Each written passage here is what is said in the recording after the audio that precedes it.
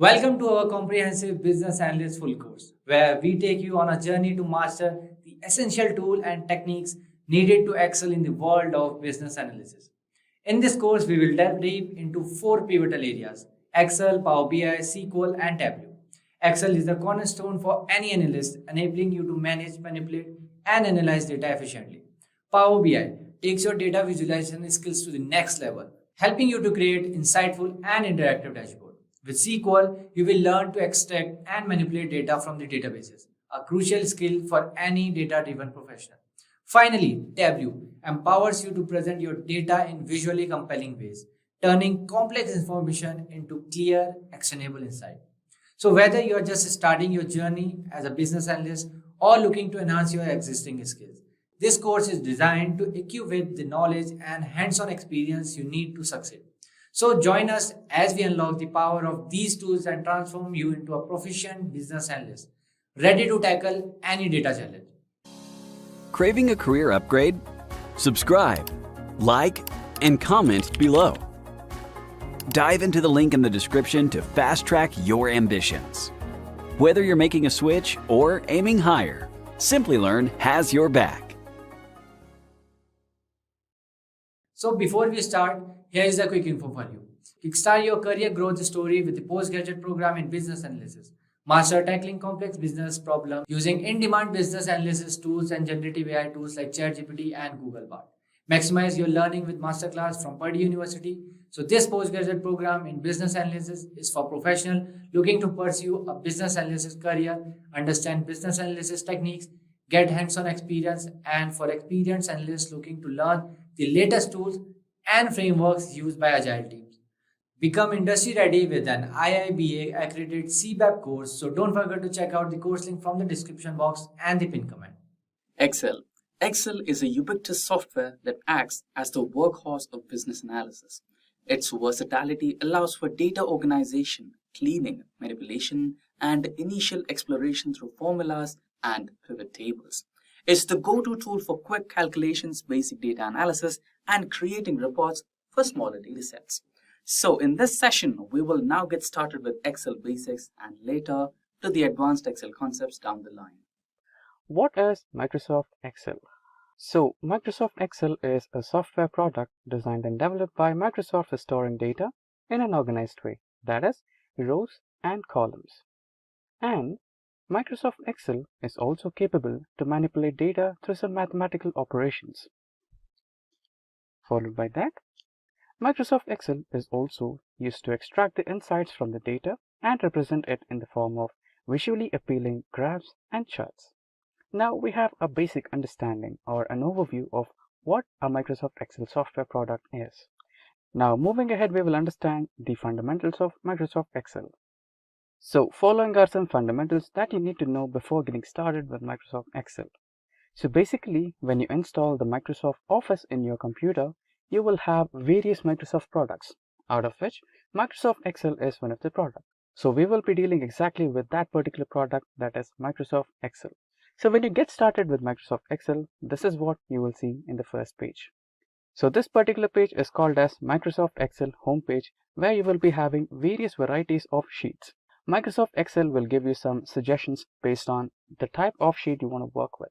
We will see this in a better way through the practical session. So once you get started with the sheet, you will have some more options. So this particular option is called as the toolbar menu. You will have the file, home, insert, draw, page layout, formulas, data, review, view, and help. So these are the tools that you will be using to work on your data using Microsoft Excel. Furthermore, we have a toolbar ribbon. So when you select some or the other option from the file, home, insert, draw, page layout, formulas, data, review, view, and help buttons, you will have a ribbon. So for example, you can see that I have selected the home tool here. So when I press on the home tool, this is the ribbon which Microsoft Excel gives me.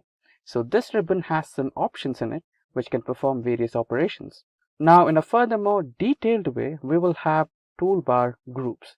So when you see in the previous slide, we have a complete toolbar ribbon. So this particular ribbon is segmented into groups. So you can see the first group as paste, cut, copy, format, painter, etc., etc. And the second group is the font, the size of the font, and to increase the size of the font, to decrease the size of the font, bold, italic, underline, etc., etc. And here you can see the text alignment. So each and every group has separate functions. So each set is called as a group. And I think you can see a small arrow option over here. So this arrow option is used into the toolbar groups when the group is not able to fit all the operations or all the functionalities in one single provided section. So when you click on this particular arrow mark, you will have another dialog box. So this is called toolbar more options. So you can see that when I clicked on this icon, you can see a new dialog box which opens me a new set of operations which are not able to be fit in this particular group.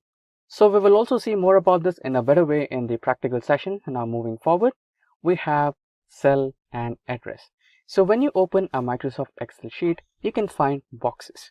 So each and every box is named as a cell, and each cell has its own address. For example, the highlighted cell over here has an address B3. So B is the column name and 3 is the row name. And apart from that, you can have the sheet tracker in the bottom left corner of the Excel sheet where you can navigate through different sheets. And in the bottom right corner, you have an option of increasing or decreasing the sheet size. So these are the basic fundamentals of Microsoft Excel that you need to keep in mind before getting started. So we will have more on this in the practical session. So now we enter the demo inventory in Microsoft Excel.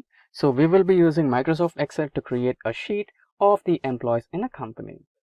So basically, an employee in a company has employee ID, name, and designation, salary, etc., etc. So we will be trying to create the same table using Microsoft Excel. But before that, let us understand the fundamentals of Microsoft Excel through the practical demo first. So I have started my Microsoft Excel, and this is how the home page of Microsoft Excel looks like. So you have a blank workbook over here. If you want to create a new workbook, you can select new option. So Excel will provide you with various variety of sheets. You can see money in Excel, adjustable meeting agenda, streaming show list, small business cash flow, and many more. If you're not able to find what you're looking for, then you always have an option of selecting the particular type of sheet what you're looking for. So you have various options. If it's business, if it's personal, if it's planners and trackers, lists, budgets, charts, etc., etc. So let's imagine that you wanted something from business. So just by clicking at business option, the Excel will load a variety of sheets related to business options. So this might take a while. So you can see that the Excel is loading few types of sheets. So you can see that Excel has provided us with some online varieties of sheets. For example, any calendar, business expenses, channel marketing budget, budget summary report, blue product list, etc., etc. You can see construction proposal, invoice, you name it, Excel has got it. So Excel will provide you with some variety of options based on your requirement. Now for this session, let's get started with a blank workbook, which looks something like this. Since this tutorial is based on the fundamentals, we'll go with the blank workbook. Now over here, you can see the toolbar that we discussed earlier that has the file, home, insert, draw, page layout, formulas, data, review, view, and help. So this is the toolbar, and under the toolbar, I have selected home, and you can see this is the particular ribbon what we discussed about. This particular ribbon belongs to home page, and when you select file option, you'll get back to home, and if you select insert option, you'll have another different ribbon with different groups, etc., etc. So every particular tool has different ribbons in them. And remember the extra options that we discussed when you press over this arrow key. This is it. So when you press the arrow key, you'll have few more settings which cannot be fit in this particular section of groups. So you can have some variety of options over here of changing the font, changing some effects to the text, font size, and font style, etc., etc. Apart from this, we have also discussed about the cells in every sheet. So this particular cell has an address. So you can see the address over here, which is B3. So B happens to be the column name and 3 happens to be the row name. Now we also had a discussion about the sheet tracker. Right now we just have one sheet. If you want multiple sheets, you can just feel free to select on the plus option, which will always create you some extra sheets. And you can navigate through sheets just by pressing on the sheet name.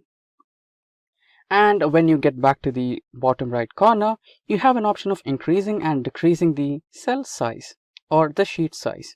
Now let's keep it default with 100%. Now these are the few fundamentals that you need to keep in mind before getting started with Microsoft Excel.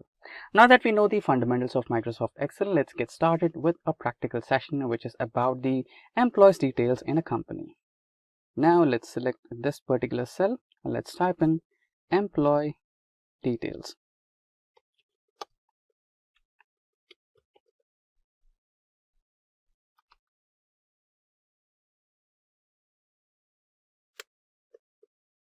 Yeah, we have the cell.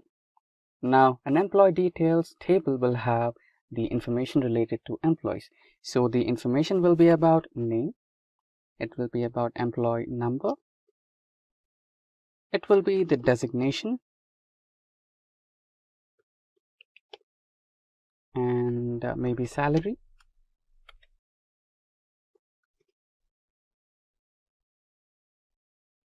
and maybe blood group as well. And let's take another one, which is phone number. Yeah, so far so good. And you can see that we have some problem with this particular column. The designation, the name of the designation is practically good, but it is not visible. So when you're not on that particular cell, you can see that the name is incomplete over here. So you can always fix that.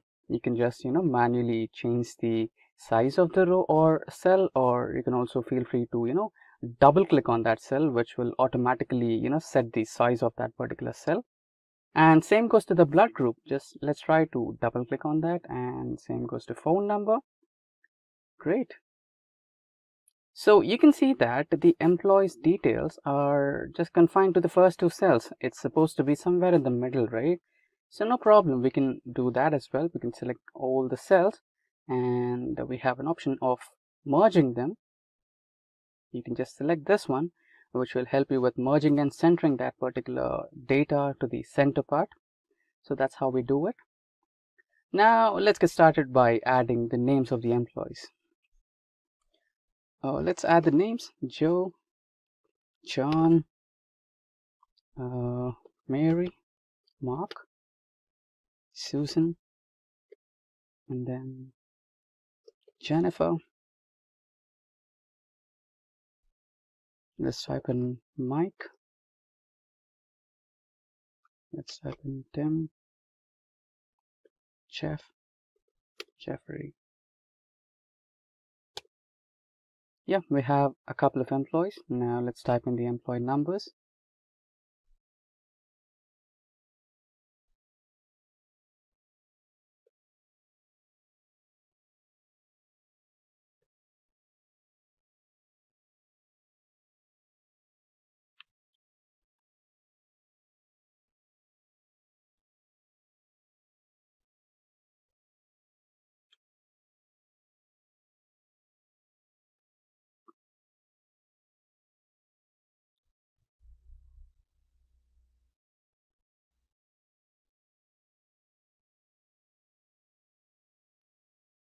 Yeah, we have the employee numbers now.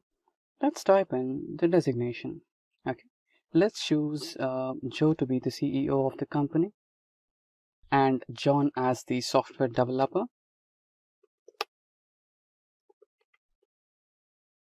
And Mary as tester.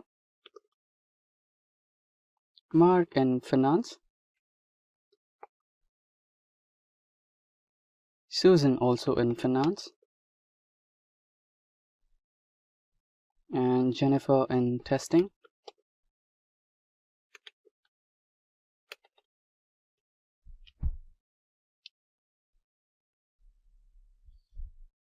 And Mike in marketing.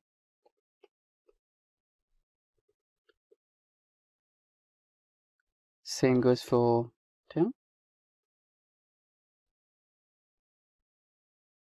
And again, Jeffrey into software development.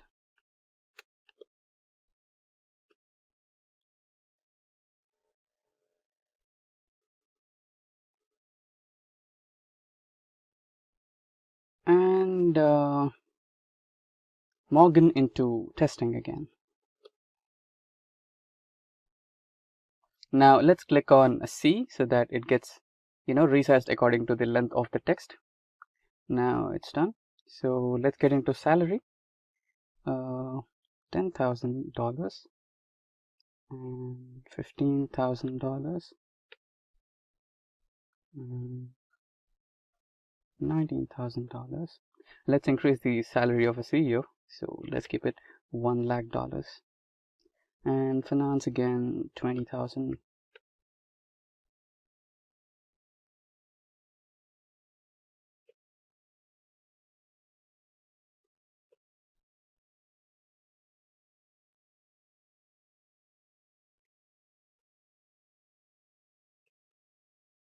So yeah, the salaries are allocated. Again, the blood group.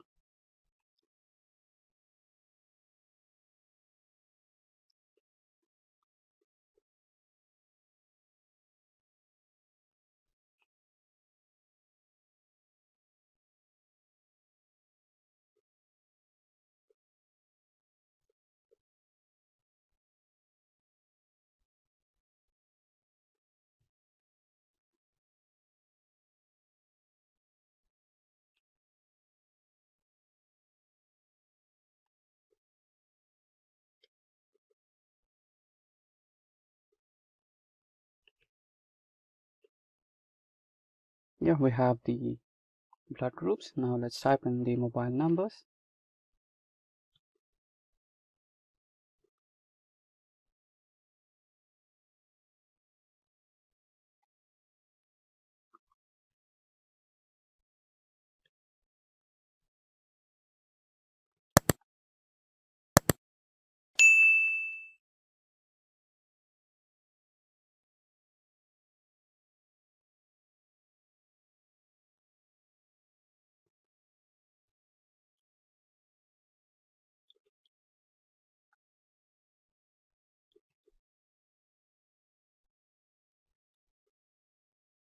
Yeah, now we have typed in some random mobile numbers as well.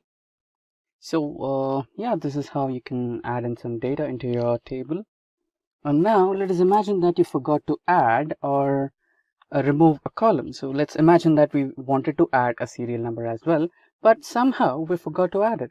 Now you can always add a new column. So we just have to right click on A, select the insert option. Here we have a new row now. Now let's type in serial number.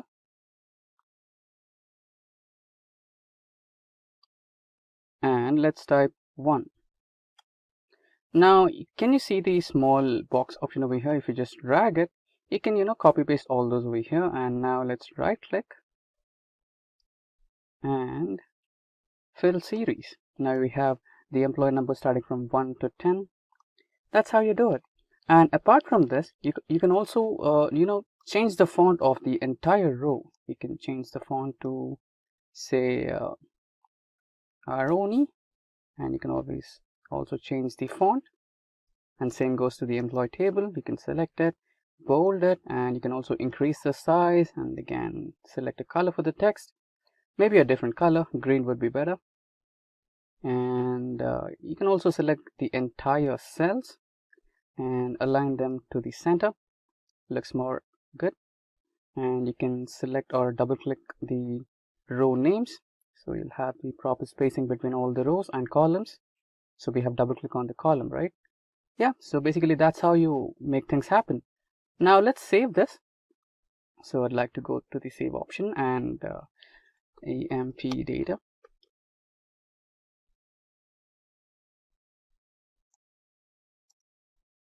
Let me save this in my local location and just save. It's done. So that's how you work on your Excel file with some basic data. And to learn more, don't forget to get subscribed to Simplilearn's YouTube channel, and don't forget to hit that bell icon to stay updated. So you are the first person to get an update on any technology, not just Excel. Now to get started with filters in Excel, we might have to switch to the practical mode. So we are on the Excel spreadsheet right now. So we have some employee table and we have some another table in here which is about department and designation, and we also have and or, right? So remember the symbols, and is for star and or is for plus.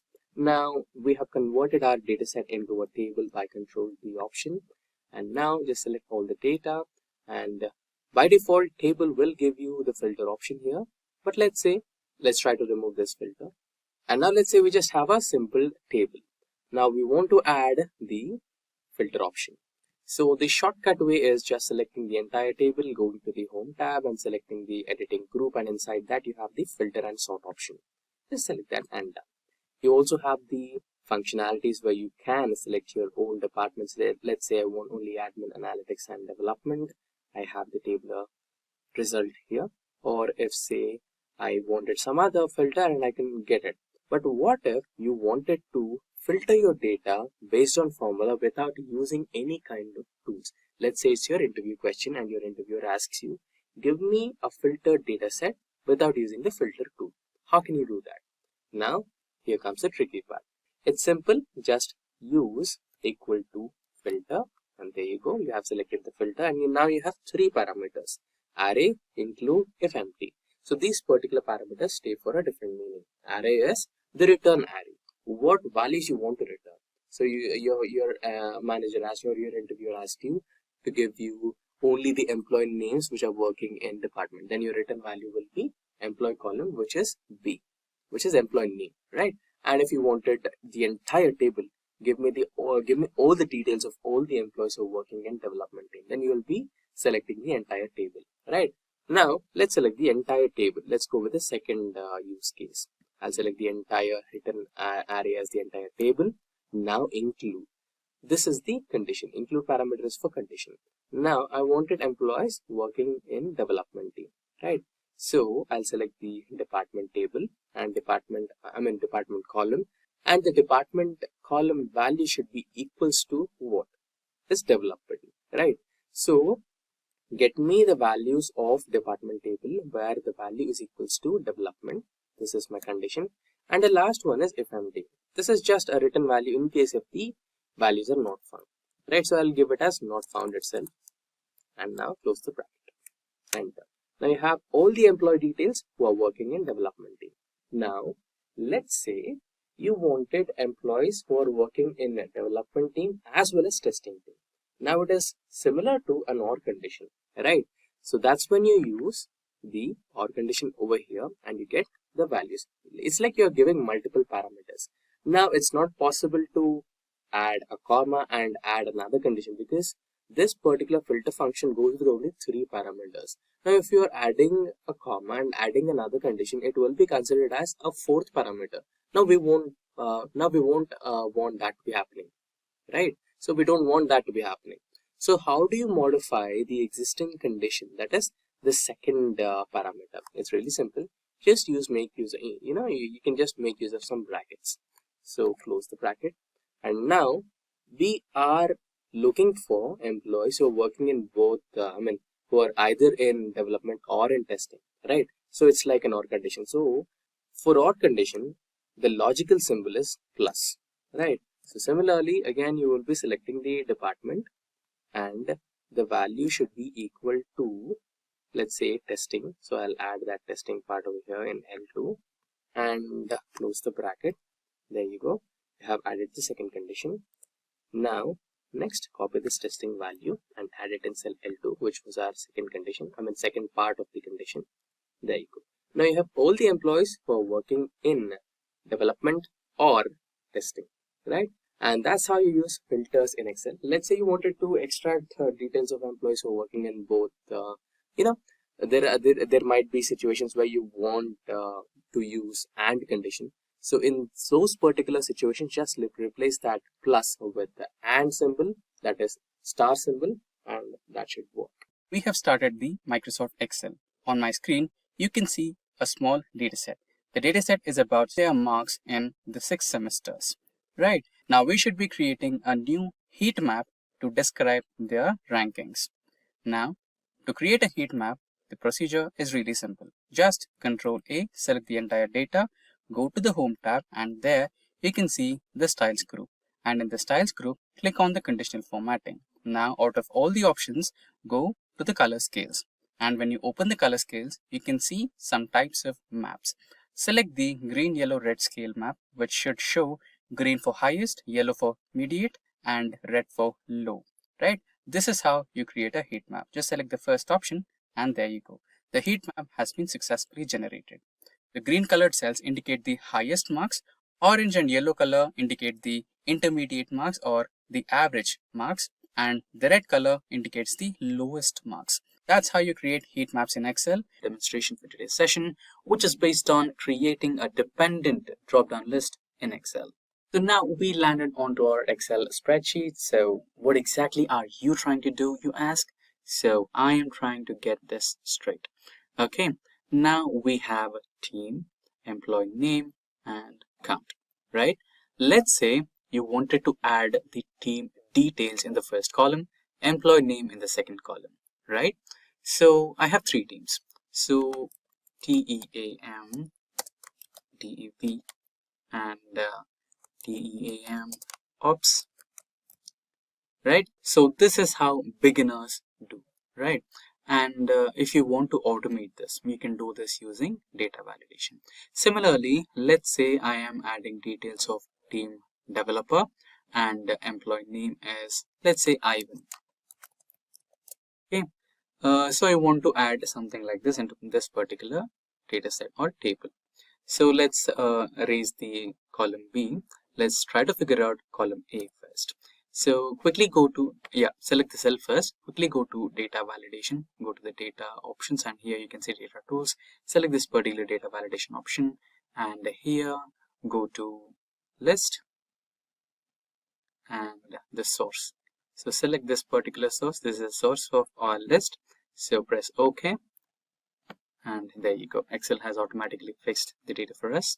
Now the operation has been automated and I can directly select whatever the team I want.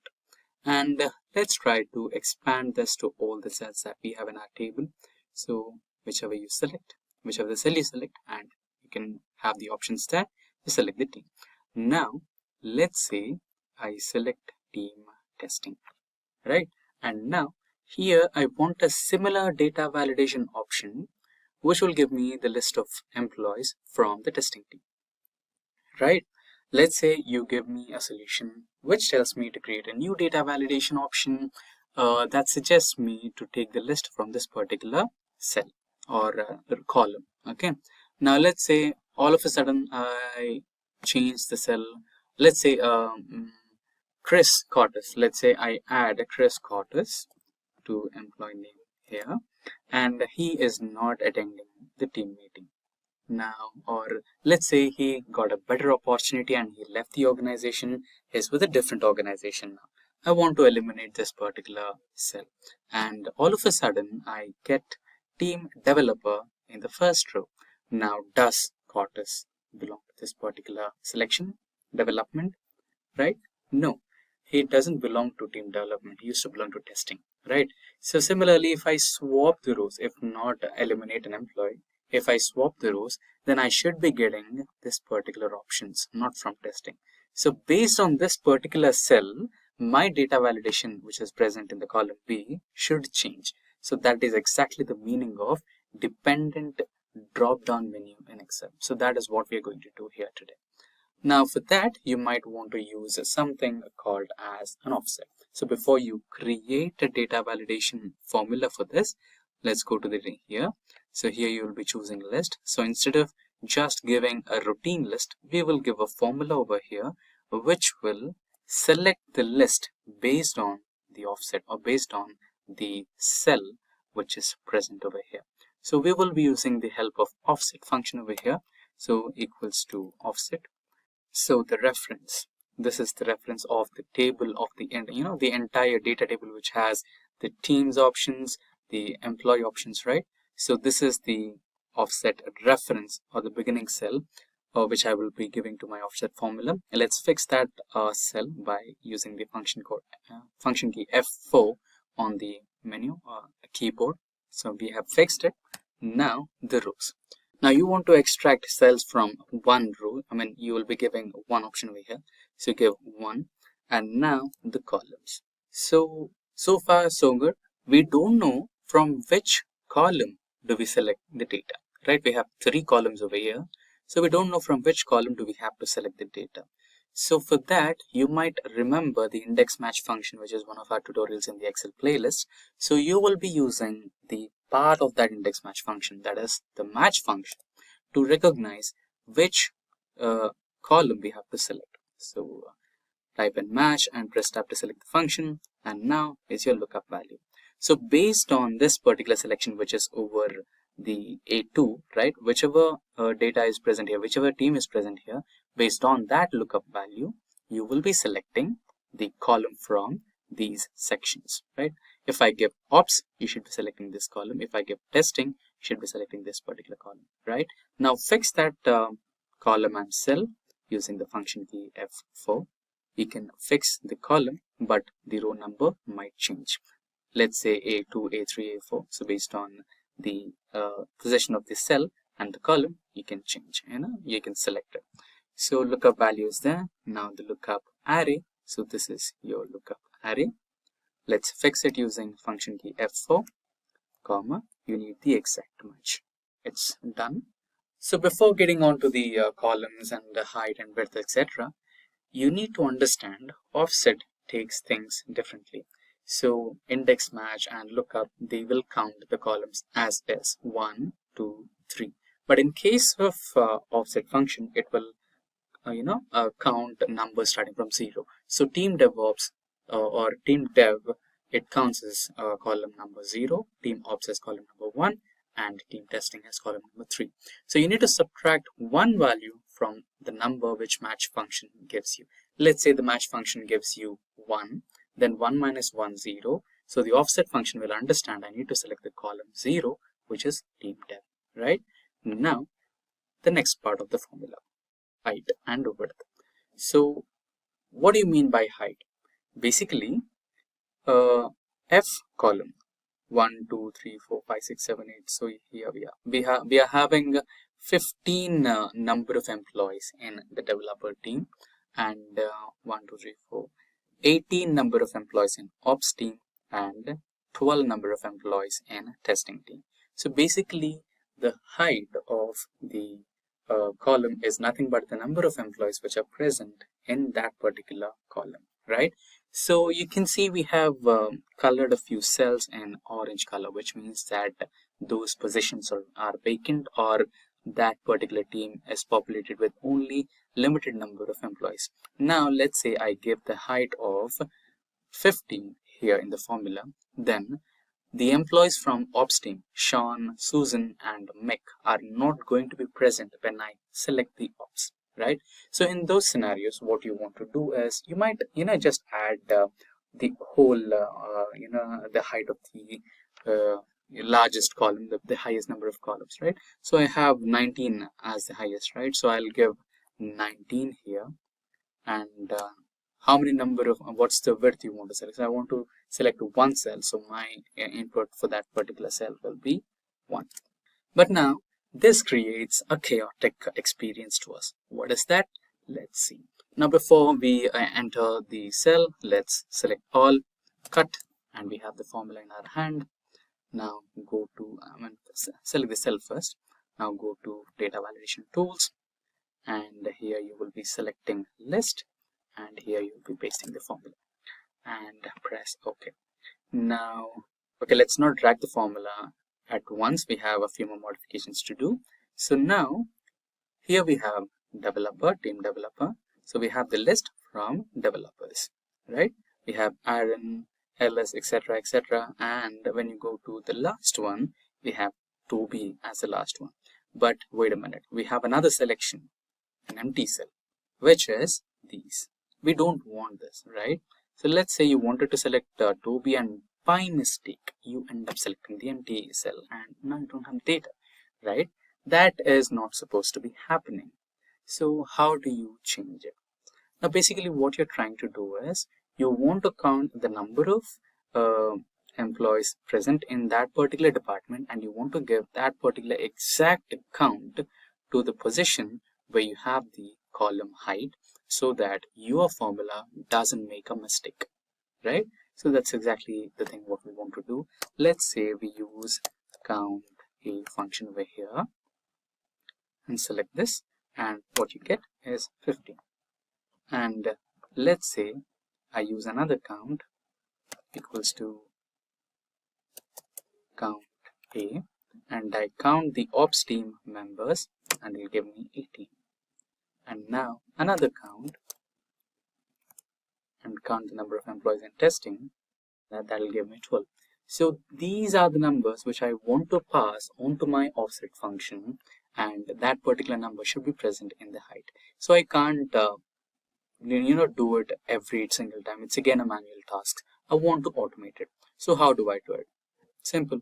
Integrate the count a function along with the offset function that we just created. So the offset function will tell the count function which team am I pointing to and how many number of employees are there in that particular column will be counted by the count function. So that's what we are basically trying to do now. So let's go back to the data validation. Okay, escape. Let's go back to the data validation menu over here. Edit your data validation formula, copy it.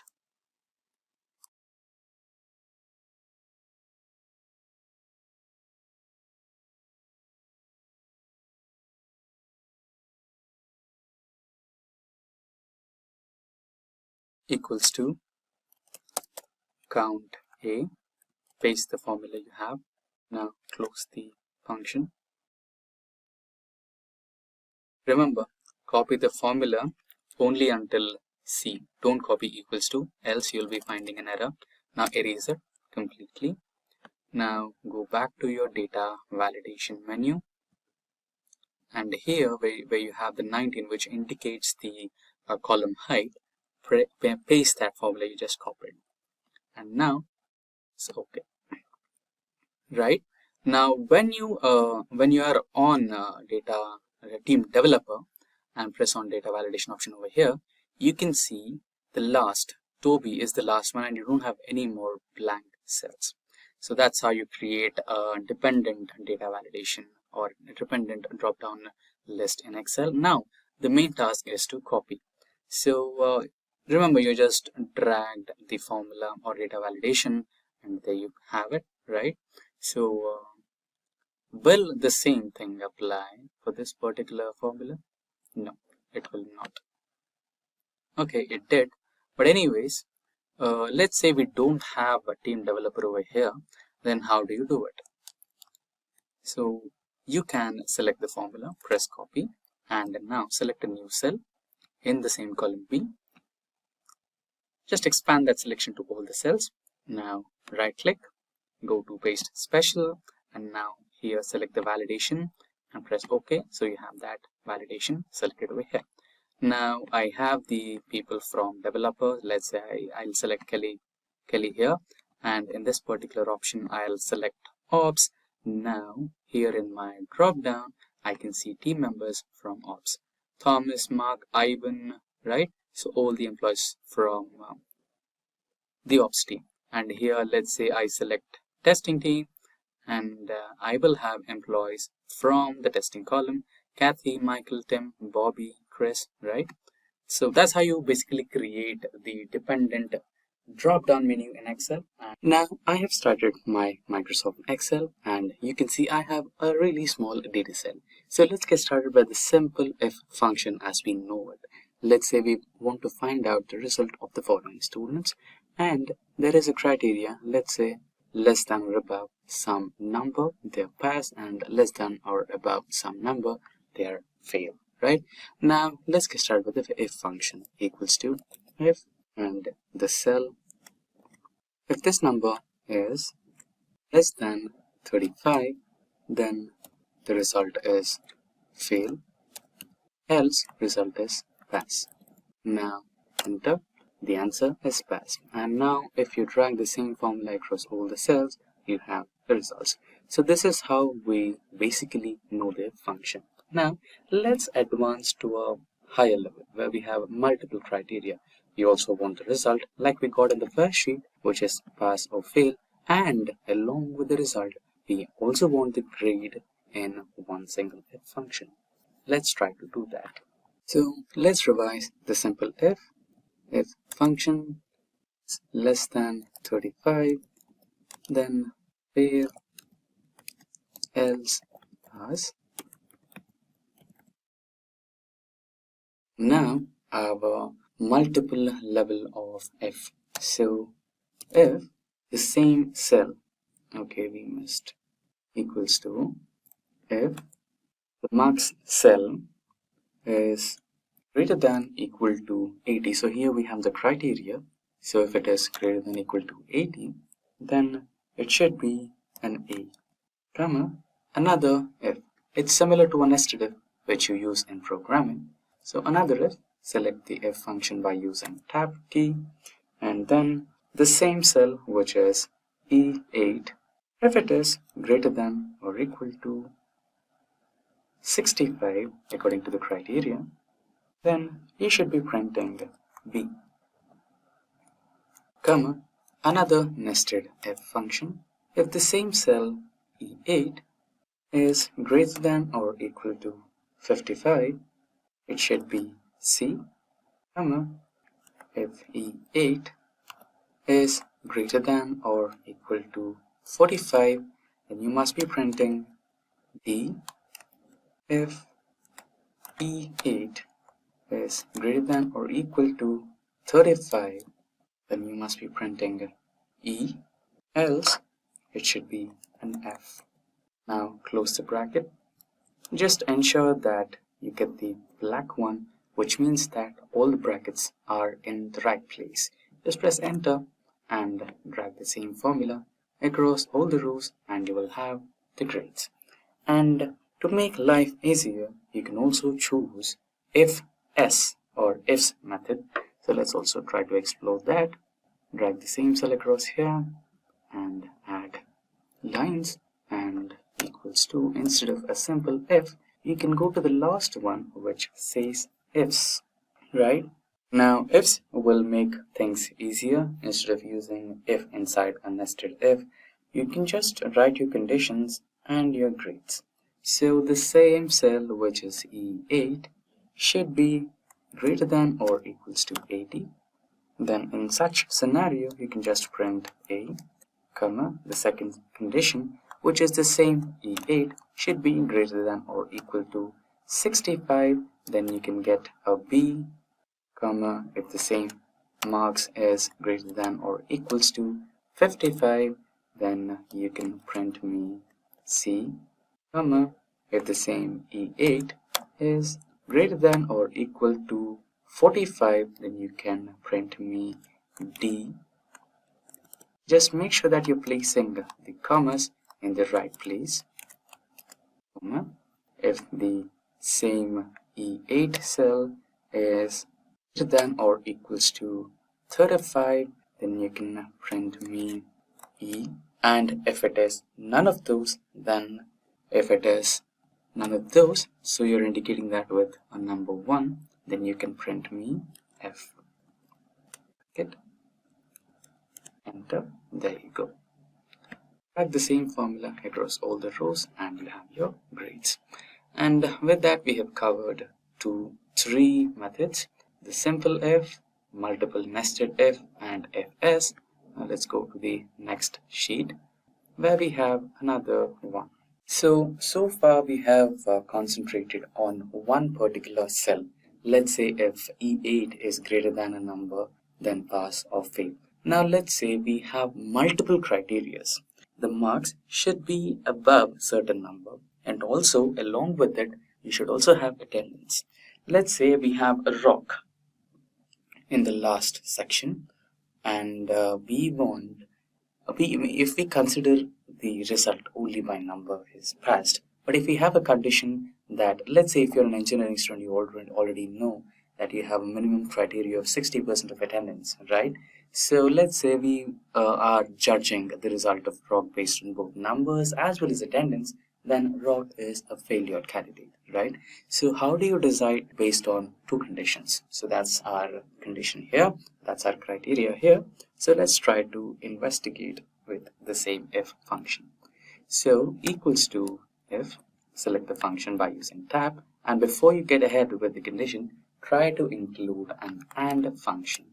Press tab to select, and now select the cell for marks which should be greater than, let's say 35, and also comma the attendance cell which is F8 here to be greater than percentage. So we have the percentage in the F column, so give the decimal numbers. So what's the minimum number which we are looking at is 0.6, so 0.6. If both these conditions are satisfied, then print me pass, else print me fail. Bracket, enter. Now drag the same formula across all the cells, and here you have the results. So you should be getting both numbers above 35 and the attendance should be above 60. Now this was the next type of condition or tip for using advanced level if conditions. Now coming here, so we will be using the next tip for using if conditions. So the only difference is in place of if we will be using the function choose. So here we have list of professors and days of a week. So let's say we need to find out which professor will be scheduled to your class on a specified date, right? So here we have dates, and based on this particular calendar you will be receiving professors Jenny, Albert, Shravan, Gilbert, Swati, John and Karen. Now let's try to use the choose function. So first we need to extract the weekday. So equals to weekday of the date, comma, and here you have numbers. So number 1, Sunday, which means it is considering Sunday as the first day of a week. According to our calendar, we have Monday as the first day of a week. So we need to select the second one, press tab to select. There you go. If you close the bracket, you will be receiving the number 4, right? So on 1st of February 2024, we have Thursday, right? Now this is not what we need. We need which professor is going to come here. So Professor Gilbert is expected to arrive on 1st of February. So we need to make minor changes to this. So we need to be using choose a function over here. Press tab to select and comma. If it is first, then it should be Prof. Jenny.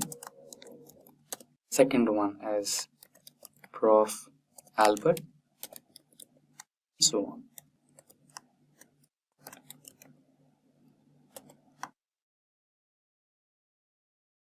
There you go. Now enter. So some typo mistake here. We missed double colons here. And now try to enter once again. There you go. Now if you drag the same formula across all the cells, you have your particular professors for the dates. There you go.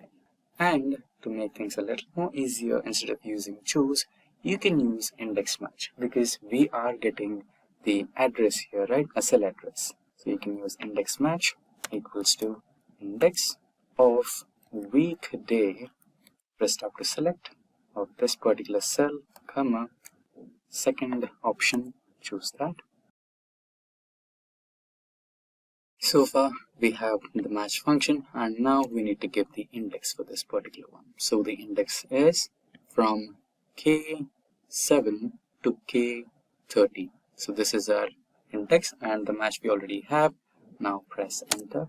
As we drag the same formula across all the cells, you have your results. Yeah, so a small mistake here, just quickly undo it. And if you double click the formula, here you can see we have not fixed the range. So let's fix the range using function key F4. Now enter. Now drag the same formula across all the cells. Now you should be having no errors. Now we are on the Microsoft Excel spreadsheet, and here I have some sales data. So we have row ID, order ID, ship date, ship mode, etc. So what we are up to is to create a funnel chart. So before we create a funnel chart, let's try to get some data, right? So let's create a pivot table, and we have a row or column named as region. So let's create 5 different rows which have the data related to north, east, south, west and central regions, and let's try to find out the highest number of sales from a particular region. That is why we are going to sort, and then let's copy the data from the pivot table to a new sheet, because pivot table will not allow you to create a funnel chart. So let's try to add those data into a new spreadsheet, and let's create a funnel chart of it. So basically funnel chart looks like a bar chart, and the only difference is the shape of the bars. If you see them vertically or horizontally, the way you're putting it, then you can find out it takes a shape of a funnel.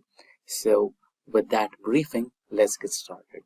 Now just select any cell on the spreadsheet, go to the insert menu, and there click on the pivot table from the table range. So Excel will automatically select the range, and you can see the range got highlighted with the dotted lines, and select the new worksheet option, and there you go. And now you have the pivot table ready, and now you might want to add some data onto your pivot table, right? So here is the field list. So in case if you don't find the field list, you can find it in the pivot table analyze show button. And now we want two sections. The first one is region. Let's pull the region to rows. The next one can be anything. It could be profit, discount, quantity, sales. So let's go with the sales according to our initial plan, finding out the sale and the regions. So you can check if the aggregation is sum or not. Basically, sometimes you might get count or average. So we wanted sum, so it's exactly the sum. And now you can select any cell and right click to sort it, largest to smallest. Now you have the sorted list. Now select your data, copy, and go to the new sheet, paste this here, and now go to the insert option once again, and now expand the charts option, and automatically you have recommended charts on the front, and here the funnel chart is one of the recommendations. Just click on that, press OK, and now you have the funnel chart. You can change the title to region wise. You can also edit your chart. So let's say this is currency, right? So you can go to the data types, and here go to currency and change rupees to dollars, since the dataset has dollars, United States English dollars. Okay. And if you want to get rid of the decimal points, you can also do that. And yeah, you can also change the colors by getting into the colors option. You can fill different colors to different regions. And yeah, so far so good. So you can see central region has the highest number of sales. So I have opened my data set on Microsoft Excel. Now here we will understand what exactly pivot tables are and how to create them. Let's say you wanted one single dashboard on your data set about which company or which dealer had made how many number of orders and price of each order, sales, total number of sales, country, etc. All the details in one single table, which is dynamic. Just one click or just one change or just one new entry, or you remove an entry, whatever, you make changes to your data set and it reflects on real time. So that can be made with the help of pivot tables. So pivot tables is just a single or process which can be done in few clicks, and you have that. So the process is really simple. Just select all the data you have on your data set, go to the insert option, and there you have the pivot charts and pivot table. So pivot chart is something which will give you the visual representation of the data, and the pivot table is something which will also give you the visual representation, but it is regarding only numbers. But pivot chart, on the other hand, is pictorial representation. Now we are discussing about the pivot table now. So let's try to insert a pivot table from the range here itself. Now we will create a new worksheet for the pivot table, or you can also have it in the same place. So now let's have dealer in the filters, and what are the columns you want? Let's say I want a sales column, I want a country column, and I want price of each sale or product line, or let's say I want orders, number of orders. Now in the rows, I want a dealer in rows, not in filters. We can have filters later. You can filter out the required details. Now let's have sales and values as well. So we will have sum of sales.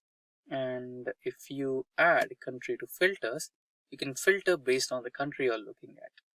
Great, right? So here you have all the required data. Now if I give country as, let's say I want USA, press OK. And you want dealers for luxury motors, there you go, right? With a thing, and you want to check in Japan and not in USA, just click OK, and there you go. So there are no sales in Japan. So similarly, if you want in Australia, that's here you get the real time. And if you wanted multiple or all, just select all, and there you go. So that's how you use pivot tables in Excel, VLOOKUP in Excel. So what exactly is VLOOKUP function? Basically, VLOOKUP function is a lookup method involving to fetch the data from a tabular data set. Now, VLOOKUP function is a pre-made function in Excel which allows searches across columns. So basically, we have three types of lookup functions and VLOOKUP is one of those. We have VLOOKUP, HLOOKUP and XLOOKUP. VLOOKUP is vertical lookup, HLOOKUP is horizontal lookup and X is a combination of both V and HLOOKUP. So the syntax for VLOOKUP is as follows. So we will have a lookup value, that is the cell address or the value which you are looking for, and the table array, which is the range of elements that you want to look out for, and the column is the resultant column from which you want the result, and the match, is it supposed to be an exact match or the nearest match. So I believe the theoretical explanation of the syntax is incomplete without having a practical demonstration. So let's get back to Excel and try to execute some VLOOKUP functions so that you have a lookup function and especially a VLOOKUP function works in Excel, right? We are on the Excel spreadsheet right now. So let's start with a simple one, right? So here I will have car and price. So here I will give up a drop down menu using data validation so that you can simply choose the data, right? So we will go to data validation list, and the source will be, these are the ones for the source, and press OK. You don't have to enter any error messages, etc. To know error messages and more details on data validation in Excel, please go through the data validation in Excel tutorial by Simplilearn. And now in the price section, we will have the VLOOKUP function, right? Now the first one, lookup value, which is this particular cell, right? So VLOOKUP function will look for the value here. So let's say I give Lamborghini, and then it will fetch the cost of Lamborghini from the table. So where is it looking for the value? First lookup value is Lamborghini, which is right in front of car in the cell A5. So that is the first parameter we need to provide or attribute we need to send out. Then the table array. Which table array should it look for? This is the table array it looks for, and I'm eliminating the header over here. We need to eliminate the header and the column index number, right? Now we are giving car name and now we want the price. So in the table, car is column 1, price is column 2, right? Even if this particular car price is around anywhere in the table, car is still considered as column 1, price is still considered as column 2. So we need the value from column 2, right? So we will provide column number 2 and the last one, exact match. We want the exact match, not appropriate match. So select that, press on tab to select. Now close the value, right? Close the bracket. Now let's get back to car and now select any one of the cars. Let's select BMW, right? Now when you select BMW, what lookup is doing is, it is first checking the value here. Lookup value is BMW. So since we got the value as BMW, it will go back to this particular table and fetch for the name BMW, right? And now it has the BMW data. And now the third parameter, that is column 2, right? So it will check column 2 and see the exact match. What is the value of the car? 75 or 750 million, right? $7.5 million. So that will give you the data over here. That's it. So that's how VLOOKUP works. Now, this is still a fundamental understanding of VLOOKUP. Let's elaborate a little more to understand it in a much better way. Right now, I have here the flight data, right? And here you can see when I select the source and destination and flight which I want to fly in, then it's giving me the price of the flight and the route in which it is going. How did I do it? So let's do it practically, right? So we will get back here and here we'll do some changes. Okay, it's okay, fine. Now here we have everything, the source and destination, airline, price and route.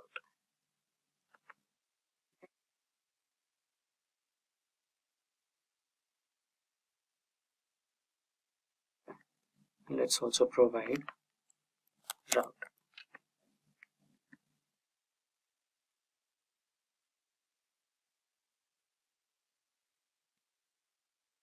Source will be again data validation. Go to data validation will be a list.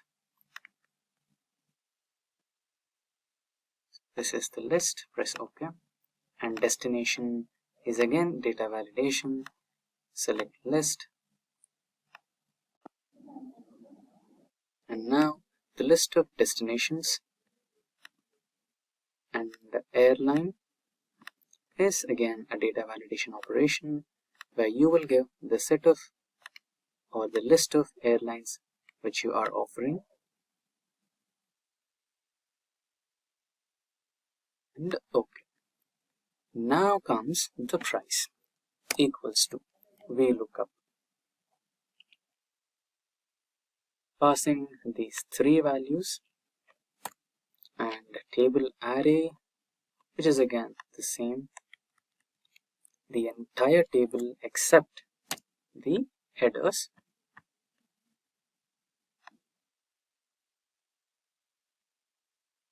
Next will be the column number. So 1, 2, 3, 4 and 5. Price is in the fifth column. So I will pass column number 5 and I want exact match, not appropriate match. Press tab to select, close the bracket and enter. Right. And the same applies to route. So equals to, or you can just copy the formula and paste it here and make a minor change. That is, instead of column number 5, you want column number 4, which has the route data, right? So column number 4 has the route data. Enter, and there you go. Now, out of the drop down, when you select source as any location here, let's select Mumbai and destination as Bangalore and airline as, let's fly in Air India, and you have the price details and the route. So these particular ones you can hide because the data is coming over here. So you can copy paste it to this place. And let's hide these things. And you can also hide this one as well.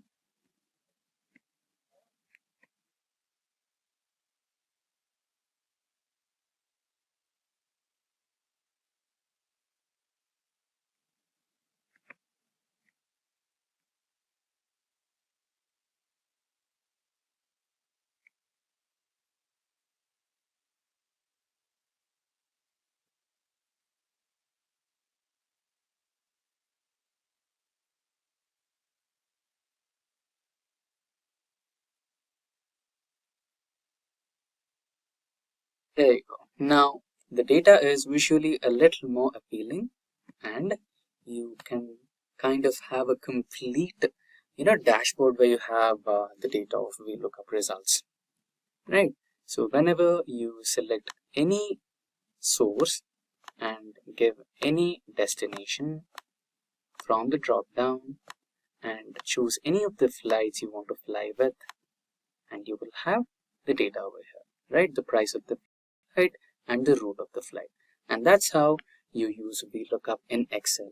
Hi, welcome to Simplilearn YouTube channel on the tutorial on Excel XLOOKUP.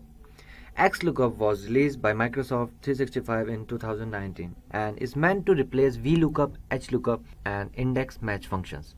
It enables users to search a specific value in table or range. In this tutorial, we will show you how to use XLOOKUP to locate specific values in a column or a row, or how to filter the search result, and how to use XLOOKUP with other functions like VLOOKUP and if. By the end of this tutorial, you will have all the tools you need to XLOOKUP to automate repetitive tasks and improve your data analysis skills. So whether you are an Excel beginner or a seasoned pro, join us as we explore the power of Excel XLOOKUP. Before we begin, let me tell you guys, if you are an aspiring data analyst looking for online training and certification from prestigious universities and in collaboration with leading experts, you have the most robust function, skills, knowledge and what it takes to be the best. Then search no more. Simplilearn's post-graduation program in data analytics from Purdue University in collaboration with IBM should be your right choice. For more details, use the link in the description box below. Also, want to get access to more informative content like this one? Get subscribed to our YouTube channel and hit the bell icon so that you are the first to know when we host. With that in mind, let's get started. So this is our dataset for the XLOOKUP on Excel. You can download this dataset from the description box below. So here, let's start with XLOOKUP. So here I will like equals to X lookup bracket. So first we have to write this. This is the formula for the XLOOKUP value, XLOOKUP lookup array, return array, and these three are the optionals. Okay, if not found, match model, and the search mode. These three are the optional. So the lookup value for me is this stock number. Okay, because only the stock number are the common on the both sheets, you can say. So b2 comma. So now we have to see the lookup array. So lookup array will be over this. I will press the shift down arrow. Okay, then enter. Okay, so here the next thing is return array. So what we want to return in this particular column, okay, that will be the price. I want to print the price. Yes.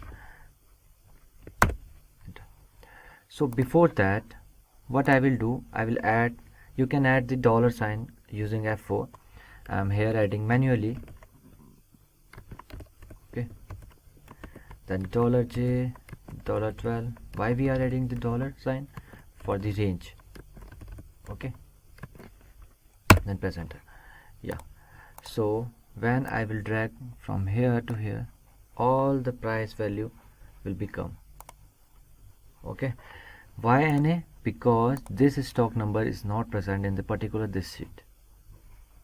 Okay, so this is how you can get the price. But if you want particular like the size, brand, and price, all three, what you can do, you can simply drag here. Okay, and you can add the dollar here, or you can add the dollar using F4, adding the manually press. Okay, so as you can see, we have this size, we have the brand name, and we have the price. What I will do, I will drag down. Okay, so this is how you can fetch the particular value using XLOOKUP from the different sheets. This is how you can select the particular range. What if you don't want all the three columns, but you want the size and the price, and you don't want the brand? For that, what you will do, you will here write choose, then bracket. Here you will start with the curly brackets. Here you will write the how many columns do you need. 1 2 3 4 5 6. Okay, so here I will write I need the 2 columns. Okay, then what will be your first column? I want my first column should be the price. So here I will select the price as my first column.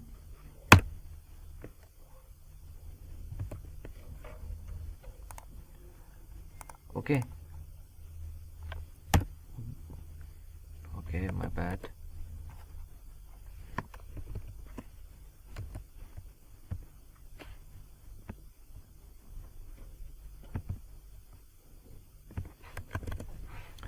I want my first column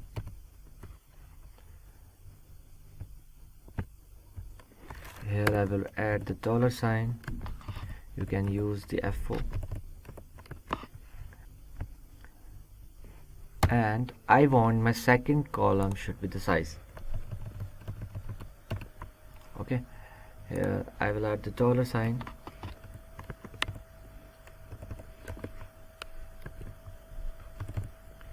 Why we are adding dollar sign? For the particular range, for the full range of the size.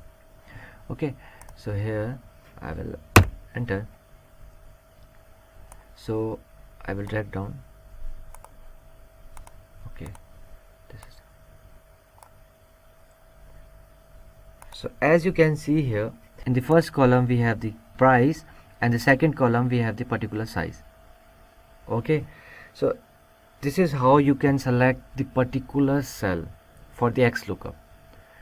Okay, not dragging and dropping, what you found to this and this size. Okay, how this is you can select. So now as you can see, we are getting this NA value here. Okay, for that what you can do, double click here. So here I will give here comma. So here as you can see, if not found. Okay, for that what I can give the double braces and hit the enter, and I will drag down. So as you can see, the blank space, because we haven't wrote here something. Okay, so here I will write the no match, enter. Okay, I will write here no match, enter. Then I will drag it down. Then as you can see here, we have the custom value now, no match. So this is how you can fill the blank space or the not matching values from your custom values. So this is how you can use the XLOOKUP. But here we are using in a particular single sheet. You can add the multiple sheet, and you can same way you can use the XLOOKUP as we did in this sheet. Sum product in Excel. So sum product in Excel. So it's a combination of both sum and product function. So for this, let's imagine you're in a store and you are supposed to calculate the price tags of certain products or the overall products. Let's say a customer or a client come to your store and he purchased like 10 items, and you have to calculate the rate and price and the total price, right? So individual item might have its individual rate and into number of quantity of products he purchased and the sum total. So you're conducting two different operations here, right? So sum product is a replacement for those two. So I have the same example here. So these are the clients, these are the products, and quantity, rate, and you need to calculate the price and total sum, right? So ideally what you would do is you would multiply this with this and you will get a number, and similarly you would drag it all to the end, and here you would summarize this. That's how you usually do it. But what if I said you there is a shortcut where you can do this all the way in just one click? All you have to do is just sum product, select it by pressing tab, and now give the arrays, this one and this one. You will get the same number. Now sum product is a little brilliant. So what I mean to say is, let's say if you wanted to calculate for only product 1, quantity of product 1 or the price of product 1. Can you do that? Yes, absolutely. Just a minor change in the formula. Select the same sum product and ensure that you are giving the products column as well. But ensure that is encapsulated inside a bracket. So give the entire column, close the bracket, and now the quantity. Ideally it should work, but it will not, because we are providing a comma here. Because, okay, let's see it. So you get 0, which is not the right answer. But why? Because we are giving two different parameters, and out of the first two, the first one where we have B3 to B8, this particular parameter is acting, or it is returning a Boolean value.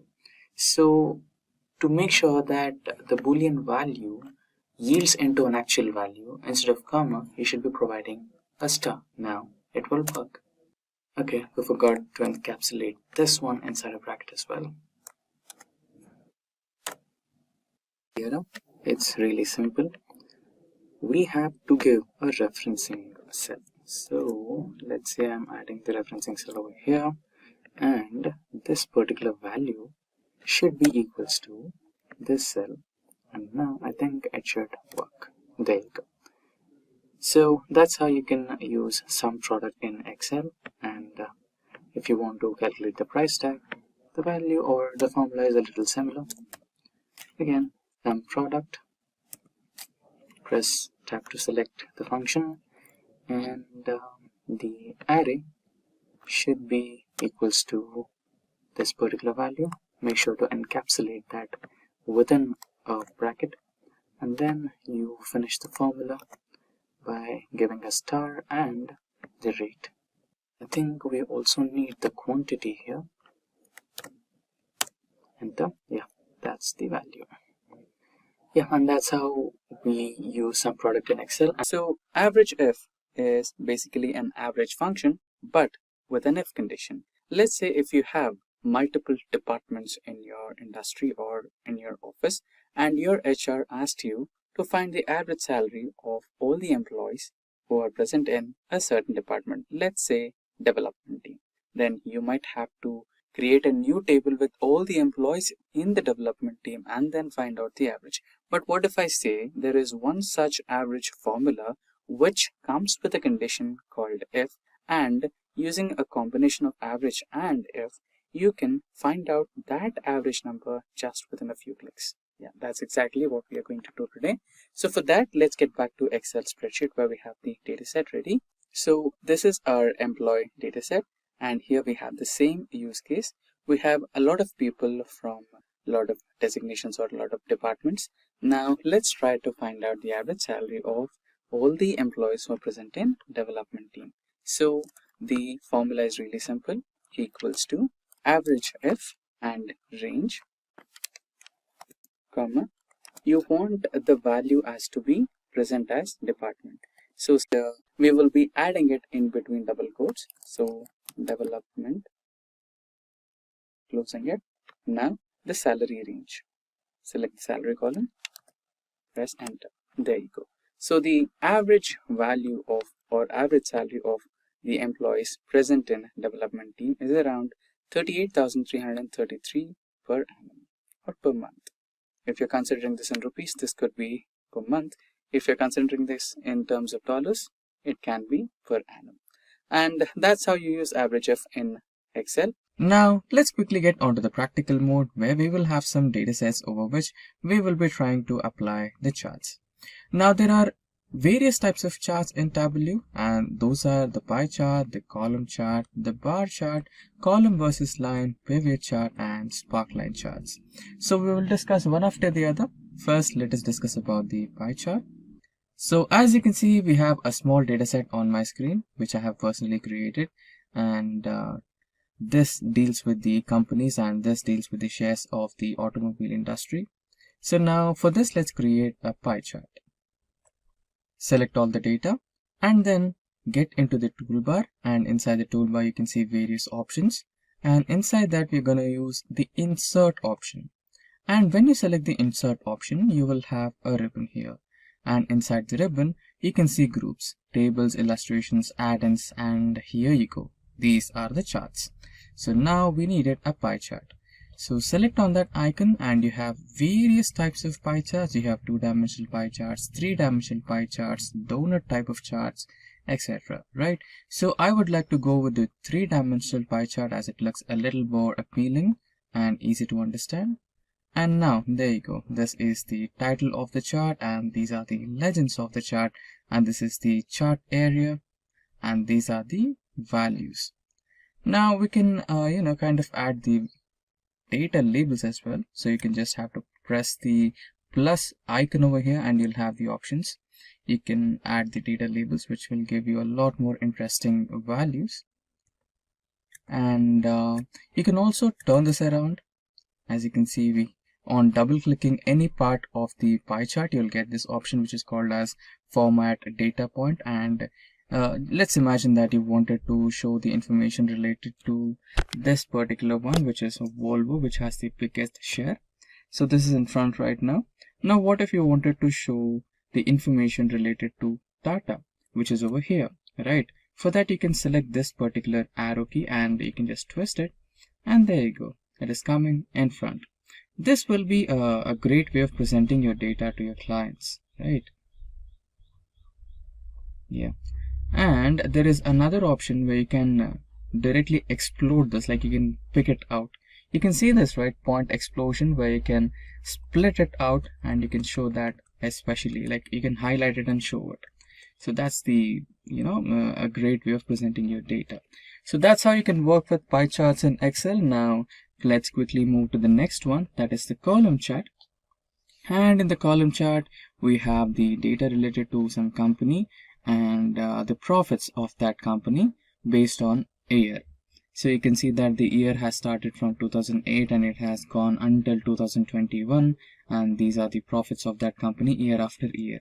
So since we are dealing with column chart, I'll tell you the simplest way to create a column chart.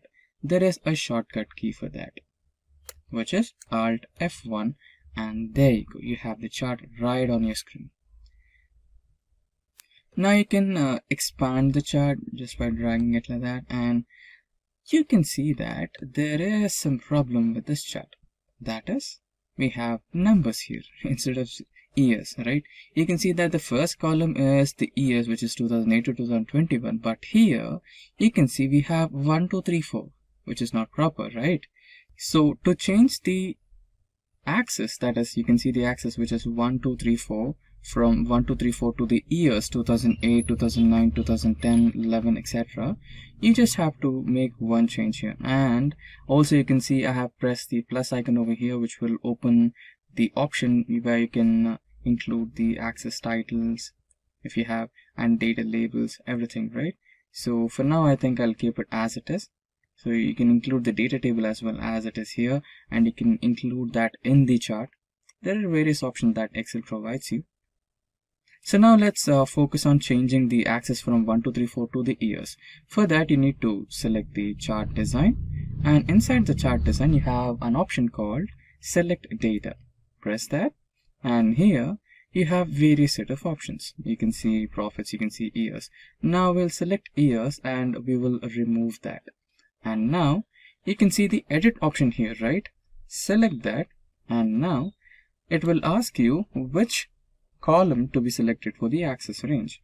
For that, let's select this, and now let's select the years here and press OK, and there you go.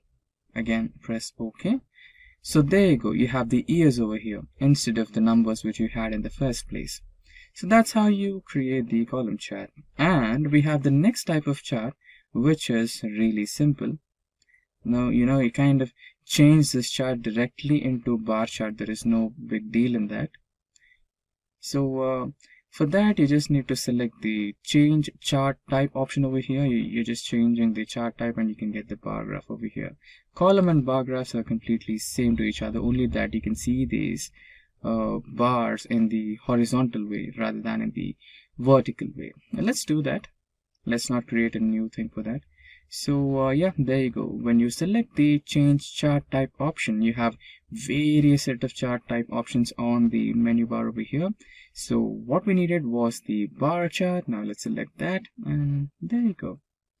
Let's select OK, and you have the bar chart, right? And if you want, you can include the data labels, which look a little bit more interesting. You can also include the data table as well. Okay, for now I think we have to expand the chart to get the clear view. Yeah, that's how you do it. Right, now let's move into the next type of one. Yeah, we dealt with the bar chart, so we'll directly enter into the column versus line chart. So we have similar kind of data. We just had year and profits in the previous part. Now we also have included the expenses, right? We needed another column to showcase the line chart compared to the columns, right? So for that I've included a new column, that is expenses as well. Now just let's select the data, and let's select the option Alt F1 to create our chart. Right, Now automatically Excel has provided us the column chart. We have the columns of expenses, we have the column of profits, and we also have years. Now let's change the data as we did before. Select year and remove it, and then edit. Select edit and select the year, that is from here to 2021. Select OK, and we have the years over here. Now what we needed to do is change the chart type, right? Select the change chart type option, and since we wanted to create a column versus line chart, it is a combination. Whenever you want one or two types of charts included in one single chart window, then it is a combo option. So here we need to select the combo option, and inside that we have various types of combination charts. We have clustered column, we have clustered line on secondary axis, we have clustered stacked areas, clustered column, and the other one is custom combination. So let's go with the first one, that is clustered line. Let's select that, and there you go, we have the line graph with the column. So that's how we create the column versus line. And if you want, you can include the data labels, and you can include the data table as well. Yeah. Okay, I think we need to expand the canvas a little more to get a clear view. Yeah. So you have legends over here, you have the data labels and axes, everything, and chart title. You can always change the chart title. So for now, let's rename it as profits versus expenses. Yeah, that's how it goes. Done. Okay, I think I made a spelling mistake here.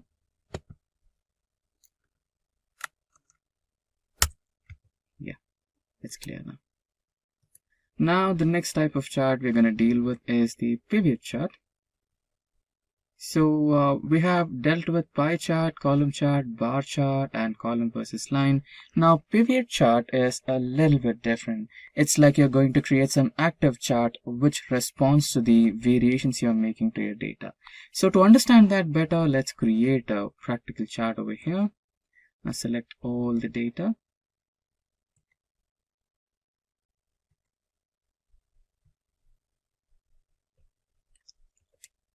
Okay, yeah, I have selected the data.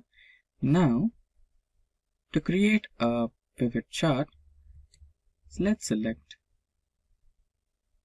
the insert option from the toolbar, and inside the ribbon we have charts group, and inside that we have pivot chart.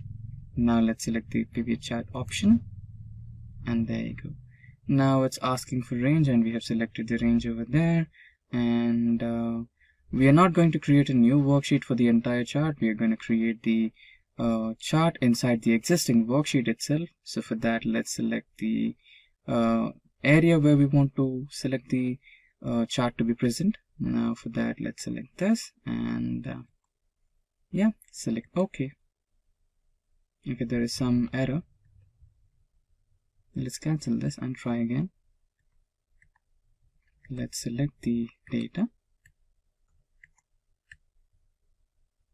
and pivot chart again. We have selected the range. Yeah.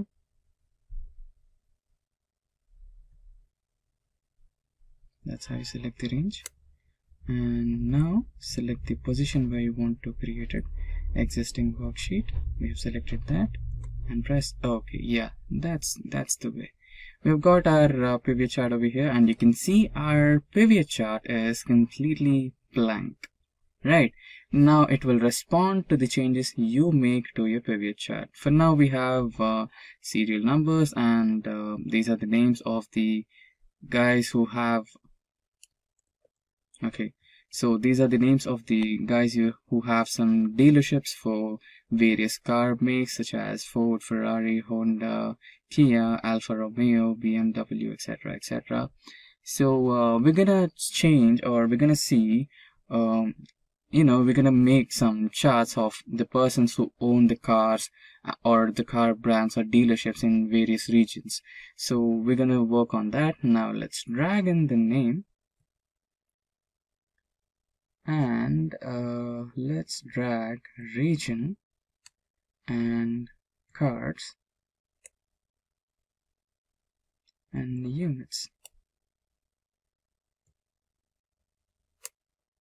Yep. So we have our chart over here, column chart, which has the different names and the dealerships and sum of cars over there, right? So you can see that we can also change some values over here. What if we wanted to know only the details regarding Jennifer? You can do that. You can unselect everything and you can just select Jennifer and press OK. Now you'll have the details of only Jennifer of having the car brands. So we have the regions as well. So Jennifer owns dealerships in 2 different regions, that is South and West, and the sum of units and count of cars as well. So that's how the pivot charts are used in real time. And now let's select sales and drag the sales as well. Yeah, it's been dragged, and you have the sales of Jennifer, the details of her sales. And let's move the chart a little bit, and you have the plus icon where you can include the data labels for a better information. Yeah, so that's how you use the pivot charts. So we are on the last type of charts, which is the sparkline chart. Now to create a sparkline chart, we need to get into the insert option, and inside we have the ribbon, and inside the ribbon we have the group, that is sparklines. Now to generate a sparkline chart, we need to select this particular column and then select the type of sparkline you want to create. So now let's create the column type of sparkline chart. Yep, we have to club these cells together first. I forgot that, because we're going to insert the sparkline chart right above here. Now for that, let's merge the cells.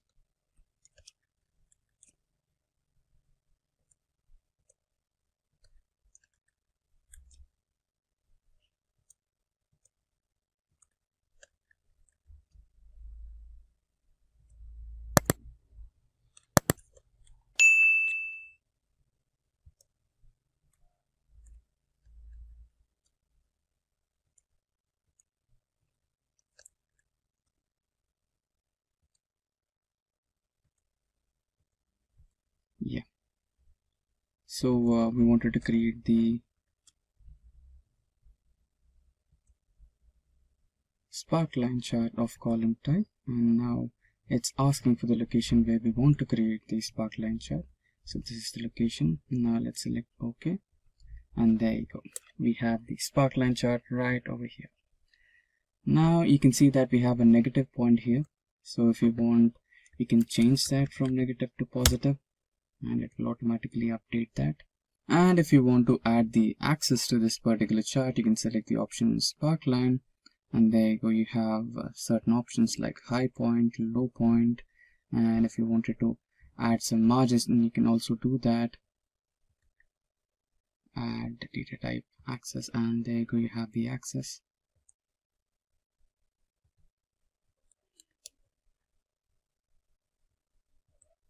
Show axis. Yeah, you have the axis now, and you can have the high point and low point for that as well, which is the the biggest change and the smallest change in this particular segment, that is furniture. Yeah, furniture had the highest sales in January, and home appliance had the lowest sale. And you can also change the color, and let's change the color again. Yeah, we have a different color over here which resembles a little bit more better, or you can also go with this one. And if you wanted to add the same to all these tables, you can do that just by dragging it, and you have it for all the 6 months.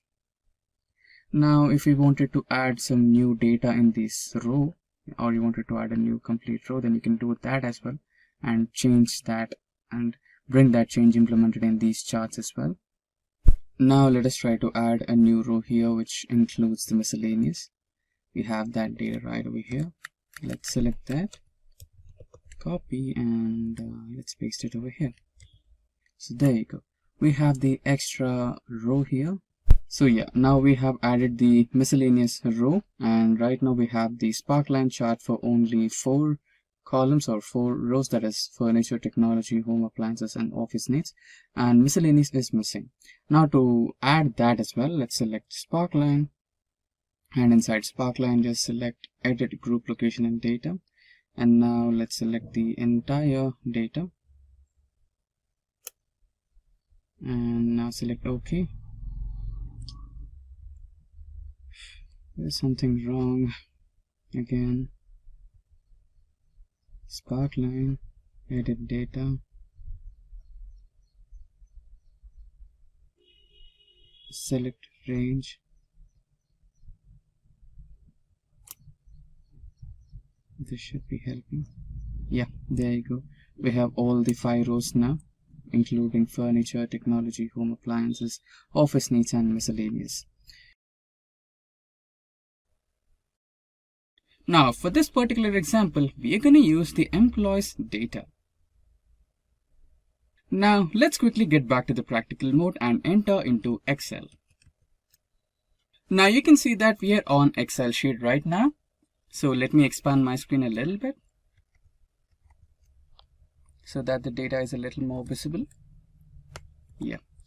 So here on my screen, you can see that we have employees data. So the first column is the name of the employees and the second column is the start dates of the employees, that when have they started working with the organization and when they have ended or resigned to their position in that particular organization, and the duration gives us the number of days they have worked in that particular organization. So to create a Gantt chart is really simple. You just have to select the data and then go to the insert option, and in there you can see the charts icon and select all charts, and in that select the bar chart, and here you can see the stacked bar chart. Select that and press OK, and there you go. You have the stacked bar chart right on your screen. Let's expand this a little more so that we have the clear visualization of the dates as well. Now you can, if you want, you can change the title as ORG data or employee data. And now we are partially done with our chart. Now the next thing we have to do is select the bar chart, right click on it, select data, and here select the add icon. Now you need to select the series name. So the series name is duration for our Gantt chart, and series values are, let's select this and select, let's move a little.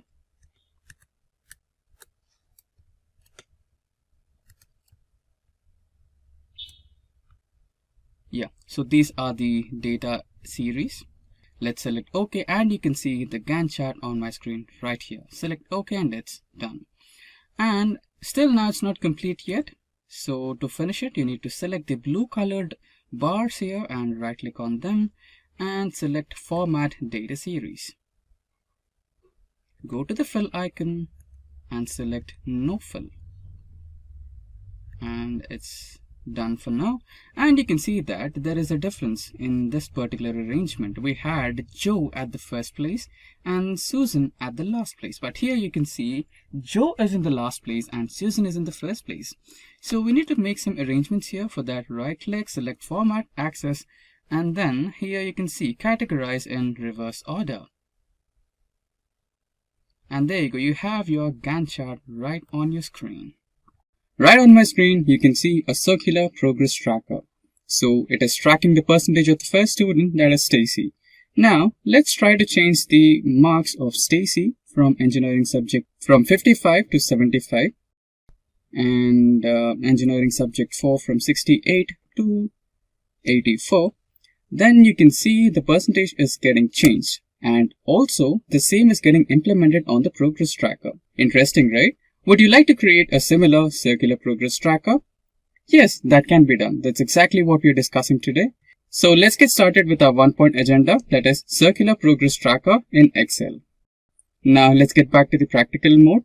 So let us enter into a duplicate sheet which has all the marks of the students. So now we are on the duplicate sheet where we have all the students' names and the marks list and also the percentage. Now let us create a new column which states the actual percentage minus the overall percentage. So the overall percentage is 100 and the actual percentage is 75, 76 and so on. Let's try to calculate this, or let's try to convert it into the percentage format. Now let's try to change some values. Yeah, cool.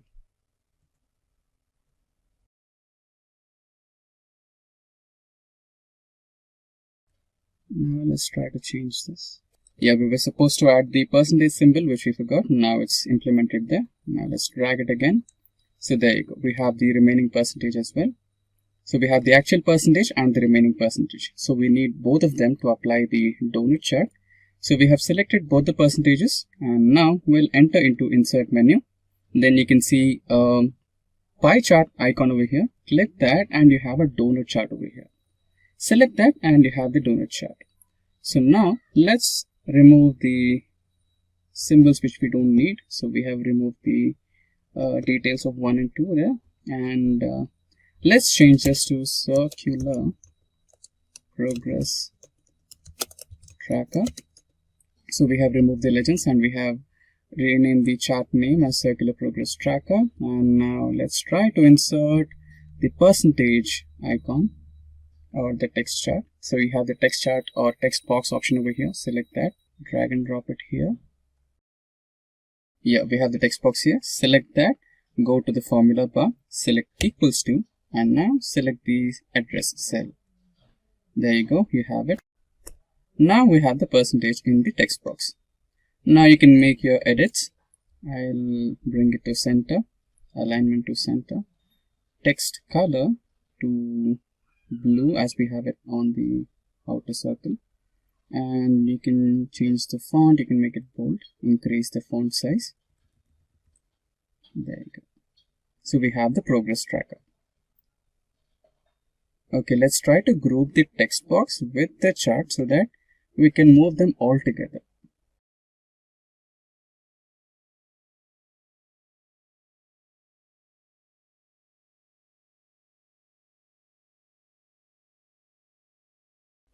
Fine. So now you can make some changes and see if that's working or not. So let's make the change to the engineering subject 1 from 32 to 68 and press enter. There you go. The changes have been applied. The percentage got changed to 78 from 72 and the same has been implemented here. And even the progress chart is also working on the same way. So that's how you create the circular progress charts in Excel. So how to create a pivot chart, you ask? It is really simple. All you need to do is just follow few steps and you have your pivot chart ready, which is completely interactive.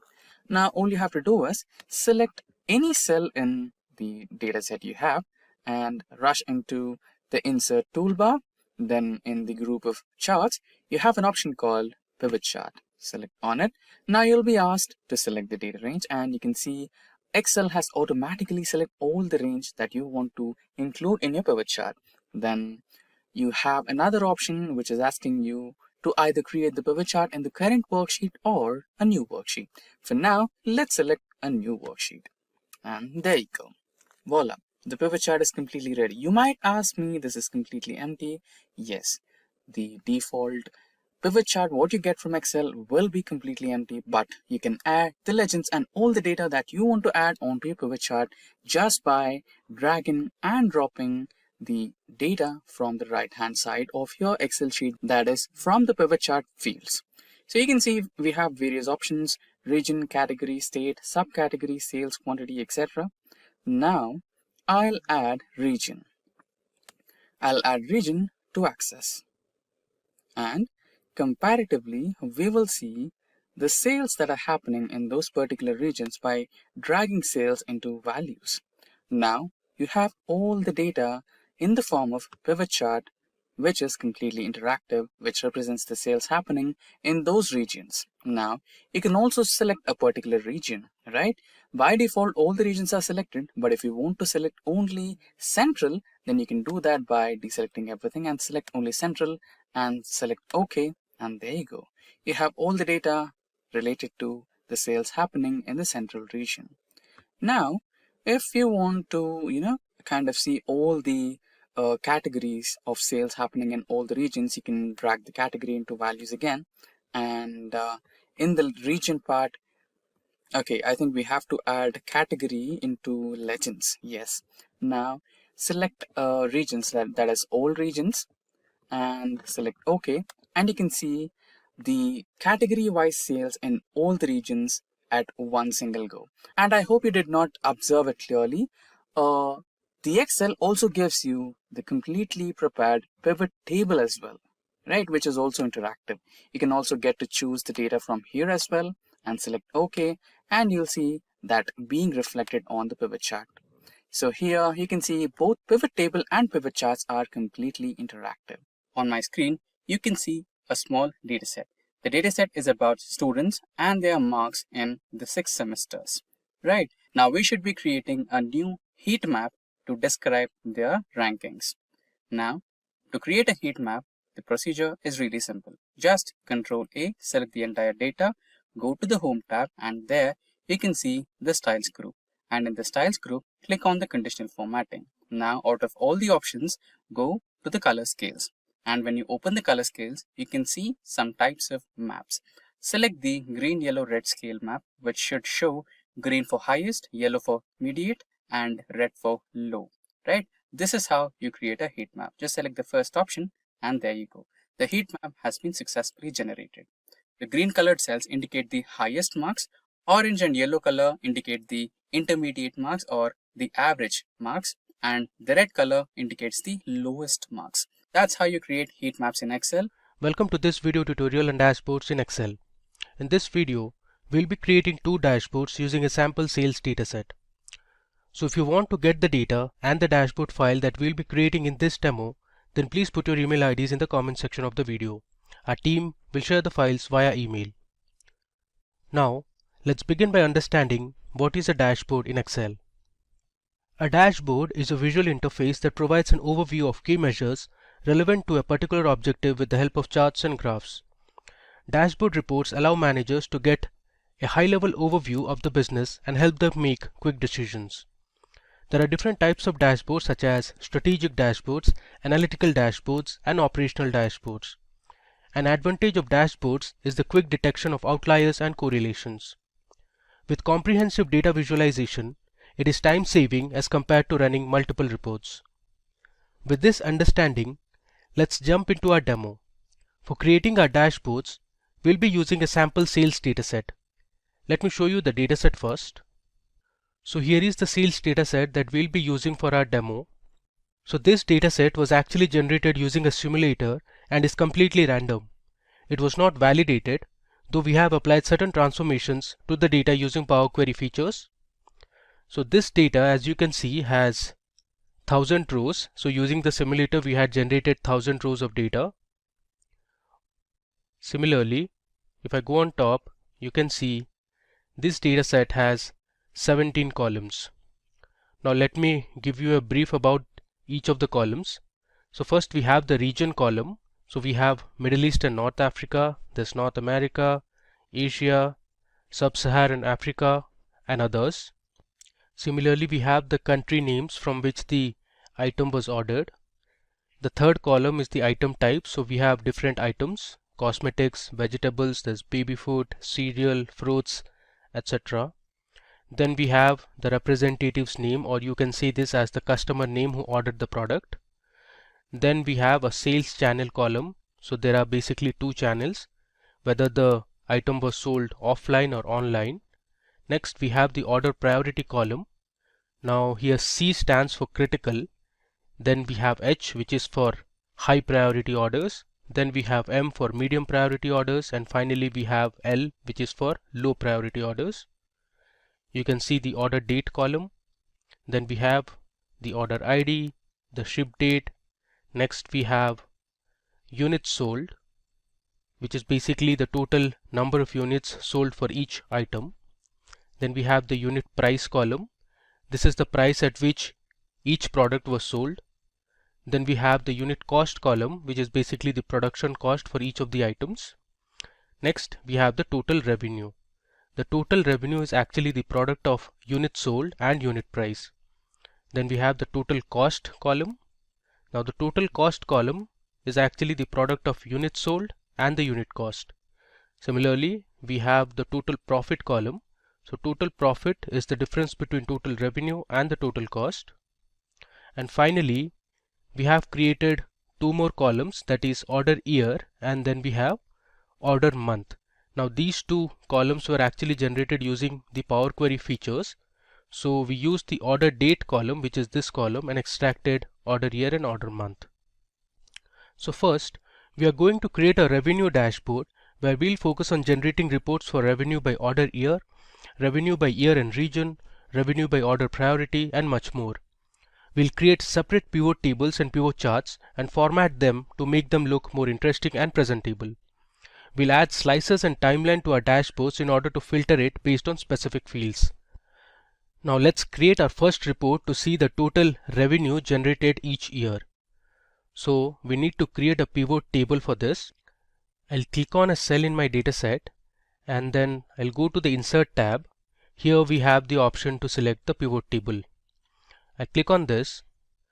You can see my table range is selected. Next, I want to place my pivot table in a new worksheet and let's just click on OK. There you go. So we have a new sheet where I can place my pivot table. So first, I need to find the total revenue generated by each year. So what I'll do is, I'll drag my order year column under rows and then I'll select the total revenue column under values. You can see I have my pivot chart ready. Now if you want, you can sort this. So from the data, you can see we have order year from 2010 to 2017. Now based on this data, let's create our pivot chart. So I'll click on any cell, go to Insert, and here you have the option to select recommended charts. I click on this. Now actually I want a line chart, so I'll click on line here and select OK. There you go. So we have successfully created our first pivot chart. Now let me show you how you can format this chart to make it more readable. So first, let me delete these. So I'll right click and select hide all field buttons on the chart. So this will delete the buttons present on the chart. Now let me go ahead and edit the chart title. So the title I want is total revenue. I'll type it down by year. Alright. Next, let's do a few more transformations. So if I click on this plus sign, which is actually for chart elements, we have some options like to add axis, axis titles, chart title, data labels, this grid lines, legend and others. Okay, so let's remove the legend now. You can see the total legend is gone. Now let me add axis titles. So we'll label our x-axis and y-axis. So here under x-axis I can write it as year. Similarly on the y-axis I'll put revenue. Okay, now you can move a bit. Alright, now let me select this chart style option and go to colors first. Here I'll select yellow color. Okay, and then let me go back to style. Let's select a new style from this list. I want this style. Okay, now you can also add data labels. So I'll just click on data labels. You can see we have the revenue for each of the years. Now this is not readable at all, so we'll format this a bit. If I click on this arrow, here I have more options. If I scroll down, you can see we have something called as number here. I'll expand this and under category I'll select custom. Now here we'll give a format code which is a bit different. So this is actually a kind of a formula. So I'll write if my revenue value is greater than, let's say, 9,99,000. Let me make sure there are 6 9s here. So 1, 2, 3, 4, 5 and 6. Okay, we are good to go. I'll close the bracket. I'll give a hash, give 2 commas. So if the revenue is greater than 9,99,000, I'll put it in the format of millions. So within double quotes, I'll write M. I'll give a semicolon followed by another hash, and if the value is less than the desired number, it should be 0 million. Let me click on add. Alright, you can see how nicely we have formatted our data, and you see here we have added the new format which is in millions. Alright, now if you want, you can go ahead and adjust the boxes. Let me move this a bit up. I'll delete this. Now if you notice this line chart, you can make a few conclusions. For example, if you see here in 2010, the total revenue generated was nearly 175 million. Now this came down to 150 million in 2011. Then the revenue constantly grew from 2011 till 2014. It reached 195 million. And after 2014, it again came down to 180 million, and the revenue dropped significantly between 2016 and 2017. In 2017, the revenue was just 96 million. Now before moving ahead to my next chart, let me just rename this sheet. So I'll write it as revenue by year. Alright. Now let's analyze the revenue generated each year in different regions. So for this, we'll create another pivot table. Let me close this. I'll click on any cell, go to insert and select pivot table. I'll just click OK so that my pivot table is placed on a new sheet. Alright. Now this time we want the revenue by each year and region. So first of all, let's drag region to columns. Then let's drag the order year column under rows, and then I'll select total revenue onto values. So here you can see we have the pivot table ready. So for 2010, you can see in Asia, this was the revenue generated. Similarly, if you see for 2013, this was the total revenue generated in Europe, and we have for other years as well. Now let's create a line chart based on this pivot table. So I'll select any cell in the pivot table. I'll go to insert and I'll click on recommended charts. From this list, I'll select my line chart and click on OK. There you go. So we have our next pivot chart ready. So on the right, you see the different regions that are present in different colors. Let me just expand it so that you can see all the regions we have. So in total, we have 7 regions, and each of the regions have been represented in different colors. So if you notice this graph, for the Sub-Saharan African region, in 2012, Sub-Saharan Africa made the highest amount of sales. Now from the sample data, you can also tell that the revenue for North America has been significantly low compared to other regions. Similarly, if you see for Europe, this was the revenue trend between 2010 and 2017. So if you see here in 2011, the sales were at this level, then it significantly dropped in 2012. Then in 2013, there was a huge spike, and then again came down in 2015, and so on. So you can make your own conclusions by looking at these line charts. Now let's format this chart. So first of all, let's delete the field buttons present on the chart, and we'll also delete the legend. Alright, now let me just reduce the size of the chart. Next, we'll add a chart title. So we'll give the title as revenue by year and region. Okay. You can also format the y-axis in terms of millions. So I'll right click on this axis and I'll select format axis. I'll scroll down and here we have the number drop down. Let me scroll again.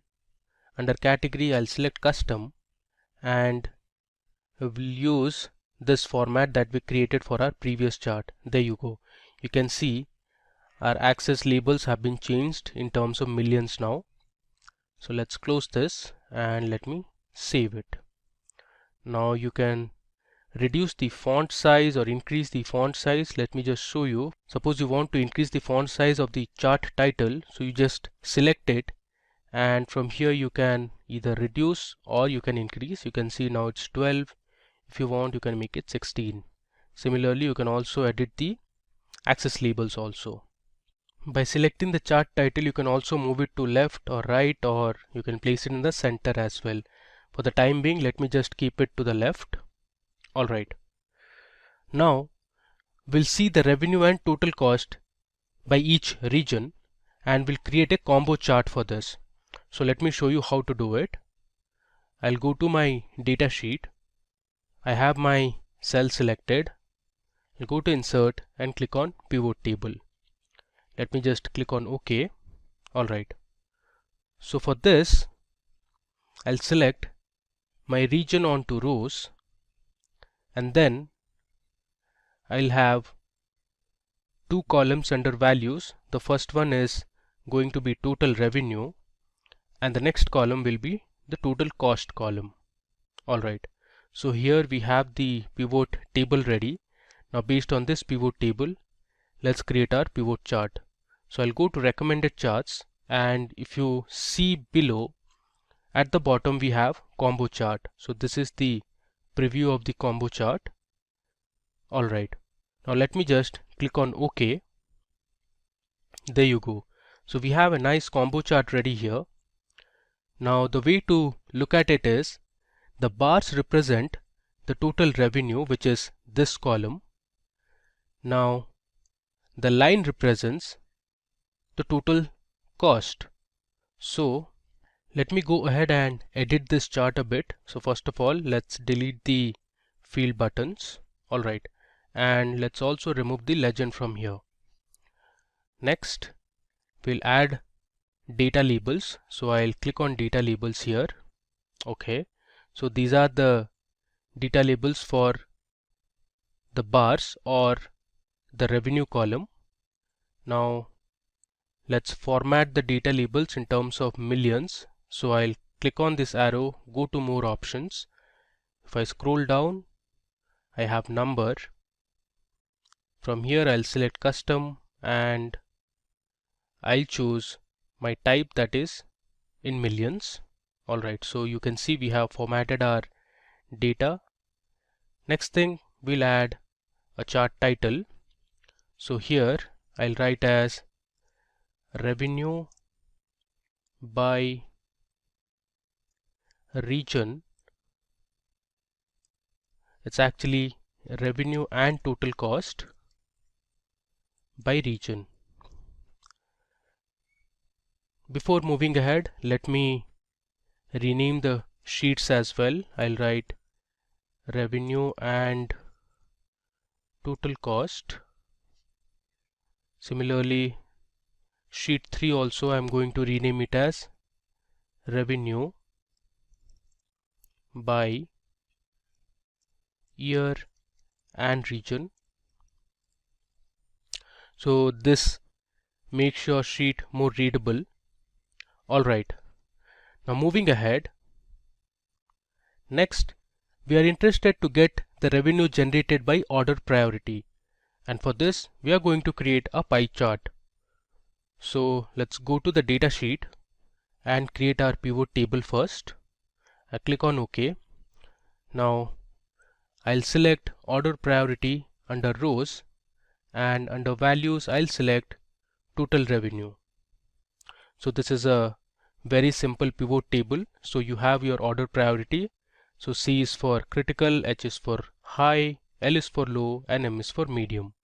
Now based on this, let's create a pie chart. So I'll go to recommended charts, and here you have pie chart. I want to select this 3D type of pie chart, and I'll click on OK.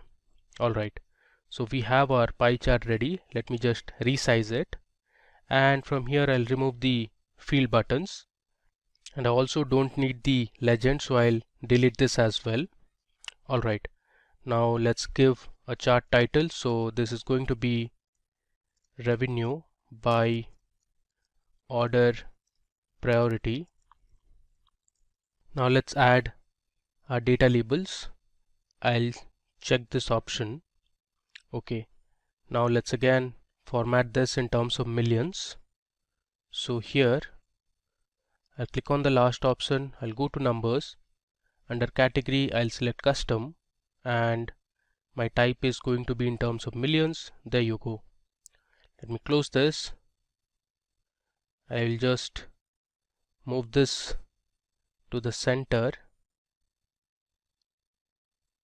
Alright. Now if you want, you can change the color of the text as well. So let's have it in white color and see how it looks. Okay, so this looks pretty decent. Cool. Now moving to our next report. So this time we are going to find the total revenue by countries. So we have multiple countries present in our data set.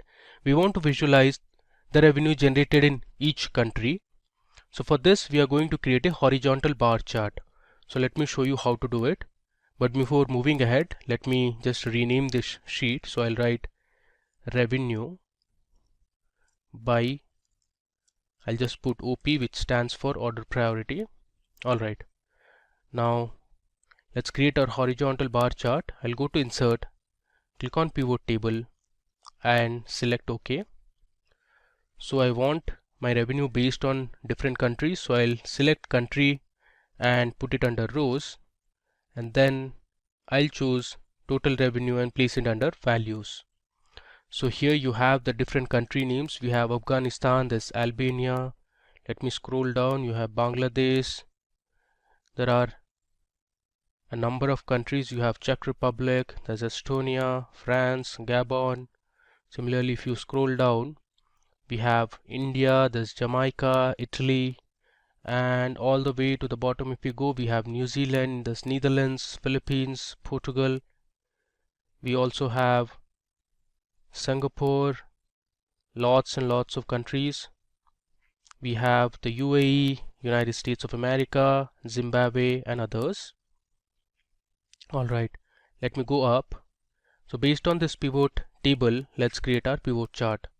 So I'll go to insert and select recommended charts. From here I'm going to select the column chart. You can see the preview here, and let me click on OK. Alright, so here you can see the different country names at the bottom and the revenue for each of the countries. Let's go ahead and edit this chart. So first of all, I'll delete the field buttons. Okay, and let me also remove the legend. Here I'll write revenue by countries. This is going to be my chart title. Okay, let's format this chart a little more. So I'll click on this option and we'll select a new style. Let's say I'll select style 6. Okay, and let me now go under colors and we'll select the color of the bars. So let's choose this color. Okay, so you have a horizontal column chart ready, and at the bottom you can see the different country names, and we have the revenue. Cool. Now let me go ahead and rename this sheet. So I'll write revenue by countries and hit enter. Okay. And finally, we'll create another report which is going to be part of our revenue dashboard, and this is revenue by items. So we'll visualize our revenue for different items present in the table. So if you see this, we have cosmetics, vegetables, cereal, fruits, there's clothes, snacks, households, and other products as well. So let's check the revenue for each of these items. So we'll continue the same drill. I'll create my pivot table on a new worksheet, and this time I'm going to drag item type under rows, and we'll have the total revenue under values. So here on the left of the table you can see we have the different item names, and then we have the total revenue. So let me just sort this total revenue from largest to smallest. So you can see here office supplies made the highest amount of revenue, followed by household, then cosmetics, and fruits made the lowest amount of revenue. I'll click on this, go to insert and select recommended charts. This time I'm going to create a bar chart. So this is how my bar chart is going to look like. I'll select OK. Alright, now let's format this chart a bit. I'll delete the field buttons and I'll delete the legend as well. And let's edit the chart title. So this is going to be revenue by items. Cool. We also want to change the color of the bars. So I've selected all the bars. I'll go to my home tab, and here let's say I want to select green color. Alright,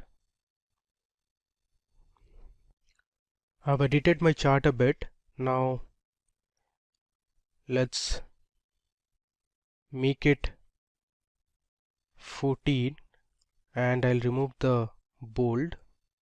Okay, here if you want you can change the font also. Let's keep it in blue color. Alright, finally let's rename this sheet. So I'll write revenue by items. Cool. Finally, now it's time for us to merge all the charts that we have created to our dashboard. So let me show you how you can create the dashboard. I'll create a new sheet, and first thing I'm going to do is I'll click on the view tab and uncheck grid lines. So this will remove the grid lines present in the worksheet. Next, I'm going to insert an image. So we'll have a background image on our dashboard. So the way to do is I'll go to the insert tab, and under illustrations I have the option to select pictures or insert pictures. So I'm going to insert picture present on the device, that is my computer. I'll go to desktop, and here I have a folder called Excel dashboard files, and I'll select this dashboard background and hit insert. So this is going to insert an image.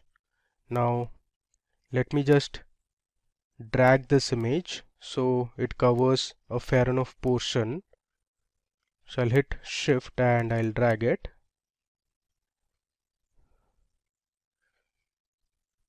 Alright, so you can see I have successfully added a background image. If you want you can still expand this background image a bit to the right.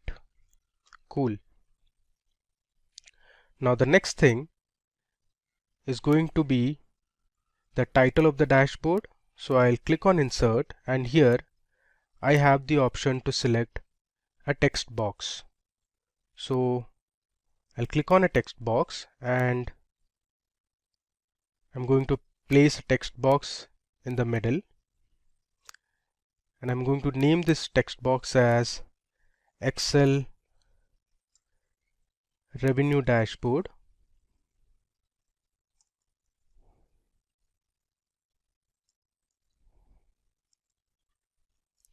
On sales. I'll centerline it. Let's do some more formatting. So I'll select this text box. On the top you can see shape format. Here I'm going to expand this shape fill, and I'll select no fill.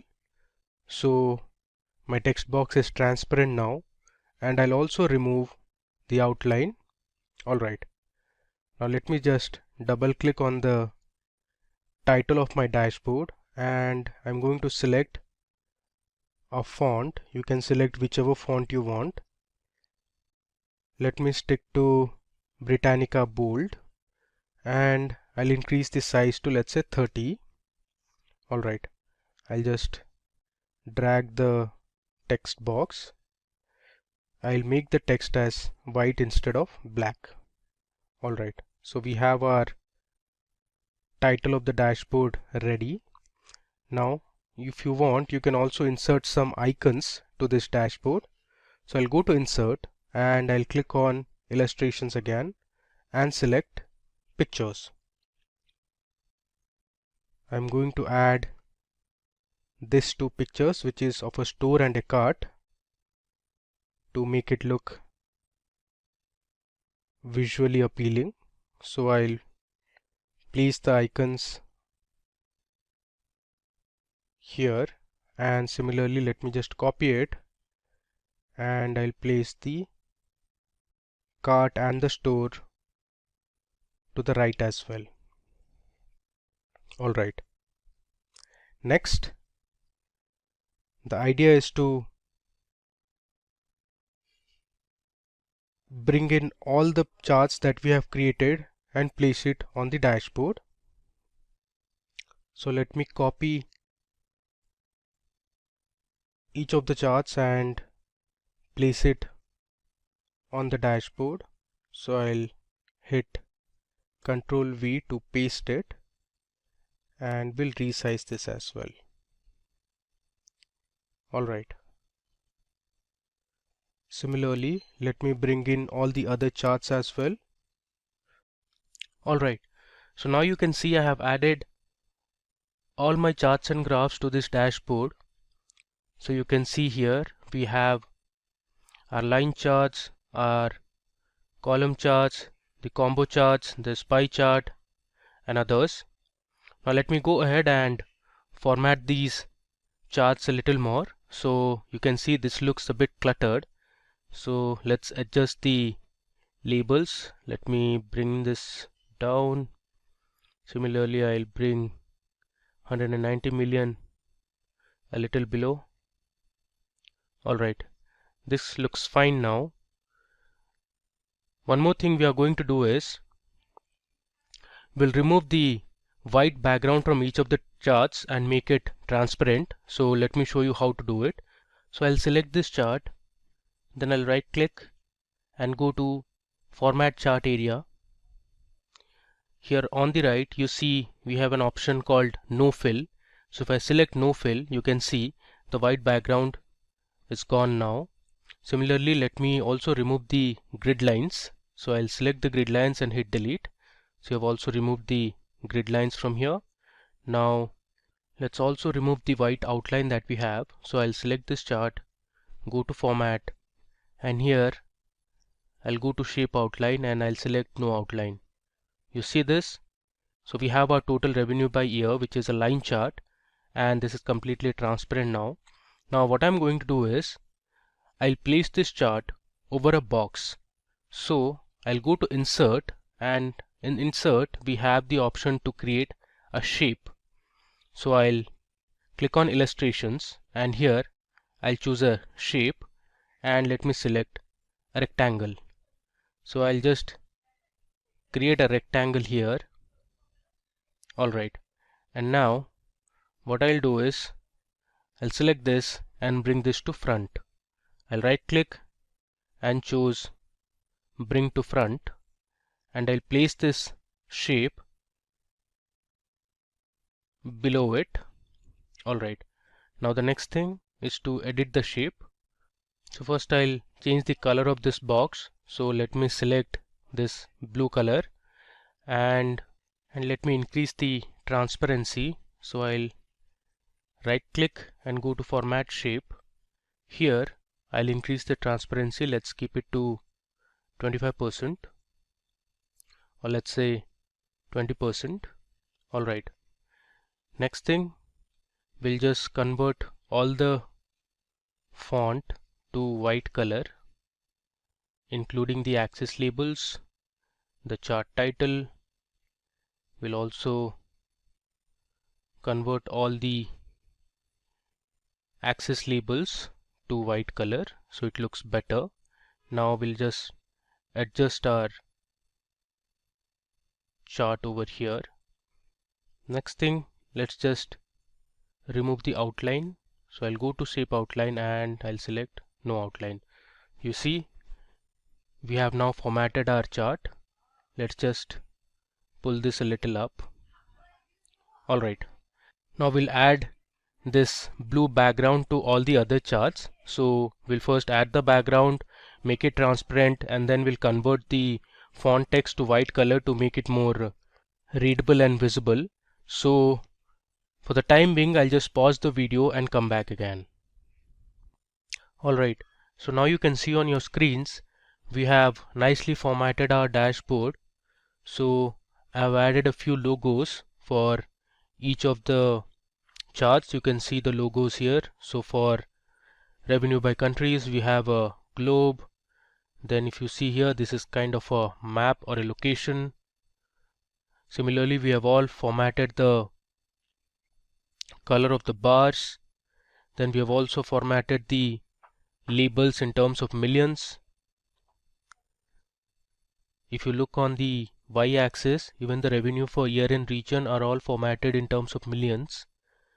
If you want this, you can also format the total year by revenue in terms of millions. So the way to do is, you can select this graph, right click and go to format axis.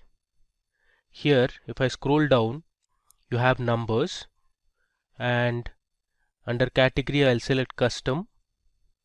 Then I'll select my type as this format, which is in millions, and you see here we have successfully formatted our y-axis labels. Alright, so the next thing is to add slicers and timelines to our dashboard. Now slicers are used to format your data based on a particular column. Suppose if you want to see revenue by certain items, you can add item as a slicer and you can view the entire dashboard. Similarly, for timelines you can add date columns. So if you want to see what was the amount of sales or revenue generated on a particular year or a particular month, you can do that using a timeline.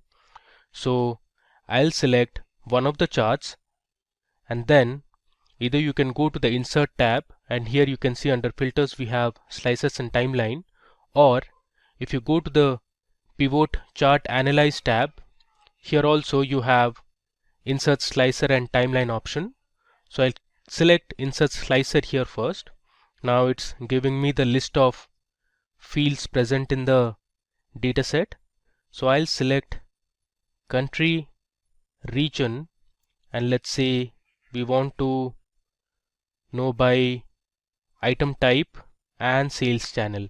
So these are going to be my 4 slicers. I'll click on OK. You can see it here. We have our 4 slicers here, and these are the list of values. Under region we have Asia, this Europe, North America and others. Similarly, we have the different country names for country slicers. And then for item type also we have all the items that were present in our dataset. Now, moving ahead, we need to connect all the slicers to a dashboard. So what I'll do is, I'll right click on this option and I'll go to report connections. Okay, so under report connections you have all the pivot tables that we created. You currently see only one of the pivot table is selected, so we need to select all the pivot tables. So let me check all the pivot tables present in this workbook and click on OK. Alright, now that we have connected one of our slicers, we'll now connect the other remaining slicers. So I'll right click on this, go to report connections, and I'll check all the pivot tables present in this worksheet. Click on OK. Similarly, let's do it for the country slicer. I'll go to report connections and let me select all the pivot tables. And finally, we have the item type. So I'll right click, go to report connections, and then I'll select all my pivot tables. And let's hit OK. Alright, now let me just organize this a bit. So I'll place my pivot tables to the right. I'll just reduce the size. Let me scroll down. Now I'll add my region slicer here.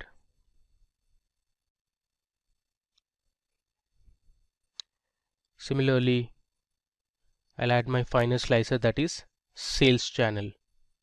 Now in our next dashboard, which is going to be the profit dashboard, I'll show you how to add a timeline. Alright, now I have arranged all my slicers. So let's say you want to find the revenue that was generated for an item type, let's say beverages. So you can just select beverages here and all your charts show the respective revenues. So you have the total revenue by year for beverages only. Similarly, here you can see the revenue by year and region only for beverages item type. If I scroll down, now this chart represents the revenue that was generated in each of the countries only for item type beverages. Let me just uncheck it. Alright, let's say you want to see the revenue generated for a country like India. So I have selected India here, and now you can see my graph has changed only for country India. You can see here it is showing only for India now.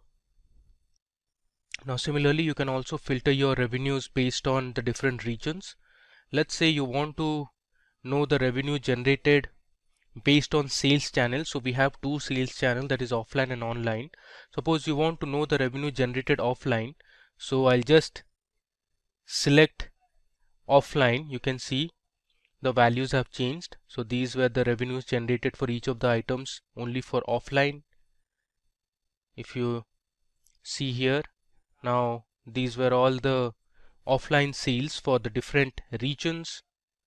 So this is our entire Excel revenue dashboard on sales. We created multiple charts and graphs. Then we applied different formatting. We added different icons. Then we formatted the labels also. Next, we added slicers, and finally we saw how we could filter our data based on these slicers. Likewise, now we are going to create a profit dashboard based on the same data. So before moving ahead, let me rename this sheet as revenue dashboard. I'll write REV dashboard. Okay. Now we'll move to our data sheet and start creating our pivot tables and pivot charts for the profit dashboard. Alright, so let me go ahead and create my first pivot table. So I'll create a new worksheet. This time I'm going to create a line chart to visualize the profit for each year.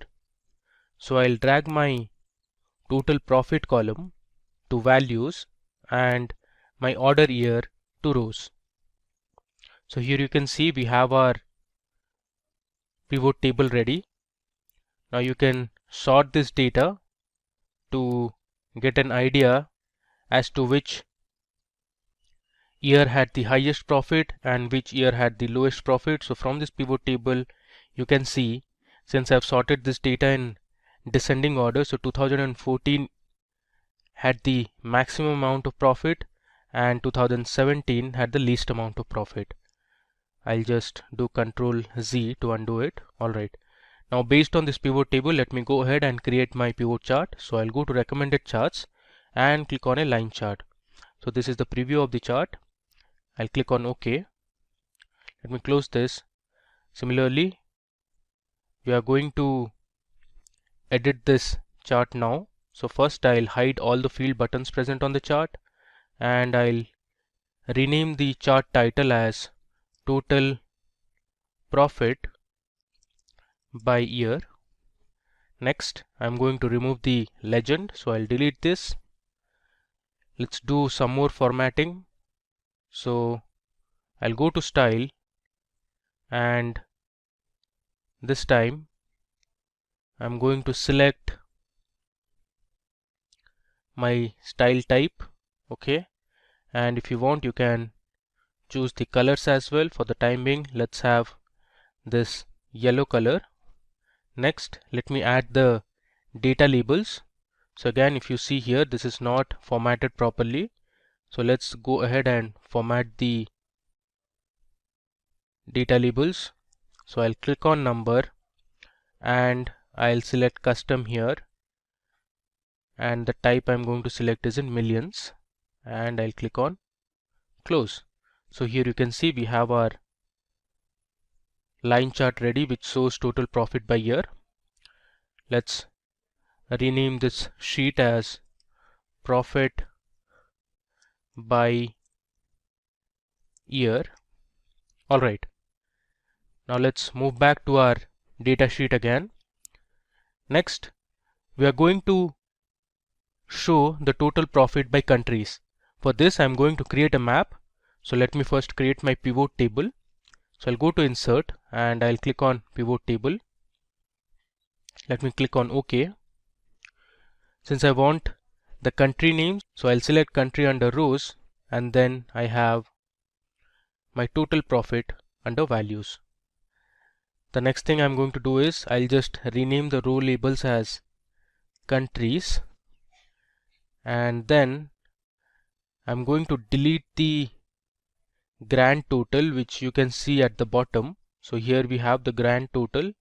Let me just delete the grand total. So I'm going to select this pivot table, go to the design tab. Here we have subtotals and grand totals. I'll switch off the grand total. Let me just verify it again. I'll scroll down. You see the grand total has gone now. Alright, now we want to create a map out of this. The way to do is I'm going to select my data, copy it, I'll go on top and I'll paste it here. Using this data, I can create my field map now. So I'll go to Insert. Here we have the option to create a field map. There you go. You can see we have our map ready. I can expand this. Now, as you can see, our map has a color scale which comes from light gray color to dark blue color. So the countries that are in gray, or you can say light blue, have the lowest amount of profit, while the regions or the countries that have been shaded in dark color or dark blue color have highest amount of profit. I will go ahead and delete this scale. Okay. Next, we need to connect this map to the original data source. So what I'll do is I'll right click on this map and I'll go to select data. Here, instead of the previous range, I'll give my new range now. So my new range will be my original pivot table that I had created. I'll go on top and click on OK. So we have our map ready now. Now if you want, you can change the color of the shade. So I'll just go to colors and let's say we'll keep green color.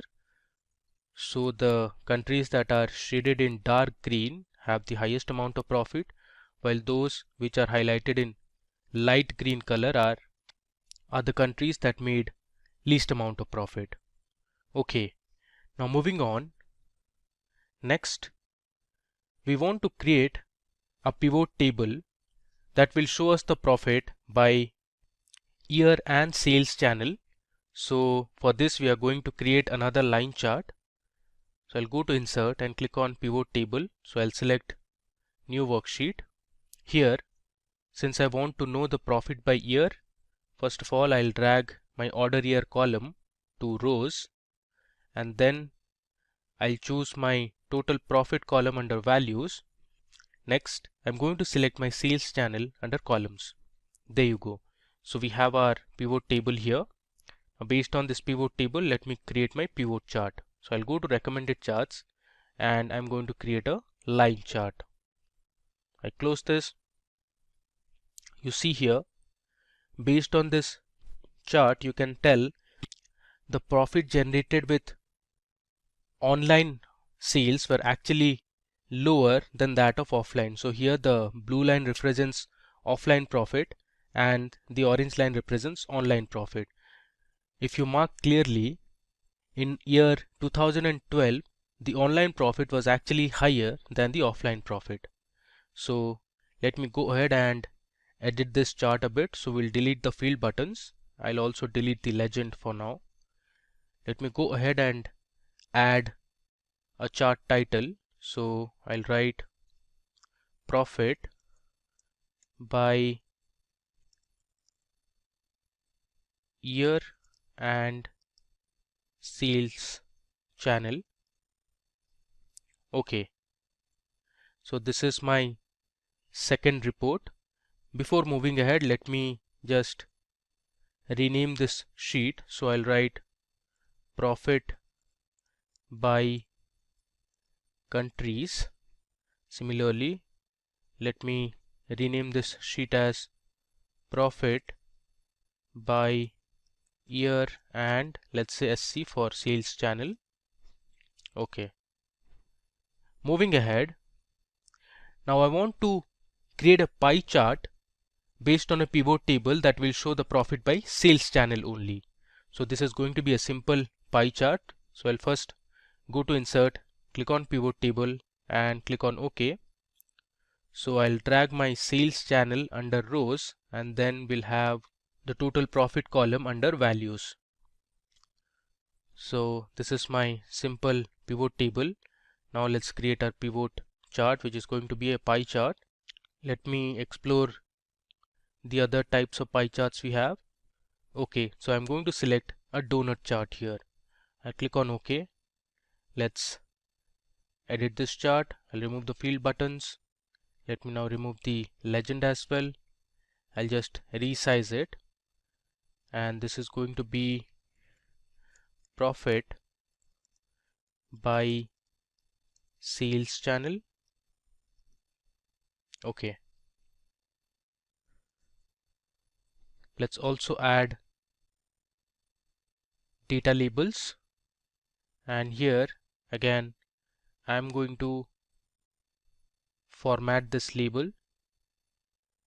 I'll select the category as custom and my type will be in millions. Okay, let me just move this to the left and this to the right.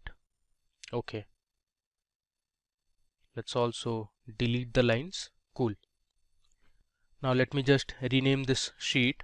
So I'll write profit by, let's say SC, which stands for sales channel.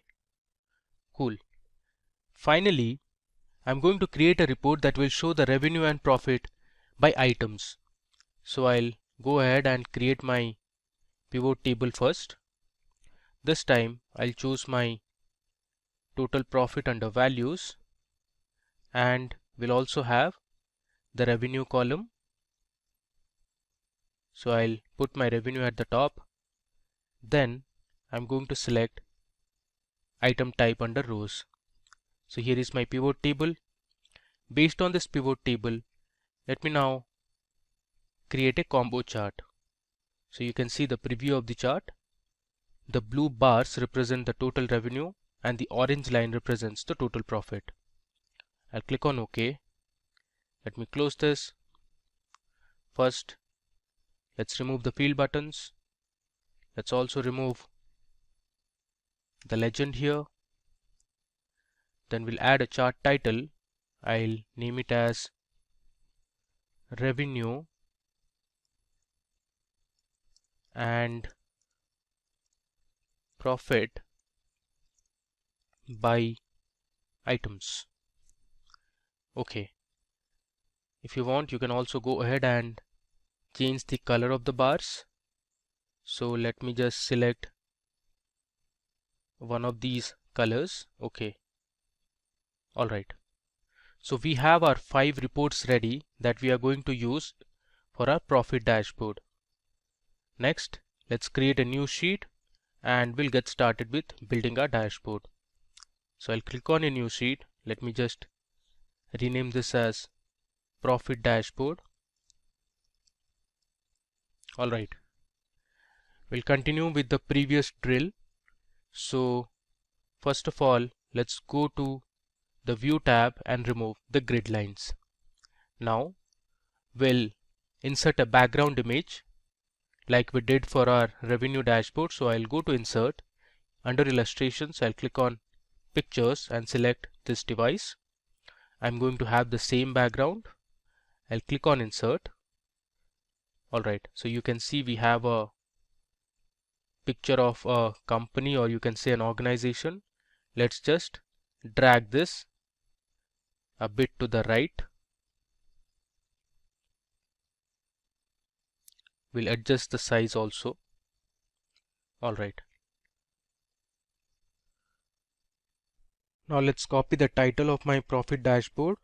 So here you can see I have brought my revenue dashboard, and I'll copy the title and the logos that we used for the revenue dashboard.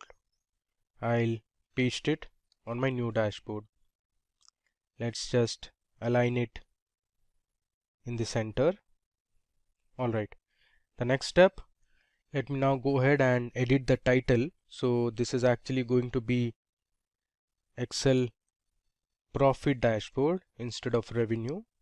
Now we'll copy each of the charts that we just created. For example, the revenue and profit by items. Then we had profit by sales channel. All this we are going to copy one by one and put it on the profit dashboard. So let me just copy a few now.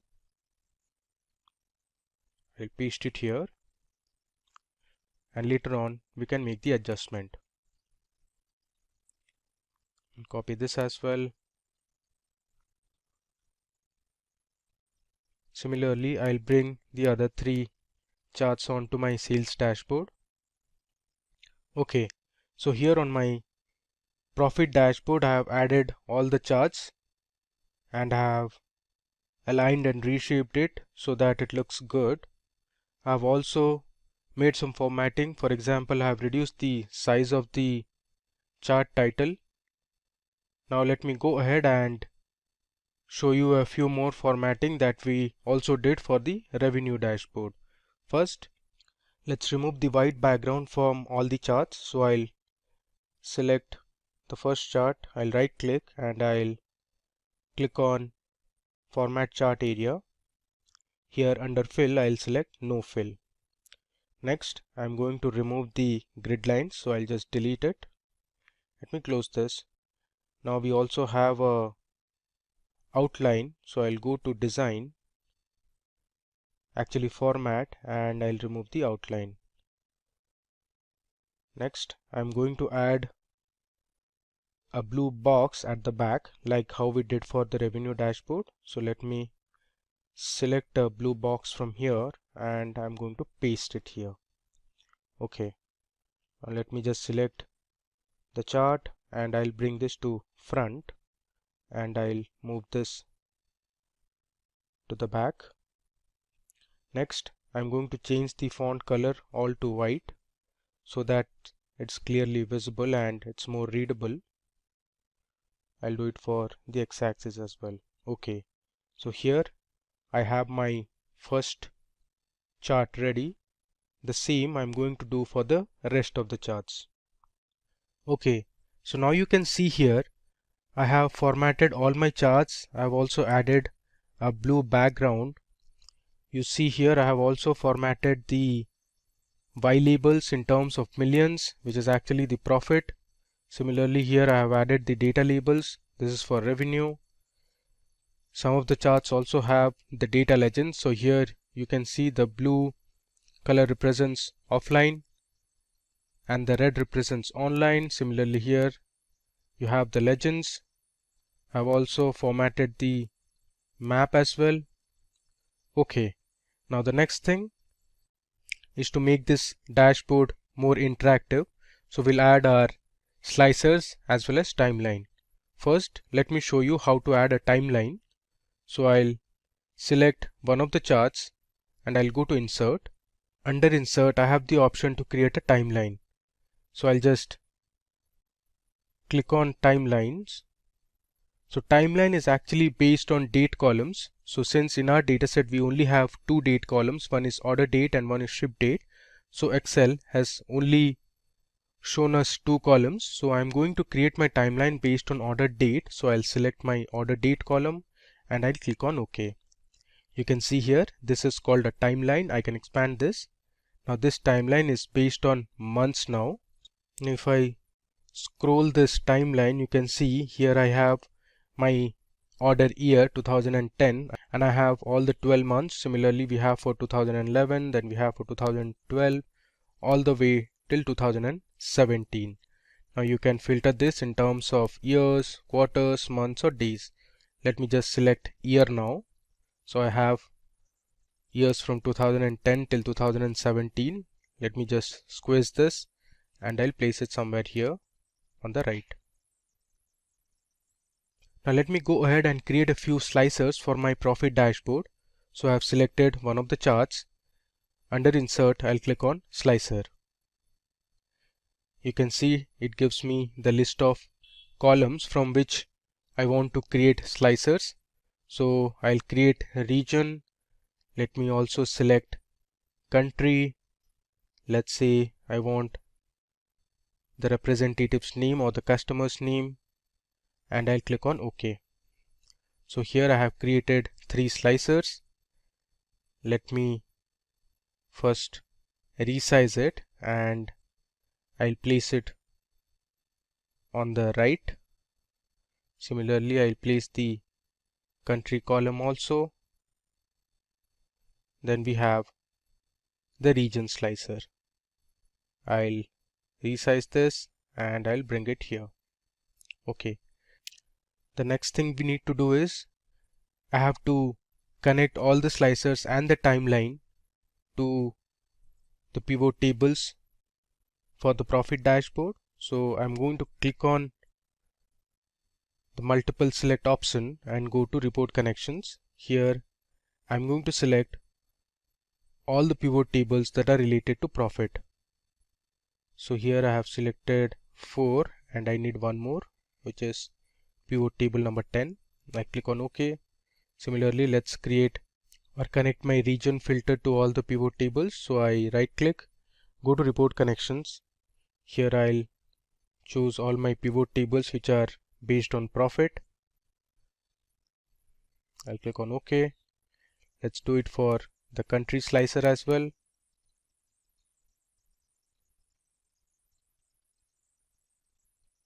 I click on OK. And similarly, I'll connect my timeline as well. I'll go to report connections and I'll select all the pivot tables related to profit. Then I'll click on OK. Let me now go ahead and create another slicer based on sales channel. So I'm selecting one of the pivot charts. I'll go to insert, click on slicer and I'll select sales channel and hit OK. So I have my sales channel slicer. Now let me connect it to all the respective pivot tables that are based on profit. Click on OK. Now let me just bring it here. Alright. The next thing I want to show is how are we going to use the timeline first. So you see we have all the years here from 2010 till 2017. Now suppose you want to know the profit that was generated in the year 2012. So I'll just click on this range, and now you can see our charts only show information for 2012. So this dot represents there was 51 million profit in the year 2012. Similarly, you can see here the profit by sales channel for 2012. From the map you can see the different countries and the profit each of these countries made in 2012. If I scroll down, you can see the revenue and profit by items. Now if I select another year, let's say 2013, I can just drag this to the right, and now you can see our profit by year and sales channel for offline and online. You can see the map or the line chart for total profit by year. So in 2012 it was 51 million, and then it went up to 54 million in 2013. Similarly, our map has also changed. Now this is a sort of an information that we have. You can click on this and check the information that Excel has prompted. Alright, so this is how you can use a timeline. Now as I said, we checked by years. You can also see it for months and quarters as well. Let me just uncheck it. I'll send it back to the place where it was, and I'll reduce the size. Okay. Now suppose you want to check the profit made by different representatives. You can select them one by one. Let's say Adam Churchill. This is the profit generated by Adam Churchill. Similarly, you can select multiple persons as well. Now suppose you want to see the profit by different countries, so you can use the country slicer.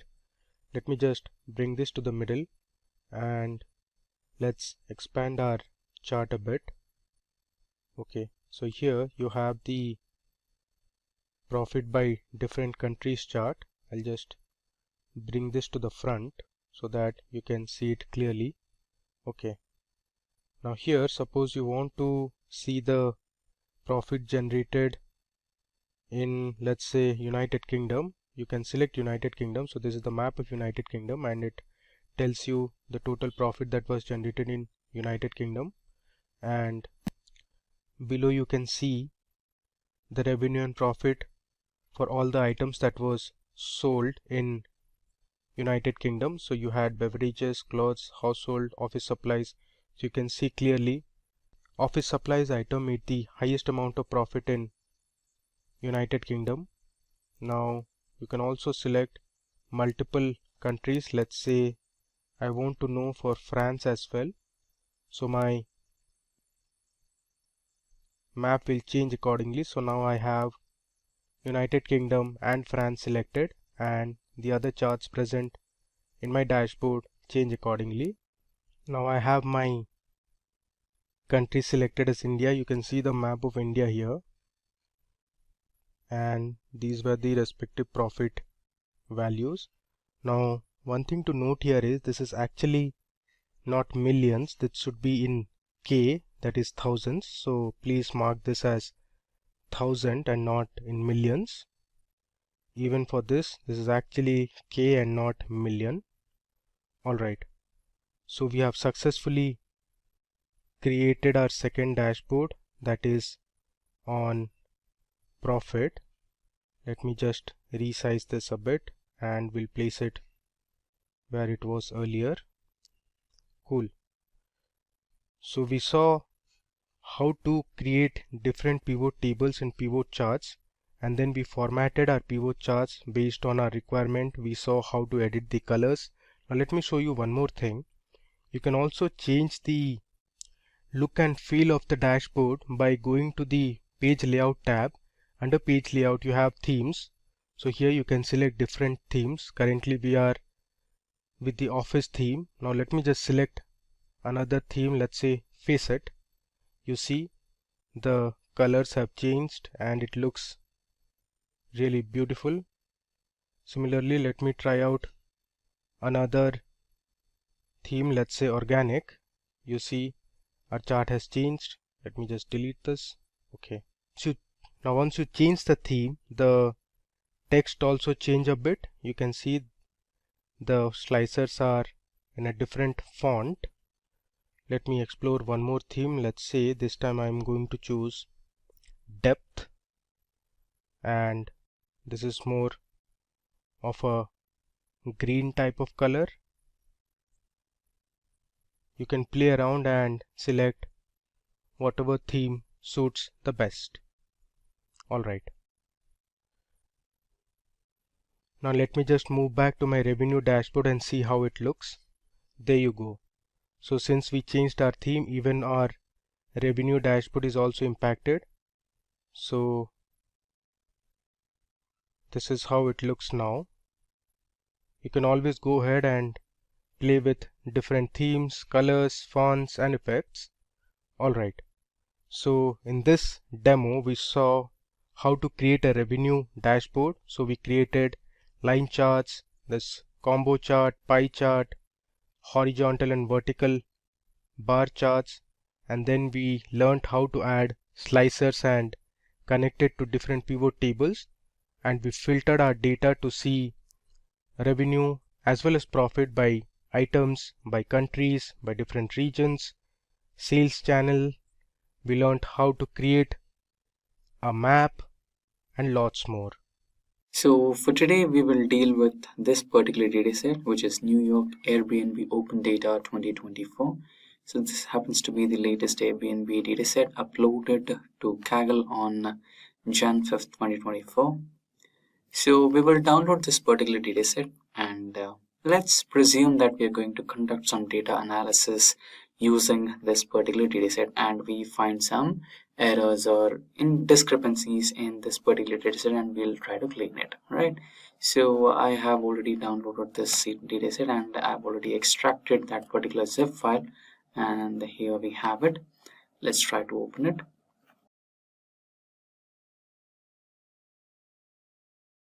Following data conversions in this file. Convert a large number of scientific notations. Do you want to permanently keep these conversions? You can just you can just convert if you want, and you cannot convert if you don't want it, but I'll go with the convert option, which might be recommended in few situations. Anyhow, we will be cleaning the dataset, right? So no worries on that part. Now if I expand the second column, which happens to be the name column, we already have some irregular discrepancies in the data. If you go back to the website, you can see it is a combination of, okay, let's scroll a little. So you can see it's a combination of name, rating, and the configuration of that particular suite room, right? So it happens to be the name of the hotel, rating, and the number of rooms you have in there, or the configuration of that particular hotel, right? By some error or by some way, Excel is unable to recognize what exactly was there in the dataset, and it converted that particular data into a special symbol. And remember, you cannot work on this particular column. You might think I'll use text to columns, right? You can say, let's try it. Okay, let's try it. You might wonder, I can go with text to columns solution, and I'll use the delimiter as other and paste that particular symbol here, but it's not going to recognize it. Okay, even if you copy it, let's say I copy this value and try the option of text to columns by selecting the entire column, and I'll give the delimiter as other. It's not going to paste it. You don't have it, right? In such scenarios, you might you go crazy, and you might not even have a solution for it, right? But what if I tell you a simple substitute function can help you here, right? Seriously, there are endless possibilities when it comes to data cleaning, and the solutions are really simple, and you cannot believe how easy it was, right? So this is the first column, and again, if we go down to a little bit, if we dig down a little bit, you can see here the review date, and you have neighborhood hotel names, and the latitude and longitude, that means the location data, and room type, is it a private suite, or the types of rooms. Try to understand your data, try to read your data, right? That's when you understand what are the possibilities or what are the insights you can build using this particular data set, right? So read your data properly, and here you have ratings, right? Ratings is something which we can work with the cleaning process, and yeah, so here you can find a few places where there is no rating, right? The rating is not provided here.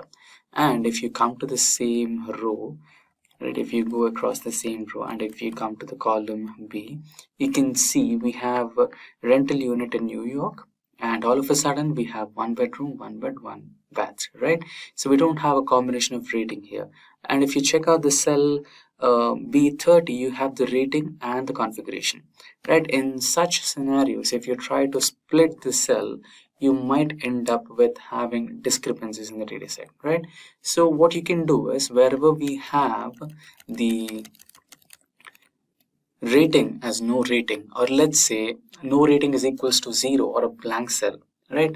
We can replace these particular no rating with blank cell, and imagine that these are the blank cells that you might encounter in real life scenario, and you wanted to eliminate those particular blank cells and rows because they might cause some discrepancy, and you might end up getting a wrong report, right? So let's try to also work on that particular solution where we have blank cells in the data set and we remove the entire row or blank cells. Okay, we can have a use case on that part as well. And here we have another column that says license, and we go down, we have the configurations here,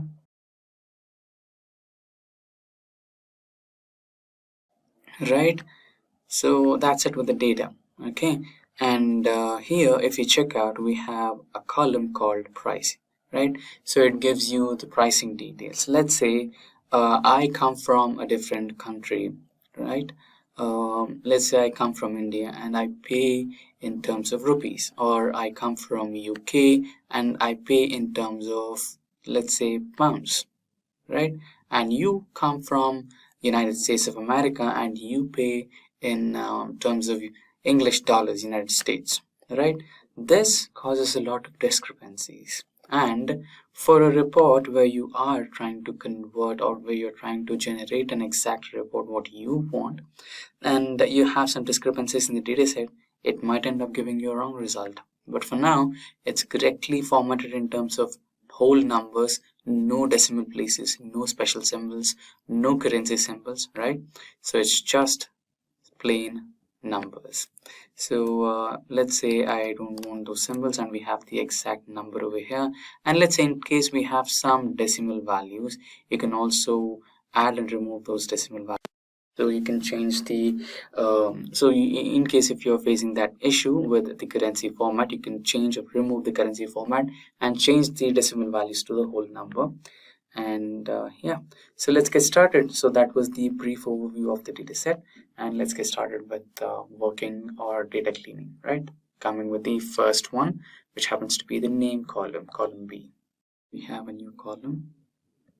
Let's try to add a few more. You might want that. There you go. Now, since we are creating a new column and trying to eliminate the special character, let's not name this. We have multiple symbols, right? So let's try to use that. First, let's copy it, the symbol we want to eliminate. Okay. And here let's use the substitute equals to substitute function text box, let's try to fix it with F4. Column B is fixed and the cell numbers will change, and old is this particular text. So we're going to insert a text, right? So let's try to insert that symbol in double quotes. And what you want to replace this with? Nothing, just 2 double quotes, enter. Now get across all the cells, and we have eliminated this particular symbol, which was capital A. Now we have another type of symbol, right? So if you clearly check the entire data set, we just have one more special symbol, which happens to be the lowercase a, alphabet A, and followed by that we have few full stops, right? Now let's try to replace that as well.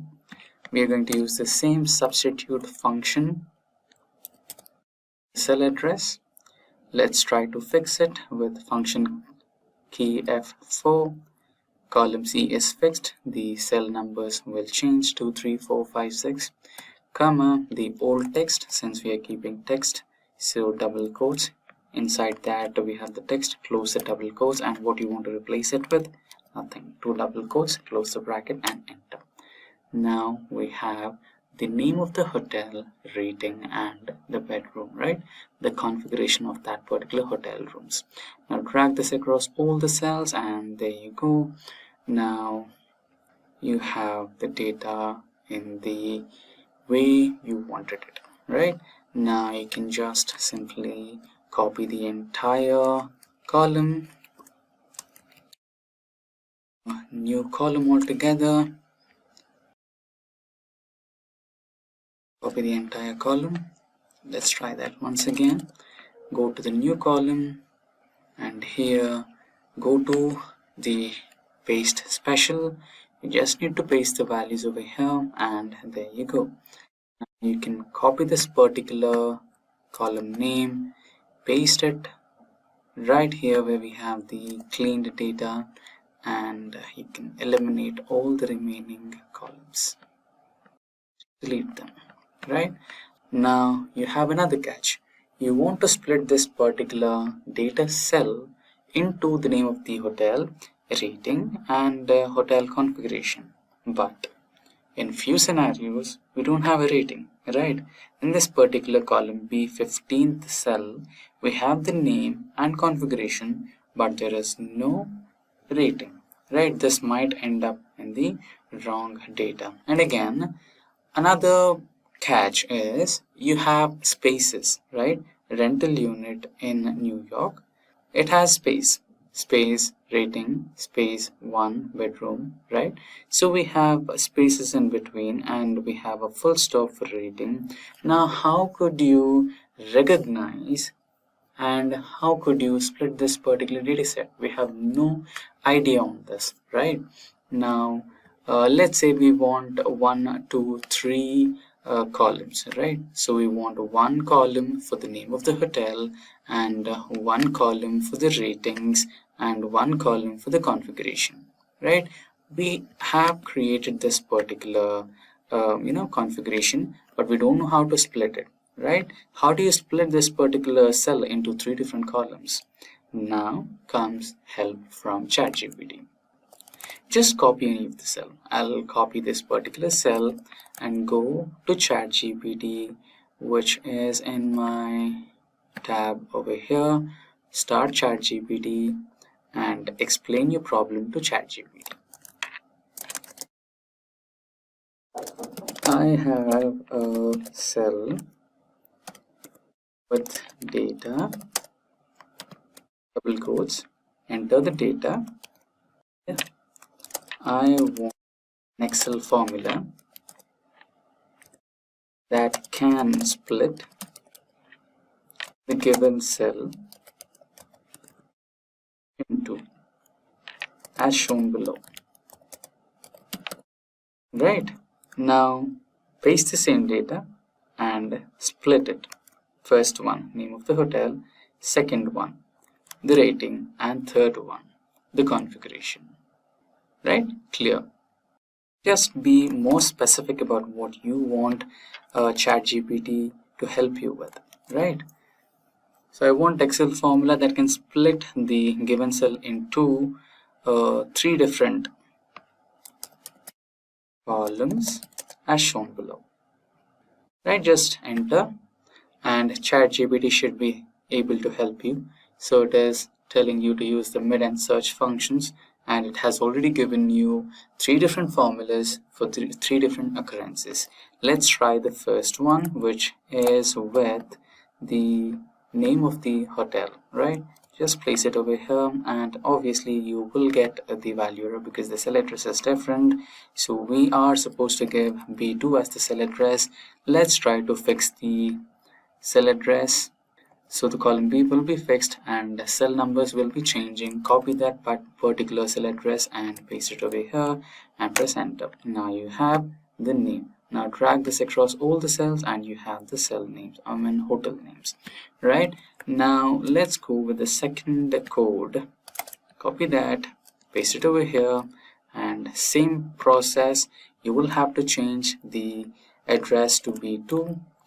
Let's try to fix it using function key F4. Column is fixed, cell numbers will change. Copy that, replace A1 everywhere in the formula. Now you will have ratings in a few cells, and in a few cells we have the configuration, which happens to be an irrelevant data because there was no rating provided by the user in that instant. So we will remove that, don't worry, we will have a separate process for that. And again equals to, so we will replace A1 with B2.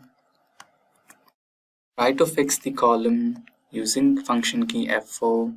There you go. Copy the cell address, replace all the A1s in the formula, and get it. Thank you ChatGPT, which help you with a beautiful formula, right? So places where you get stuck, you can use some AI there, right? So there must be some mistake that we did. Undo it, and I think we messed up the formula somewhere. So let's try to copy the code as provided by ChatGPT and place it exactly where it's supposed to be going, and replace B2. Try to fix the formula. Paste it here, paste it everywhere it's supposed to be. Press enter. Okay, there must be some mistake. Let's check the formula properly once again. I have a reference dataset of this. Let's try to open the reference data and check the formula. So I think it's with the prompt. So we gave the prompt in this way. So it has double spaces somewhere. So I think let's check the formula once again. Go back to the original dataset, Control Z, and here I think we have single space. No, we have double space. That's the problem.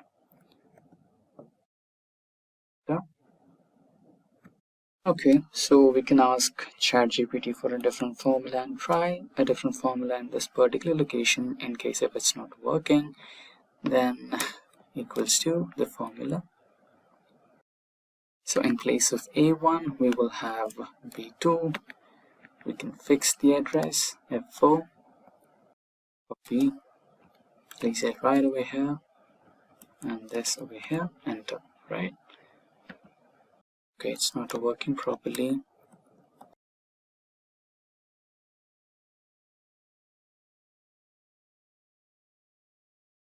Okay, we changed the formula a little bit with addition of mid, search, and length. Now if we enter this particular formula, I think it's going to work. Just replace A1s with B2s everywhere with fixing and enter. There you go. Now you can drag the same dataset across, same formula across all the cells, and you should be having it. Now this is done. Let's try to copy all the data. You have copied it, now delete it, and now you will be pasting the values only as required. Okay, let's try to insert 3 new columns. Okay, so I think we have the option of selecting the entire column and then deleting it, and then let's try to copy, and now right click, insert copied cells. Now we still have the formula, right? So we don't want the formulas anymore. Let's try to work around it. Copy the cells, insert 3 different new columns here, and copy these 3 FGH columns and go back to here, and now try to paste the values, only values. And in this scenario you don't have any formulas embedded in this particular data. Now what you can do is just quickly delete these cells which you don't want anymore in your data set. Okay, so I think you don't want EFGHIJK, so I think we mistakenly inserted the data twice. So let's check the original data just for reference. So I would always recommend you to keep a copy of the dataset that you're working with, so that anytime you have a problem, just go back to the original dataset and have a look at it. Right now, I think we don't even want this particular column over here. So we have the name of the hotel, rating, and now if we come back to the rating section, remember the blank cell elimination process we were discussing about? That's the one.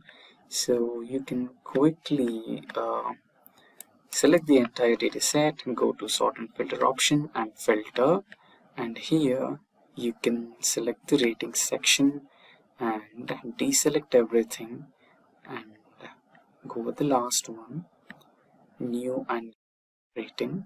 Okay, now you have only the new and no rating options over here. You can just quickly select the entire column and delete it, which will end up giving you the approach of having blank cells. Now quickly remove the filter option. Now you have some blank cells. Right now, what to do with the blank cells? Simple. Control A, go to Control G, go to special, and here you have blanks. Select that, and there you go. Now all the blank cells are selected. It might take a little while because we have around some thousands of rows. The blank cells are selected. Now press Control and hold it there, and then press it. It's the minus symbol. Right now you have different options.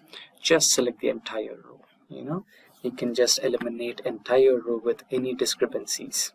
It might take a while again. Just give Excel its time to delete the unnecessary blank cells and rows in the dataset, so that we have a completely formatted dataset. There you go. I think we're good. And now for verification, if you check the configuration section or the rating section, you will not have any discrepancies which fall into, or they are spilling into the rating section. The configuration section should not be spilling into the rating section, and that's how we do it. So far it's good enough, and I think there is one problem over here, right? So I think this particular row is having some errors with this particular cell splitting function. Okay, that's not a problem.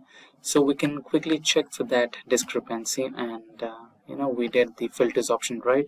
So quickly filter out, and it should add a new filter. So if it has anything else than numbers, you should be having in the end. So yeah, I think we have a couple of cells with some irrelevant entries. You can just quickly select those cells and eliminate them as well.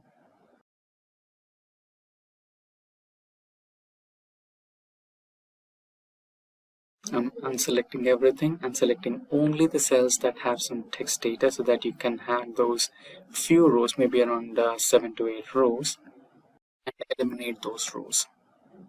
There you go. And now if you quickly remove the sort filter options, we have the data set ready. And now we will also learn the trim function before we go any ahead. Okay, in some scenarios we might need that. Let's say I have, okay, let me insert a new column. Let's say I have some irrelevant blank spaces and spaces in between here, which will cause a new problem for us while we are performing our data analysis jobs, right?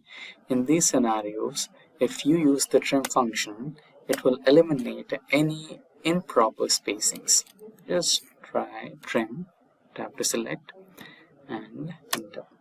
And if you drag the same formula across all the cells, you can eliminate any extra spaces. Here you see there are no spaces for the data that you have entered. You have trimmed out any excess spaces in between the text, in the beginning of the text, and at the end of the text, right? So this is again a good option for us. You can just quickly undo everything so that you don't have to worry about the extra spaces. Right, there you go. And that's one way of removing extra spaces from your dataset. And let's say if you want to keep this in the form of uppercase, let me insert a new column.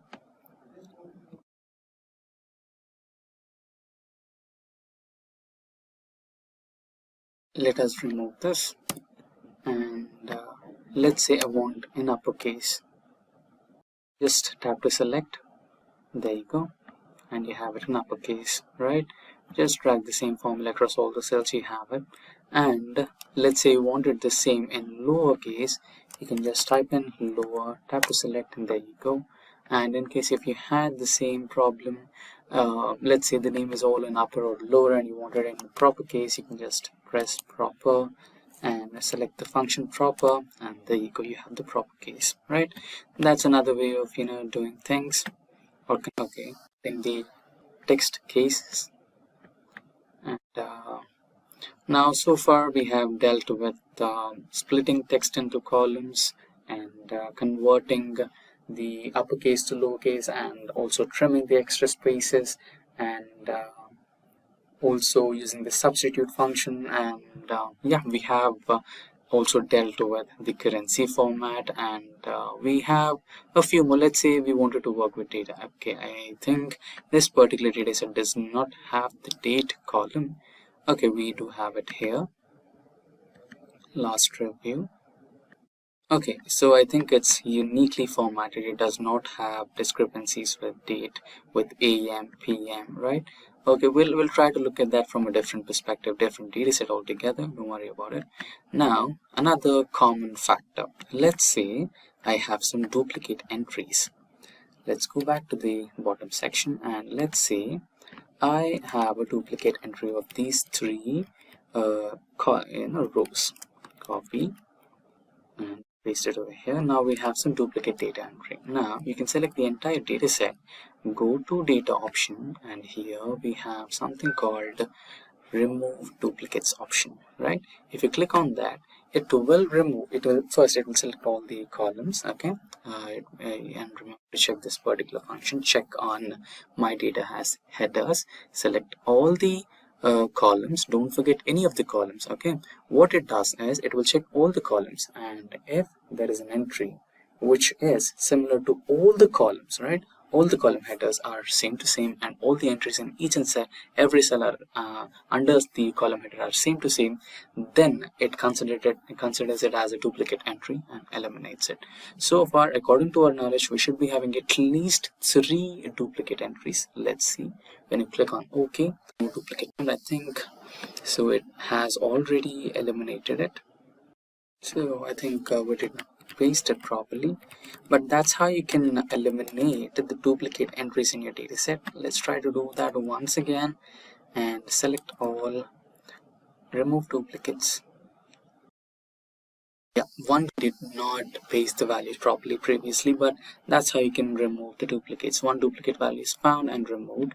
So that's how you can eliminate duplicate entries in your data set. And here, so far so good. We have learned the formatting thing, we have learned the split to cells, we have used ChatGPT to get our formulas, we have formatted cells from upper, lower, proper, and we did substitute functions, we did the currency formatting, And yeah, what remains is about the date formatting. So let's work on a different data set altogether. If we go to file and open this particular data set, I think that should be beneficial for us. Or let's go to, yes, this is the one I was talking about, right? Now let's close all the previous data sets. Don't save anything. And this, I think you might want to save. Let's save this for reference. Now we have this particular data set right in front of us, and you can see we have date and time formatting in 24 hours. And if you scroll a bit to the bottom, you can find we have the same data in terms of date, time, that is 12-hour timing, and AM and PM, right? Now you might wonder, you can just directly split the data set into space, by giving the delimiter as space, and you can eliminate the timing. But if you see the data set title, it's about crime, right? So if you are going to perform some proper data analysis based on time, location, and date, you might require the date in the form of date, time, AM and PM, right? You might want that time section. You don't want to miss that, right? So in such scenarios, you can take the help of custom formatting. See, here we have date, month, time and hours and minutes, and AM and PM. Just select the entire column, go to this particular formatting and go to custom, and here remove general and paste the dataset formatting you want in terms of date, month, year, hours, minutes, AM and PM. Select OK, and there you go. 000 got replaced by 12 AM, which is the beginning of the day, and the entire column is been now in having a uniform date time format. So these were the few tips and tricks about data cleaning for data analysis. You might have wondered that Microsoft Excel is just another data storage tool which saves your data in terms of rows and columns. But what if I tell you it's a lot more than that? It cannot just only save your data, but also perform some exploratory data analysis on your dataset and create some impressive charts, graphs, and interactive dashboards. Exactly, we are going to discuss that data visualization part in Excel. So without further ado, let's get started with the data on Excel and perform our data visualization with Excel. So right now we are on the Microsoft Excel. So if we go to the insert option in the panel here, you can see we have a wide range of charts available, right? So here you have all the charts. So all these individual charts are based on data visualization. You just have to give the dataset that you want to work on, and here you can see the recommended charts option. Here what Excel does is it will read your dataset and it will understand which of the following charts that are available here will be the most recommended ones, or which are the ones which can help you with the best data visualization, right? It can automatically read your dataset and it will give you the recommended charts, and you can choose one of them. For example, here we have a list of charts, right? So we have column, line, pie chart, bar chart, area, right? All these charts. So today we will be working on the most important ones, or most of these available charts here. So I have got a list of charts lined up here. So I've got a small data set for each and every one of these, so that we have a brief understanding of how exactly these charts work, right? Now we'll get started with the waterfall chart over here, right? Let's quickly close this and let me select the entire data set what's present on the data sheet here.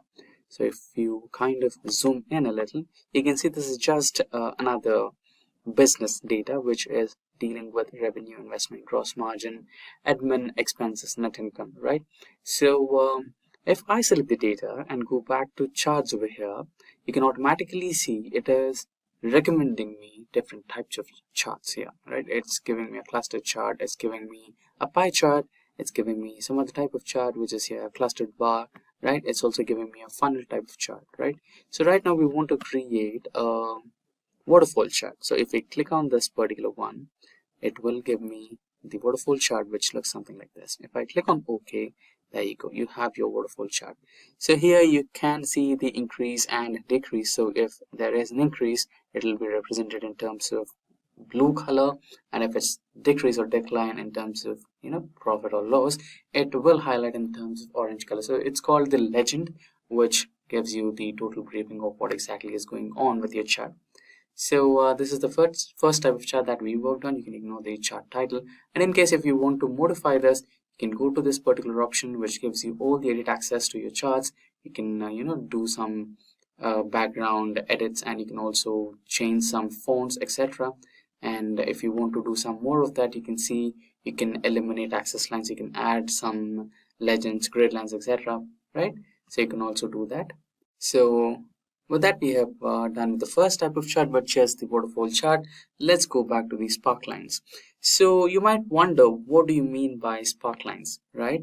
Now we have a list of business data with the regions. We have North region, South region, East, West, Central. Now, let's say your manager wants a brief, result or report which will tell about the performance of the individual zones, right? And if you give him numbers, he might not understand what exactly is going on with your business. But what if there was a way which could visually represent the performance, right?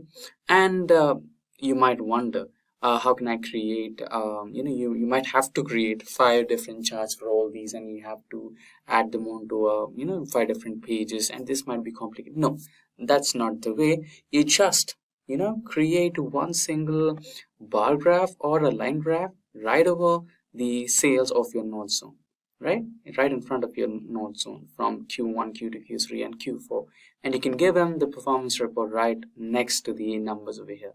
So that's what I'm talking about, these sparkline charts. So if you click if you select all the data over here and go to insert option and the recommended charts, then you can find spark lines over here. You can just go to the line type of spark line, or you can also go through the column, right? You can select any one of those. I'll try to select the column one. So it's asking me for the data range. Give the data range right over here and press OK. Now you can also drag this across all the cells. It will take the cell data from this particular cell according based on it will reference the cells right over here, and it will give you a report. And in case if you don't want the bar type of graph, you can change it directly to a line graph, which will be a little more easier to understand if there is a growth or dip or drop, right? So here you can see the east sales are going down, and every other sale except for the central, every other sale has seen a dip, and now it's slowly growing, right?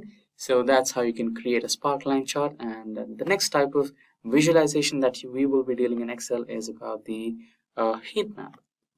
So heat maps are another good way of representing the performance of your data, of whichever is, let's say you wanted to calculate the revenue, or if you wanted to visually represent the growth of revenue or the drop of revenue of your sales through a visual representation, then heat maps are the best.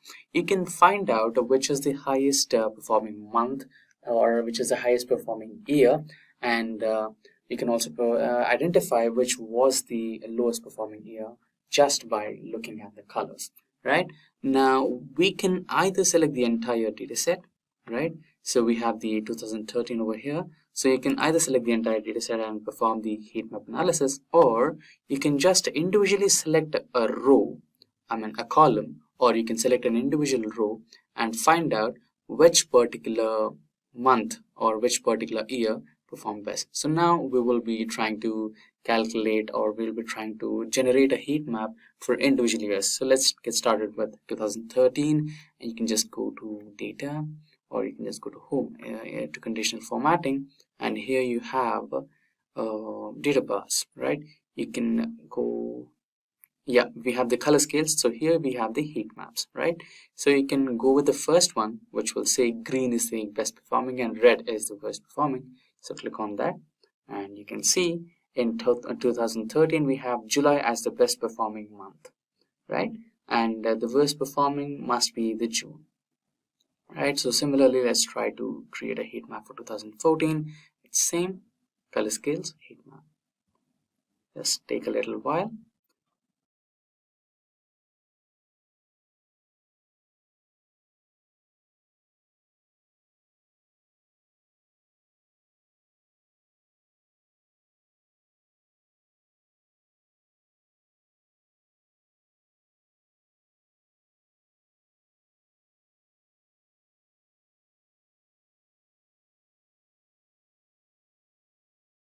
So here you can see we have created a heat map for individual years to find out the best performing month and the worst performing month, right?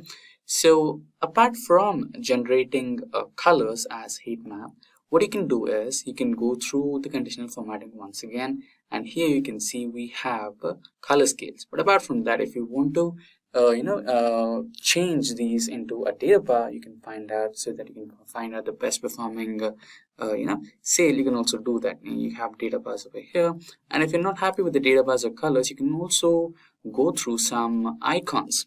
So here, if you see, we have directional icons which will directly tell you, which will indicate the best performing month in terms of an arrow mark. So the one which is pointing towards upwards in green color will show that it's the highest and best performing month, and the yellow color, which is pointing towards right, it will indicate that it was a medium performance month, and the one with the lower side and red indicates the worst performing month, right?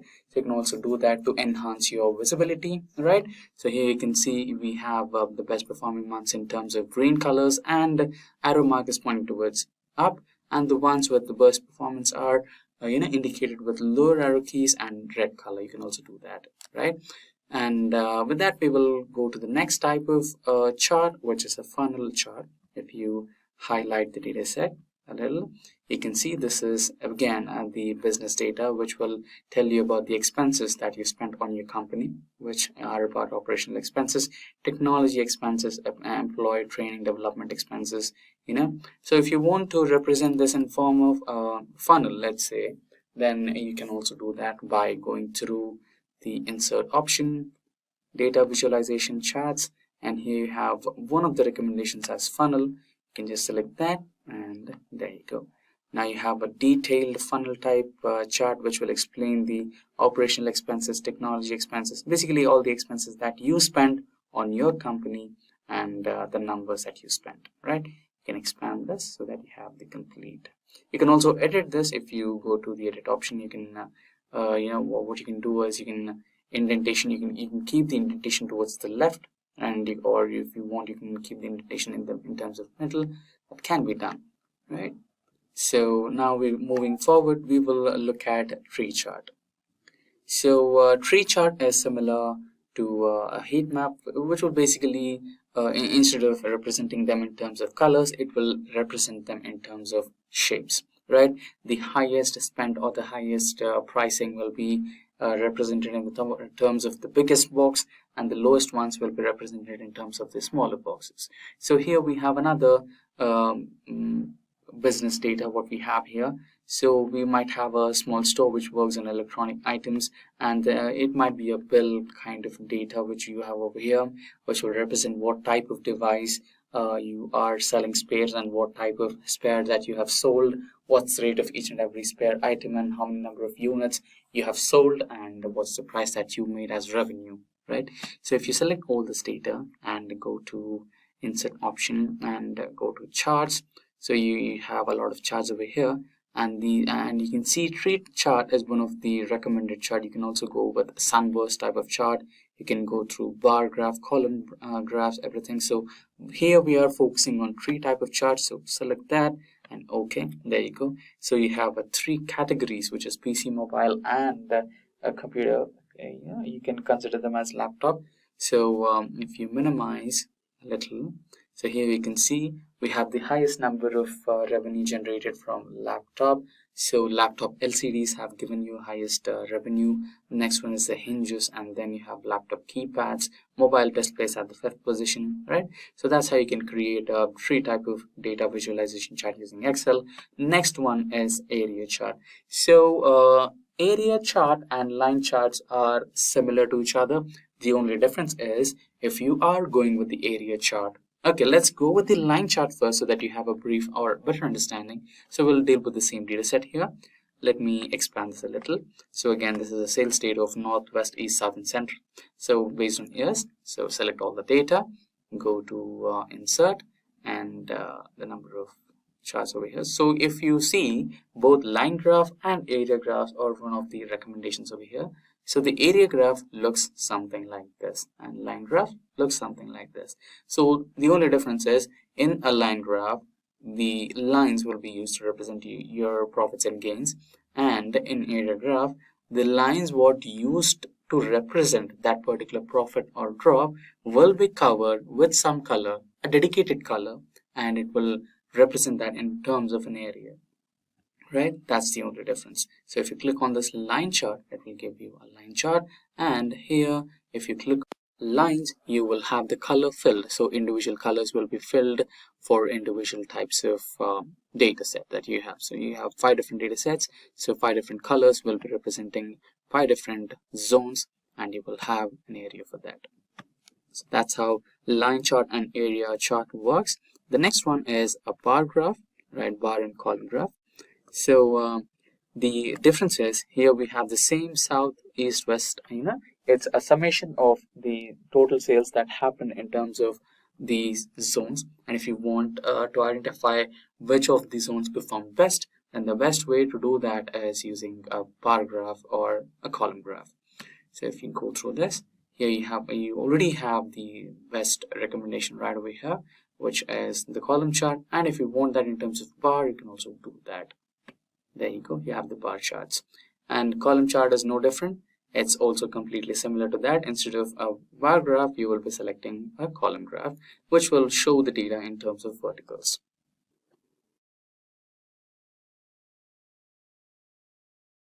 That's the column graph. And apart from that, you might have got clustered and combination charts, etc. Now the next one is boxes and whiskers. So boxes and whiskers will show you the individual performance variations of a student, right? We have okay, here we are dealing with student data set. So we have 5 different students and 3 different subjects: physics, chemistry, and maths.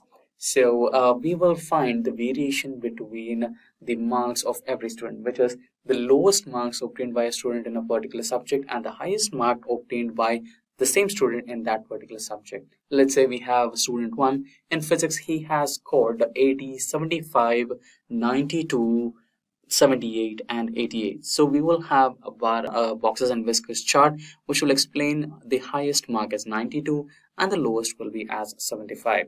So we have 5 different students, and we will understand the variations of each and every student in each and every subject. Select all the data set and go to insert option over here and drop down and go to all charts, and here we have boxes and whiskers. So this is what I was talking about, the highest number of marks scored by a student in individual subject and the lowest number of marks scored by a student in individual subjects. So each and every color will represent one of the students: blue for student 1, orange for 2, and the hash color for student 3, so on, right? Just click on OK, and you have the box and whiskers charts right over here. So the next type of chart is the maps chart, where you can physically create a map which shows you a physical map, how exactly is going on with the, right? So here we have the countries as, the state as the first column and the population as the second column. So we can basically select the entire data and create a physical map which will show the density of population in that particular state. So the highest or darkest color will represent the highest population, and the lowest or the lightest color will represent the lowest density of population. So how you can create is that simply select the entire data, go to insert option, and here you can see the maps option. Just select that particular map, and here we have the first recommendation as filled map. So we'll go with that, and we have a map which will show the population of that particular state. So here we have California as the highest densely populated state, and here we have Montana as one of the lowest or less densely populated states. So here we have the legend which will describe the highest populated area and the lowest populated area. There you go. So with that you can create the maps. And next, going ahead, we have scatter plots. So you must be well aware of the scatter plot, which will show you the graph in terms of scattered nature, and you have the highest rainfall, and so here we're dealing with the rainfall data. So the serial numbers which will describe the location, so the location which has the highest rainfall and particulate. So you can basically create that using a scatter plot. Just select the entire data, go to the insert option, and here you have the scatter plots. Just click on that. You can try to select the type of plot you want, so I'm going with the first option. There you go, we have these scatter plots which will show you in the rainfall and vertically. And now the next type of chart we have is combo, which will be the last for this particular tutorial. And if you want us to create a few more data visualization, you have a lot of charts over here. So we have line graphs, pie graphs, and if you expand the selection of the entire data, and if you expand the selection, you have a lot of charts over here. We have sunburst, we have histogram, we have combo, right? So we will be going with the combo chart over here, right? So if you click on this, you can either go with the first one, clustered column and line, or you can do any one of those. So I'll select both, press OK. There you go. So we have the combo chart, and that was the last chart for this tutorial on data visualization with Excel. And if you want to work us on a custom chart, please do let us know in the comment section below, and we will come up with a new tutorial on that one as well. So descriptive statistics in Excel. So firstly, what exactly is descriptive statistics in Excel? So some of the functions like central tendency, median, measure of variability, mode, range, box plot, etc. Such kind of functions are called as descriptive statistics functions.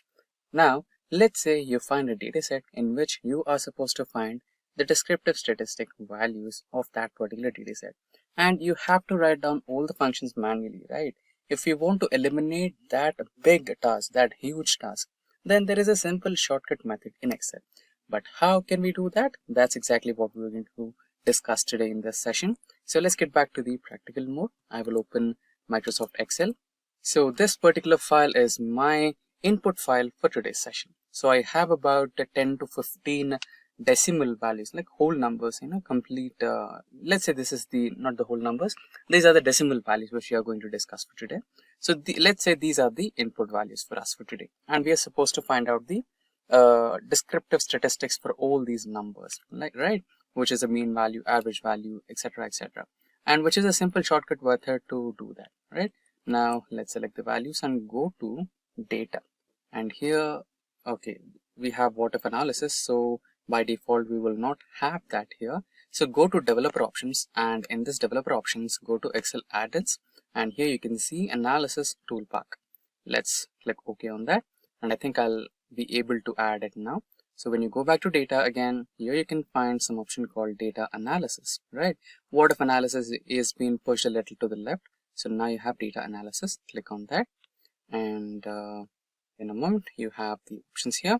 Click on descriptive statistics, press OK. There you go. Now you have the input range. Give this particular input range to your file, and now you have the data in columns, so columns by default.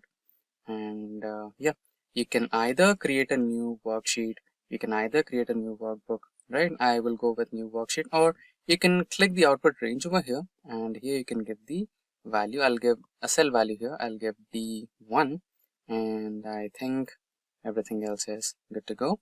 In case if you want the summary statistics, confidence level, right, and K the largest, K smallest, you can also give that and press OK, and there you go. You will have all the values here.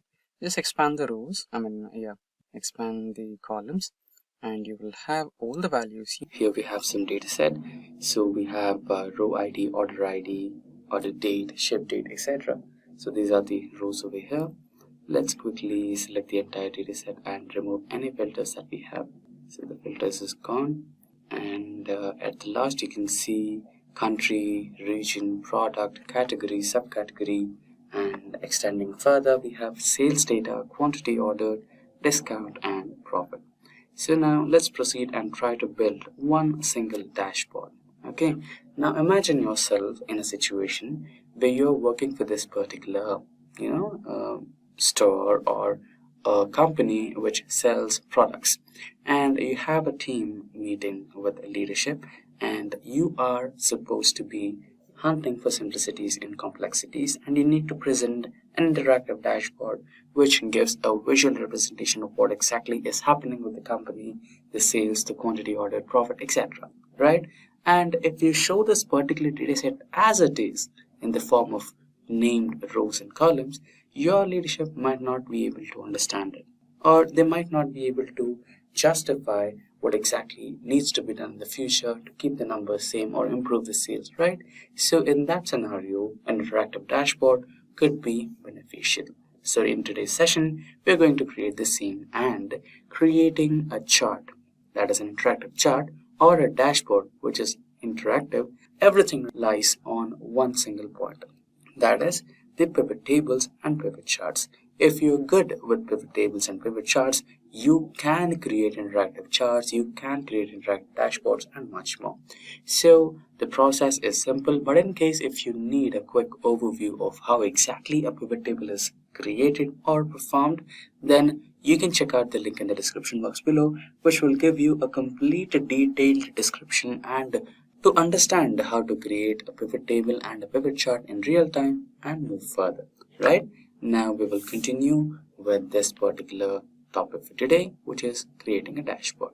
Now click anywhere in the cell, select the entire dataset using Control A and go to Insert option over here and choose Pivot Table, right? From the table range should be the option. Here you can see the table range has been selected, and you also have two more options which will help you understand where exactly to create your pivot table. So we will be creating that in a new worksheet. So click on a new worksheet and press OK. There you go. You have the pivot table here.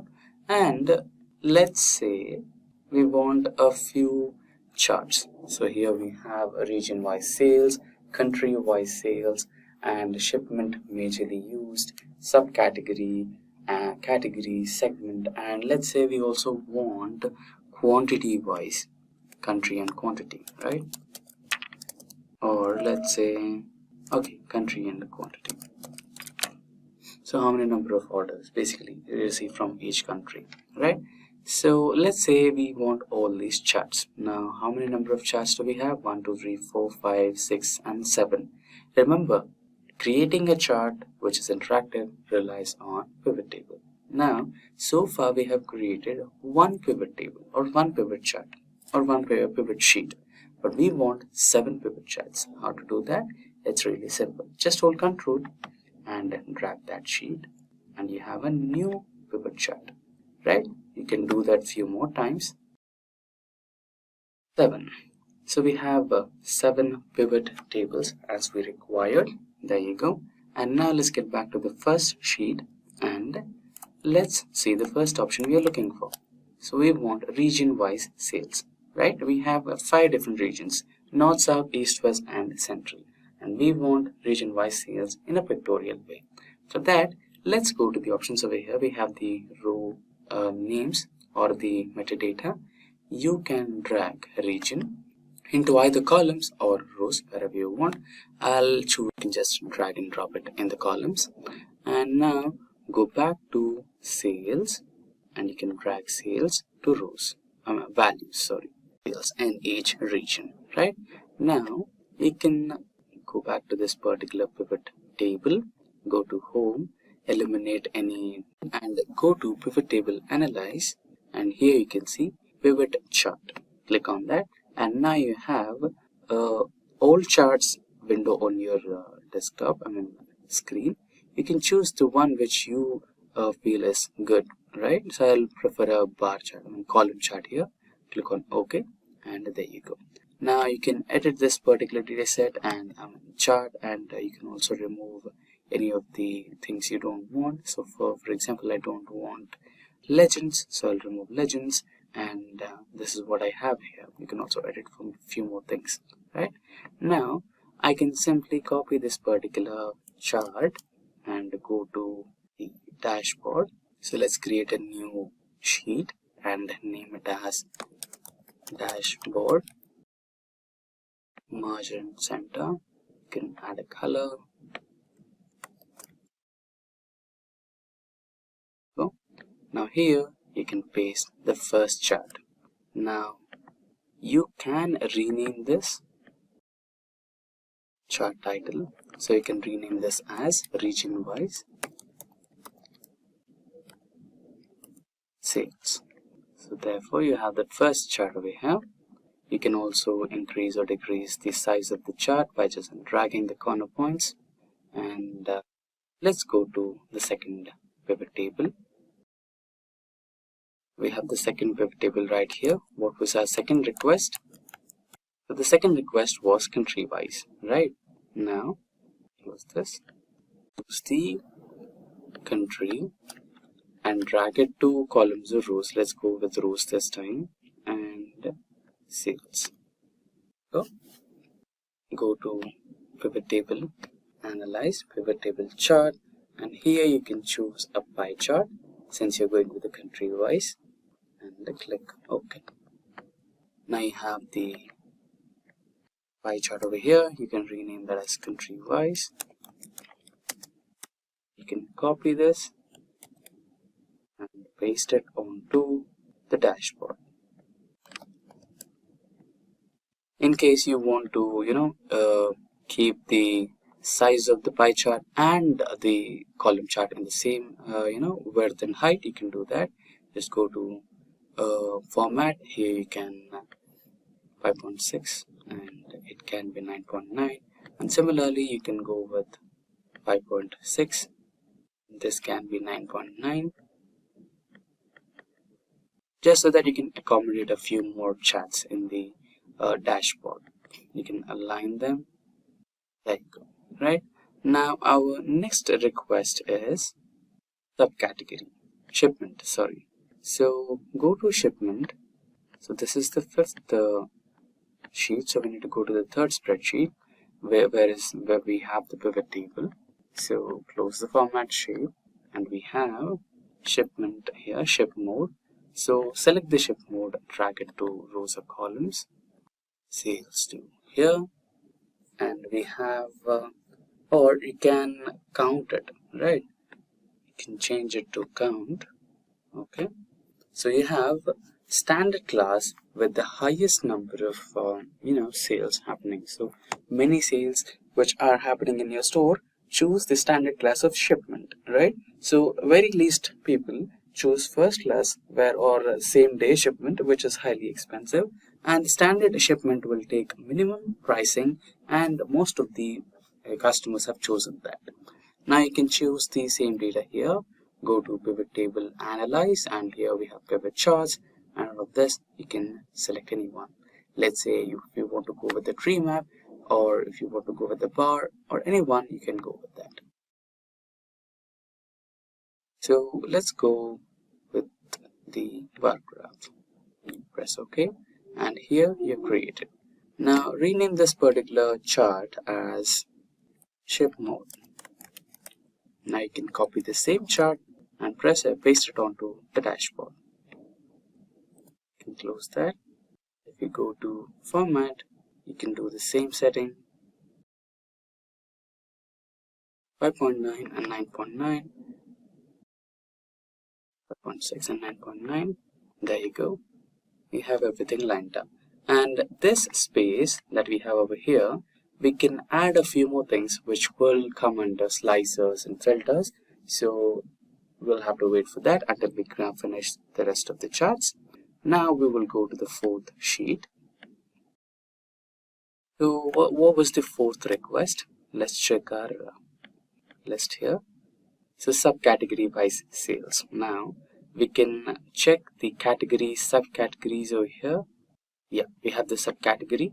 Select that and drag to rows or columns, and sales to values. Okay, and there you go. And if you want to sort, you can also sort by right clicking and sort it to minimum and smallest to largest to smallest. There you go. So the highest number of sales are happening through mobile phones. Next comes the bookcases, next come copiers, etc., etc. Now select this and go to pivot table, analyze, pivot chart, and you can choose any one of those. We can go bar chart or the column chart, and you can also rename this as subcategory wise. You can copy it, paste it on the dashboard, and you can also make few arrangements if you want. We can resize it, 5.6, and this will be 9.9. The next request is about the category-wise sales and segment. So we have the category here, drag it to rows, and sales here. You can keep it the way it is, or you can go to pivot analyze, and here go to charts, choose the one you want, and proceed. Copy it and go to dashboard. You can paste it over here. There you go. Country wise and segment quantity. So now you have country over here. I got country to rows and sales to columns. Or you can, let's go with sales. Since this is a sales dashboard, this should be beneficial. Now we have, we can also sort it again, sort to largest to smallest, and we have France with the highest number of sales. Now you can copy that or go to pivot table analyze, and here pivot chart. You can go with pie chart. You can rename it as country wise. So there you go, and copy this, paste it on the dashboard. I think we already did a country wise sales, so I think we can proceed with the next type of chart, which is segment wise. Let's go to the same sheet where we created the country wise sales and close the format, delete the chart. Instead of country, we can select segment. So which segment has the highest number of sales? Paste it over here. Format to adjust the size of the chart. There you go. So we have region-wise sales, country-wise sales, ship mode, subcategory-wise, category-wise, and segment-wise sales. Now we have a dashboard, but to make it a little more interactive, we might require a few filter-like options, which are also called as slices. So when you add slices onto the sheet or the dashboard, what you can do is you can select the options you want. Let's say I want the region-wise sales in Belgium, then you can identify that. Let's say you want Australia's or Austria's shipment modes. What kind of shipment mode is most used in Austria? You can find out it. And let's say you want to find out the Finland segment-wise sales, then you can find out. This is only possible when you try to include a slicer into the dashboard. Now let's go ahead with it. Now, if you select any of the charts, let's say I want to go with the first one. Now go into insert, and here you can see filter options, right? So here you want to insert slices. Now here you have a slices right now. Okay, so you can select the slicer you want. So I want the slicer for region. I want the slicer for country. I want the slicer for ship mode, which is right here, and I want subcategory wise slicer. I want country or category wise slicer, so category, and segment wise, which is here. So I want 6 slices. There you go, I've got the 6 slices created. Let's minimize to make it look a little more better. There you go, and we will paste the slices right here. You can also modify the size of the slices. Let's try to make them fit here, and the next one should be right here. There you go.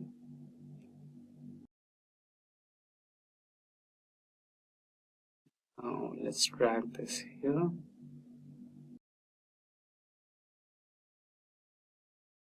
The last slicer in the last section. There you go. Now we have one dashboard, but is it interactive? I guess not. So how to make it completely interactive? So you might have a doubt. Let's say I want to click on machines. Now only 1 out of the 6 charts is reacting. Let's say I want to click on papers. it is giving me the data for phones and etc. And if I click for Belgium, you can see only one chart is being interactive, right? Now, what should I do so that every chart which is on the dashboard gets completely interactive and shows all the data in real time? That can be done. All you have to do is select any of the slices, right click and go to the option which says report connections. So select all the pivot table which are present in your chart right now: sheet 1, sheet 2, sheet 3, sheet 4, sheet 5, sheet 6 and sheet 7. Press OK. Now all the charts are interconnected with each other, and now if you click on any one of the options, so let's say I want the data for Austria country, and every data changes. Correct? Report connections. You need to do that with all the slices. Press OK. There you go. Now, if you select Finland, Denmark, Austria, you can see the charts are changing, right? Every chart is now interactive. So that's exactly how you create an interactive dashboard. Now you might be having a doubt. Okay, it's working for the existing data, but what if I add some new data? So here we have data until 2022, and this is the new data until 2023. Now, if I add this particular data to the end of this particular data set, right here, and remove the row headers and go back to dashboard, go to pivot chart. On data dashboard, we need to go to data, and here click on refresh all, then you will get the updated data set, and now you have the updated results as well. Now let's open an Excel document. Let's also try to open a new terminal in ChatGPT. Okay, we have a new chat now, right? Now let's go back to the Excel spreadsheet, and here you can see we have a CSV file which is a little longer. So let's try to eliminate a few rows. Let's try to work with only 50 rows for now. Select the first cell, delete. Right, now I want an Excel formula to separate all these comma separated values into separate columns. Now we have some automated solutions for it, right? But now let's try to create a formula using ChatGPT. Now let's ask ChatGPT to give a formula to separate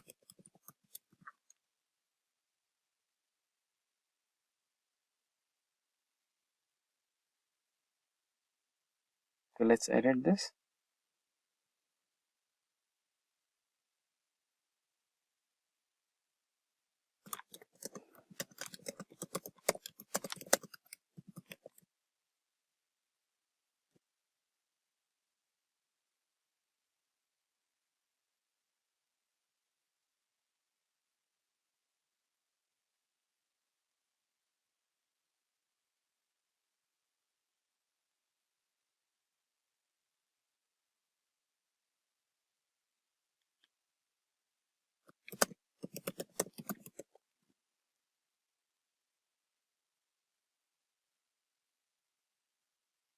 Copy the code and now go back to the spreadsheet. So initially it was trying to give me a solution which is automated, but we wanted a formula anyways. So and now try to drag the same formula across all the cells until we get the last column header. So it is quite lengthy, so I think the last column header is somewhere over here, years with the current manager. If you drag the same formula to all the rows, all the 50 rows that we're initially working with, we will also get the data set separated, right? Now if we go back there you can see the CSV has been successfully separated into different columns, right?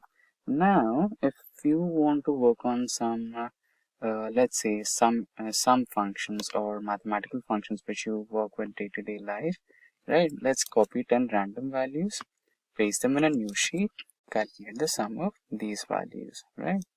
Sum of 10 values. Let's ask ChatGPT for the same. all the mathematical and statistical functions like average, mean, median, mode, subtract, differentiation, everything. Now let's try to ask it for the summation. Give me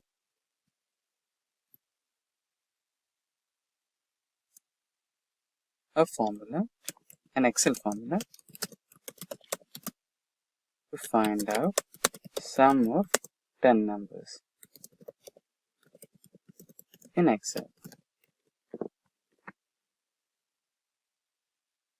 There you go, that's our formula. Copy the code and paste it in this particular cell. It had 10, right? So we need to add 10.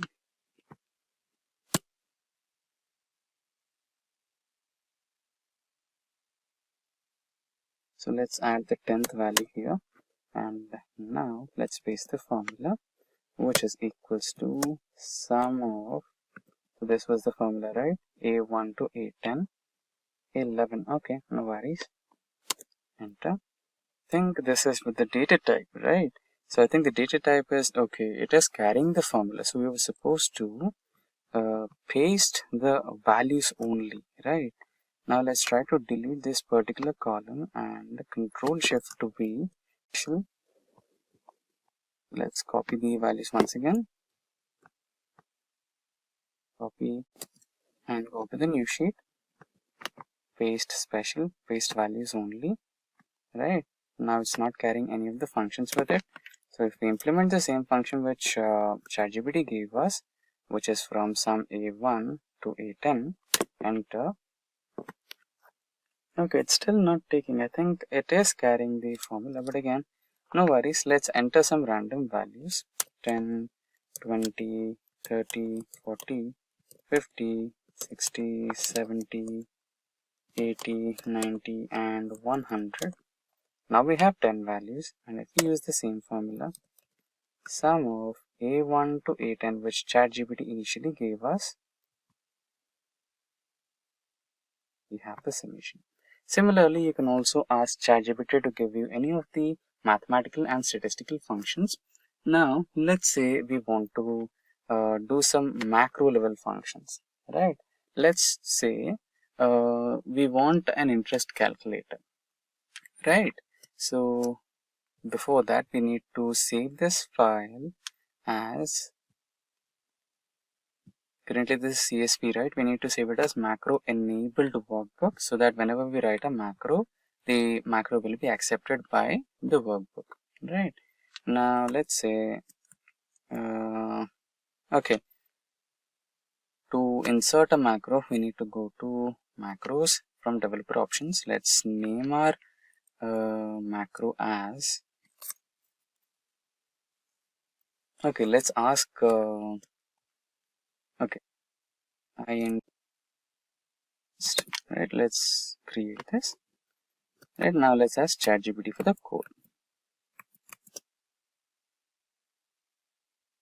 Give me a macro for calculating interest in Excel. It should be giving me the code. There you go. Simply calculate the, simply copy the code. Go to your macro, erase whatever you have here. Erase this because the the function name, we're giving a new function name here, calculate interest, right? Instead of interest, just save it. It'll ask for a small change. I think it's done. Now you can close this macro and in the same developer options, go to interest, create a button, create it somewhere over here, and click on the function that you just created, the macro just you created. Press OK, and if you want to change it, you can also change it. Instead of button 1, just type in interest.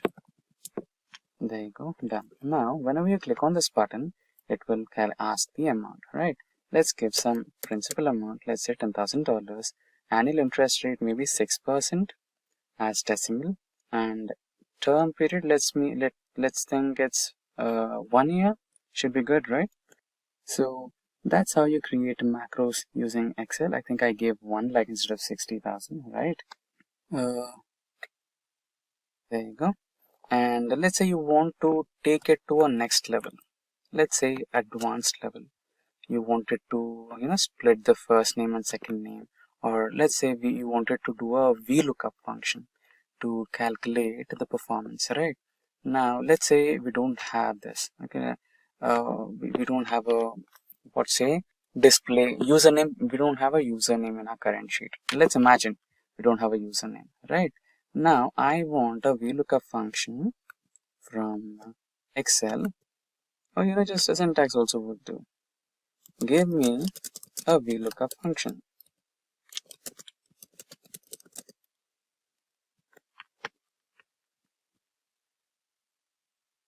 So it will give you the required formula. You can just use it, right?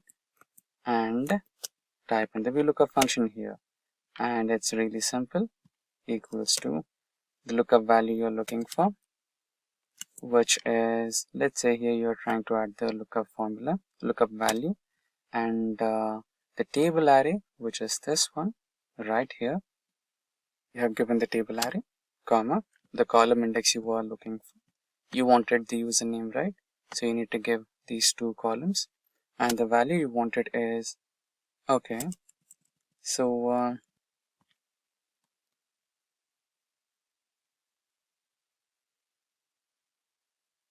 now you wanted column index 3 and you wanted exact match. Let's tap to select, enter. Okay, so I think it required only until C300.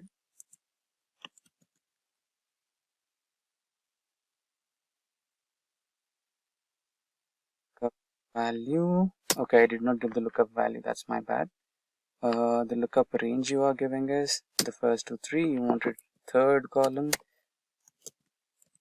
enter. And now let's give me a value, add it here, and there you go, you have the answer, right? You have the user ID and username, and that's how you use lookup function in Excel.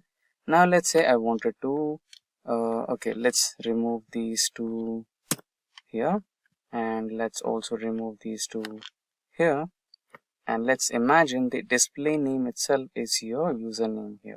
Now I want to split them into first name and second name. So go back to ChatGPT and ask for a formula. Give me a formula to split the name into first name and second name. An Excel formula. Split name into first name and last name. It will give you the formula shortly. Copy code. Go back to Excel. Paste it right there. Okay, I think we copied two codes. We just needed one. So ChatGPT will give you multiple codes here. So you can just copy the first one and erase these.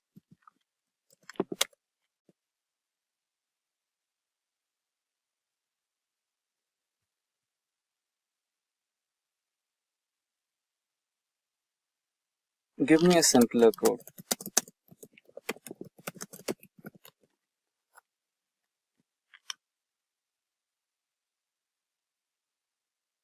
Okay, so I think that was for two different columns, right? So now let's add it here. Let's remove this and add it here. Now if you drag the same formula, you should be getting the first names, and if you take the second formula here and paste it in the last name position, you should be getting all the last names, right? If there is no second name, you will be getting a value error, and in case if you have a value, you will be getting the second name. You can also wrap this inside if error, right? Say not available,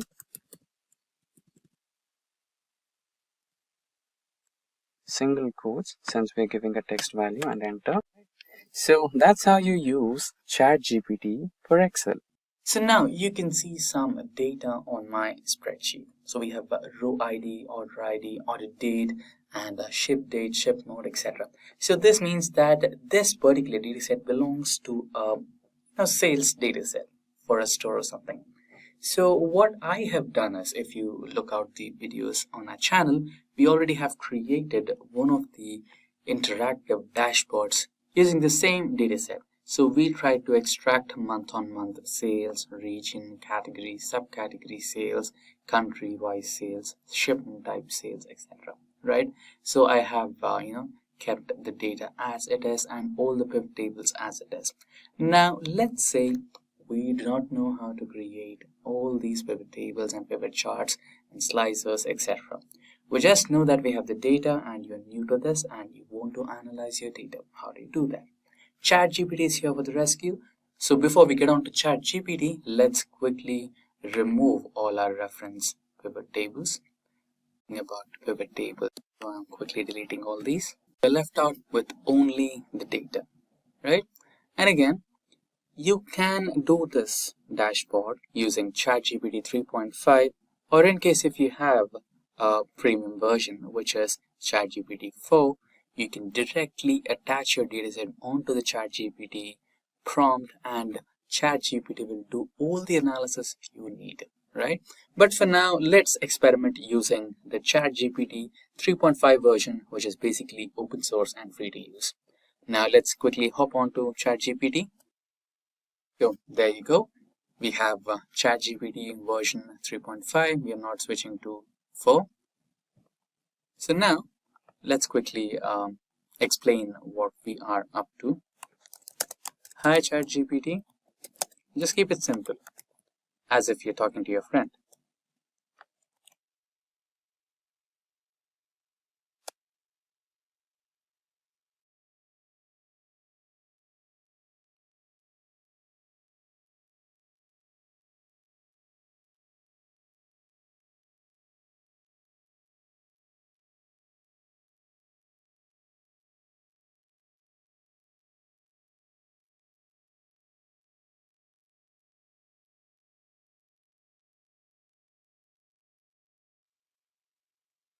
The data set belongs to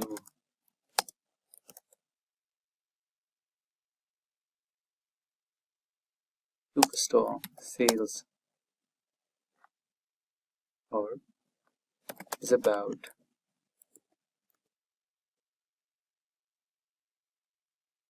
the data set is about a Superstore sales report.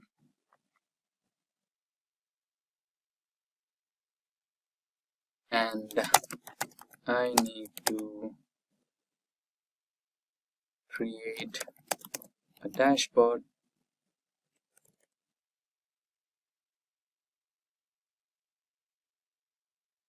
for month-on-month sale,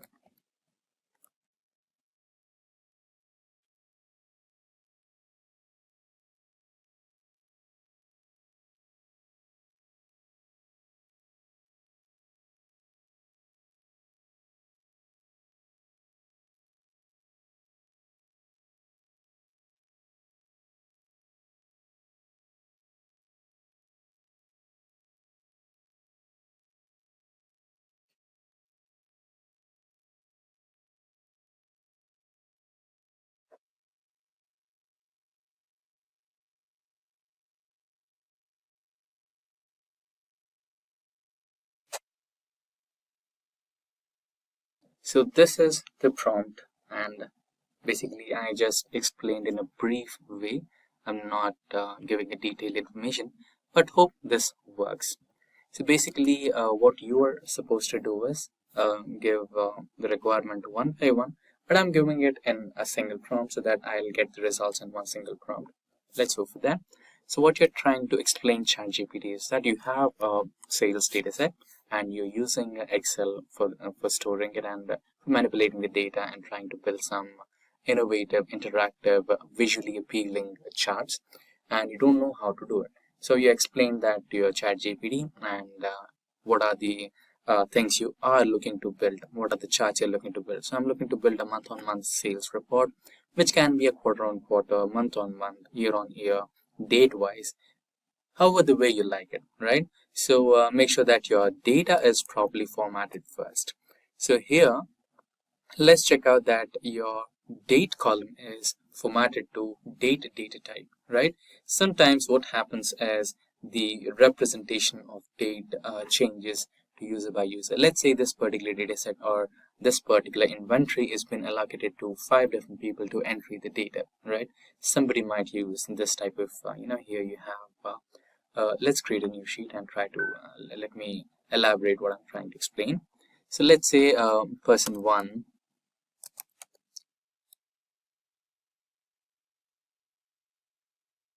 person 3. So let's say I use this type of formatting. 15th December 2025, something like that, and somebody else uses 15/12/2025, and another one uses 15 December 2025. And also sometimes few people also intend or may follow a date pattern which looks something like this: December the 31st, 2025, right? And it's not wrong.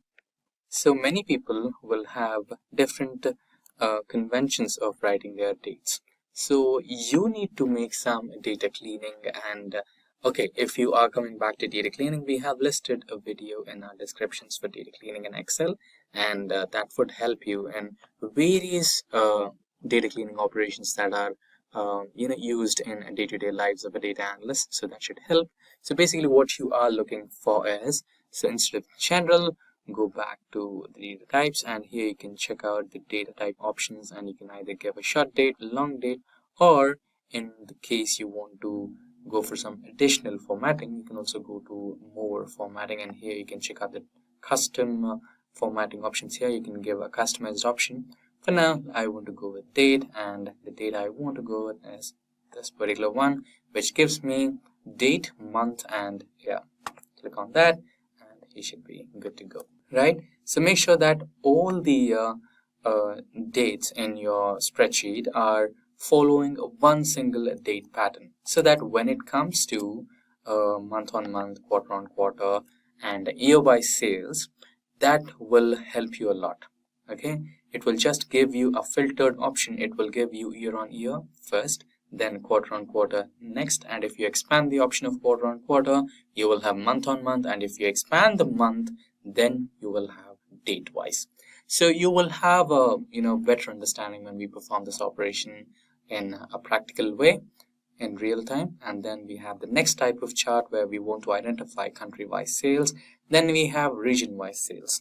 So let's say I have one country here. Let's say I want sales from France, and I want to know what are the sales happening in central region of France, north region of France. So you'll have region-wise sales there, and category-wise, which category is giving you the maximum profits or the maximum sales, and inside the category, which is that subcategory or which product is that which is giving you the highest number of sales. You can identify that, and based on that, you can plan a business.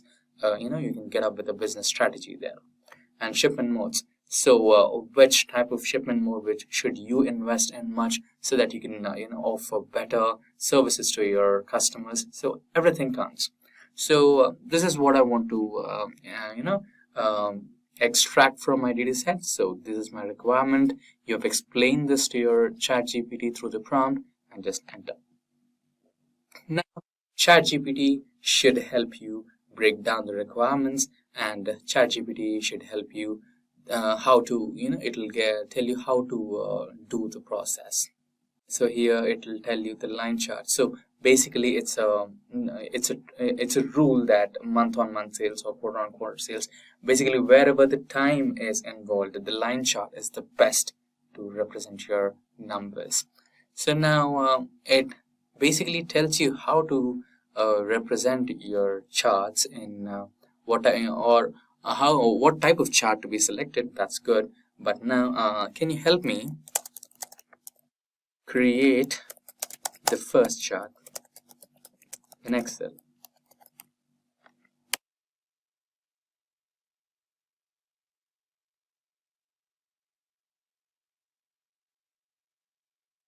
There you go. So it tells you how to create it. Ensure you have a column for dates and other corresponding values. So basically it is telling you to have a properly mentioned or properly defined metadata or column headers.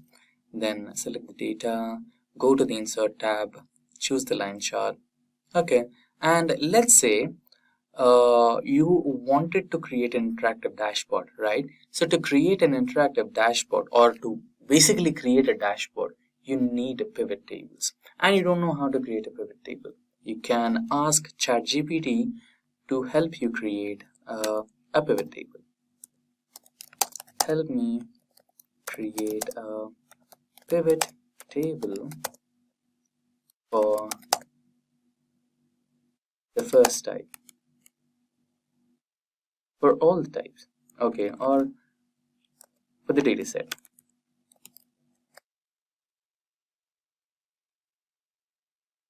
Certainly. So it will mention you the steps to follow to create a pivot table. There you go. So what's the first step? Highlight the range of cells that contain your data set, including headers. And go back to Excel, and you can just click on any cell and Control A. All your data set has been selected, or these days you can just select one of the cells and go to Insert menu and Pivot Table. And now from the table range, Excel will automatically select the entire range of the table you're looking for or you're working on. And in case if you are having any doubts on that, you can just select all the range and go to the same insert option and select the pivot table. Click on OK in a new worksheet, and there you go. You have your new pivot table. Let's delete this. Now remember, we wanted to create the month-on-month sale for the first pivot table and pivot chart. So, and remember about the date formatting. So we will be looking on that. Now we will drag order date onto rows here, and you can see here. So this is what I was talking about. So Excel has automatically segmented your dates. We have about 10,000 rows in this particular data set, and it has segregated all the 10,000 rows into 4 different years: 2020, 21, 22, and 23. And if you expand the selection of year, it has segregated again into quarter 1, 2, 3, and 4.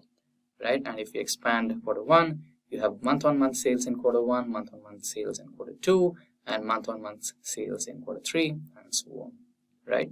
So this is why I was requesting you to have a proper data formatting for all your dates, right? Which could be really helpful when you want to extract the quarter-on-quarter sales and date-wise sales and year-wise sales, right? So now we wanted to find out month-on-month sales, right? Or year-on-year sales. So where is the sales? Yeah, here we have the sales parameter. Just drag that onto the values, and there you go. Now format this into the currency type. So the currency is dollars, American dollars, and you can eliminate the leading zeros here if you don't want them. There you go. Now you have the whole number here. You can also do the same for this.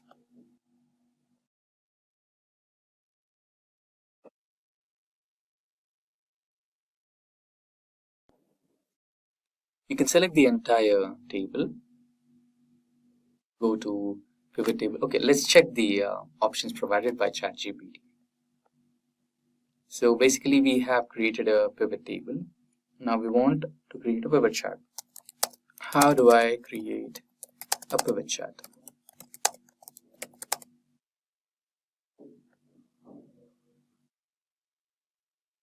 So again, it's making really clear statements and really clear steps.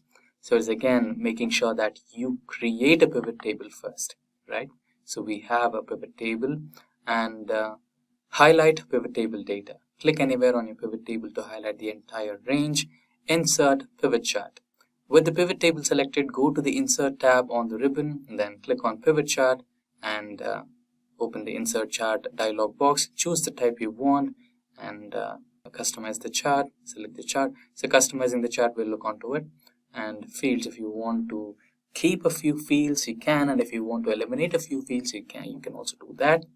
Refresh data. Let's say, why refresh data? See, ChatGPT is so brilliant, right? So let's say I have the sales data until 2023, and now we're in 2024. Let's say we update 2024 onto this particular spreadsheet, and now we have that particular data in the original spreadsheet, but that is missing here. In that scenario, what you can do is just go to data, and here you will find the refresh all option. Once you click on this, you can find the 2024 data updated here. For now, we have not added yet, but in case if it's added, all you can do is just refresh your sheet and everything will change. So brilliant suggestion from ChatGPT, and save and share in case if you want to share. So let's follow the same steps. Select any cell in the pivot table, select all the sheets, go to insert tab, and here recommended charts, or go to the charts option and select the chart that you are looking for. So we are dealing with time, so I would go with the line chart. Just click OK. But in case if you want to create an interactive dashboard, just go to pivot table analyze, and here you have the pivot charts. And again, it will give you the same option. Just select the line chart here and press OK. So you have your line chart over here. So again, if you are editing this, so you can remove the legends if you want, remove anything else, or you can customize that. Okay, there you go.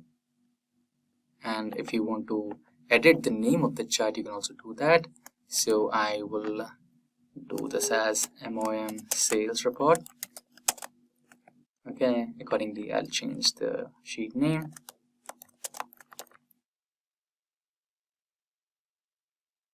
There you go. Right, now quickly we will create the other charts as well. So the process is the same. You can hold control and drag this particular sheet, and you have the next sheet. So the next requirement that we requested ChatGPT was the country-wise sales. So everything will remain the same. What changes is, okay, let's close this, and here instead of order data, we will have, okay, let's remove this from rows and quarters, months, right, country.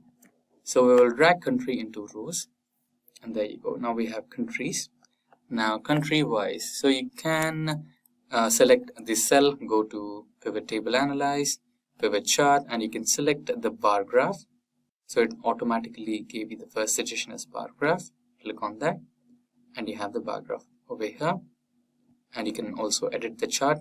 You don't want the legends, you can remove them, and edit the name of the chart to country-wise sales. So, and quickly drag and drop the sheet again, new pivot table, and here you wanted category-wise sales or segment-wise sales. Close this particular thing, delete this, and instead of country, you're going to add segment to the rows and remove country, and you have segment wise sales. Select any cell on the pivot table, go to pivot table analyze, pivot chart, and here you can use any of the available charts here. Let me use the funnel chart, or histogram. Bar chart will be better. Press OK, and there you go. You have the bar chart. Same. Edit your, customize your chart. Change the name to segment-wise sales. Hold control and drag the sheet. Now you have subcategory-wise sales.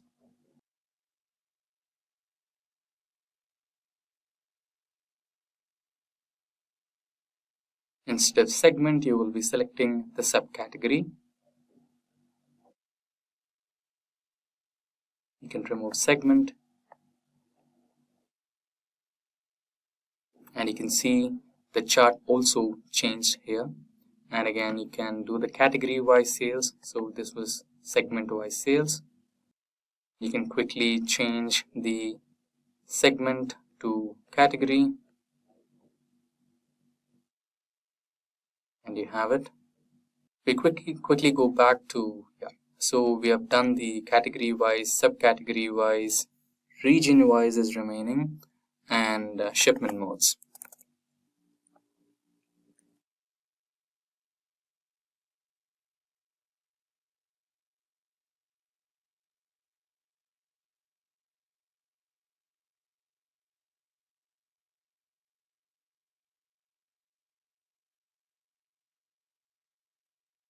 So quickly drag and drop the region, remove subcategory from the list. There you have the region-wise sales. Edit the name.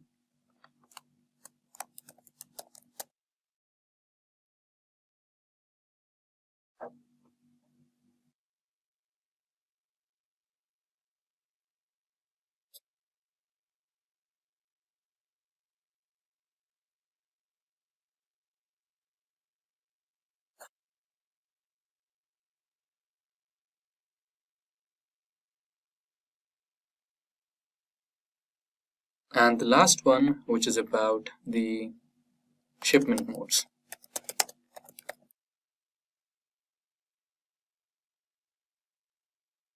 Remove region, and there you go.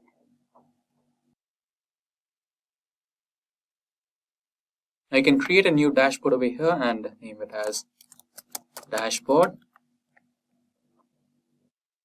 You can do some customization to your dashboard, like selecting these cells.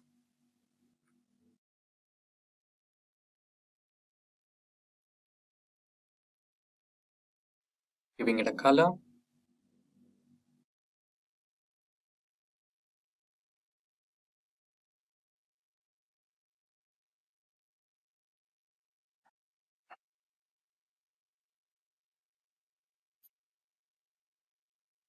There you go. Now you can quickly copy and paste all these charts to the dashboard. Starting from the month-on-month sales. Copy.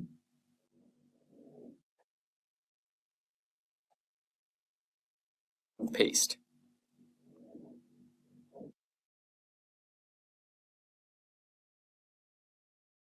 So I'll quickly do all the pastings as soon as possible.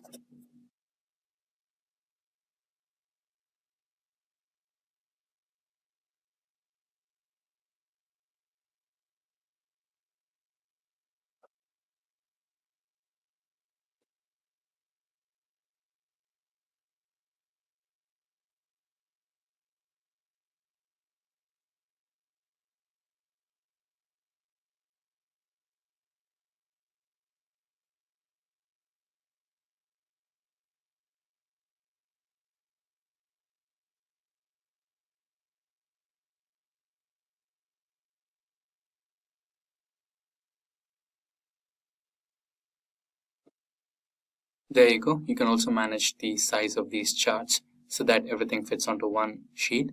So for now, let's try to unpin this so that we have a little better visual appearance.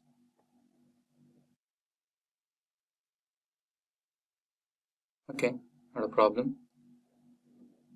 And now we need some filter, right? So something which can make it a little more interactive. That's when you add slices, And let's say you don't know how to add slices. Back to ChatGPT and ask ChatGPT, how do I add slices to my dashboard?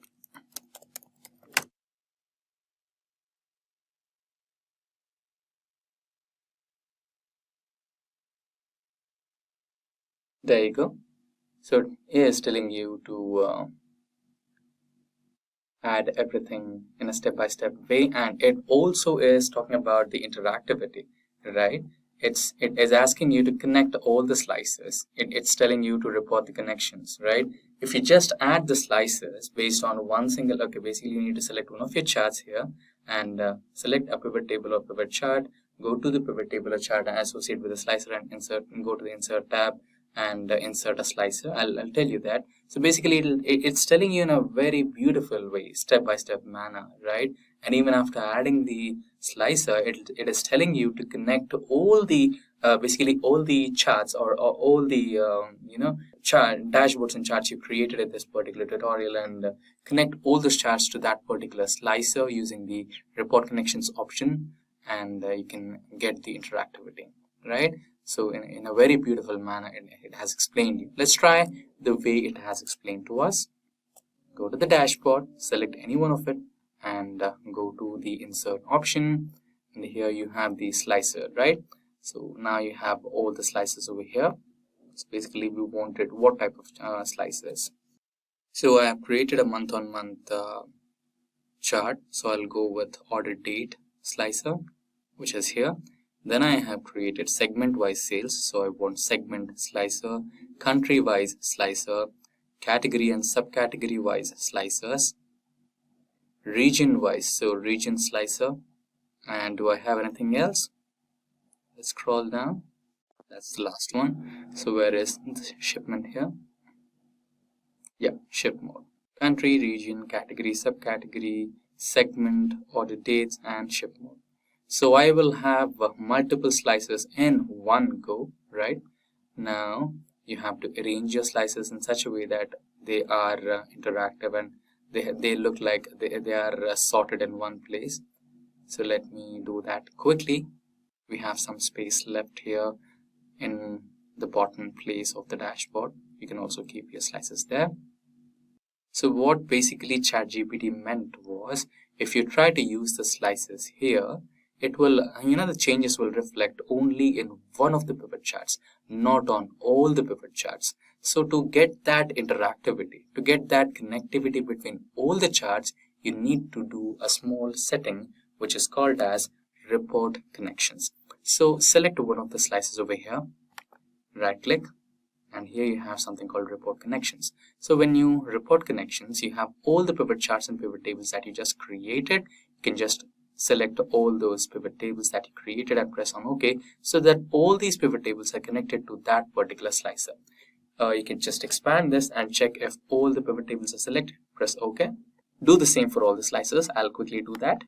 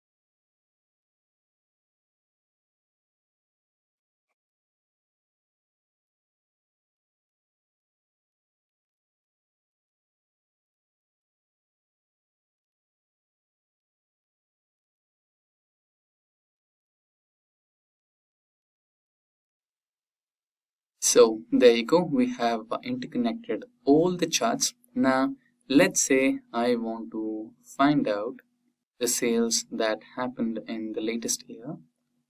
Just go to the filters select any of the dates, 2023, and you have the data. And if you want to select any particular country, then you can also do that. I want to go with United Kingdom, and in United Kingdom we have all the data here. Let's say I want to check out only for the phones. There you go. Now you have an interactive dashboard which will tell you the sales that happened on the date of 16th of November 2023 in the region United Kingdom for phones, right? And segment is home or office, shipment mode was standard class, and major sales that happen are from North region, and the category is from technology, right? And that's how you create an interactive dashboard using ChatGPT in Excel. So each and every step has been mentioned very clearly by ChatGPT, and you have all the data in one place. So let's quickly remove all the filters. And there you have the entire dashboard. With that, we have crossed the first milestone on Excel. Proceeding ahead, we have SQL. In this video, we will cover a complete roadmap for learning SQL. So if these type of videos you like to watch, please subscribe to our YouTube channel and press that bell icon to never miss any update from Simplilearn. So without any further ado, let's get started. Imagine you're working at Facebook, where millions of people are constantly posting updates, liking photos, and commenting on your post. And to keep running everything smoothly, Facebook uses SQL. When you post a status update, SQL saves it to the database. When your friends like or comment on your post, SQL quickly finds and shows you this information. SQL links all these actions together, making sure everything works seamlessly. By learning SQL, you can manage and organize large amount of data efficiently, just like Facebook does to keep its users connected and engaged. That is why SQL is one of the best language for database management, which stands for Structured Query Language. SQL is a programming language made for managing and working with relational databases. It lets users to easily retrieve, insert, update, and delete from databases. So this video will guide beginners through the key steps and concepts needed to become skilled in SQL. Craving a career upgrade? Subscribe, like, and comment below. Dive into the link in the description to fast-track your ambitions. Whether you're making a switch or aiming higher, Simplilearn has your back.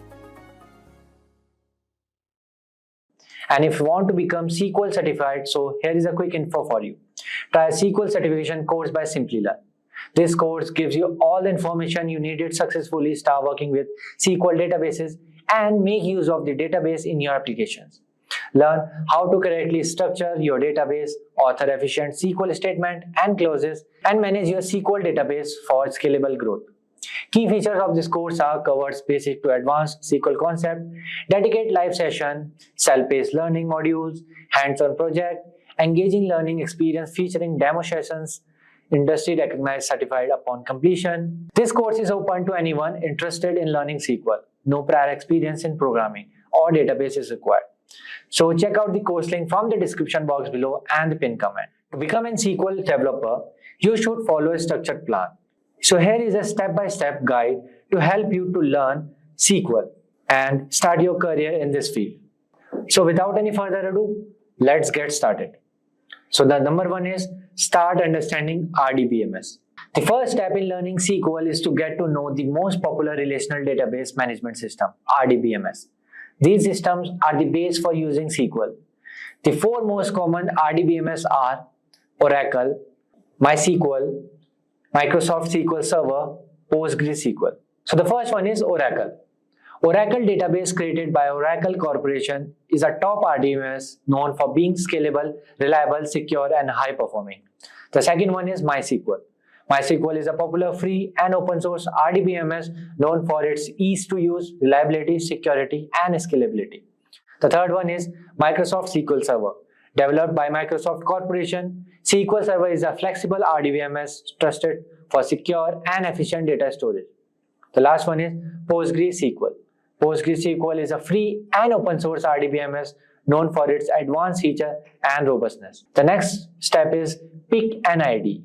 After you understand RDBMS, the next step is to choose and install Integrated Development Environment (IDE). So some popular IDEs for SQL development are pgadmin, an open source platform for managing and querying PostgreSQL databases. It has many tools for database management. The second one is MySQL Workbench, a visual tool for designing, developing, and managing MySQL databases. It integrates SQL development and administration. The third one is Azure Data Studio, a modern open source and cross-platform tool by Microsoft that supports multiple database systems like SQL Server, PostgreSQL, and MySQL. The fourth one is Oracle SQL Developer, a free IDE from Oracle that helps in developing and managing Oracle databases. The third step is learning the basic SQL commands. The main goal of learning SQL is to master the basic command. So these commands are grouped into four main categories. First one is data manipulation language, the second one is data definition language, DDL, the third one is DCL, and the fourth one is TCL. So data manipulation language, DML, these commands are used to work with the data in the databases. The main DML commands are insert, update, delete, and many more. The second one is data definition language, DDL. These commands are used to set up and change the structure of database, like creating, altering, or deleting tables, indexes, and views. The main DDL commands are create, alter, drop, and truncate. The third one is DCL, data control language. These commands are manage user permissions and access to the database. The main DCL commands are grant and revoke. The fourth one is TCL, transaction control language. These commands control transaction in the databases. The main TCL commands are commit, rollback, and save point. The fourth step is understand SQL keywords. SQL keywords are important for performing tasks in a database like retrieving and managing data. Some commonly used SQL keywords include, the first one is select, used to retrieve data from a database. The second one is from, specifies the table from which to retrieve or delete data. The third one is where, filter results to include only records that meet certain criteria. The fourth one is order by, sorts the retrieved data in ascending or descending order. The next is insert into, adds new rows to a table. The next is update, modifies existing data in a table. The next is delete, removes data from a table. The another one is create table, creates a new table in the databases. The another one is drop table, deletes an existing table in the databases. The last one is alter table, modifies, adds, or deletes columns in an existing table. And the fifth step is master SQL data types. So understanding SQL data types is crucial for storing and handling data in a database. The most common SQL data types are, the first one is string data types, used for text, names, and addresses. The second one is numeric data types, used for numbers like integers and decimals. The third one is date and time data types, used for storing dates and times. So these three are the common data types in SQL. So the next step is know the types of SQL operators. SQL operators are symbols used for perform different operations on database. The main types of SQL operations are, the first one is arithmetic operators, used for addition, subtraction, multiplication, division, exponential, and modulus operation. The second one is logical operators, used to combine two or more relational statements like all, and, any, some, like. The third one is comparison operator, used to compare the contents of a field with another field or a constant. So after learning SQL operators, let's jump into the seventh point, learn about SQL data constants. So constants are the rules that limit the type of data allowed in a table, ensuring accuracy and reliability. If a constant is violated, the action will be stopped. The most common SQL data constants are, the first one is not null, ensures a column cannot have a null value. The second one is unique, ensures all the values in a column or a group of columns are unique. The third one is primary key, uniquely identifies each row in a table, combines not, null, and unique. And the next one is check, ensure all the values in a column meet a specific condition. And the next step is learn about SQL normalization forms. Normalization is organizing data in a database to reduce redundancy and improve integrity. So there are several levels of normalization, each with specific rules. So the first one is 1NF, first normal form, and the second one is second normal form, 2NF. The third one is third normal form, 3NF.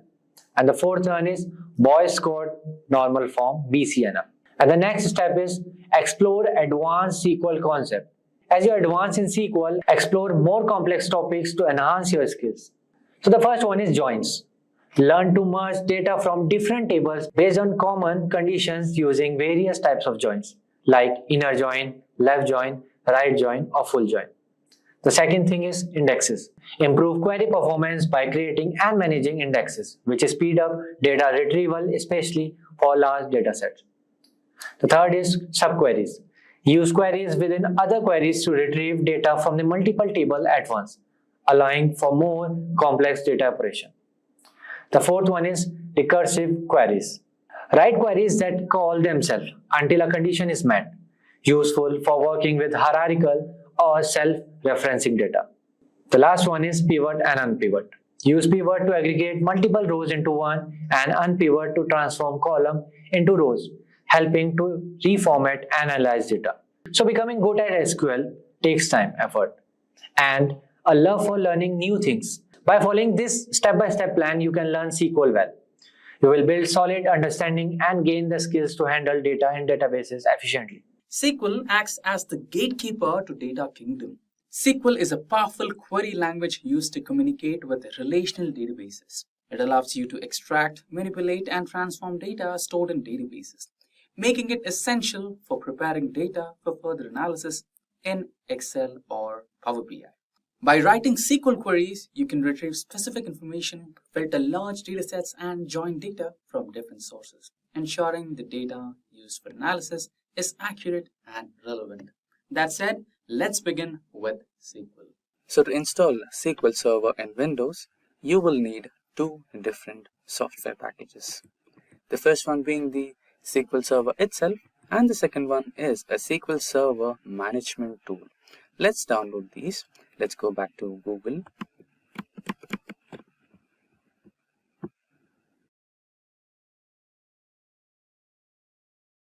Now type in SQL Server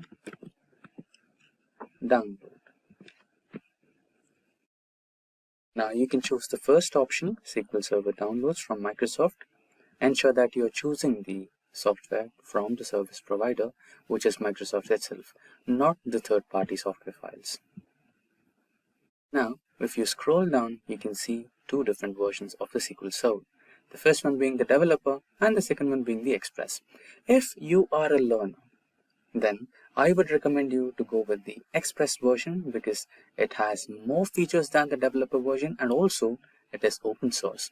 Now let's go with the Express version. Download now. The software file should be downloaded shortly.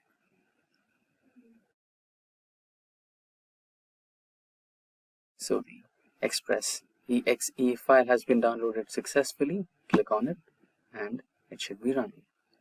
Now it is asking for the admin permission. Give the admin rights and then you should be good to go. Once you provide the admin rights, the SQL Server installation will begin. So here you can see the window or the dialog box which will give you three different options: basic, custom, and download media. I would recommend you to go with the basic version. Select that and now read all the terms and agreements.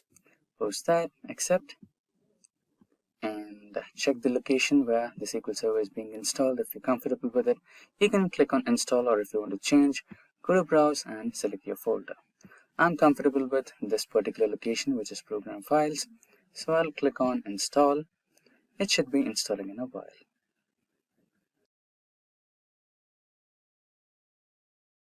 There you go, the download is successful. The installation phase might take a little while.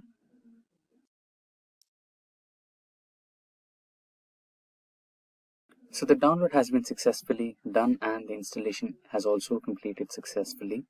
Now, only the first phase of the installation process is done, right? The SQL Server is done. But we need another tool, which is SSMS or SQL Server Management Studio. That you can get right over here. Just click on Install SSMB and it will redirect you to a different web page. Just click on the web page you want to go or the web browser you want to choose. And that is the web page that I was talking about.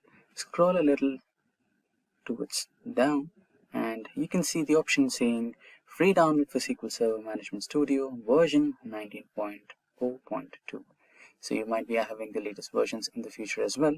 Let's go with the current version. Click on it. And there you go. The system setup is being downloaded here. It's 629 MB, so it might take a while.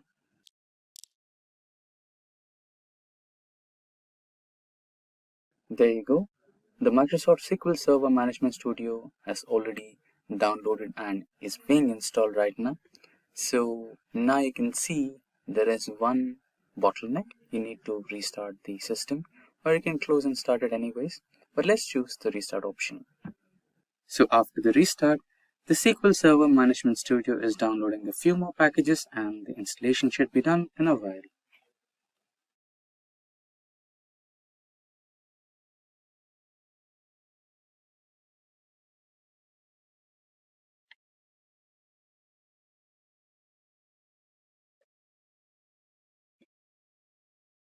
There you go. The installation has been complete and you have the Server Management Studio ready to execute. Open that.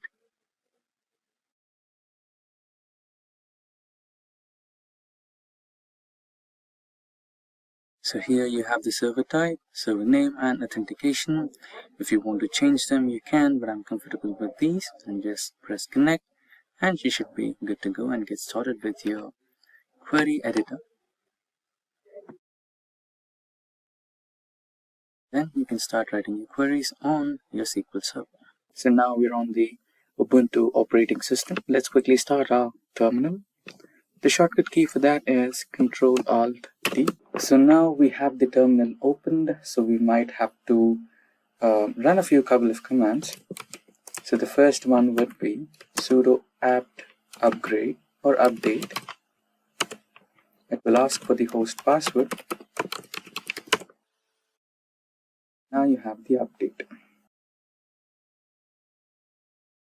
So usually what happens is when you try with the default method or when you try with the default codes or the commands, you might miss a couple of updates or two or files, right? So what happens when you try with the default codes or default commands is you might miss a file or two. So when you update the Ubuntu, you will get the missing files as well.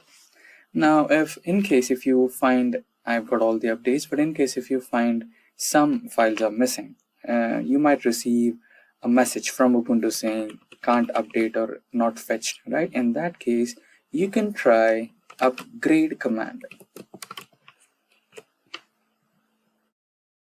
Even then, if you miss a couple of files, there is another similar command which says sudo apt full upgrade. You should also try that as well. So basically what happens is you might have one single command which says sudo apt install MySQL, right? So that particular command will run, but unfortunately sometimes it misses to face complete get. It misses to get all the files. So to avoid that, we will try the brute force method, which will get all the files, all the updates on all the executable files you require to run MySQL in Ubuntu, right? Just a couple of minutes, yes. So similar to upgrade, we have full upgrade. It's done. And in case if you wanted to remove some unnecessary files, you have a command for that as well. So let's take a look at that. So the sudo apt auto remove will remove any of those older packages which you no longer need after the complete full upgrade. Let's run that. There you go. So now we are done with the Ubuntu update. Let's clear the screen by pressing Ctrl+C shortcut key. the shortcut key Control L has been pressed and the screen has been cleared now. Now we're good to go with our SQL installation command, which is sudo apt get install MySQL. Yeah, so again we face some issues regarding the installation. So this means that we might have some files which we might not need related to MySQL. So my suggestion would be to eliminate those particular files using the sudo apt get remove purge MySQL server, MySQL client, MySQL common, yes. That is why. So we're trying to remove any of the existing files. So let's try to get auto remove and auto clean.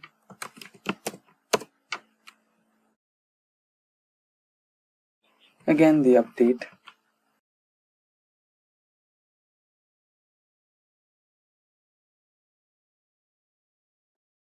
There you go, we have the update, and now we shall try to install the MySQL server with the following command. But the difference is we are trying to install it with yes, that is -y, providing the permissions.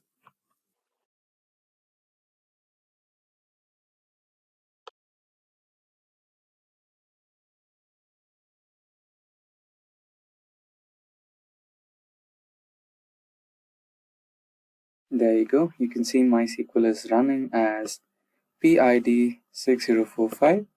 Anyways, let's also check the status once the update is done.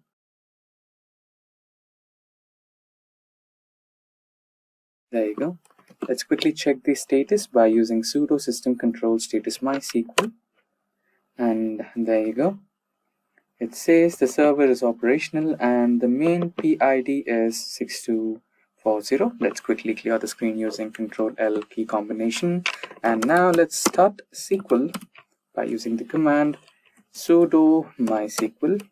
They should start MySQL for you. There you go. That's how you install MySQL in Ubuntu operating system. Again, you can run all your queries based on MySQL, and in case if you want to quit, just type in quit. Now without further delay, let's get started with how to install MySQL in Windows.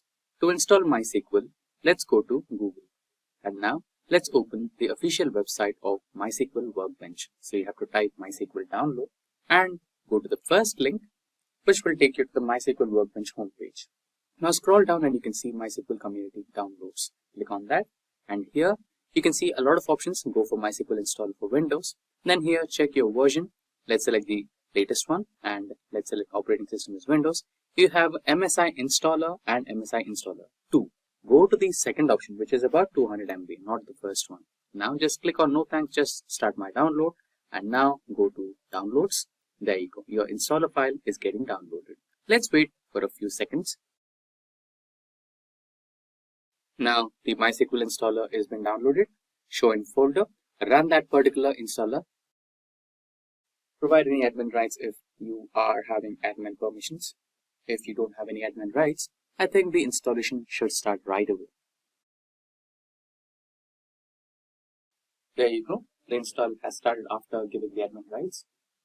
I think this should be the last admin rights, and then the installation should go on. There you go, the install has been started. Now here we have various options: server only, client, full, custom. If you don't have any idea, then go to full, but in case if you have idea about what you're going to install, I would recommend go to custom and select the server, workbench, and a few other things, and that should be good. So let me go for servers first. That's the server MySQL Server 8.0, that's the one we need. And if you need a shell, you can also go to shell. And the most important one for today's session is about the workbench. So anyways, let's take the server and then the shell and also the workbench. The drag and drop is not working. I think we can select the arrow. There's the workbench. Next is the shell, and after that we should be selecting our server. There you go. Now next, and execute. All these three will be installed soon. I think they have got installed. Now Yeah, I think we should go to next. One last check once. Yeah, so next, and here just check the port numbers, and I would like to go with the default port number here, no changes. And next, and here we have to use legacy authentication, but I would go with the recommended one. Now provide password for your workbench. Choose the password that you would like to remember. That's my first password, and I'll be repeating the same password here for confirmation. And next, there you go. Let's have a standard system account, grant full access to MySQL, and now execute so that all these configurations get applied to your installation. They are started. Now your workbench has been started. Double click and now give a password that you gave during the configuration. Enter, and that's how you install Workbench in your local Windows system. Now you can create new models, new databases, etc. And you can run a default command, which is show databases, which will show you the default databases that are readily available for you to work on the MySQL Workbench on Windows. The command is show databases and semicolon. But now let's run the default commands, and as the series come down from Simplilearn on SQL, you will learn more SQL tutorials. So that's the show databases command. Draw that plus symbol, and there you go. You have the default databases. So first, let's have a quick look on the syntax we use to create a database. So first we have a create keyword, which will explain the SQL server that we are trying to create a new element, which can be a database or a table. Next, we have the keyword database, which clarifies the SQL that we are trying to create a new database. The next one is not mandatory if not exists, just we are trying to make sure that the database that we are going to create is not already existing. So if you use this if not exists, then SQL will tell you in case if there is an existing database on the same database name, then it will not allow you to create a duplicated database. And followed by that, we have the database name, which can be anything. So I've just created as database name here. Now that we are clear with the syntax, let's get back to the IDE, that is MySQL, to execute a command to create a new database. So now we are on the SQL Workbench. Now let's quickly try to log in. There you go. Now you can see some existing databases on the left hand side of the workbench. SYS or system is the default one. So I already created test and trial. Let's try to create a new one right away. So the create keyword and database keyword, and then if not exists. So here you can see I'm trying to capitalize the keywords so that it's easier to understand what is the code and what is the user defined names, right? So create a database if not exists and Simplilearn DB. That's our code. Let's try to execute this, and there you go. So here you can see in the action output, create database if not exists, Simplilearn DB has been executed successfully. Now we can run a new code which says show databases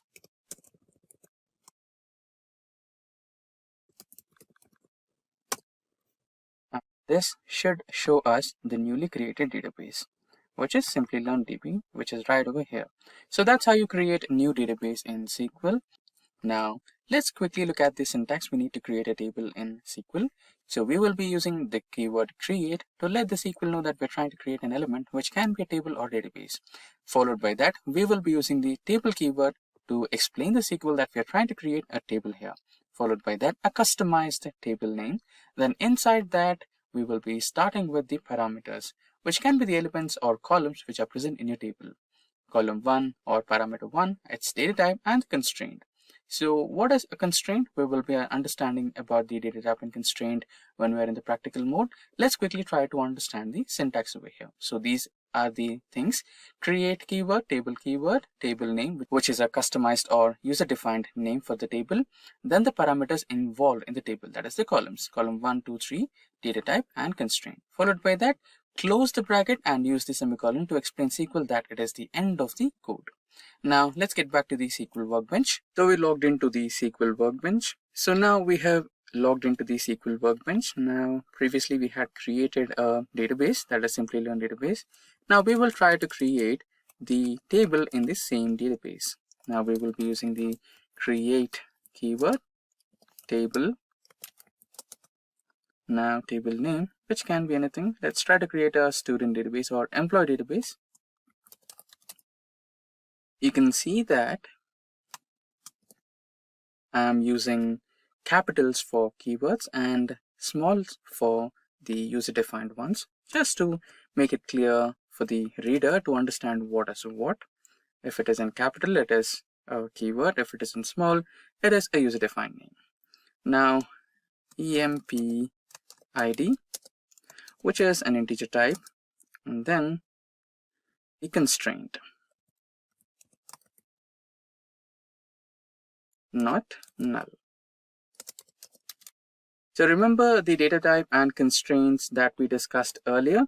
So this is it. So you're trying to tell the SQL that the ID, what you're creating, is of integer data type, and since this can be a primary keyword, it should not be null, right? Now the next one, employee name,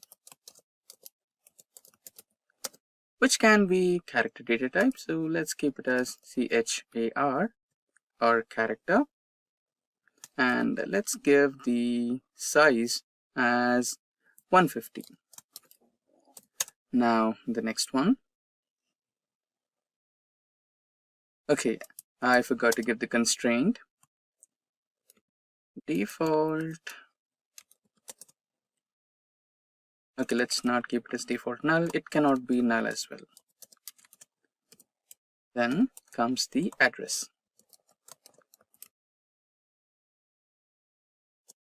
which can again be character, and let's give it as 500 as the size,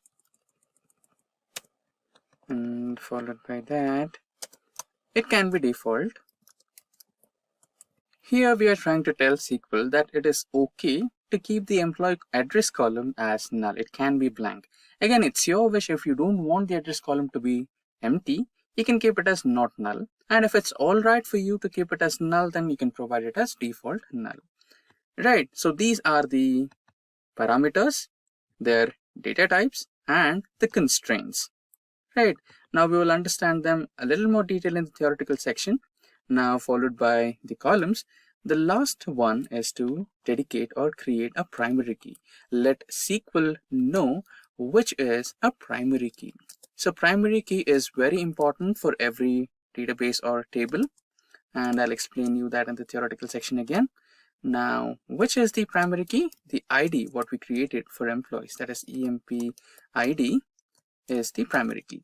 This particular primary key will be really important when we are trying to work with two different tables with one single column in common between both the tables, right? So with that, we have created the code for creating a new table in a database. Now let's quickly try to execute it. So there is a small error. Let's try to resolve it. Yes, so the small error that we created is we did not try to select a database, right? Before creating a table, you need to select the database or explain SQL which database is supposed to be used. Now for that, we have to use the use keyword and a database name, that is Simplilearn DB, semicolon. Now, when you run this particular code, SQL will understand we need to use the Simplilearn DB, and then it will get access to that particular DB. Then it will read this particular code and try to create a new table. Let's quickly run it. And there you go. Let's try to eliminate this code for a while. Run this. Now we are using the Simplilearn DB. Eliminate this code. Now run this particular code once again, and okay, so instead of character we can use varchar and run it. Since character limit was 255 and we gave 500, instead of character, if we provide varchar, we can provide the maximum limit. So now the table is successfully created here. So that's how you can create a new table in SQL. So what exactly are temp tables in SQL? So temp table is a temporary table. So the term temporary is self-explanatory. You know that every database in SQL has tables, right? Now let's say you created 10 tables in your database and you close your MySQL workbench, or you close your database and you restart it after a while, and then you will have all your 10 tables intact in your database. But temporary table is not like that. It is something different which has its existence until the session of the database is running. Let's say you open the database now, you have this session of the database running, you created the 11th table as a temporary table, and that particular 11th temporary table will be existing in the database only until the current database is running and active. Once you close it, once you turn it off, or once you restart it, the temporary 11th table that you created will die, or it will be eliminated. So that is the meaning of temp table. Now let's see how we can create a temporary table. So the syntax is completely similar to the temporary or to the table what we usually create, right? It is similar to the table what we regularly create, but the only catch is we will be using the keyword temporary.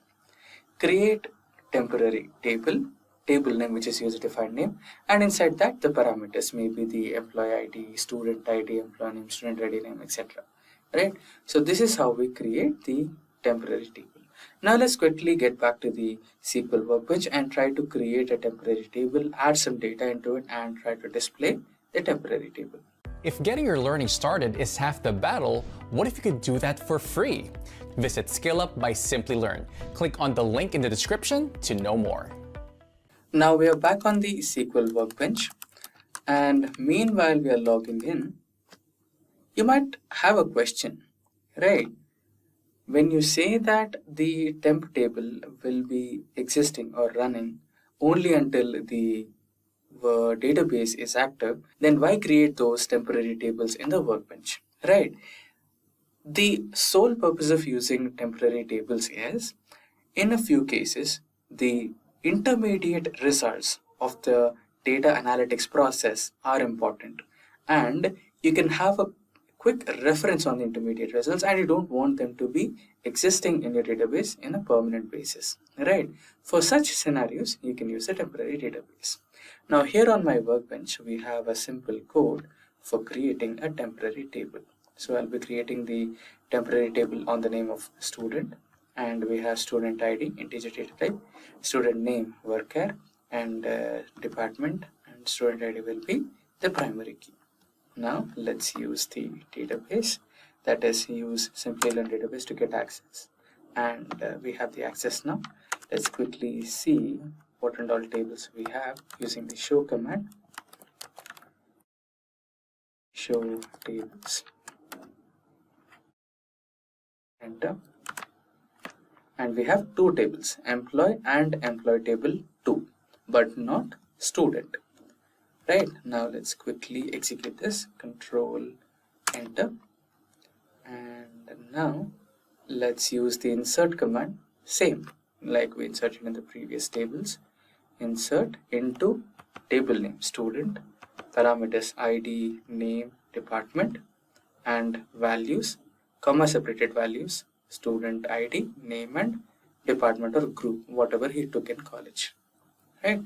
Now let's execute this code, control enter, there you go, the data has been successfully included.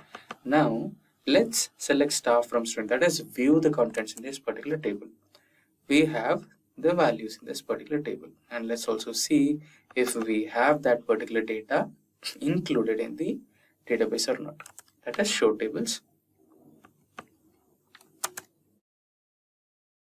There you go. It's not included in the database, but it is active. When you try to, print the values in that particular table, which is in the database, it will show you. But when you try to fetch that particular existence or the permanent existence of that particular table, it will not be present. And this particular table will be active only until the database is active. Now let's restart this particular workbench. I'm closing it,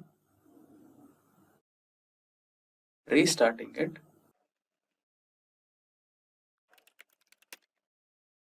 Now if I run this, I will not get it. You can see the error. The database, right? Okay, then let's have the database selected and let's try to run the command. There you go. Table Simplilearn db dot student does not exist, right? Previously when you try to execute, the table was giving us values. Now we have the error saying the table does not exist, right? That is how a temporary database runs.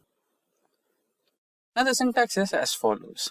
Now here you have the insert and into keywords. Table name is the user-defined name for the table. Then you have the columns, that is column number 1, 2 and etc. Then after declaring the column names, you have the keyword values, which will help SQL understand this is a tuple and these are the values involved inside the tuple. That is row 1 value 1, row 1 value 2, so on, and row 1 value n. So this type of syntax will help you to add one tuple at one time, and this will take a lot of time to process. You can see to insert the next tuple, we are writing a completely new syntax once again, using the same insert into table name, column 1, 2, 3, n, values, and row number 2, that is the second tuple. Right. So this type of code will take longer duration to run, as well as it will take longer lines, or number of lines will be extra. So is there a way where you can add multiple tuples in one single go? Yes, there is. So the syntax will be completely same. Right. So you will be using one insert into keyword, one table name, and once you will be declaring all the column numbers, and once you will be using the values keyword. The only difference is you will be adding multiple tuples under the values bracket. Right. You will be declaring the number of values you want to include in one single go, and this whole query becomes as a whole.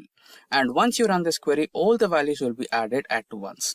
Now that you are clear with the syntax, let's quickly get back to the SQL workbench and try to run this command. Now we are on the MySQL workbench. Let's quickly log in. There you go. We have logged in. Let's use the Simplilearn database once again so that we get access to the data which we have. So we already have an employees table.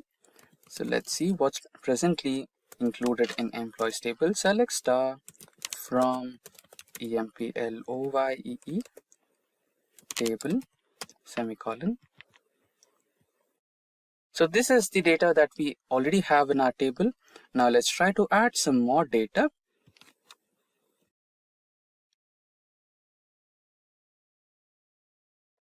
So now we will include one single element or one single tuple, data related to one single employee, right, using the first type of syntax. Let's quickly execute this. The command got executed. Again, let's quickly see what's present in the table. Select star from employee table.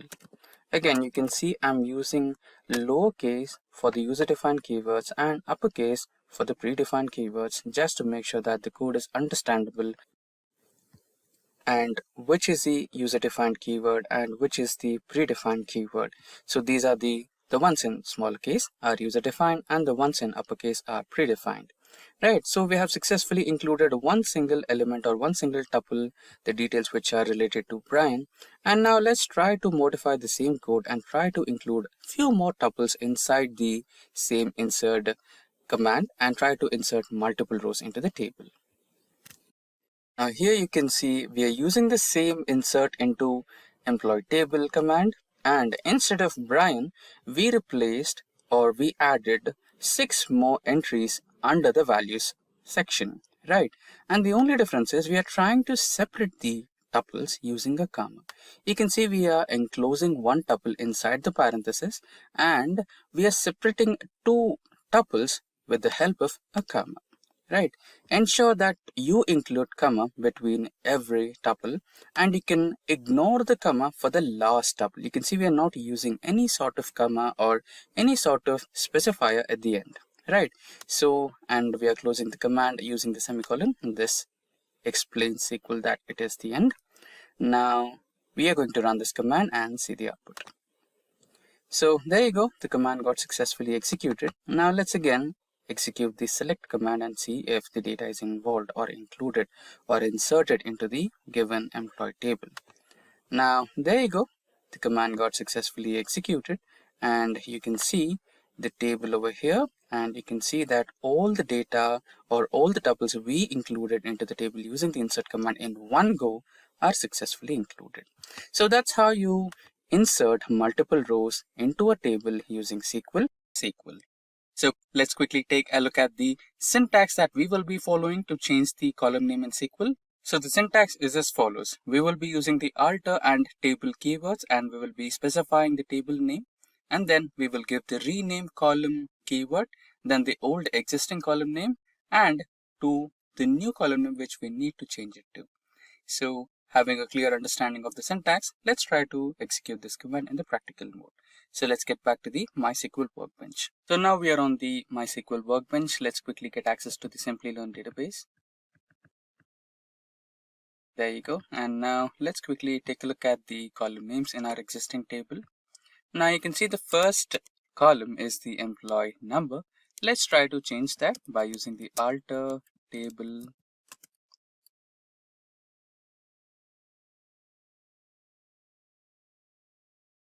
command, and now the rename keyword. The column name is emp number to emp id semicolon. Let's quickly execute this command, and there you go. Now let's try to execute the select command once again and see the output. There you go. Now the employee number has been changed to employee ID. So how do you delete a column in SQL? Now let's quickly take a look on the syntax we will be using today. So we will be using the alter table keyword, then the table name, the drop keyword to drop a particular column name, and followed by the drop keyword we have the column name which we are supposed to be dropping off. Now that we have a clear idea about the syntax, let's get back to the MySQL workbench to execute this particular command. So far we tried to create a database, create a table, add some data onto the table using the insert command, and update a particular tuple, and try to eliminate a single row. Now we are trying to eliminate a complete column here. So let's not eliminate the existing columns, let's try to create a new column and then try to eliminate it. So for that we will be using the alter table command. So this is the alter table command, and the employee table, which is the employee table name. Then we are trying to use the add keyword, and we are trying to add a new column, that is the pin code, which is a varchar or character data type, and not null. We're not keeping it as null.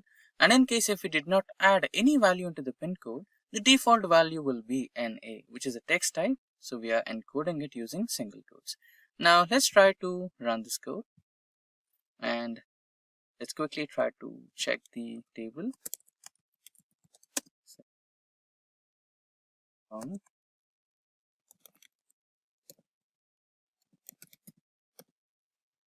Employee table, and there you go. Now we have pin code here and the null values in the pin code. So we don't want this pin code over here, so we will eliminate this pin code column using the same alter command. So alter table, then the table name, and then the column we want to drop using the drop keyword, which is pin code. So let's execute this command and see the output. So there you go. The pin code column has been successfully eliminated. So that's how you completely eliminate a column in SQL, how to eliminate a selected column in a SQL table. Now let's quickly take a look at the syntax that we will be following to execute this particular command. The syntax is as follows. We will be using the alter table keyword, then the table name where we want to eliminate the column, followed by that the drop column keyword and the column name. Now let's get back to the SQL workbench to execute this particular command. Now we are on the SQL workbench and you can see we have 5 different columns over here, and we have the phone number column which does not have anything. Now we will try to eliminate this particular phone number column since we do not need that for our purposes. Now the command is really simple. As discussed before, we will be using the alter table keyword and the table name, and the drop column keyword and the phone number, which is the column name. Now let's quickly execute this particular command and see the output. There you go. Now the column phone number has been successfully eliminated. Now let's run the select command once again and see the new table. There you go. The phone number column has been successfully eliminated.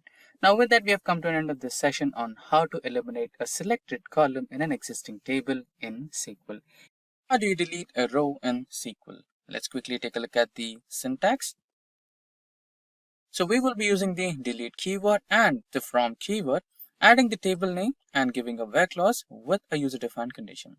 So this will be a basic syntax for the process of deleting a single row in the SQL table. Now to understand in a much better way, let's get back to the SQL workbench. So now we are on the SQL workbench, and previously we tried to create a table, add some data using the insert command, and update a value using the update command. Now let's say we have to delete the last row, which is 1006 Jeremy Hyderabad. Let's say Jeremy found a new job in a new organization, and now you need to eliminate his credentials from your database. So we will be using the following code. That is, delete from, table name is employee table, and the where clause, now the condition, which is EMP ID is equals to 1006. Now let's try to run the code. There you go. The employee is being eliminated from that particular database. Now let's try to recheck the table. So select star from EMP LOYEE table, run the code, and there you go. The last ID, which was 1006, has been eliminated from your database. How to eliminate duplicate records in SQL table. Now, we can eliminate the duplicate records in SQL by a few methods. So we will use the most simplest ones. The first one is using the inner join along with a where clause, and the second one is a simple and the humble distinct command. Now we have a brief idea on the methods. Let's understand them in a much more detailed way through a practical demonstration. Now let's get back to the MySQL workbench to understand the codes in a much better way. So now we are on the MySQL workbench, and we will get access to our Simplilearn database, and we are in the Simplilearn database. So previously we used to work on our employee table. So let's not work on the same employee table since we have actual data there. Let's try to duplicate that table so that we will have some duplicate entries in between. So we will be changing the employee ID numbers, and we will also be using the same employee ID numbers. So the employee ID has some details to it. So we'll be understanding that in a much more detail while we are executing the commands. And we will also try to remove the primary key from the table. So I'll also explain why we are going to include the primary table, and also will explain the usage of eliminating it. So when you have the primary key in the table, SQL workbench or any SQL will automatically stop you from adding duplicated values. But let's say if you add a duplicate entry with a new primary key, right? Then it will not stop you. So we'll also have a demonstration about what to do in such scenarios. So now let's try to quickly create a duplicate employee table, which will be employee table 2. And then we will try to add some duplicate entries into it. Remember, we will not use the primary key here. So the code will be create table employee table 2.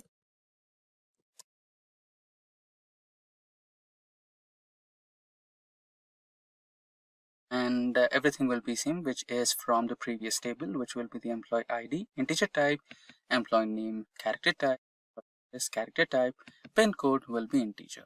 And normally we include the primary key in this way.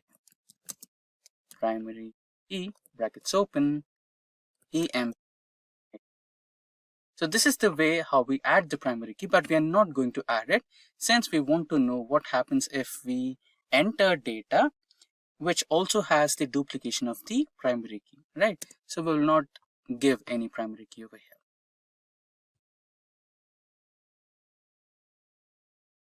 Let's quickly run this. There you go. The new duplicated table of employee table has been created. Let's try to insert the same values with some duplication.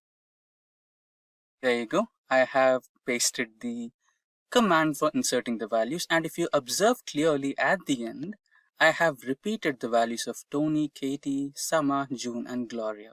So these 5 will be the duplicate values, and also we are trying to enter the duplicated primary key. Since we did not declare the ID as the primary key, it will accept all these values. Let's quickly run this, and there you go. The values have been successfully entered into the table. Let's quickly see if we have the duplication. Select star from employee table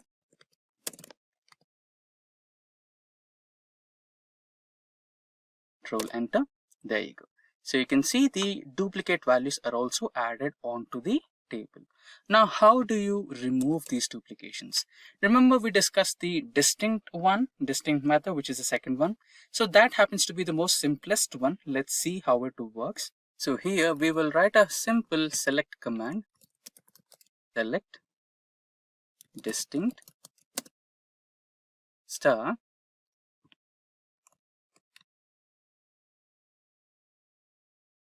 from the employee table 2. Now this will give us the distinct values, right? But again, when you run this particular command, which is select star, you will have all the details back again, right? Our job is to eliminate them. So what we will do is we'll create a duplicate table. So let's name it as DUP table. So create table and duplicate table will be the name. Now quickly execute this command. And there you go. Now we have the data which we obtained from the distinct command is stored into the table named as duplicate table. Now let's quickly drop the employee table 2.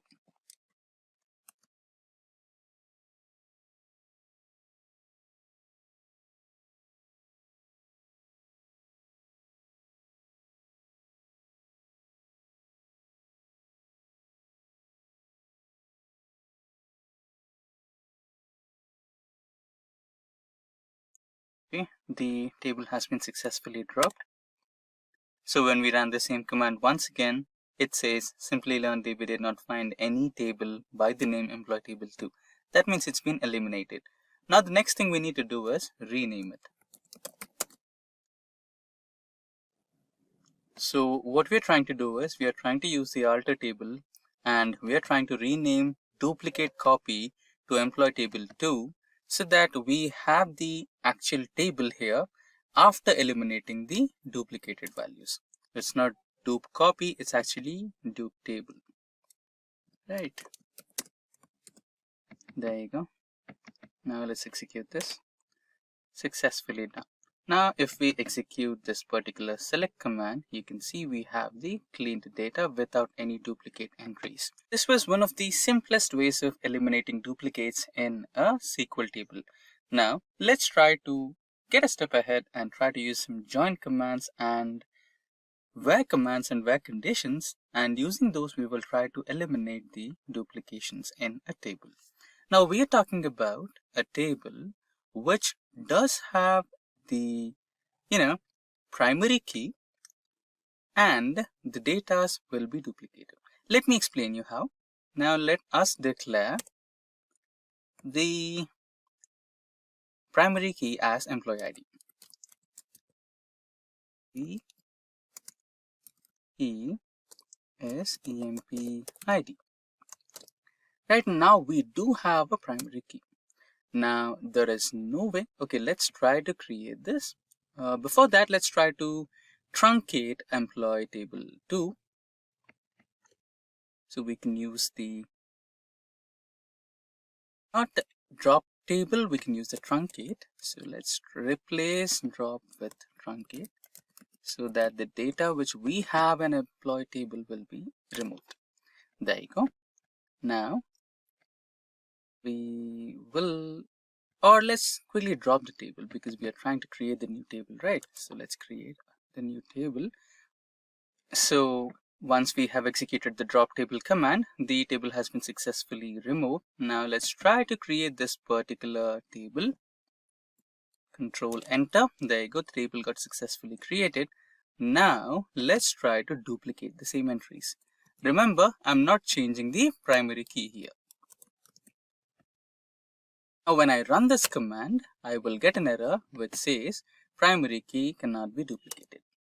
So here you can see duplicate entry for 9 and you cannot have the duplicate entries, right? This is one way to avoid duplications. But what if someone comes up with a brilliant idea to replace the primary key? Now if I change the primary key as 17, 18, let's say we also have this data copied. Let's duplicate this. Right, this will be our 19 and this will be our 20. Now we have unique primary keys for all our data, and we also know there are some duplications. Let's try to execute this command and see the output. So somewhere something is not correct yet. Okay, this one. So Tony has been repeated, so we can have a different ID for Tony.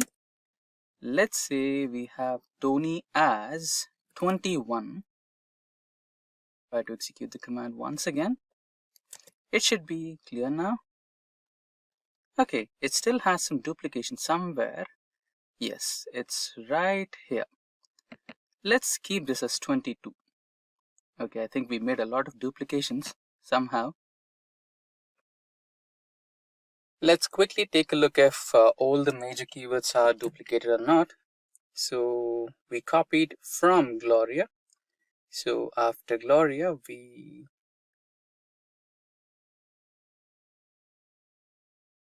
will remove these.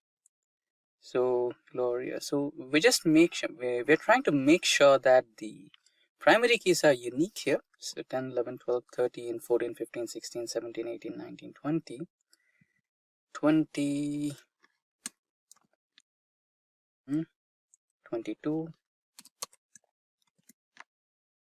There you go. So now we believe that all the primary keys are unique. Let's try to run this command and see if we get the same error or not. No. So now all the data has been inserted into the duplicate table, which is employee table 2. And we also have some duplicate entries.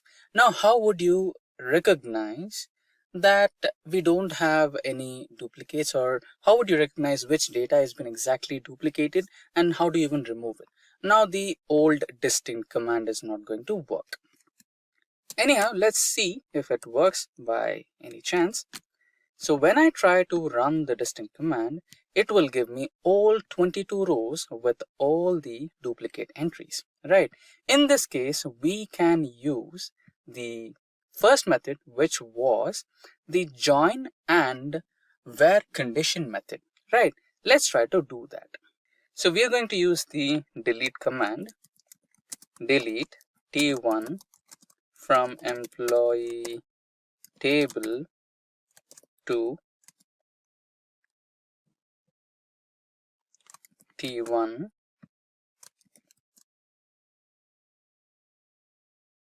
inner join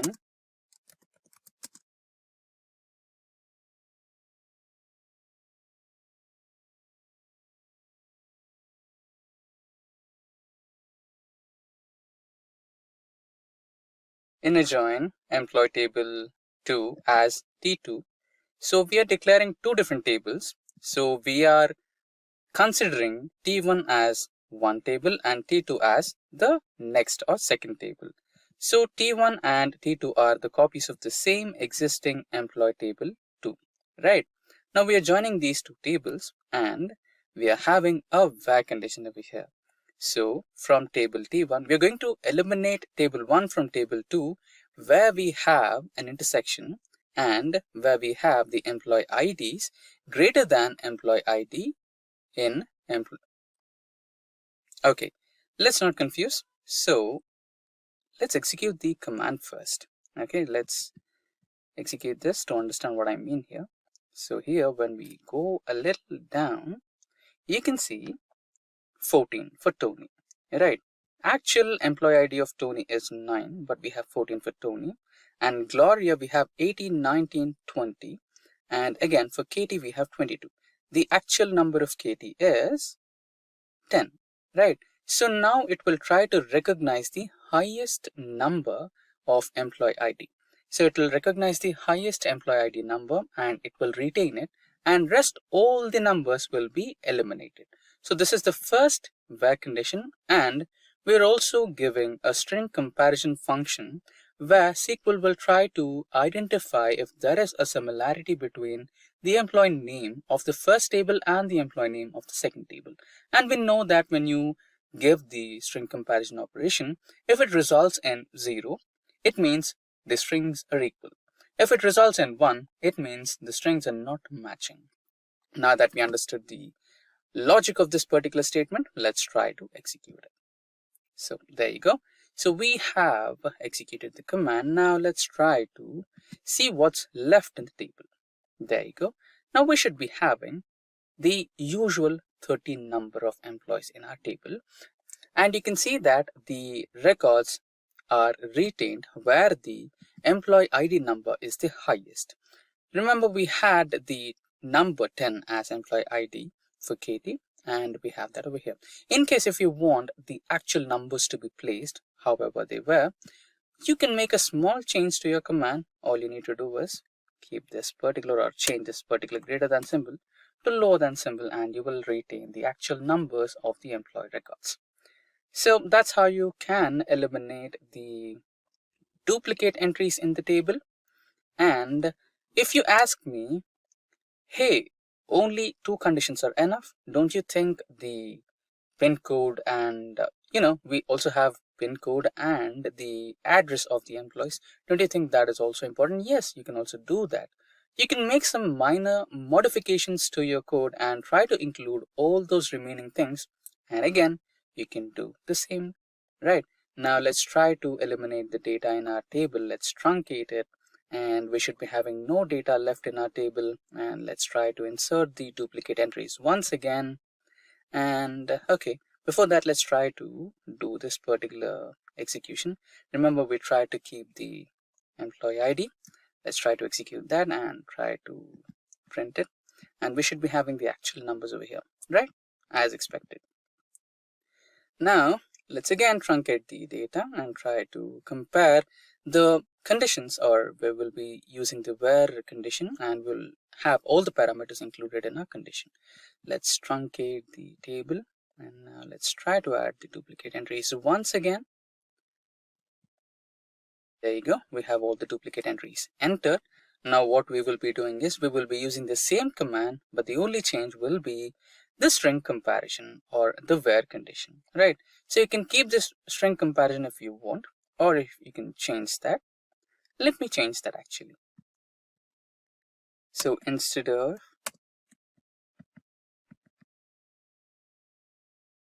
this, we will use this particular command where we are trying to compare the employee ID. So let's keep the employee ID as lesser than, so that we have the actual employee ID numbers, and we are using an AND condition over here, so that this particular condition should be valid and the employee name should be equal to the employee name in T1 and T2.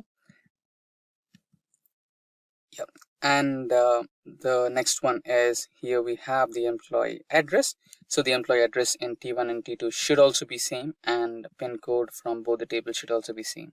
So what we are trying to compare here is we are trying to keep the employee ID with the least number or the least value, and the names of the employee should be same, the address of the employee should be same, and the pin code of the employee should be same. In that particular condition, you can try to delete the record. Let's try to execute this, and there you go, the command got executed. And now let's try to execute the select command, which should give us the final result. So here you go, control enter, and you have the data here. So now we have successfully eliminated all the duplicates by comparing the values in each and every single column, and we also have retained the original ID of each and every employee. Now that's how you try to eliminate duplicates in SQL tables. How to change the data type of a column in SQL. Now, let's take a quick look on the syntax we will be using to change the data type of the column in SQL. So, this is the syntax we'll be using. So, we will be using the alter keyword, table keyword, and table name. So, alter is the keyword which will help SQL to understand that we are trying to modify something, and we are selecting the table by offering the table name. And then we have the modify keyword which will help SQL to understand that we are trying to modify something, and we are modifying the column name from the table selected, and we are modifying that particular column to a different data type which will be specified over here in place of data type keyword, right? So now that we are clear with the syntax, let's proceed and execute the command and change some column data types. Now we are on the SQL workbench. Previously, we created an employee database in Simplilearn DB, and we will be using the same table here. So we will be typing use Simplilearn DB so that we get access to the Simplilearn DB and the tables we have there. So let's select all employee table.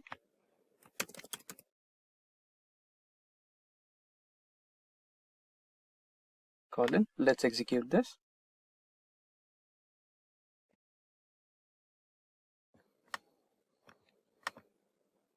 So there you go, we have the table on our screen, and let's quickly describe the table using the desc command.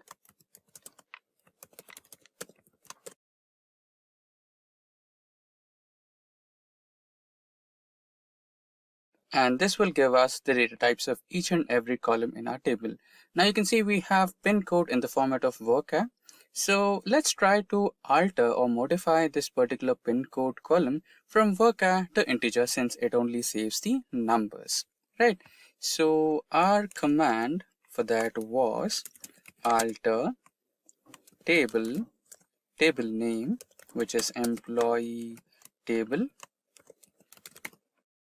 Modify was the keyword.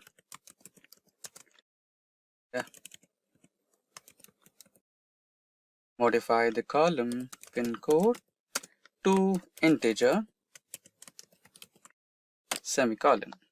Now let's quickly run this command, and there you go, the command got executed successfully.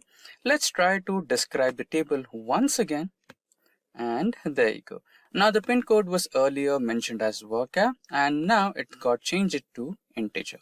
Now that's how you alter or modify or change the data type of a column in a table in SQL. That is how to print or how to obtain current date in SQL. Now the syntax is really simple. We have two different commands to do that. We can just type in select get date, or we can just type in select current date or CUR date. So these particular commands or functions will fetch us the current date in SQL. Now to execute these commands, let's get back to the practical mode, which can be a SQL workbench. So now we're on the SQL workbench. Let's log in. There you go. So we have both the commands. Let's try to execute them. Control enter, and there you go. So we have the current date. So that's how you can fetch current date using get date function or the current date function in SQL. Now you might be having multiple questions. Is adding a date, is that tough in SQL tables? No, You can add a date in SQL in the format of varchar or character, everything. But if you want to perform analytics, then using the date format or date data type would be more beneficial, right? So for the SQL table, you do have some formats to follow. So that's exactly what we are going to discuss in this particular tutorial. Now let us imagine that we're going to create a table using the following syntax, that is create table keywords, table name which is a user defined table name, and the parameters, their respective data types, and at the end let's say we have a date element as date of joining, and for date of joining we will have the data type as date, right? Then let's see the code.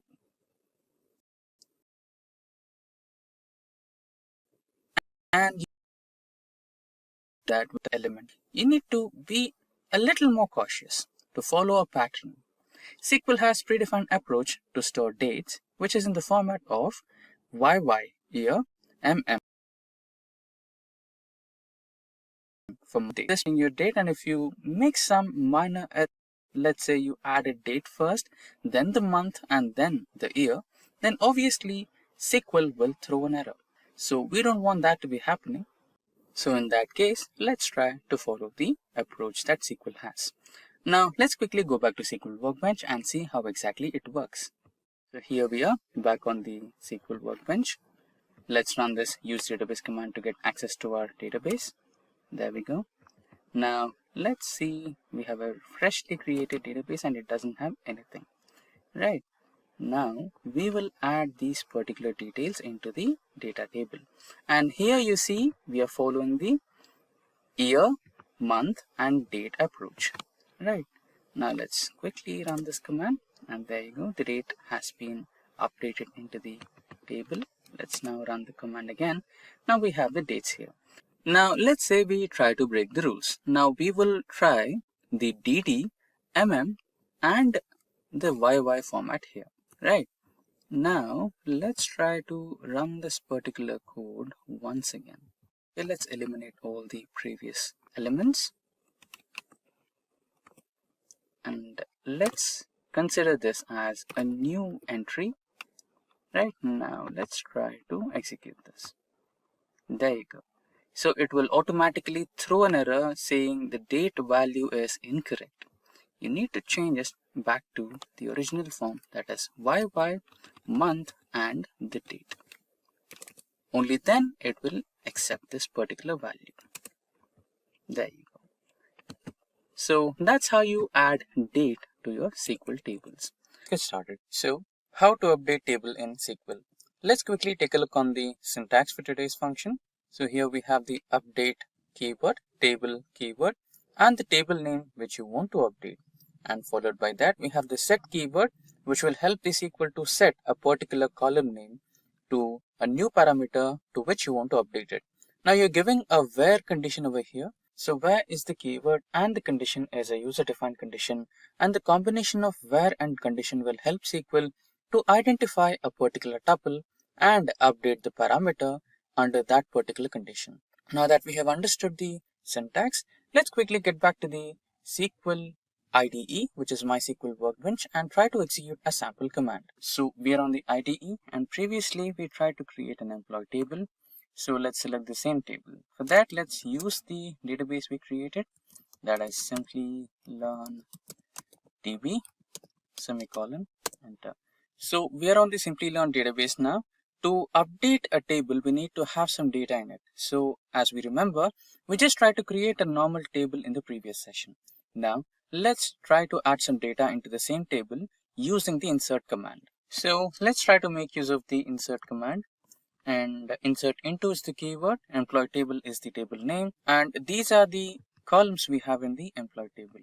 And followed by that, we have the values keyword, and followed by that we have the data which we need to enter into the table. And these items are in the form of a tuple, and every tuple is covered using parentheses.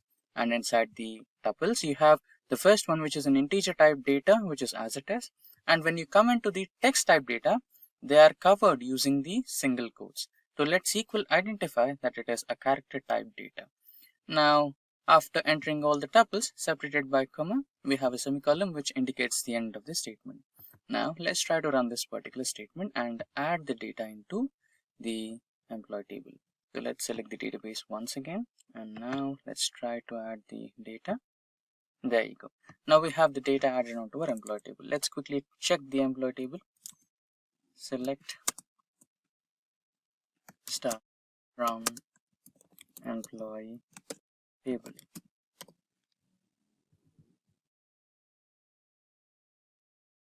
There you go. We have all the data added onto the table: employee ID, employee name, and employee address. Let's say the last employee, Jeremy, who's been working in Delhi since a past couple of years, and you decide, being the manager, you decide that he should be relocating to Hyderabad. And you need to update the employee table now by changing the location of Jeremy from Delhi to Hyderabad. Now let's try to run our update query. So first we have the update keyword, then employee table, then set EMP address equals to Hyderabad, where condition EMP ID equals to 1006 and semicolon.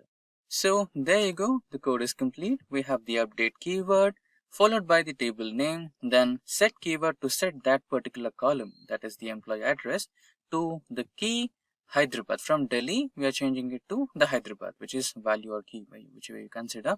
And since it is a text type value, we are encoding it using the single quotes. Then the where clause and the condition, which is employee ID must be equals to 1006.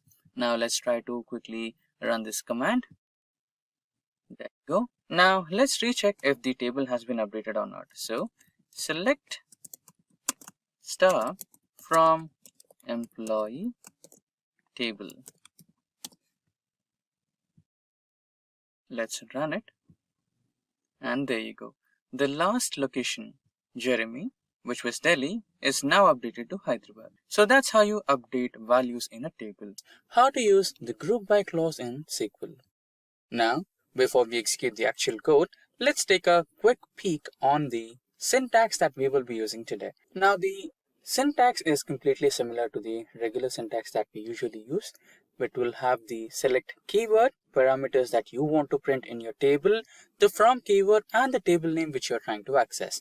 The only difference is you will have a new keyword, that is the group by keyword, and based on a certain parameter. Right, now we would get back to the practical mode, that is the MySQL workbench, to understand the practicality of group by clause in a much better way. If getting your learning started is half the battle, what if you could do that for free? Visit SkillUp by Simplilearn. Click on the link in the description to know more. Now we are on our SQL workbench. Now let's get access to our Simplilearn database. There you go. Now let's quickly take the look at the tables we have. We have two different tables. Now let's get access to our employee table. Now we have all the employee numbers, employee names, department, designation, salary, etc. Right? Let's say you wanted to know the average salary of all the employees, right? So that would be select, that is the AVG, average function of salary, close the bracket, from EMPLOYEE. Right? Let's execute this. There you go. Now you have the average salary of the entire office. But what happens when your manager asks you to find the average of each and every department, average salary of the employees in each and every department? How would you do that? Right. Every organization has multiple departments: HR, development, testing, etc., etc. Right. Now your manager wants the individual department's average salary. Then you can use this particular clause which says group by department. So the entire table will be categorized based on the departments, and it will be grouped on the basis of the department. And I'm also using the order by here, which we will discuss in the next session. But to give you a brief understanding of why we are using order by, let's say your manager asks you to find the department which has the highest average salary, right? Then you will be ordering the tables or ordering the rows based on the descending order of the salary. Now let's quickly execute this query and see the output. There you go. The query got successfully executed and we have the average salary of each and every department. How to use like operator in SQL. So at first, let's take a quick look on the syntax that we will be using for getting the like operator operation. Right. So it's really simple. So all you need to do is select star from table name. So instead of star, you can also give your selected columns here, but by default, I'm using to select the entire table, right? And it can go with where clause. So after the table name, you will be giving the where clause and the column name that you want to extract. And you will be using the like operator with the constraints. And I'm using the single quotes here, right? Because this particular like operation can be used upon string or varchar or character type data types, right? So we will represent that particular data type using single quote. Now that we are clear with the syntax, let's go to the practical mode, that is the SQL workbench or MySQL workbench, and execute the like operator command. If getting your learning started is half the battle, what if you could do that for free? Visit SkillUp by Simplilearn. Click on the link in the description to know more. Now we are on the MySQL workbench and we have some data or tables, and let's consider the employee name. So we have some text or varchar type of data type in the employee name as well as the employee department, right? Let's use that particular data. And here we have the command and select star from employee table 2, where we can edit the same command, employee name like, and remember the single quotes, right? And we will be using the percentage operation here, right? We can give the full name. So we have Jennifer here, right? Jennifer, or let's remove Jennifer, and if somebody asks you, give me all the names which start with a J, right? In that particular situation, we will be using the modulus symbol or percentage symbol, right? Now what we will get is all the names that start with the alphabet J. And now let's say we want all the names that include a certain alphabet, let's say R, right? Then we can use the modulus symbol again.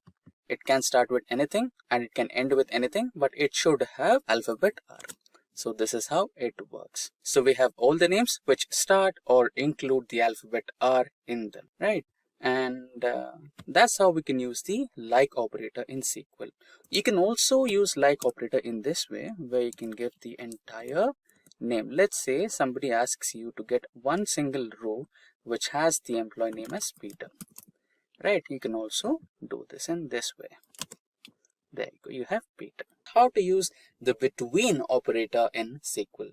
Now, before we begin, let's try to take a quick look on the syntax that we will be using today, right? It is simply the select star from table name using the where clause and the column which you're choosing for that, and the between operator, and we are giving some constraints, and those different constraints are encapsulated between an and command here. Let us say that your manager tells you to select all the rows where selecting one single column, that is salary, where the employees have the salary from 10,000 to 20,000, right? Then you will write the command select star from table name where salary between the value 10,000 and the value 20,000. So this is how the between command works. Now let's execute the same practically. Let's get back to the MySQL workbench. If getting your learning started is half the battle, what if you could do that for free? Visit SkillUp by Simplilearn. Click on the link in the description to know more. Now we are back on the MySQL workbench. Let's make some edits to the same command. Select star from employee where salary between operator. So we are using float or integer type, so we will not need the single quotes or double quotes. Number 10,000 and operator number 20,000. Right? Now let's execute this command. There you go. Now we have all the employee list which have or who have their salary ranging from 10,000 to 20,000. How to find the second highest salary in SQL. So this particular type of questions will be most frequently asked in data analytics interview questions. So let's try to understand the syntax of how to find the not just a second but any number of salaries given in a SQL table. Let's say your interviewer asked you to find the top third salary or top fourth salary. You can find that using the same syntax. So the syntax is something similar to this as shown now. But before we begin, if you are an aspiring data analyst, then I have the perfect course for you. We have the Professional Certificate Program in Data Analytics. Boost your career with this data analytics program in partnership with Purdue University and in collaboration with IBM, which features masterclasses and follows an applied learning model with real-time projects and business case studies. Now that we have a clear understanding of the PGP Data Analytics certification with Simplilearn in collaboration with IBM from Purdue University, we will get started with our tutorial for today's session. So here you can see select star. You can also use the specific columns you want, that is name and salary, but I'm selecting star, that is every single column in my table. That is select star from employee table, group by salary. So you'll be grouping by salary here, and order by salary descending. Since we wanted to find the highest, we will be choosing the descending order, that is increased number, that is the highest number to the lowest number. In case if your employer or if your interviewer asks you to find the lowest salary, then you will be using the ascending order, right? So since we are given the condition that we have to find the highest, we will use the descending order. Then limit n minus 1. Let's say you're supposed to find the fifth highest salary. Then the formula will be 5 minus 1 and the limit 1. That is, you just want one single row to be displayed on your output, right? So that's the reason we'll be giving limit as 1, right? So this is the simple syntax you will be following. Now let's quickly execute this on MySQL Workbench and try to get our results. Back to the Microsoft SQL Workbench. So now we are on the MySQL Workbench. Let's quickly use the database and get access to our all tables. Now we have access to the tables and the employee table which we were working on. So let's quickly have the show tables here, and we have employee and employee table too. We will be accessing the employee table which has the salary details. So there you go. We have Rakesh, Jack, Regina, etc. right? So here you can see Karan has the highest salary and the next second highest salary is Rakesh. So we need to fetch this particular column here, right? Since our expectation is to find the second highest salary, let's try to write the following code. That is select star from employee, group by salary,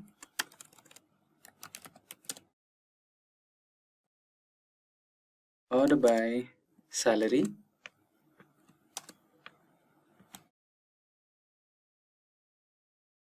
descending order since we want highest salary, and the limit n minus 1, that is 2 minus 1, or you can also write as 1 comma 1, and done. Let's quickly execute this code, and there you go. Now let's say we want to find the third highest salary.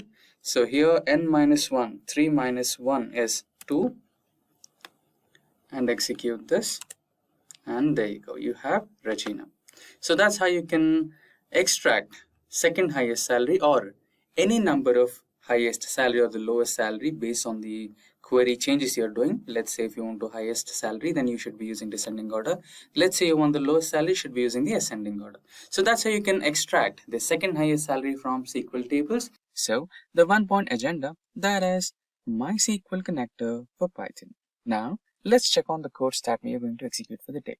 So technically we have the 3 major codes.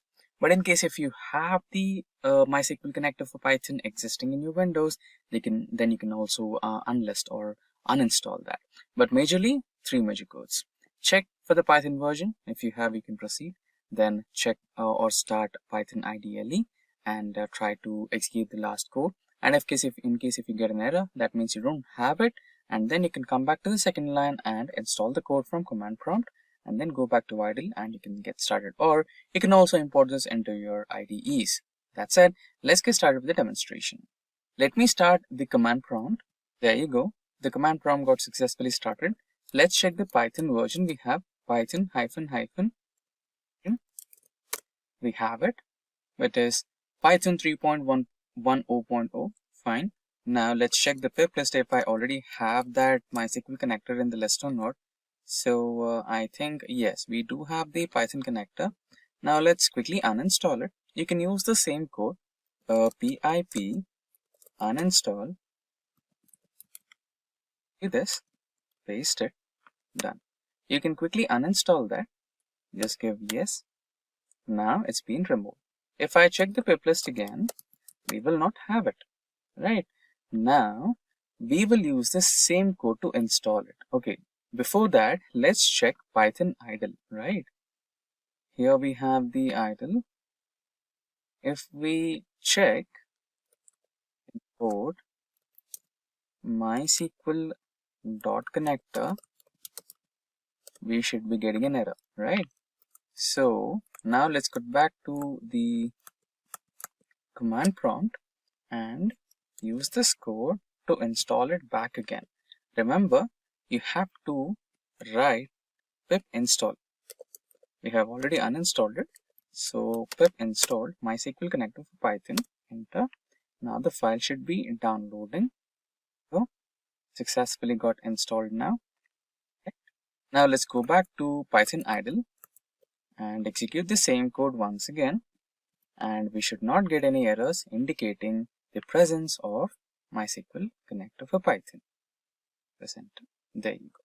You have no more errors. So that's how you install MySQL connector for Python in Windows operating. So how do you delete a column in SQL? Now let's quickly take a look on the syntax we will be using today. So we will be using the alter table keyword, then the table name, the drop keyword to drop a particular column name, and followed by the drop keyword, we have the column name which we are supposed to be dropping off. Now that we have a clear idea about the syntax, let's get back to the MySQL workbench to execute this particular command. So far, we tried to create a database, create a table, add some data onto the table using the insert command, and update a particular tuple, and try to eliminate a single row. Now, we are trying to eliminate a complete column here. So let's not eliminate the existing columns. Let's try to create a new column and then try to eliminate it. So for that, we will be using the alter table command. So this is the alter table command and the employee table, which is the employee table name. Then we are trying to use the add keyword and we are trying to add a new column, that is the pin code, which is a varchar or character data type and not null. We're not keeping it as null.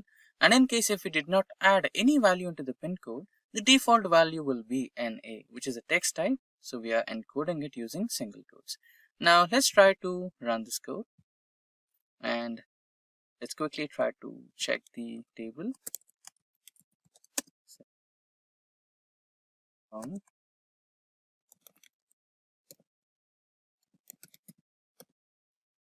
Employee table, and there you go. Now we have pin code here and the null values in the pin code. So we don't want this pin code over here, so we will eliminate this pin code column using the same alter command. So alter table, then the table name, and then the column we want to drop using the drop keyword, which is pin code. So let's execute this command and see the output. So there you go. The pin code column has been successfully eliminated. So that's how you completely eliminate a column in SQL. We will try to delete a row in SQL. How do you delete a row in SQL? Let's quickly take a look at the syntax. So we will be using the delete keyword and the from keyword, adding the table name and giving a where clause with a user-defined condition. So this will be a basic syntax for the process of deleting a single row in the SQL table. Now, to understand in a much better way, let's get back to the SQL workbench. So now we are on the SQL workbench and previously we tried to create a table, add some data using the insert command and update a value using the update command. Now let's say we have to delete the last row, which is 1006 Jeremy Hyderabad. Let's say Jeremy found a new job in a new organization and now you need to eliminate his credentials from your database. So we will be using the following code, that is delete from, table name is employee table, and the where clause, now the condition, which is EMP ID is equals to 1006. Now let's try to run the code. There you go. The employee is being eliminated from that particular database. Now let's try to recheck the table. So select star from EMP LOYEE table, run the code, and there you go. The last ID, which was 1006, has been eliminated from your database. And that's how you delete a row in SQL, and we will learn how to eliminate duplicate rows in SQL, how to eliminate duplicate records in SQL table. Now, we can eliminate the duplicate records in SQL by a few methods. So we will use the most simplest ones. The first one is using the inner join along with a where clause, and the second one is a simple and the humble distinct command. Now we have a brief idea on the methods. Let's understand them in a much more detailed way through a practical demonstration. Now let's get back to the MySQL workbench to understand the codes in a much better way. So now we are on the MySQL workbench and we will get access to our Simplilearn database, and we are in the Simplilearn database. So previously we used to work on our employee table. So let's not work on the same employee table since we have actual data there. Let's try to duplicate that table so that we will have some duplicate entries in between. So we will be changing the employee ID numbers, and we will also be using the same employee ID numbers. So the employee ID has some details to it. So we'll be understanding that in a much more detail while we are executing the commands. And we will also try to remove the primary key from the table. So I'll also explain why we are going to include the primary table, and also will explain the usage of eliminating it. So when you have the primary key in the table, SQL Workbench or any SQL will automatically stop you from adding duplicated values. But let's say if you add a duplicate entry with a new primary key, right, then it will not stop you. So we'll also have a demonstration about what to do in such scenarios. So now let's try to quickly create a duplicate employee table, which will be employee table 2, and then we will try to add some duplicate entries into it. Remember, we will not use the primary key here. So the code will be create table EMPLOYEE table 2.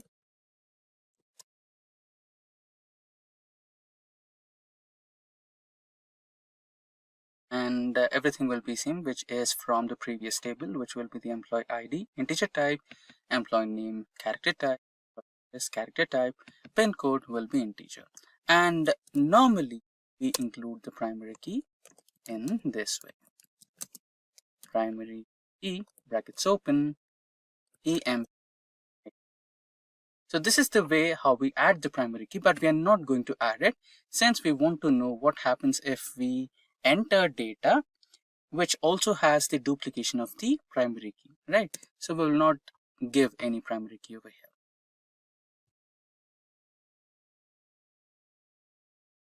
Let's quickly run this. There you go. The new duplicated table of employee table has been created. Let's try to insert the same values with some duplication. There you go. I have pasted the command for inserting the values, and if you observe clearly at the end, I have repeated the values of Tony, Katie, Summer, June, and Gloria. So these 5 will be the duplicate values, and also we are trying to enter the duplicated primary key. Since we did not declare the ID as the primary key, it will accept all these values. Let's quickly run this, and there you go. The values have been successfully entered into the table. Let's quickly see if we have the duplication. Select star from employee table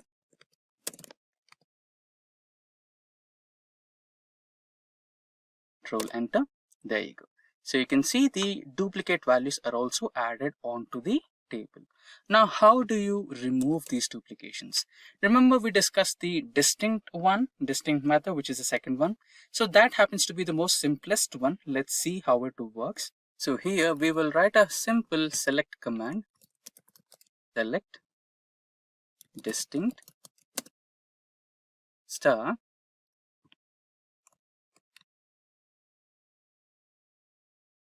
from the employee table 2. Now this will give us the distinct values, right? But again, when you run this particular command, which is select star, you will have all the details back again, right? Our job is to eliminate them. So what we will do is we'll create a duplicate table. So let's name it as DUP table. So create table and duplicate table will be the name.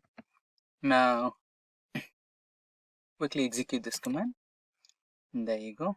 Now we have the data which we obtain from the distinct command is stored into the table named as duplicate table. Now let's quickly drop the employee table 2.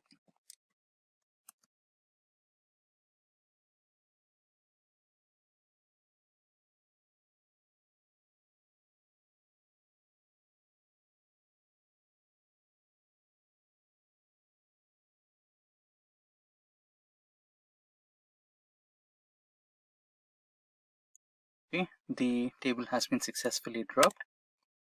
So when we run the same command once again, it says Simplilearn DB did not find any table by the name employee table 2. That means it's been eliminated. Now the next thing we need to do is rename it. So what we're trying to do is we are trying to use the alter table and we are trying to rename duplicate copy to employee table 2 so that we have the actual table here after eliminating the duplicated values. It's not dupe copy, it's actually dupe table. Right. There you go. Now let's execute this. Successfully done. Now if we execute this particular select command, you can see we have the cleaned data without any duplicate entries. This was one of the simplest ways of eliminating duplicates in a SQL table. Now let's try to get a step ahead and try to use some join commands and where commands and where conditions, and using those we will try to eliminate the duplications in a table. Now we are talking about a table which does have the primary key and the data will be duplicated. Let me explain you how. Now let us declare the primary key as employee ID. The key is EMP ID. Right now we do have a primary key. Now there is no way. Okay, let's try to create this. Before that, let's try to truncate employee table 2. So we can use the not drop table, we can use the truncate. So let's replace drop with truncate so that the data which we have an employee table will be removed. There you go. Now we will, or let's quickly drop the table because we are trying to create the new table, right? So let's create the new table. So once we have executed the drop table command, the table has been successfully removed. Now let's try to create this particular table.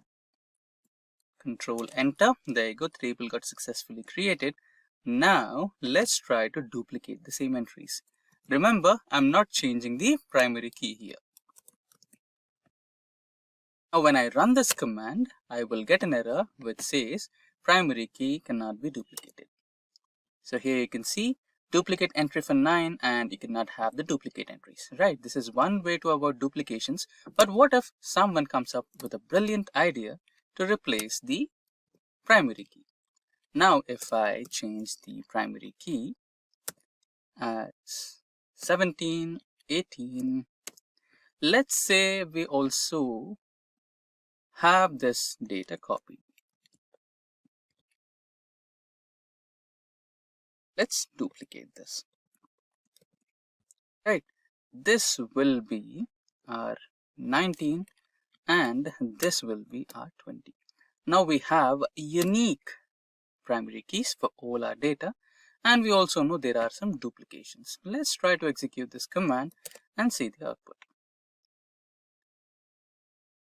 So somewhere something is not correct yet. Okay, this one.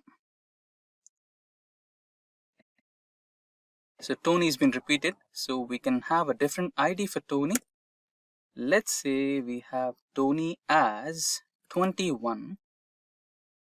Try to execute the command once again. It should be clear now. Okay, it still has some duplication somewhere. Yes, it's right here. Let's keep this as 22. Okay, I think we made a lot of duplications somehow. Let's quickly take a look if all the major keywords are duplicated or not. So we copied from Gloria. So after Gloria, we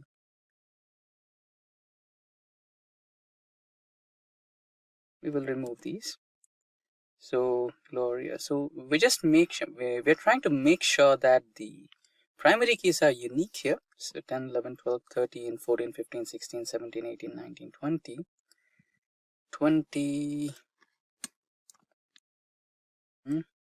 22.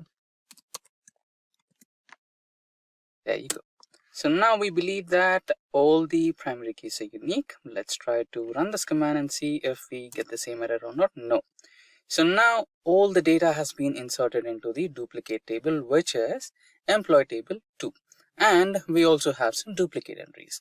Now, how would you recognize that we don't have any duplicates, or how would you recognize which data has been exactly duplicated, and how do you even remove it? Now the old distinct command is not going to work. Anyhow, let's see if it works by any chance. So when I try to run the distinct command, it will give me all 22 rows with all the duplicate entries, right?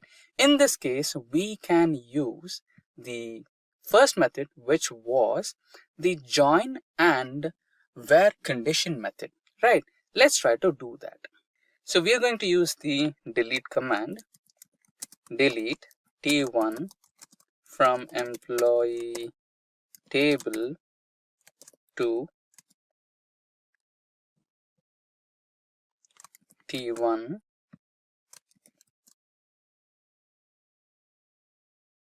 inner join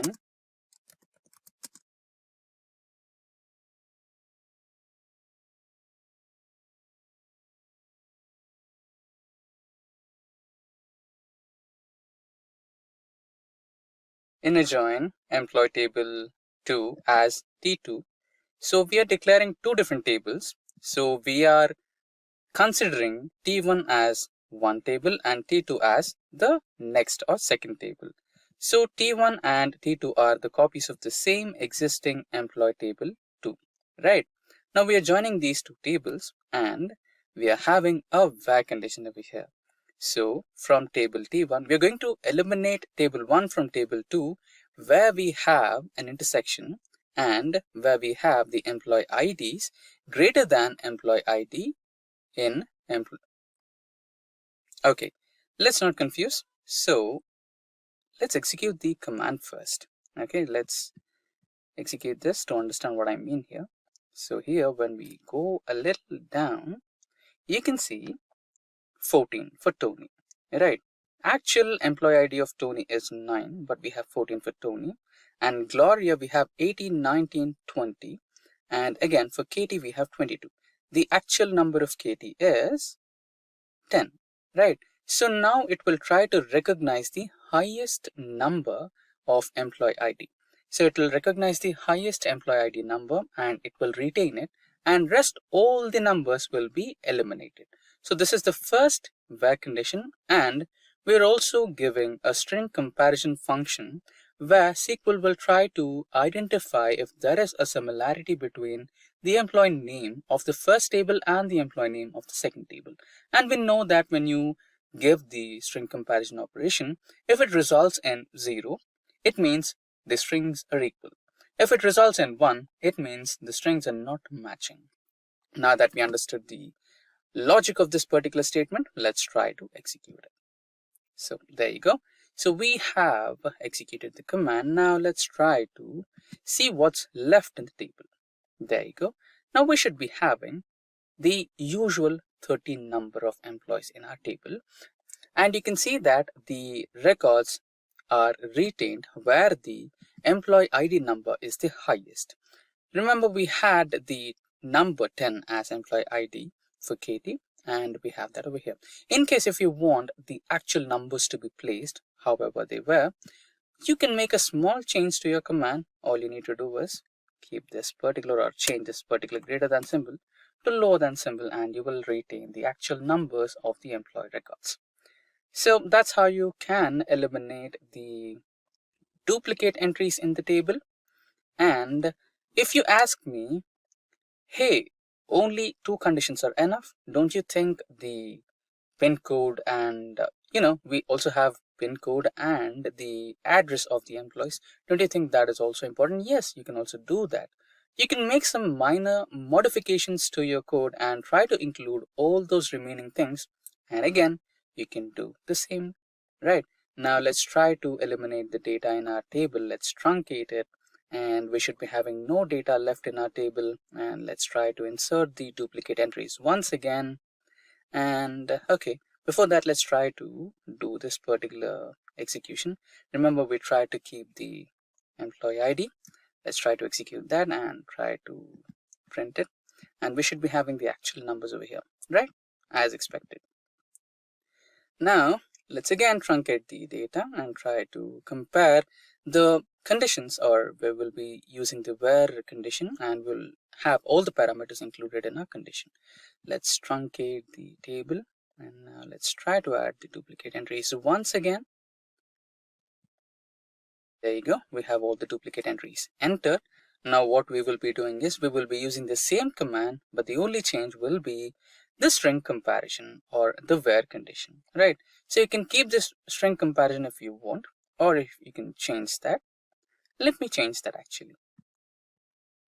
So instead of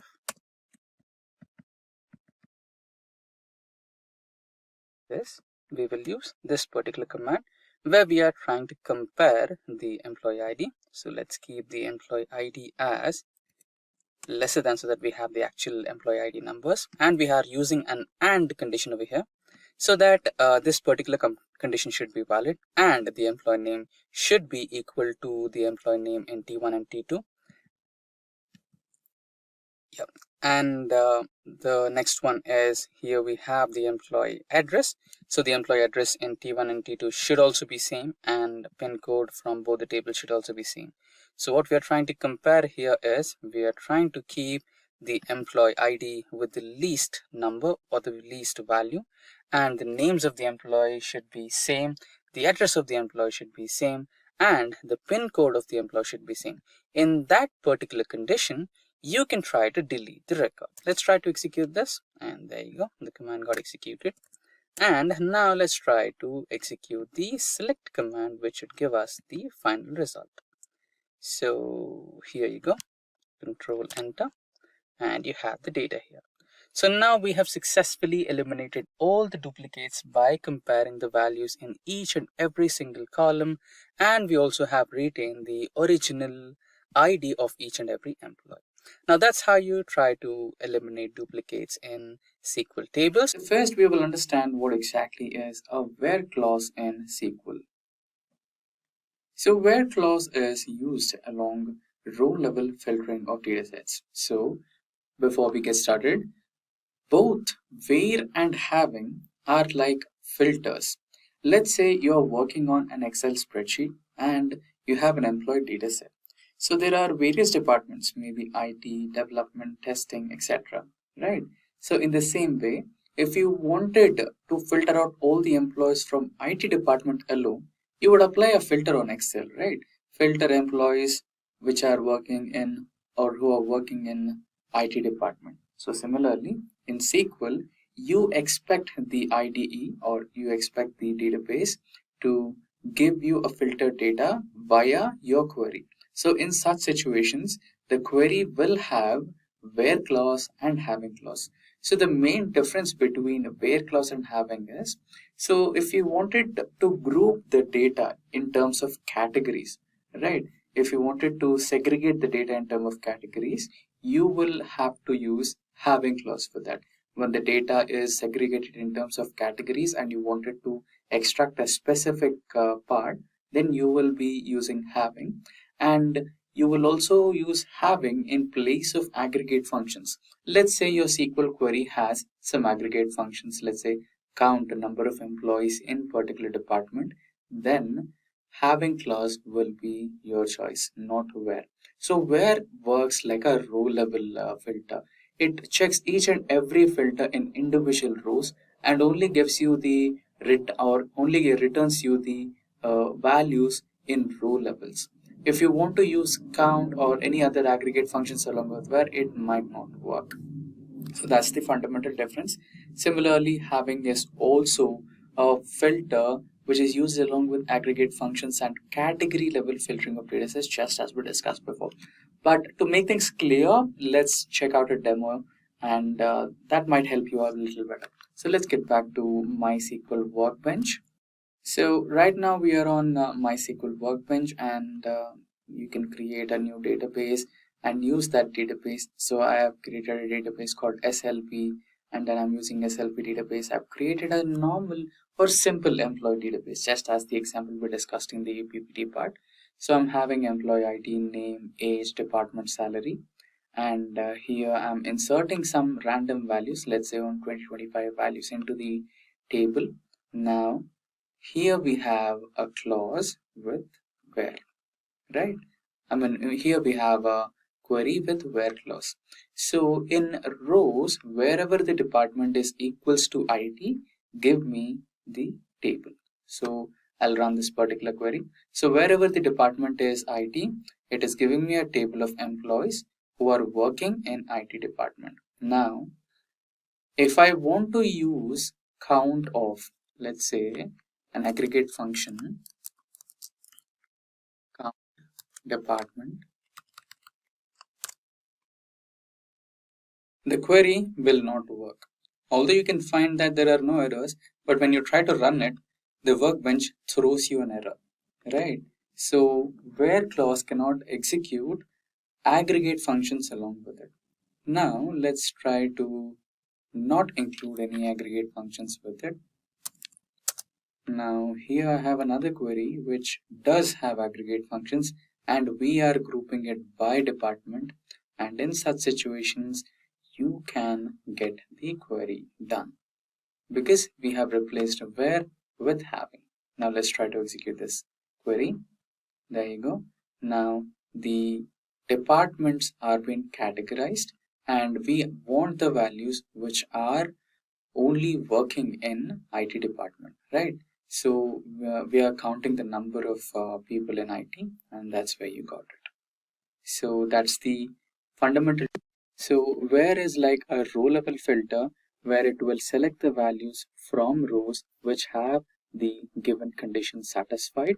And if you want to into categories, say department wise categories, salary wise categories, and yeah, again, if you want to give a condition, let's say salary greater than certain value, in such situations you can use where. But if you want to extract the data along with the categories and along with the given condition of salaries greater than certain value, then having is your friend. So that's how you can work with where and having. So those are the fundamental differences between where clause and a having clause. Now, how do we create a view in Excel? So it's as simple as creating a new table. The syntax is as follows. You just need to add create view and your customized view name as the statements. Now, what are the statements? Statements usually have the statements of what you query, the query statements. For example, select star some data what you want to fetch from your table. Yes, I totally understand select might be a really short one, but sometimes you might have to add some where conditions, you might have to add some subqueries, and the entire query length might go up to 10 to 15 lines. Right, now you might not be able to execute that query for every single time. So if you create a view for that, and if you just right, select that particular view and you get all the data. Now let's understand this more easily by going through a practical demonstration on MySQL. Now we are on the MySQL workbench. We are having a small database which is flights, and in that we have a table by the name flight data, and this is the data which we have added into a flight data, right? Let's run this and get the table.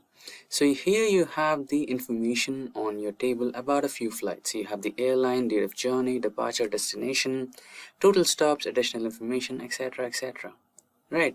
Now let's say if someone asked you to fetch a flight from Indigo which is completely non-stop, control enter.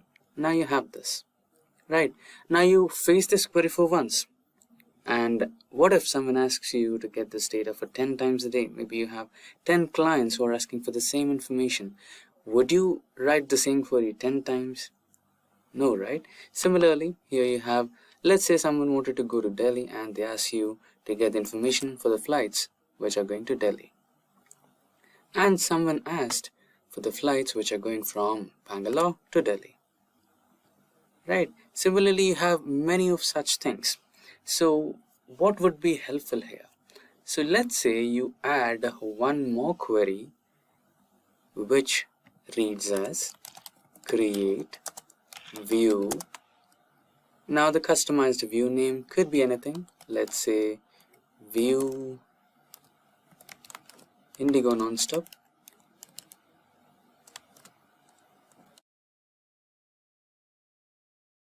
As your query, right? Let's quickly execute this query and it should create a new view for you. The new view is currently done. Similarly, let's try to create a new view again. Create a view. Let's name it view flights Delhi.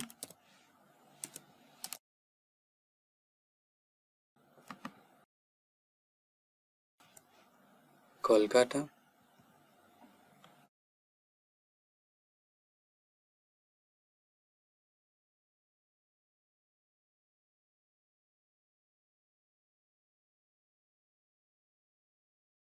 And the Bangalore Delhi flights, right?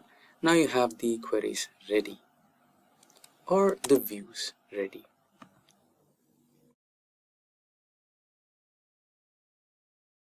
Now all you have to do is just get the select statement star from the view name. This is simpler, right? Just control enter and you have the data over there. Now let's say somebody asks you to fetch the data for flights from Bangalore to Delhi. All you have to do is select star and you should be having the data. There you go, right? As simple as that. So that's how you can create a view in SQL. And in case if you wanted to drop it, let's say you don't need it anymore.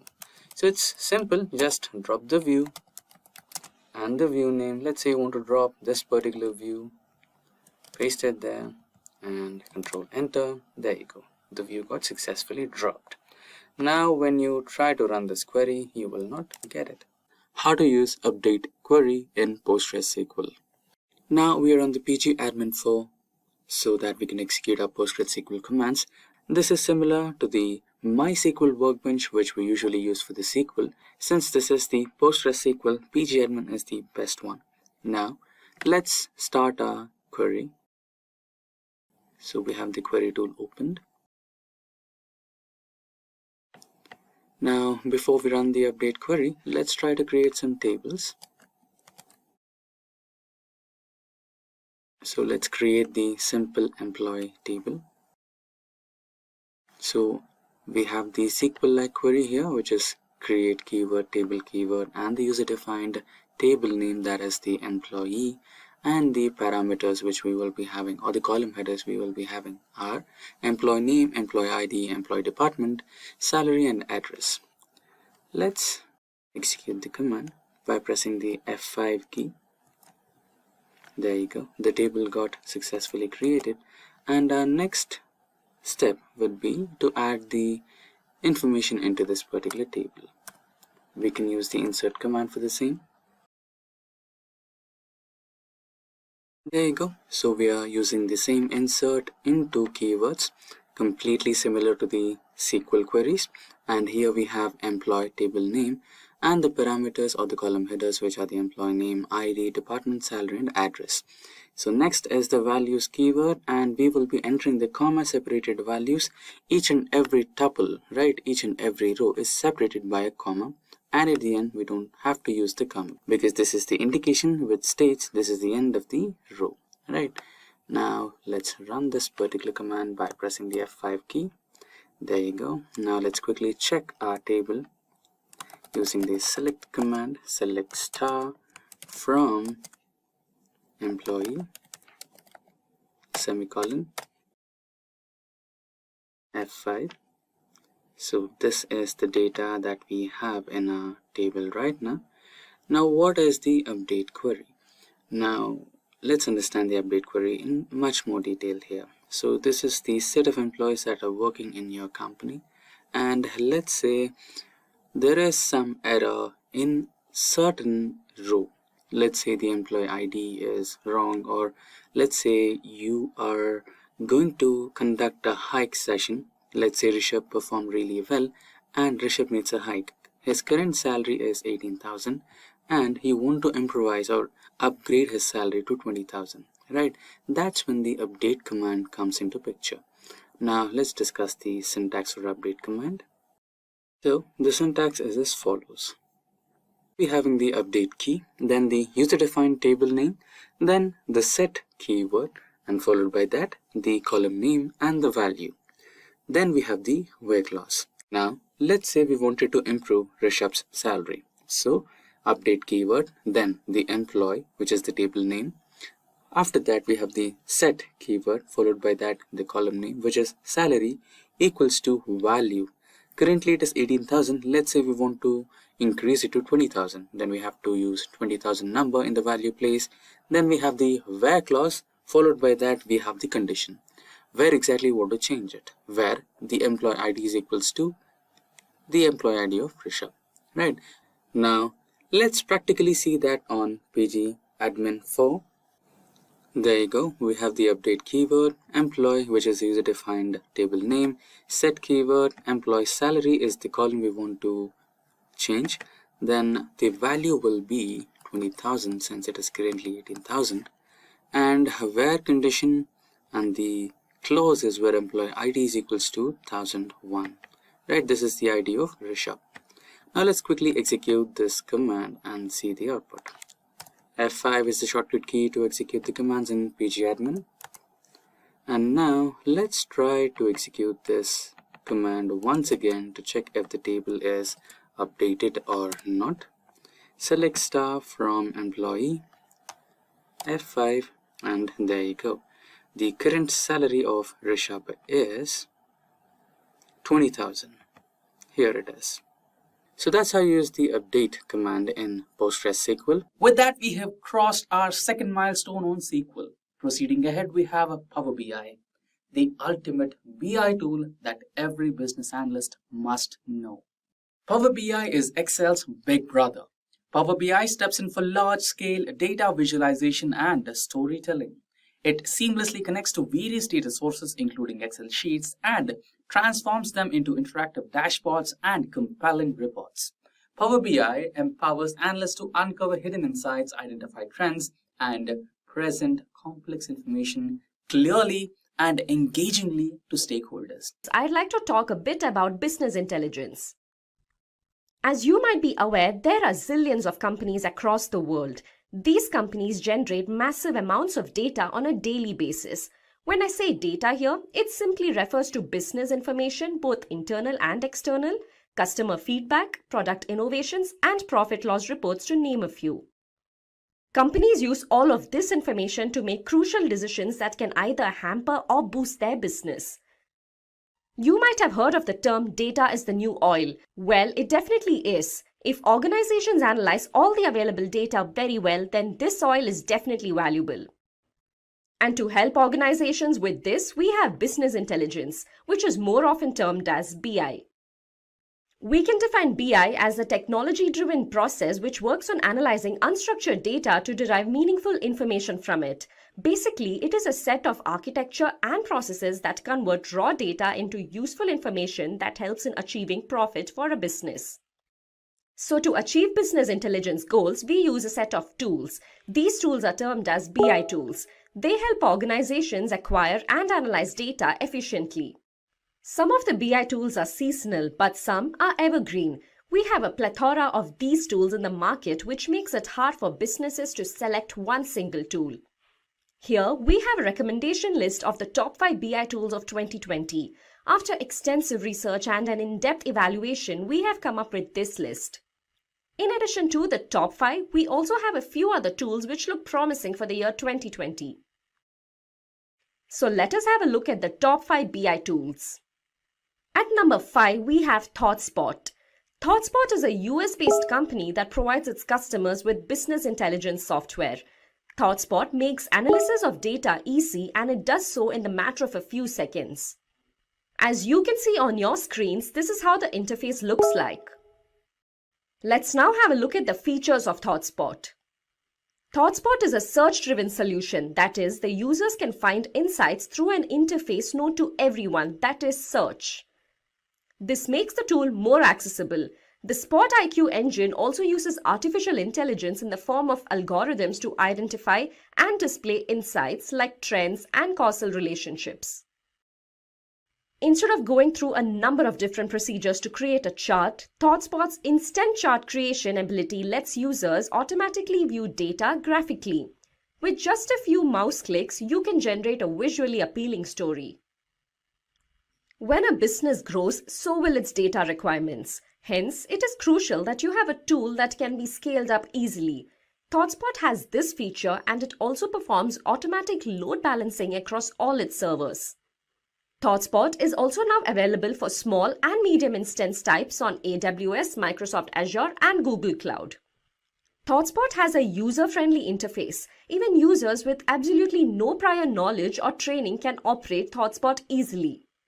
So those were the features of ThoughtSpot. Let us now have a look at the companies using ThoughtSpot. As you can see on your screens, we have the American multinational retail corporation Walmart. Then we have the Royal Bank of Canada, RBC, followed by 7-Eleven and ExxonMobil. Let us now move on to our next tool. So at number 4, we have SAS BI. The SAS Business Intelligence tool looks into the analysis, data mining, and reporting with the help of powerful visualizations and interactive dashboards. In SAS, data is extracted and categorized, which helps in identifying and analyzing data patterns. As you can see on your screens, this is how the interface looks like. Moving on to the features of SAS BI. First and foremost, it is easy to use. Irrespective of your skill level, you will be able to easily explore, create, and share data. There is no need for the user to rely on the IT team. Better analysis of data is achieved by using automatic code generation and SAS SQL. The next feature of SAS is that it allows you to integrate with open source software such as R. R helps you to connect to many databases and data types. SAS provides the best practices and defines the guiding principles for a secure product development lifecycle. SAS BI ensures that the products meet the business and security needs of the customers. Let us now have a look at the companies using SAS BI. We have companies like Accenture, Genpact, IQVIA, and IBM to name a few. That was all about SAS BI. Let us now move on to our next tool. So at number 3, we have Qlik. The company was founded in Sweden back in the 90s. The company's first product was QlikView. It is a powerful tool which visualizes and analyzes the relationships between data. QlikSense is a self-service data discovery and analysis tool. It provides a modern user interface for data management. Qlik is named a leader in the 2020 Gartner Magic Quadrant for Analytics and BI platforms. As you can see on your screens, this is how the interface looks like. Moving on to the features of Qlik. QlikView can do everything that an OLAP-based solution will do and much faster. You can take advantage of Qlik's powerful AI and machine learning to accelerate discoveries, boost data literacy, and derive insights. ClickSense works without data filters, but while working with ClickView, data filters are required. Click allows flexible deployment capabilities for seamless end-user experiences and management capabilities across multi-cloud environments. Data storytelling is an important part of BI. ClickSense provides this feature, but it is not available with ClickView. With the Click Data Integration platform, you can do powerful data integration and perform modern analytics. As you can see on your screens, these are the companies using Click. We have Mercedes-Benz, Cognizant, Accenture, and Capgemini. So for all those who joined in now, let me just quickly repeat our list. At number 5, we have ThoughtSpot. Then at number 4, we have SAS BI. And at number 3, we have Click. So far, do you all agree with this list? Let us know in the comment section below. Let us now move on to our next tool. At number 2, we have Tableau. Tableau is one of the most popular and fastest growing business intelligence tools used in companies these days. Tableau is a data visualization tool that was founded in 2003. It manages the vast volumes of data and its flow and turns data into actionable information. It allows you to analyze and visualize data faster and efficiently. The Tableau product suite consists of Tableau Desktop, Tableau Public, Tableau Online, Tableau Server, and Tableau Reader. As you can see on your screens, this is how the interface looks like. Moving on to the features of Tableau. One of the most important features of Tableau is that it can connect to 40 different data sources and handle large amounts of data easily. Some of the data sources are local text files, Microsoft Excel, PDFs, JSON, or databases, and servers like MySQL Server, Microsoft SQL Server, etc. Tableau is an easy-to-use drag-and-drop tool which allows its users to create interactive visuals quickly. You can build different charts and graphs, dashboards, and storylines with just a few clicks. In Tableau, you can gain insights that you never thought was possible. You can play with interactive visualizations and explore various data that is available, and you don't need to have any specific knowledge of the insight you're looking for. Knowledge of coding is not required to work on Tableau, as Tableau provides inbuilt table calculations. So some of the companies that use Tableau are the American e-commerce giant Amazon, the Italian luxury sports car manufacturer Ferrari, then we have Walmart, followed by Capgemini and LinkedIn. Before we move on to the number 1 BI tool in our list, let's have a quick look at a few BI tools which didn't make it to our list but which seem to be very promising in the year 2020. So here we have Zoho Analytics, which is a cloud-based self-service BI and data analytics software that is used for data visualization and for creating dashboards. Now let's understand why Power BI is needed. First, Power BI has the ability to access vast volumes of data from multiple sources. It allows you to view, analyze, and visualize huge quantities of data that cannot be opened in Excel. Some of the important data sources available in Power BI are Excel, CSV, XML, JSON, PDF, etc. Second, Power BI provides an easy-to-use drag-and-drop tool with features and functionalities that allow you to copy all formatting across similar visualizations. Power BI has exceptional integration with Excel. It helps you gather, analyze, publish, and share Excel business data. Power BI helps to accelerate big data preparation with Azure. Using Power BI with Azure allows you to analyze and share vast volumes of data. Azure Data Lake can reduce the time it takes to get insights and increase collaboration between business analysts, data engineers, and data scientists. Power BI allows you to get insights from data and turn insights into actions to take data-driven business decisions. Finally, Power BI allows you to perform real-time stream analytics. It fetches data from multiple sensors and social media sources to get access to real-time analytics, so you are always ready to make business decisions. Now let's see what Power BI is. Power BI is a business analytics service provided by Microsoft that lets you visualize your data and share insights. It converts data from different sources to build interactive dashboards and BI reports. As you can see, we have an Excel data about sales. Using this data, Power BI helps you build different charts and graphs to visualize the data. Now that we have understood what Power BI is, let us look at the important features of Power BI. First is Power BI Desktop. Power BI Desktop is a free software that you can download, and it allows you to build reports by accessing data easily. For using Power BI Desktop, you do not need advanced report designing or query skills to build a report.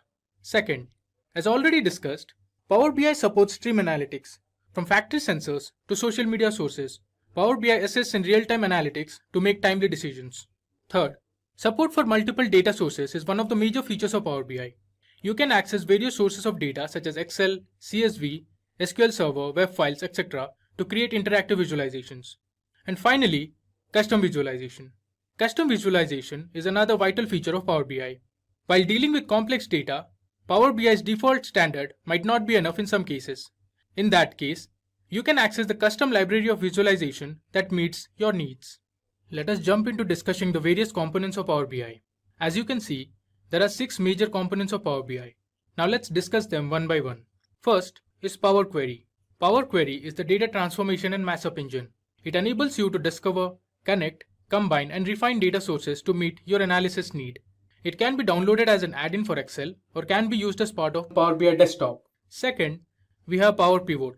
Power Pivot is a data modeling technology that lets you create data models. It also allows you to establish relationships and create calculations. It uses data analysis expression language or DAX to model simple and complex data. Third, we have Power View. Power View is a technology that is available in Excel, SharePoint, SQL Server and Power BI. It lets you create interactive charts, graphs, maps and other visuals that brings your data to life. Next, we have Power Map.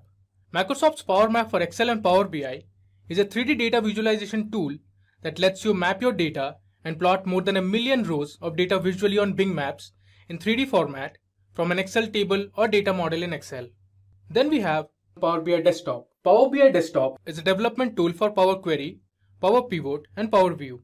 With Power BI Desktop, you have everything under the same solution and it is easier to develop BI and data analysis experience. Finally, we have Power Q&A. The Q&A feature in Power BI lets you explore your data in your own words. It is the fastest way to get an answer from your data using natural language.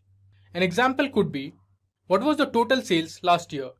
Once you have built your data model and deployed that into Power BI website, then you can ask questions and get answers easily. Now, let's see what Power BI Service is. Power BI Service is the software as a service part of Power BI. It is also referred as Power BI Online. To access Power BI Service, you need to log into app.powerbi.com. Now let me show you that. I'll go to Google, I'll open a new tab and search for app.powerbi.com. It's loading. But this is how the homepage of Power BI Service looks like. I've created some dashboards on it. First, you need to log into app.powerbi service. You can see I'm logged in. Now under my workspace, if I go to dashboard, here I've created a finance dashboard. You can see the different charts and graphs I've prepared and pinned it to the dashboard. So Power BI Service allows you to connect to your data, create reports and dashboards, and you can also ask questions to your data. Now as you can see in this dashboard, we have created some charts and graphs. So this is a tree map. There's a pie chart, there's a bar graph. Below you can see there are line charts and donut charts. It tells you the total sales that were made, the total number of units sold, the sales by product, sales by country, sales by segment, and lots more. One of the key features of Power BI is creating dashboards from multiple reports and datasets. Power BI dashboard is a single page visualization to tell a story. The visualizations on a dashboard are generated from multiple reports and each report is based on one dataset. A single page dashboard is known as a canvas. The visualizations you see on the dashboard are called tiles. These tiles are pinned to the dashboard by report designers. Now let me go back to my dashboard. So this is called a canvas and each of these are called tiles. So on the top you can see we have 3 tiles. Now let's understand how to create and publish reports in Power BI dashboards. Power BI allows you to create different reports on Power BI desktop. These reports can be published on the Power BI dashboard using Power BI Service. Here you can see there is a Power BI report created on Power BI desktop. If you click on Publish, it will take you to the Power BI Service where you can build a dashboard. Here is the button for Power BI Publish. Once you click on Power BI Publish, it will take you to the dashboard. So this is a single page Power BI dashboard on Power BI Service. Now let's understand the Power BI architecture. Power BI architecture is a service built on top of Azure. There are multiple data sources that Power BI can connect to. Power BI Desktop allows you to create reports and data visualizations on the dataset. Power BI Gateway is connected to on-premise data sources to get continuous data for reporting and analytics. Power BI services are basically the cloud services that are used to publish Power BI reports and data visualizations. Using Power BI mobile apps, you can stay connected to their data from anywhere. Power BI apps are available for Windows, iOS, and Android platforms. Now, let's look at a case study on how Meijer, which is one of United States' largest supermarket chains, used Power BI to solve its business problems. Initially, Meijer had become dependent on its IT organization to extract insights from its data. It was time-consuming and inefficient, as you had to wait for IT to build every report. Meijer was unable to perform ad hoc and real-time analysis easily. So what Meijer did was, it connected Power BI to an on-premises SQL Server Analysis Services cube. This allowed them to refresh 20 billion rows of data in near real time. With Power BI, teams can now pull in the data faster and perform real-time analysis to derive insights from data. A bakery department inside Meijer used Power BI to compare its sales with regional performance. They analyzed where Meijer was behind the regional trends, focused on the problem, and created a solution. With Power BI, they can now drill down into hourly sales and send out a sales flash to 800 Meijer business leaders. So Power BI enabled them to standardize data sources and empower store directors and team leaders to develop and track their data to ensure what they can improve. Now, let's do some practical hands-on demo with Power BI. So this is how the Power BI desktop interface looks like. On the left, you have the report view, the data view, and the model view. The report view is where you visualize your data with different charts and graphs to build reports. The data view allows you to view the whole data, while the model view is where you check if there are any relationship between the tables. On the right, you can see the different visualizations that you can build. We'll quickly run through all of these in our demo. So here you can see there's a finance sample data that will help you draw insights about the sale of products in different countries. We will create a report to visualize different charts and graphs and analyze those sales. So let me go to my Power BI desktop. First, we'll import our data. So let me go to our Get Data tab and choose Excel as my data source. I click on Excel. So here is our finance sample data. We'll select sheet 1. You can see the data here. Click on it and then select load.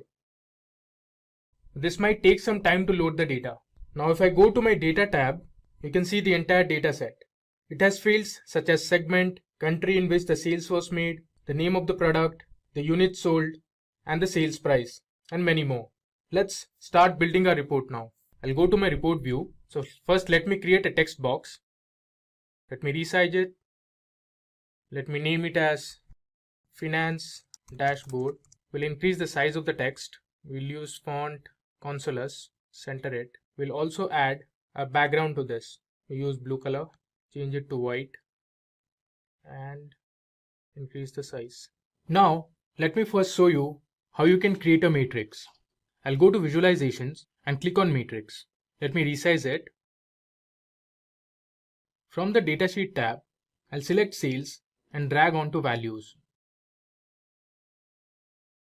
So you can see the total number of sales that were made. Now let me do some formatting. So I'll go to the Format tab, click on Column Headers.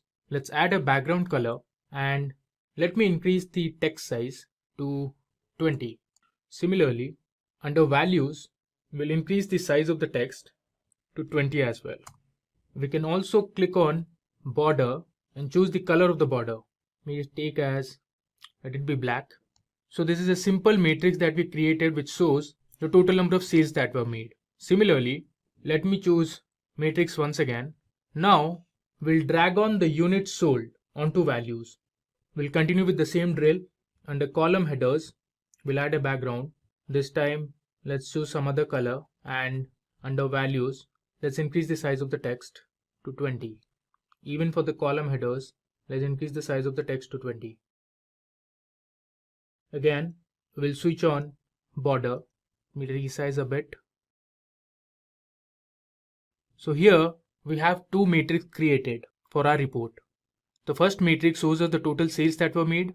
The second matrix shows you the total units that were sold. Now let's move ahead and create a simple bar chart. So under visualization, I click on clustered column chart. Under this, we'll drag the date column onto axis and the sales onto value. Let me expand it. So it shows you the sales by year. This is the sales that were made in 2013 and this shows you the sales that were made in 2014. Now there's a drill down option which gives you more granularity. This depicts the sales by quarter. If I drill down further, you can see this shows you the sales by month. Also, you have some options like sort by and sort by sales. So you can see October month made the highest number of sales.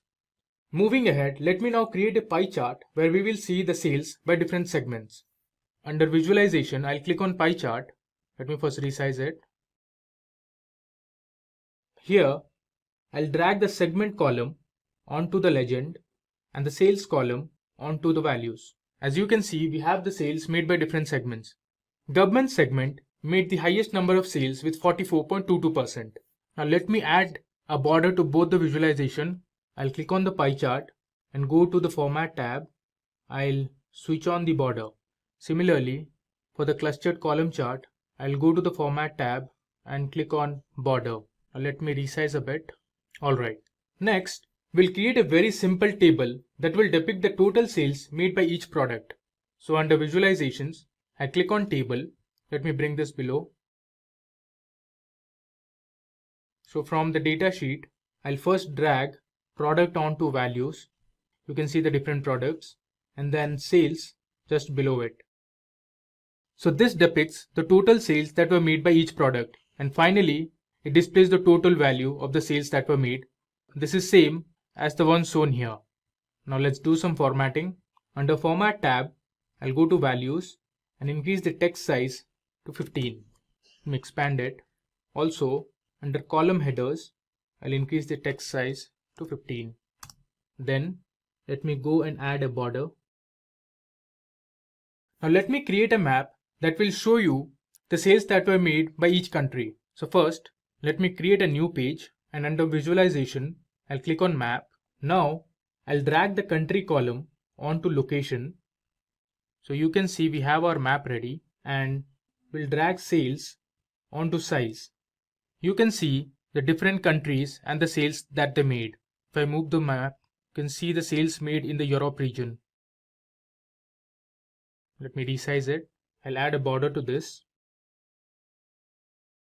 Now let me go ahead and create a donut chart that will show you the profit by each segment. Under Visualizations, I'll click on Donut Chart. I'll move this to the top. Now from the data sheet, I'll add profit onto the values and segment onto the legend. If I expand this, you can see government segment made the highest amount of profit with 65.04%. Let me resize this and we'll add a border. Okay, in the final visualization, I'll show you how to create a tree map. This tree map will tell you the total amount of sales made by each product. So under Visualizations, I'll click on the tree map. Let me expand it. I'll drag sales onto values and product onto group.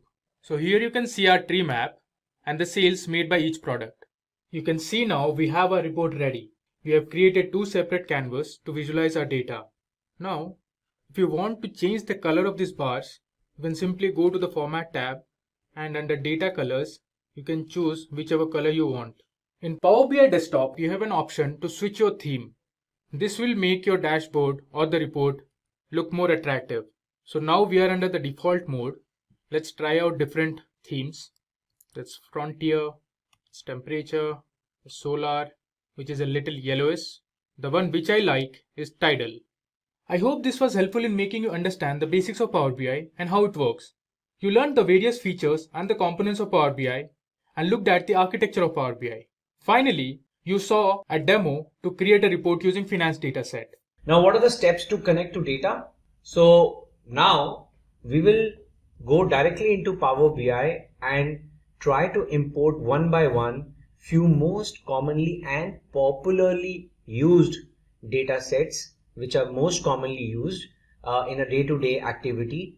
Rest, of course, there are Power BI supports n number of data sources, but we will do something practical on the most popular ones. So let's open our Power BI. Now this is my Power BI, and first I want to show you that how can I import data directly from a web page and import the data. Now it is asking for a URL in order to import data. So what I have done is I have created a Google Excel sheet with simple data with rows and columns, and what I have done is I have shared this sheet as publish to web. Okay, so you just need to say publish to the web, the link as web page, and say done. It's automatically published, and say link. So copy the link which you have published on the web, copy this link, and then go back to your Tableau, paste that link over here and click OK. Now Power BI will try to establish a connection with this Google Doc sheet because it's published on the web.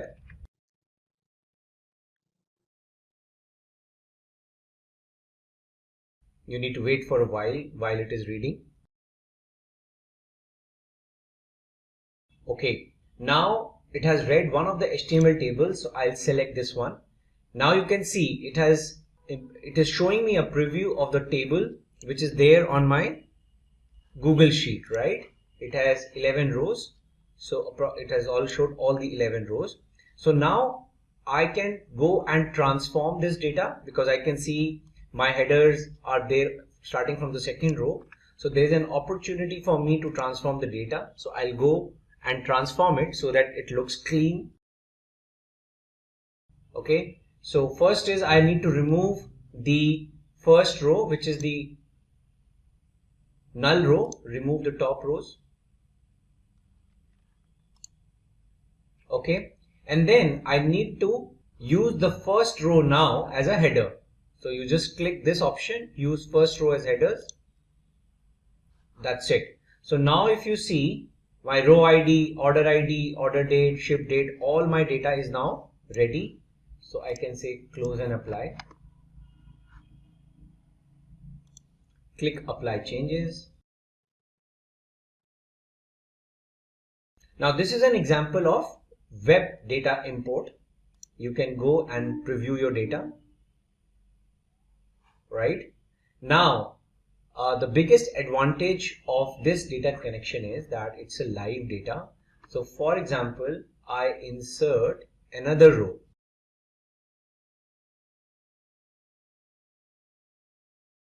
Let me change the order ID. I've changed some basic stuff, and it's auto saved. Control S. Now I'll go to my Tableau and I'll refresh.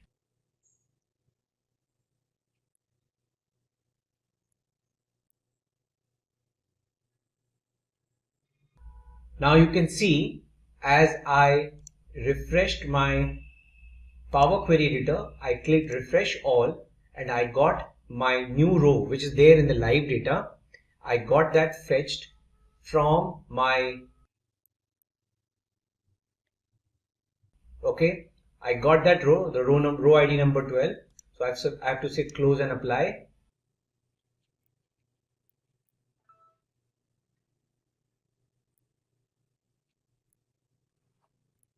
Now you can see the new row, the row number 12 is now available in my new dataset, in the dataset, because it's a live connection.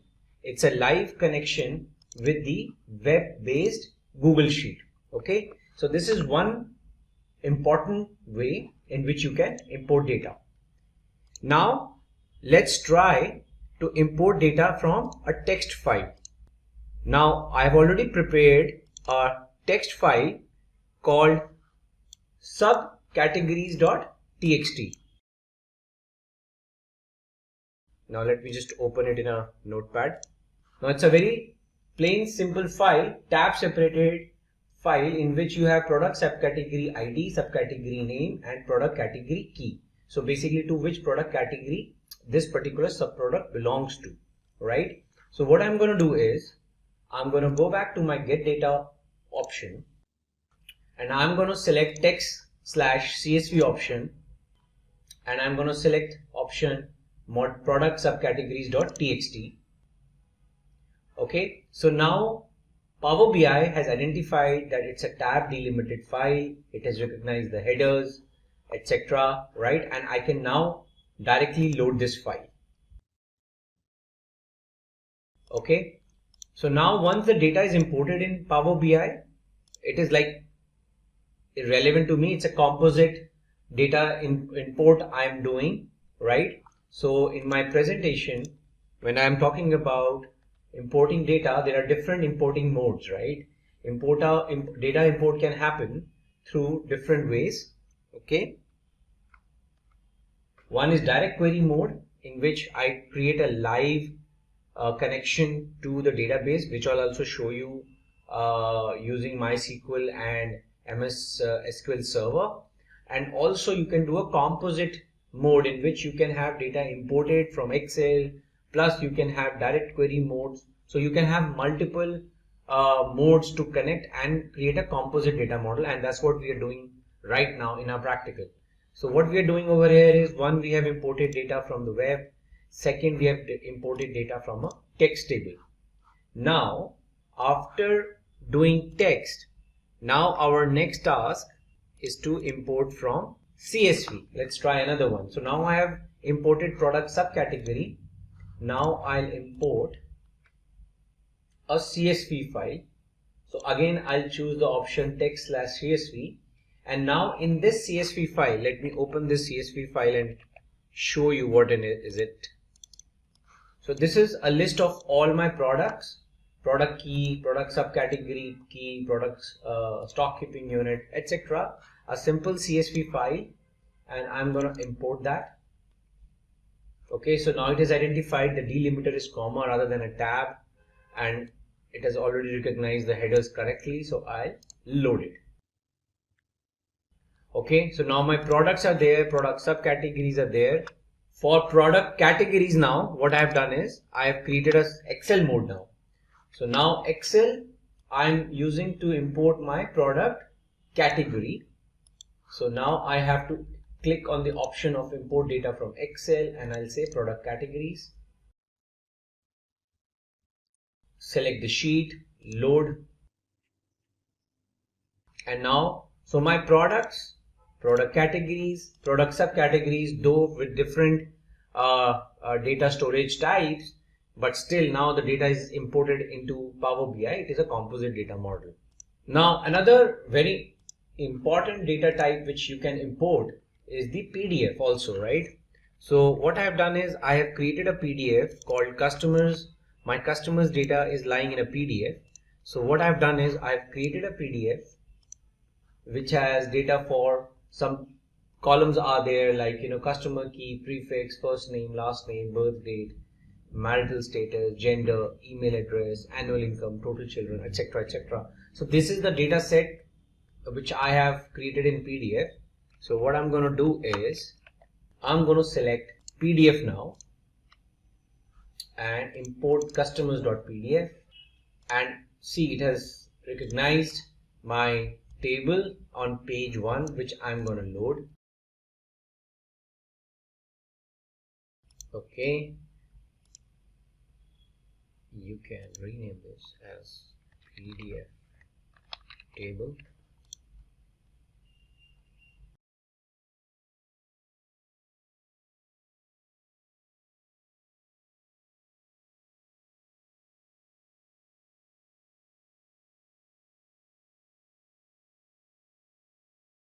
So this basically, these are the different type of data types we have imported: PDF, Excel, text, CSV, and web page. Now let's take a look at another interesting data set which we want to import, is the MySQL Server data set.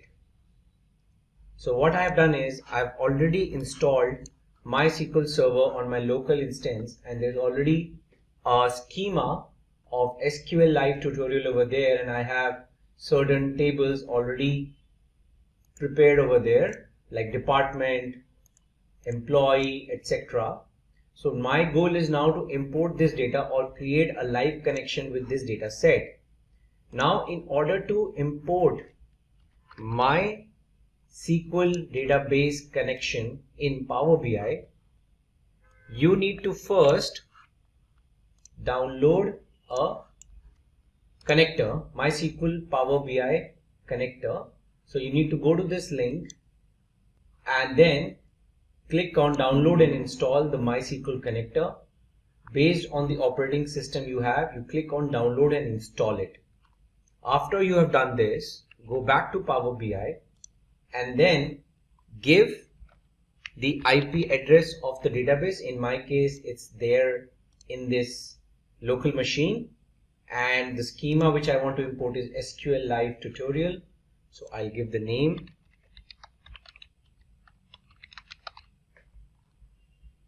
Click connect. Okay, now it's connected. So now it is asking me which particular tables you want to create a connection with. I'm choosing department and employee, and I'm just loading them.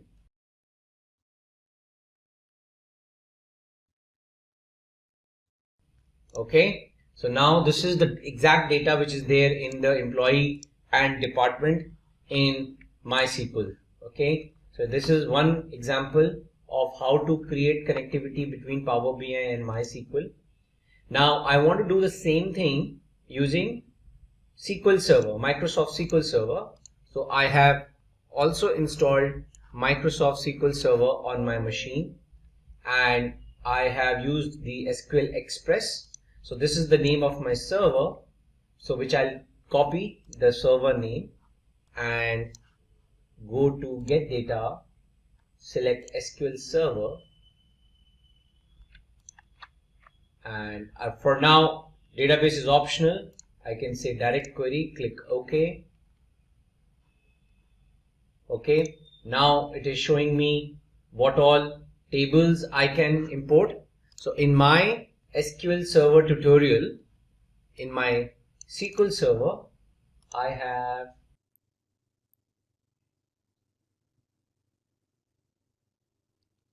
have these three tables: customers, employee attrition, Olympic events. So I can use probably the customers one, which is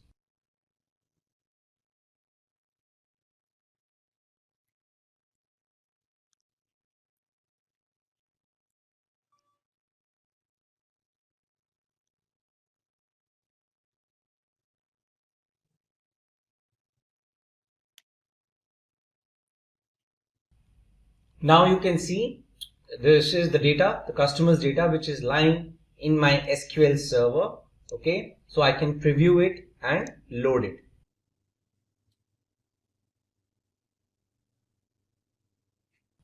So now you can preview the data in Power BI. That this is the data. So I can rename as customers from MS SQL, and this is from MySQL, and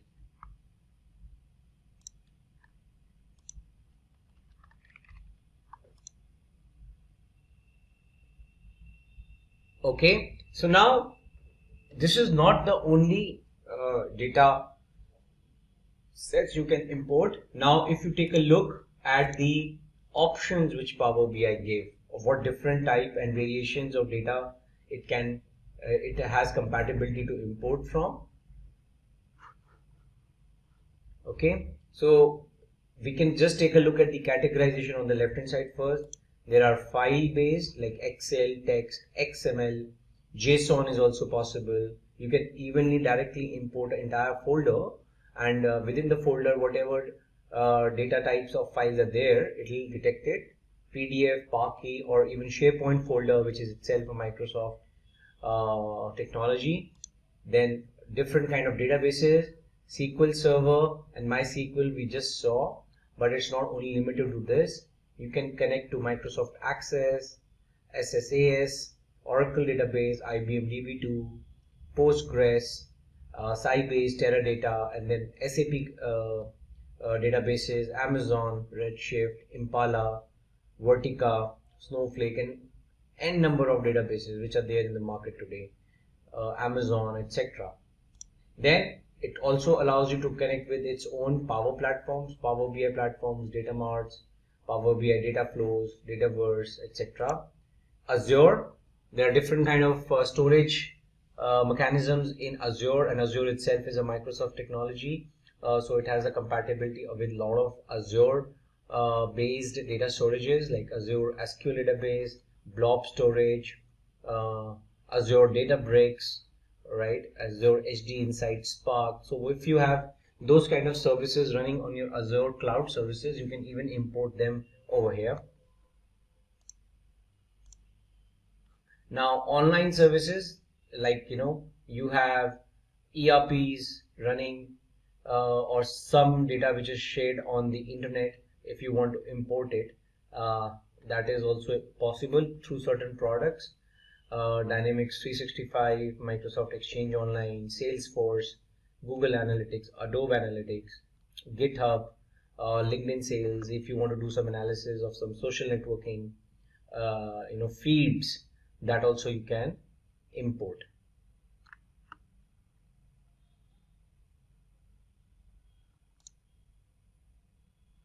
Then other miscellaneous are also there, web-based, Hive, R script, Python script, if there's something to import, get data from. Google Sheets, like we saw one example in our video right now. So there are multiple options available. Now, once you have imported the data which is relevant to you, in our subsequent sessions, we will see how to create relationships, but just giving you a glimpse that whatever data you are importing, Power BI auto detects certain relationships and it will create for you, but then you can go and manually also change. So this is the composite data model which is getting created in the backend while you are importing the data. You can easily go and manage these relationships, either keep them as is, you can delete and create new ones manually. So there is no limitation in that.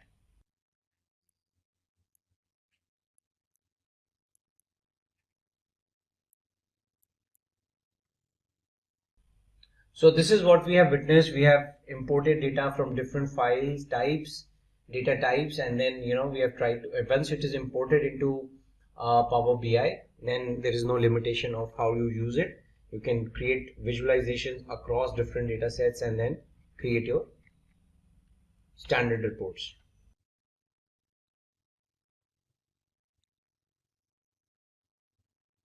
So this is the example of importing data from web, importing data from a database, from a PDF, and then once you have data, you can shape and combine data. You can basically do whatever transformation you want to do. You want to make joins, merge the data. So for example, if we go back to our Power BI, and if I go back to my transform data section, now as I have now different data sets available with me, I can do any kind of operation, transformation on the data, right?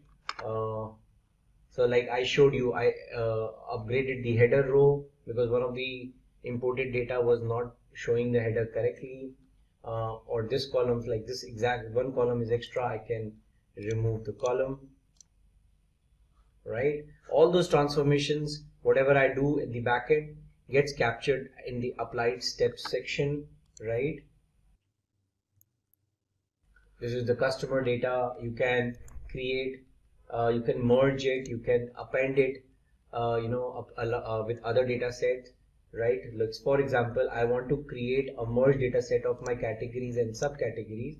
So I can say select these two data sets and say merge queries as new, and I can select product categories and product subcategories, select product category key on both the sides, and then they do a left auto join. So whatever product categories are there, I'll get the subcategories associated with it, and I'll create a new table which will have,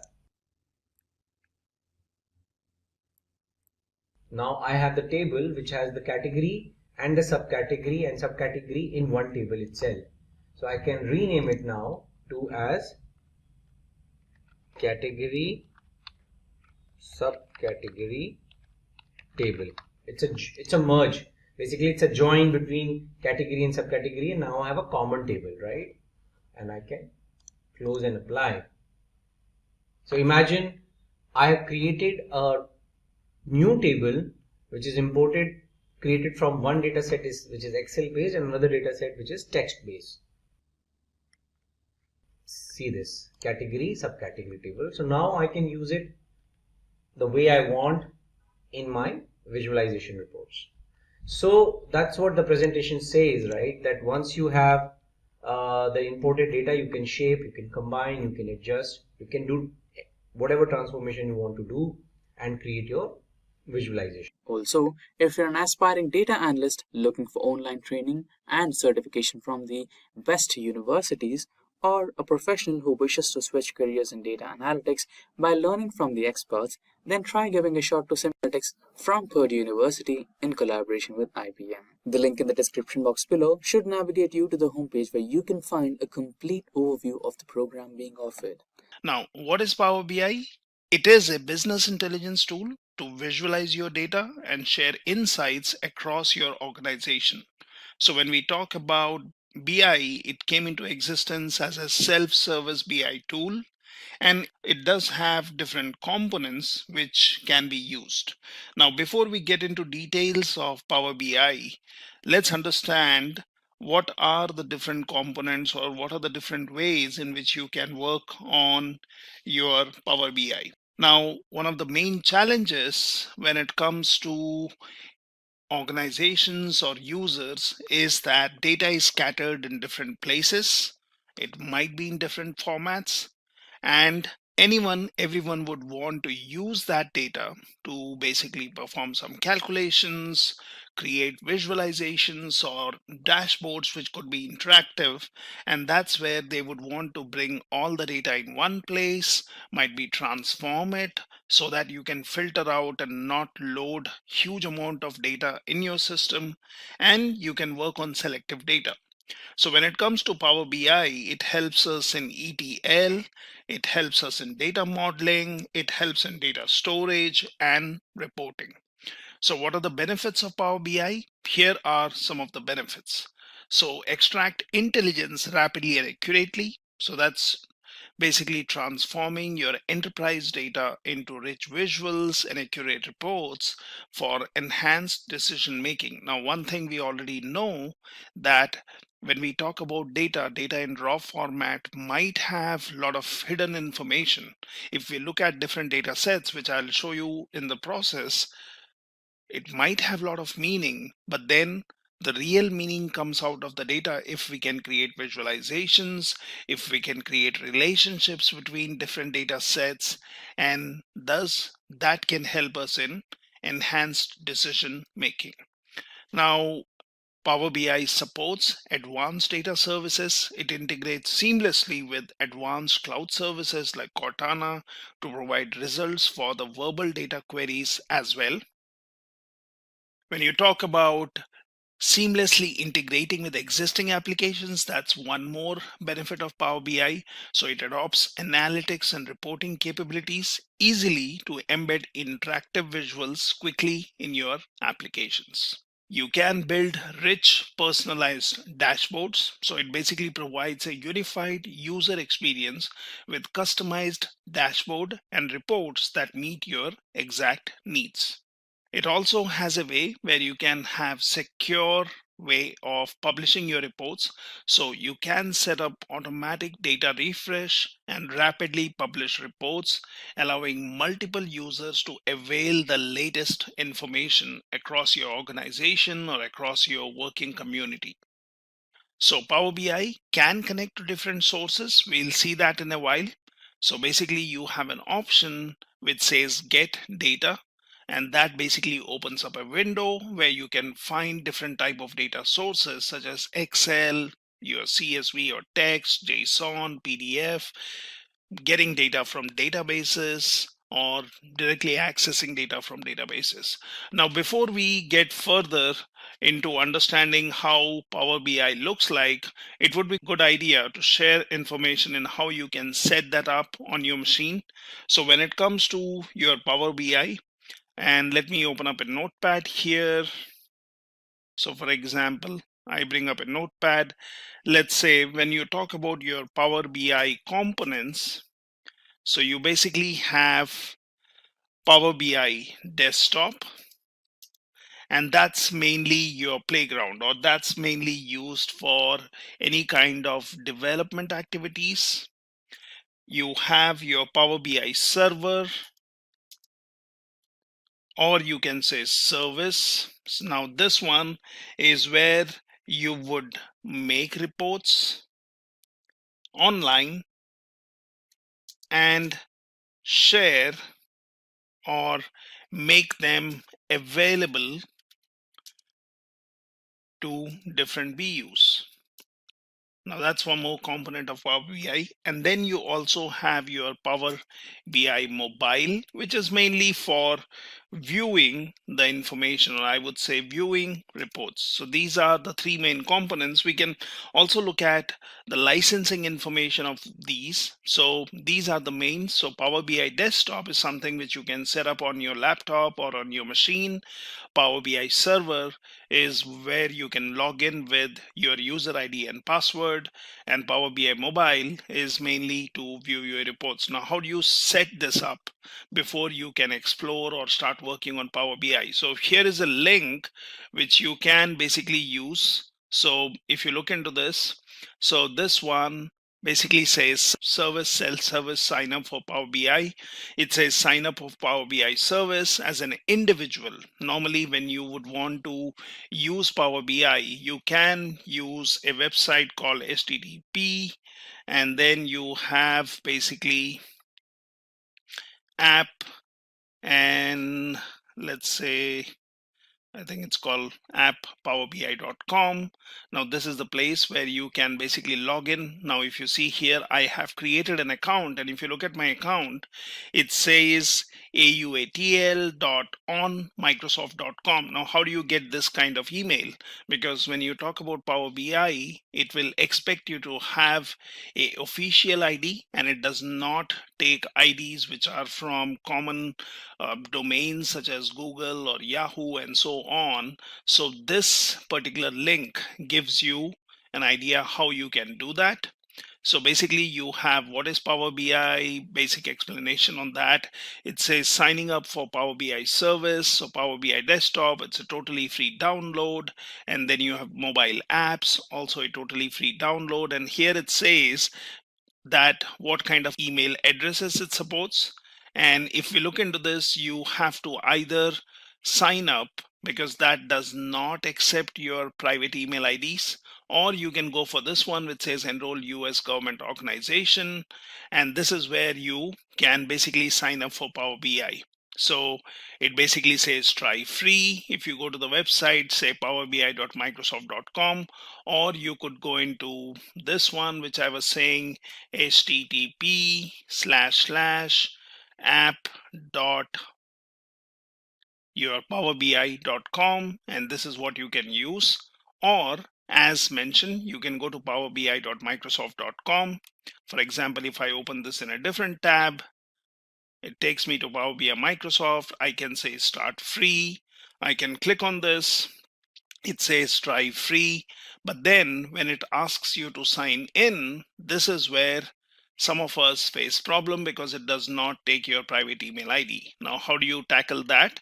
What you can do here is on this page, which says learn about alternate ways to sign up, you can basically open up this link. And in this link, it says sign up for Power BI with a new Microsoft 365 trial account. And what you can do is you can basically click on this link, which takes you to the Office 365. And what you can do here is you can search for something which says, say, 365 E3, and here you have try it for free. So in my case, it is translating. Okay. So here you have an option which says try it for free. Click on this one, and then basically go ahead with your sign up process. Now, once you do that, you can basically create an account or give a email ID. So it asks you to give an email ID to check if you already have an account. And once you do that, it will guide you through the process where you can create an account like I have done. Now, once you have done that, so for example, we can go into this page, which I said http://app.powerbi.com. Now, once you have created an account, you would be asked to log in. Now I can click and log in here, and then basically give in my password. And once I do that, it takes me to the Power BI server or service. Now, on the top right, it might say that go for a trial version. I have already selected that, and this is a pro trial, which is giving me validity for 60 days.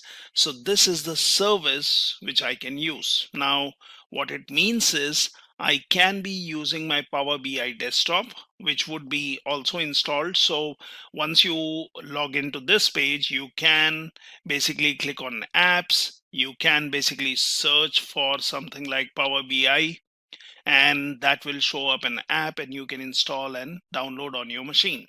Now, once that is there, you can basically bring it up. So for example, in my case, I can just say Power BI desktop, and that's the app which I have installed on my machine, and basically that comes up. So that's your Power BI desktop which is coming up, and it will still ask you to sign in so that you can share your information through Power BI. So you see here on the top, I'm already signed in, and here it also shows you some tutorials and videos which basically helps you in getting to know something more or what's new. So you can always browse that. So you would have your Power BI desktop which would be set up. You would also have your Power BI service which would be running, and then basically whatever you have developed on your Power BI desktop, you can share that through the Power BI service. Now, usually when you talk about licensing, I can give you brief insights here. So you basically have your Power BI service, as I said, licensing. So you have the Pro version, which is basically your $9.9 per user per month, and basically it has some kind of limitation. So it has, say, max 10 gigabyte. You can work on some features like incremental refresh is not allowed.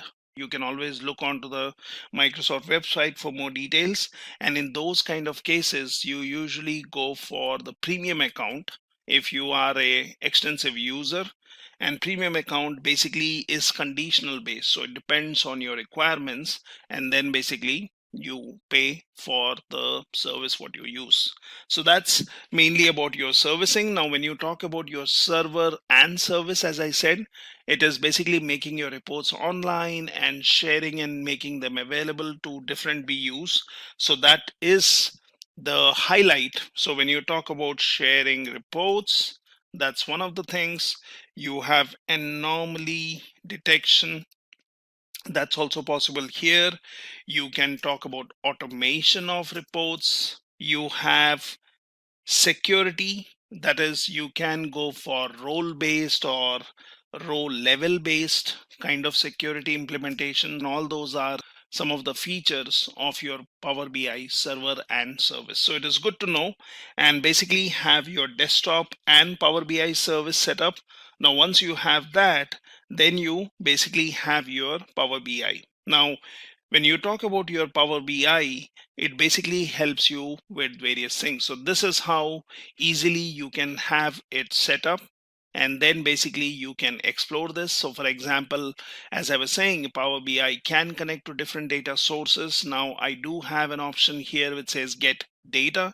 I can click on this and that shows me all the different data sources. I can even click on more if I am interested in looking what more Power BI desktop tool helps me to do. So it shows me all the different ways in which you can get the data. You see here the servers, so the database services, your folders, your different formats. You can click on file formats or databases. You can look at Power Platform. So if basically you are connecting to a platform and getting some services, you can connect to the cloud, that is Azure. You have online services, and then you have other options. So these are all the ways in which you can get your data.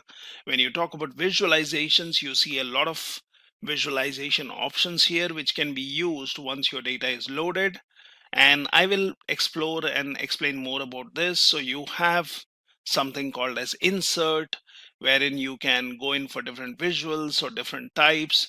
You can also get into, say, transform the data. Now that basically is going to pop up and bring a Power Query editor. Now that's where a lot of your ETL works happen. So when you do a transform data, it opens up Power Query editor, which we can use to transform the data or change the data or modify the data as per our requirement before loading all of it into our Power BI.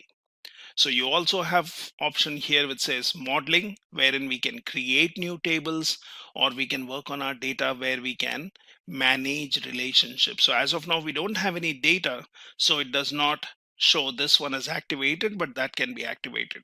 This is where you can view your reports. So this is, in short, exploring your Power BI. We'll see what are the different options which we can use here. So it basically supports different kind of data. So when we look at the visualization pane, that basically allows us to create different kind of visualizations here, and we will understand that. So you can basically visualize on your different data and create different kind of charts, graphs, maps, and basically derive insights from your data. Now, when you talk about data models, that's where you can basically establish relationships. So when you talk about data models, it is basically used to connect multiple data sources to build a relationship. Now, we might have different data sets, or we might have data coming in from different tables where we may want to basically get insights or get data from multiple data sources for our purpose. Now in that case, data models do help us.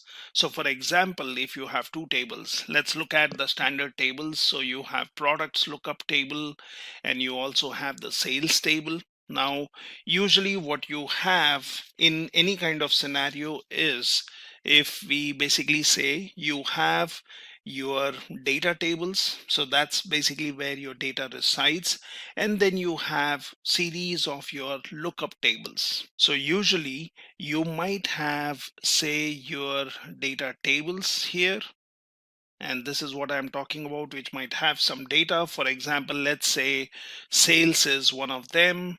You might have some other data table which might be, for example, let's say budget table, or might be something else. And these are your data tables. Now at the other end, you might have your lookup tables. So basically you have various lookup tables, and these lookup tables, for example, let's say this one is customer, this one is territory,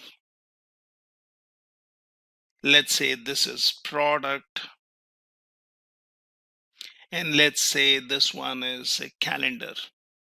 So these are basically my lookup tables.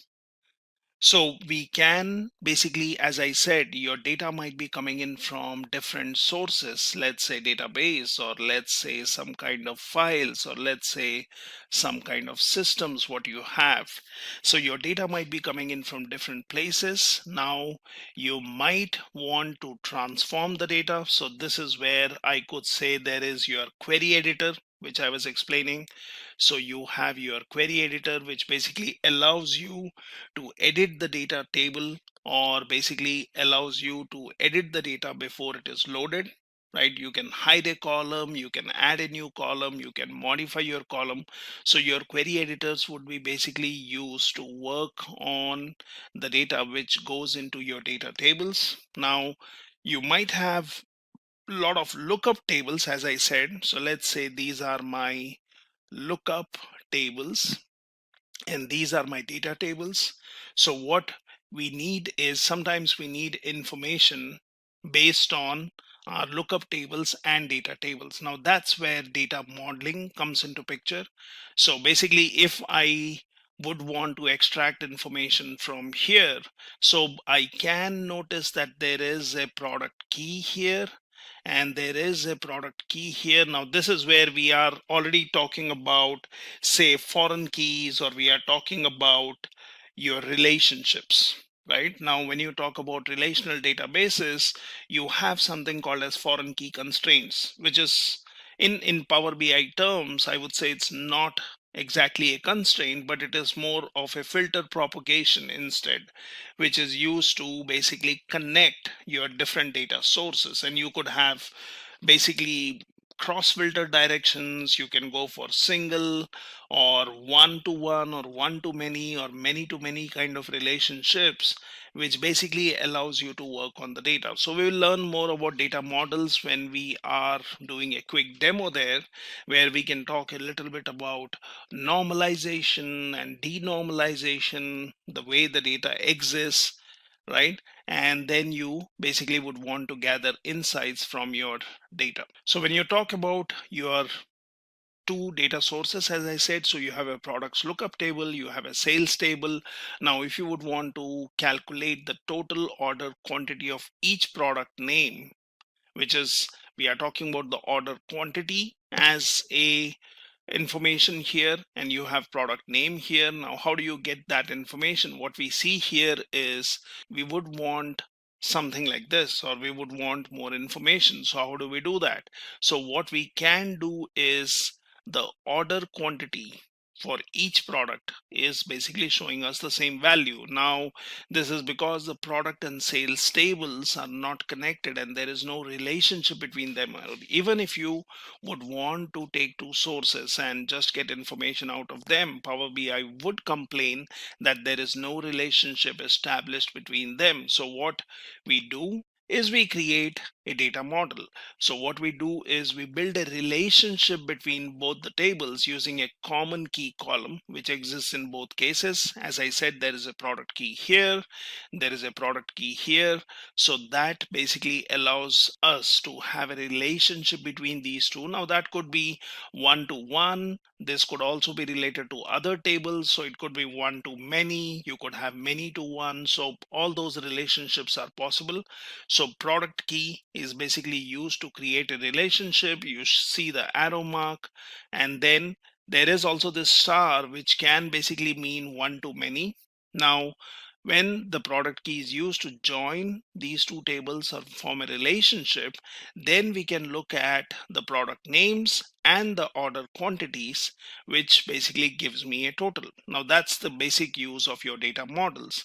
Now what about this DAX? So basically data analysis expressions. Now that's a library of functions and operators that can be combined to build formulas and expressions in Power BI desktop. Usually when we work on our data sources, when we would want to connect them, it automatically shows us these data analysis expressions. However, this gives us extension. It basically gives us more power to work on our data. Now, sometimes instead of working on DAX or DAX expressions, it would be good to go for better data modeling and have the relationships established better. And sometimes when the relationships are established, you could use your DAX, which basically gives you more power on working on your data. So your values are calculated based on information from each row of a table. It appends values to each row in a table and stores them in the model. It increases the file size. So that's what happens. Now you can right click on any column to add a new column.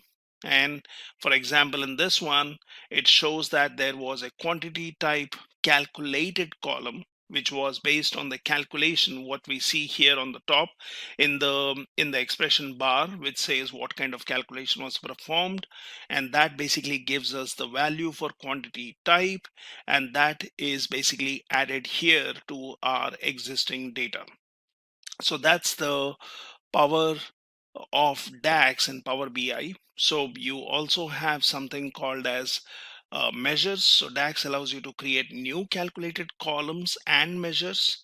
So basically here, if you see, we are working on AW underscore sales, and then we have selected quantities sold, and what we are looking at in the report is we can basically right click on any table name to add a new measure here. So we have added what we call as quantity sold as the measure. So values are calculated based on information from any filters in the report. We will see this, how this can be done. And that basically here, the measure does not increase the file size. It does not create new data in the table themselves in comparison to what we were seeing earlier, that is your calculated columns. So these are your type of DAX functions. So DAX allows you to create new calculated columns and measures. So you have date and time, which basically allows you to work on date and time data or fields. You have logical functions which allow us to create new filters or add more filters to our data. You have text functions which basically allows us to say transform the data into a lowercase or an uppercase, or basically get the length of a string, or concatenate two fields, or basically do a filtering based on some criteria, or replacing some content. You also have statistical functions which can be used. You have information functions which can be used. So these are different types of DAX functions which we can use in Power BI. So we will learn more on Power BI through a quick demo where we can use some data sets, and those data sets could be found on internet, although I can also upload that on a GitHub link and you will have access to those data sets. So let's learn about Power BI through a quick demo by uploading some data sets and playing with those data sets. Let's look at a sample data set and let's upload it. And as I explained, while uploading, let's also transform the data so that we can have selective fields or selected data loaded here instead of loading the complete data set. And then let's see how we can visualize this, or how we can use the information in this data set. Now what we can do here is we can click on get data, and then we can choose one of the data formats which we would be looking for. So for example, I can go for Excel and basically click on this. Now here are some of my data sets. So let's look into the folder here, and these data sets are also available on my GitHub link, which I'll share with you later. So here we have something called a superstore. Let's click on this, and here I already have a data set which is global superstore, or I also have selective data. So let's select this one, click on open. Now that's basically connecting to my data source, and that will show me what does that Excel sheet have. So it has different tabs, which is orders, people, and returns. So let's select orders, and that basically gives me a preview of the data which I have. And if you scroll all the way to right, it shows me city, state, and then country. And if you see here, we do see information of all the countries. Now this can be huge amount of data which we would want to look into.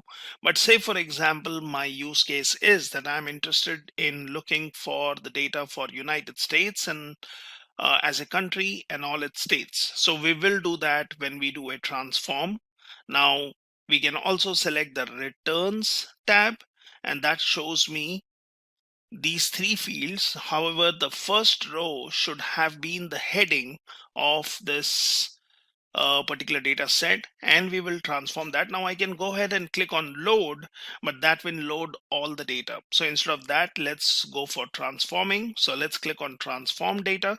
Now once you do that, it brings you your toolkit, that brings you your Power Query Editor, which allows you to transform your data. So for example, we have data from returns tab or returns data source, as you see here. So we see column 1, column 2, and column 3, and that also shows the type of the data here. It also gives me a quick small option here. Let's select this, and then I can say use first row as header. Now there are various other options which you can do. You can add a custom column, you can add column with examples, you can keep the top rows, you can remove the top rows, you can keep errors, keep duplicates. So there are different ways, and you can also do a merge query or append query. So as of now, let's just say use first row as headers. And that basically shows that now my first row has become the header. You also see in the applied steps, it basically tells me if I have changed the type of the data. If I have made any other changes, those steps will get added here. So it basically shows me the name as it returns. It shows me applied steps where I've changed the type, and now I basically have this information. Now this is something where you can change the type, or you can basically set it to a particular format. However, we are not doing anything of that sort right now. So we can do that for any of these columns. So this looks good. When it comes to orders, let's click on this. And as I said, I would be interested in selecting for country as United States only. And let me just work on that data. However, we can work on all the data. So let me scroll all the way to right. And here I have the country. Now there are these filters which we can use.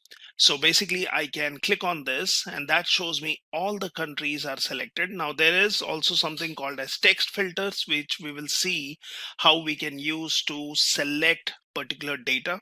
I basically have other ways of filtering the data. So for example, now I will just uncheck this select all. And what I would be interested is in United States. So let's type it here.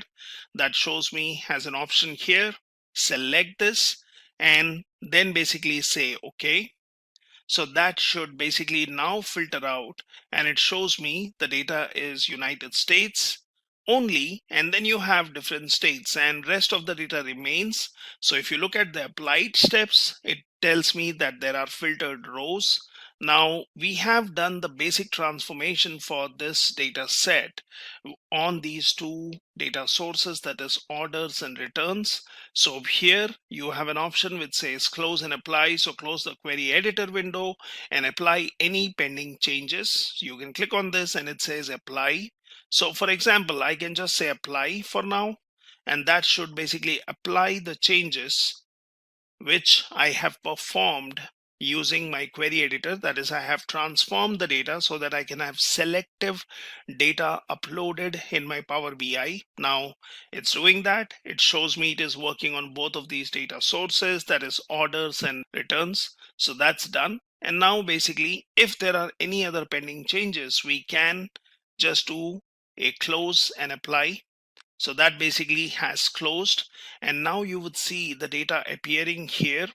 So I have uploaded the data as per my preferences. Now if you click on the data tab here, so it basically shows you your data fields. It might take some time to populate, but if you see in the country field now, even if I click on the filter, it just shows me United States. Now that's what we wanted. So we have already uploaded this data in orders.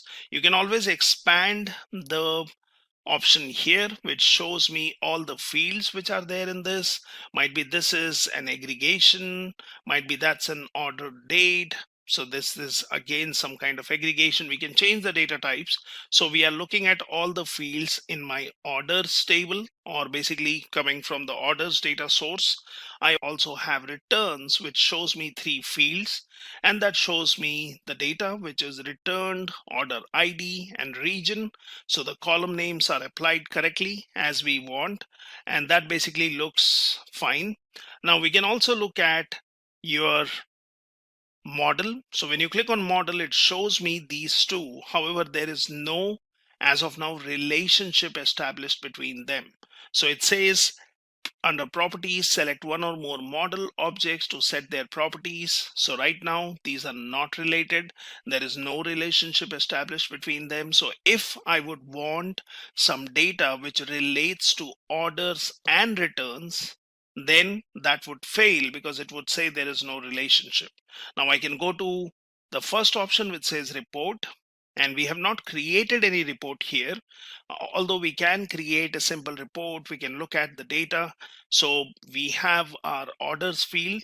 Now we can basically pull out some information from here. We can choose what kind of report we may want to create. So for example, let's go for the table option from visualizations. You have various options here which we can use. This is where you can do a formatting. This is where you can select the fields. This is where you can search and filter out the data. You can also add data fields here. So first let's click on table, and that basically gives me a table. Now this table as of now does not have anything, so you can use the filter and slices option here, which will affect the visualization. Or basically what you can do is, now since we have orders here, so this is my orders and I would like to work on this. So let's say, for example, country is, I can select country as a field, and if you say, it shows me country is all as of now, and it says the value is United States. What I can also do is, I'm interested in the states. So I have state. Now I can basically drag and drop it here, and then the state gets added here. So I can basically say select all, and that should basically take care of my state field being added here. So state is all, country is all. Now we can basically look at something else. So might be, let's choose sales, and I can just drag and drop sales here. So that basically says, if you would want to have any kind of advanced filtering, which says filter type, so go for advanced filtering is less than or equal, or you can also go for advanced filters. So that's fine as of now. So we have added some fields here, and that's basically my data here. So let's go for filters here, which basically should select all my fields. Now if you see, the visualization shows my country, sales, and state, which we had either by selecting the fields and dropping them here, or you can in this section where it says fields. So you can, for example, let me show it again. So I can just delete this. I can click on the table option. I can just drag it here. I can basically make it bigger, and I need to add data to this one. So it says add data fields here. So now let's say country is what we are interested in. We are also interested in states. So let's drop that here, and let's say sales. So this is also what I'm interested. So I'm looking at one specific country. I'm looking at sales per state. And when we look at sales, it basically tells me that this is a summation. So you will basically get the total sales which have happened. Now we are looking at this data here. We can always go to formatting. We can click on grid. We can basically increase the font here. We can change the grid color. So for example, let's make it, for example, blue. So I can just select this, and it should basically allow me to have the grid color as blue. Now I can go in for the grid thickness. I can go for row padding, outline color. So we can basically make it a little bit more readable. And then we can basically increase the font size here to look at the information. And you have other options here. So what would you want to do with column headers? So I can basically have the font color, background color is fine. Do you want to have an outline? Do you want to have a change in font? What is the text size? Might be we can make the heading a little bigger. And then basically you also have the field formatting. So all those could be done. You could go for background, and all these things can be done in formatting. So now we already have our data here, and this basically looks good. And this is basically one of my visuals which I have here. And this has given me some information for sales, and basically I can scroll this. I can also make it bigger.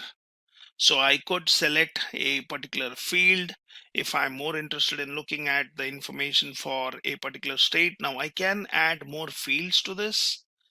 So this is my one of the reports which I have created. Now what I can do with this report is I can basically have more data fields. I can add filters to this. I can basically look into all the data here by just clicking somewhere in the grid, but somewhere outside. If you select a particular row, then that data shows up. Here you have an option of focus mode, which you can go for. You can look at the other options which says export data. Now, if this is the data which you are interested in, you can export it. You can always do show as a table if you are interested in. You can do a sort by country, sales, or state. So for example, let's do a sorting by state. And that basically gives me the data which has been sorted by state information. Now we could obviously have the information here, so I can then change the order so it shows me alphabetically. This is the information which I have. So I've created a simple visualization using the data which I have. And what I can do is I can click on save. So that basically asks me to save this as a Power BI file which has an extension of PBIX, and I can basically call it my report. So let's say first report, and here I can say country, or I can say state wise sales in USA. Let's say USA, and that basically is my first report. Now once you have saved this report, you can always look on your machine. For example, if I go in here and if I go into this folder, might be I should look on desktop, and this is where I should have saved it. So it shows me first report state-wise. That will open up in Power BI, and we have created a simple report which we have basically used by taking our data. Now I can also do is I can publish this if I would want to share this information. So publish this report online in Power BI service. You can basically select your report, what we have here, and I clicked on publish. So it says what's the destination. So you can have different workspaces. I will choose the default, that's my workspace. I can click on select. Now it says publishing first report statewide sales in USA to Power BI. You can create a portrait view of your report and you can do all that stuff. So let it publish, and then we can basically look into our Power BI server. That's our service where the information is already shared or published, I would say, which can then be shared with different sources. So we can come here and basically I can look into the Power BI, and this is where I will be able to look into my workspaces. And let's look in my workspace. So it says this is the place where I had initially downloaded Power BI dataset.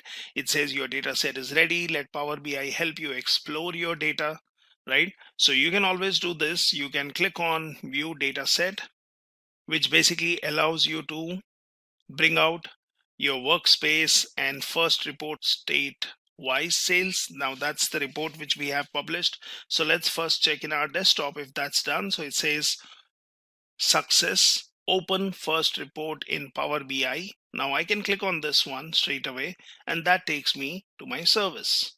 Now once it takes me to the service, it shows me the report which we created, which we published, and it basically has the option where I can save it as a different copy or give a different name. I can embed this in a website or a portal. I can publish to web, embed this report for public access by anyone on the internet. We can do that. We can export it to PowerPoint. So we can do all these options. You also have an option of view where you can change the view. You can basically also edit report here. So you can do that. If you are interested in something specific, you can do a sharing to teams. So if you have your teams or groups set up, you can share it with them. You have an option of common panes. You can basically view usage metrics report. Now that can be sometimes helpful. You can basically go ahead and go and subscribe a particular report. So if there are new changes made, you will be the one who will be informed. You can click on share. Now if I click on share here from my service, it says only users with Power BI Pro will have access to this report. Recipients will have the same access as you unless row level security on the data set further restricts them. So I can grant access, and this is where I will have to give the email IDs of the people with a message that I would want to have them look at this report, right? You can also allow recipients to build new content using the underlying data sets, and you can send an email notification to the users. As of now, I don't have any other groups, so I'll not be sharing it, but I have created a simple report. Now let's also look at edit report. Let's just to see what it helps us. And when you click on edit report, it basically brings up this one which says your file, view. It gives you the filters. It basically allows you to add data fields to this. So it is basically giving access to these data sets which were in my desktop. It is basically allowing you to give or create different visualizations. Now here we have the data which we are looking at, and if say for example somebody is interested in filtering the data, so you could do that. So you could click on filter here, and that basically applies. This is the filter we have. Now country is fine, sales might be, I can click on sales and I would say okay, let's look at sales which is more than a particular amount. So we can say is greater than, and might be I can give a number here, so I can say 30,000, and basically I can say apply filter. So right now I'm applying filter, and I would look at the values, which also shows me the total value is changed.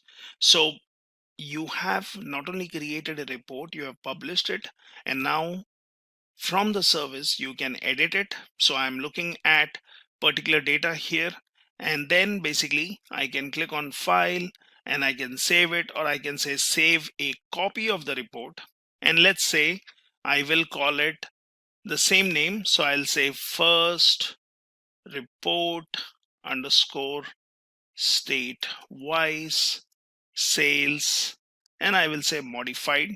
So let's do a save, and the report has been saved. So now you're looking at the data here. So that is basically giving you information. So when I click on my workspace here, I can click on reports, and that does show me my previous report. It shows me the modified report. It gives me an option of looking at the usage metrics report. So say for example you want to click on this one, and it will basically give you the usage metrics. So let's click on this one, and that basically shows me the report usage metrics which is generated. So views per day, unique viewers per day. You would want to look at the different platforms, who was using it, views by user, and this can be sometimes useful if we would want to look into this one. Now I can go back to my workspace, I can click on reports, and that basically took me to usage metrics. I could be sharing it, I can analyze in Excel, I can look for quick insights based on this data what we have. You can basically look at the related information. You can also look at the settings of this one. And basically this is how you have your data report here. Now that also shows me the data sets option. So which basically gives me the data sets which can be used to create further reports. And we have our data here. So for example, if I click on create report, it basically gives me these data sets, and we can continue working on this. So this is how I have a simple report created without basically working on two different data sources, but I have selected some data here, and then I can basically add details to this. So for example, now if we look at orders and say, for example, this is the data I have, and say you would want to add some fields. So let's go to returns and say, for example, I would be interested in looking at the products. So might be what I should do is I should replace the report here. Instead of country, it would be interesting to look at the product which we have, or basically customer ID. So we can look at customer ID, we can look at the order ID, which would be interesting to see if there is a particular order, what was the sales which was generated, and if there were any returns which were happening on that. So for example, here when I have these, let me cut out country as a field, and I will basically take order ID and place it here. So now if you see, my data has been easily modified. So I have my order ID, I have sales, and I have state-wise information. So you have basically all the information, but this is now order ID, state, and so on. Now, what if I would want to also see based on the order ID, if I say I would want the returned field. So for example, I would want to take this one and let's drag and drop it here. Now that says cannot display the visual. Now why is that? So if you click on see details, that says cannot determine relationships between the fields. So it cannot display the data because Power BI cannot determine the relationship between two or more fields. And how do we fix that? So for example, if I click on fix this, now it says there is a missing relationship between these fields.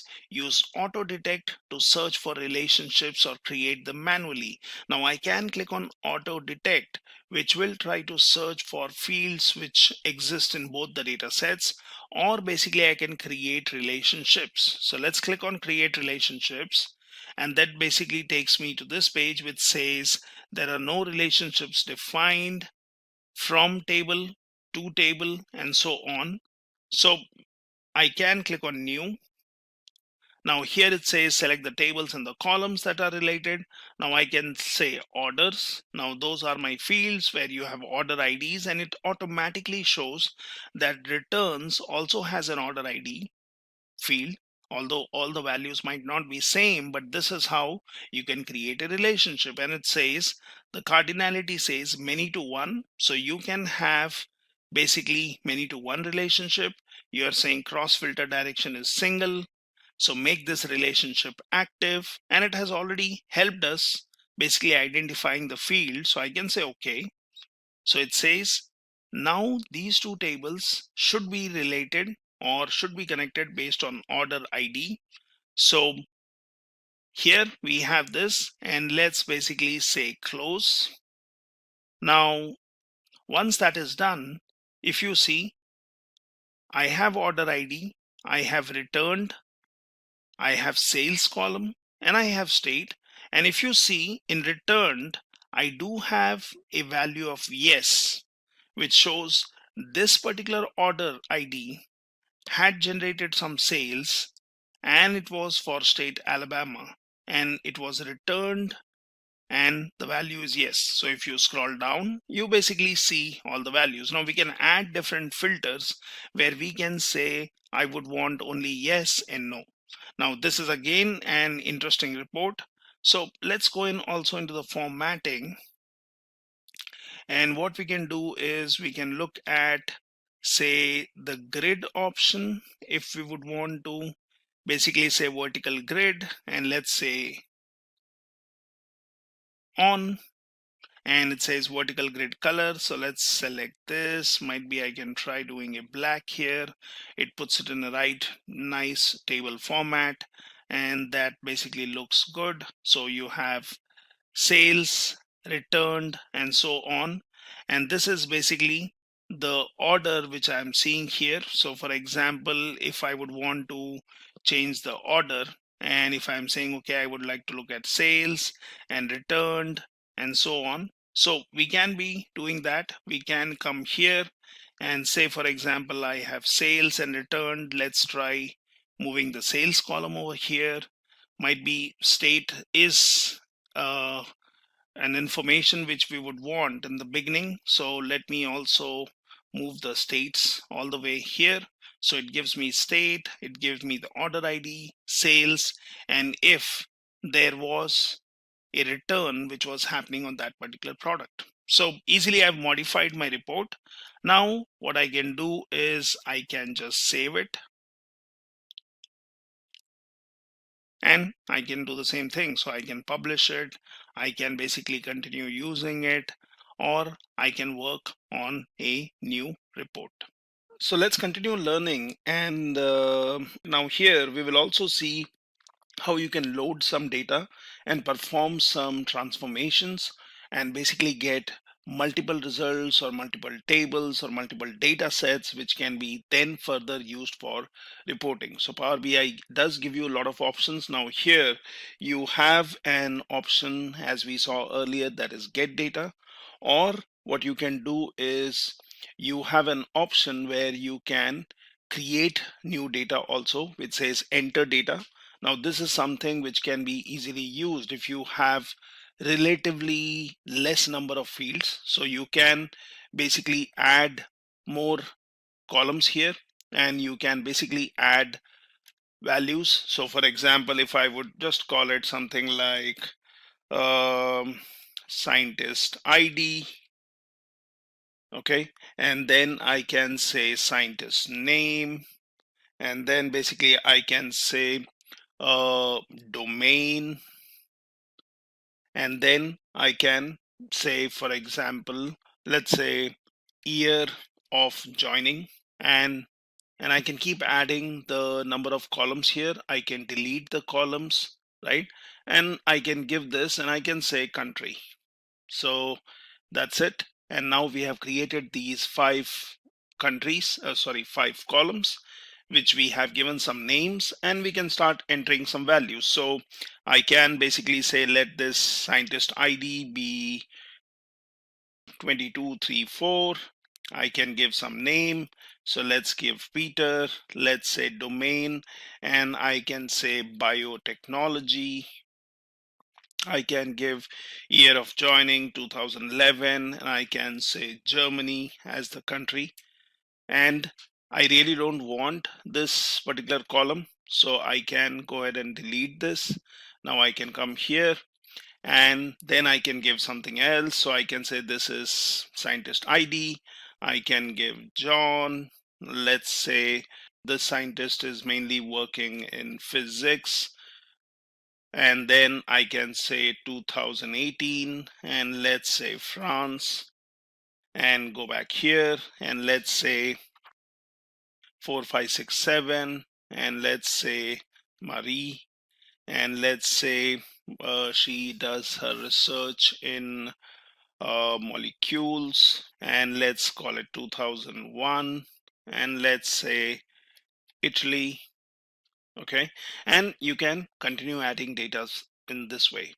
Now you can say if the data is already here, so I can say, for example, no, I do not want this particular row. I do not want this particular row. So you can basically keep adding values here. Now you can say edit. So here we have to give some names. So let's say scientists. Okay, and then if you choose edit, it basically brings up your Power BI editor, which allows you to work on these fields if you would want to make some changes. Now we can make some changes here. We can see what are the number of rows. We can basically perform any kind of transactions here. So this one basically tells me what is the data type. So here we see scientist ID, and this clearly tells me this is an integer. However, we will not want to do any kind of computations here. So we can as well change this. So I can just do a right click, and I can work on this particular column. What I can also do is I can just click on this, and this tells me that you would want to change it to date time, or you want to change it to some number. So I can just say string, because we are not going to perform any computation here. So on the ID column, so let's say text, and I'm changing it. So it says replace current, add a new step. So selected column has an existing type conversion. Would you like to replace the existing conversion or preserve the existing? So I will say replace current. And now the data type has been changed. It is of a string. And if you see, this step has got added here. So it says that the change type is the kind of transformation we did here. So that's fine. Now what we can also do is we have the scientist name, but we don't like the column name here. So it would be good to change this. So there is something called as remove or remove columns and so on. So when you do a right click, it gives you a lot of options in applying filters or doing some transformation. If I just click on this one, so what I can do is I can look at the date time, and let's go here. So we have an option which says, do you want to change the type? Now we could have done that here, or like I said, you could choose the time and do it. You can just say transform, and how do you want to change it? So do you want to change it to uppercase? Well, you can do that and changes all the values of this one. What I can do is I can again do a right click, and I can choose basically if you would want to clean up the data, or if you would want to convert to lowercase, you want to capitalize each word. So let's choose that. And if you see here, the steps are getting added. Now to undo any particular step, if I just cancel this, then I'm back to this. If I cancel this, I'm back to my original form. So you can anytime undo your changes, and you can basically work on this. So we are working on this particular column. Now there are various other options that you can look at. So for example, this is some of my data, but it does not have much information. It would be good to load some bigger data set and then use these transformations, or basically working on changing the data types, as I mentioned. Or if you would want to do a filtering and remove certain fields and only select particular fields, if that's what you're interested, doing a right click where I want to create a copy of this, and then basically I can use that particular copy. Now what I can also do is I can add column from examples, I can duplicate column, and then I can make some changes to that. So this is my duplicate column, and say for example you would want this one to be changed. So we can say remove duplicates. We can basically, if you're doing some kind of change, you want to change the format here, you can do that. You can use for other things like filling up and all that. Now I can just call it rename, and let's say alias scientist name, right? And I can continue adding columns, or I can do some transformations. And once you have done with these transactions, now this one, if you see, it shows as integer, but is it an integer? No, this is an date format. So I can go for modeling and change the formats. What I can also do is I can select this, and it says it's not a decimal, it's not a fixed decimal, it is date time, it is date, it is date time and time zone, right? And you can select any one of these. So for example, let's make it date, which makes it more meaningful. But then what happens is when you do this, it is going for the default dates or the older dates. So I don't like that. So what we will have to do is we will have to basically transform this. And here we have transform, you have change type. So you have date and time, you have date, you have time. So let's choose date and time. And if you see here, it gives me some default timing based on these values, which we do not like. So again, filter it out.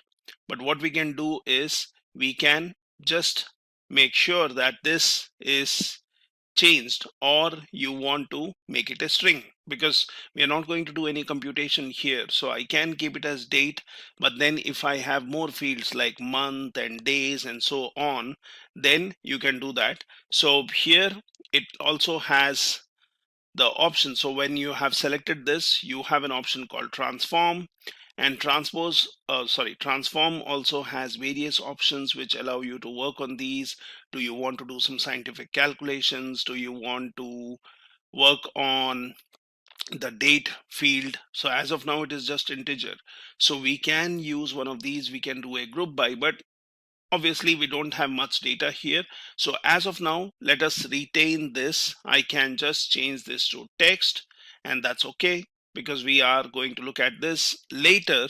We can add more data and work on it. So as of now, once we have done all these changes, you can go back to say home, and here you have close and apply, and I can basically say close and apply. So the changes will be applied, and then my new table, which we just created by entering some random data, performing some basic transformations, will be available. So if you look into this one, so that's where my data is. It shows me the columns, but there is no aggregated column as such here. You don't see any summation mark.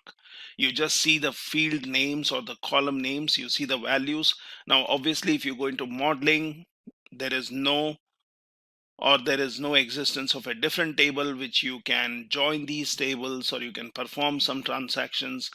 Come back to the data set. So this looks good, and we have it here. Now obviously we have not created any visualization based on this, which we can, and we can continue working on it. So here, this is my data set, which is a small table where we have created some data, and we can use it anytime.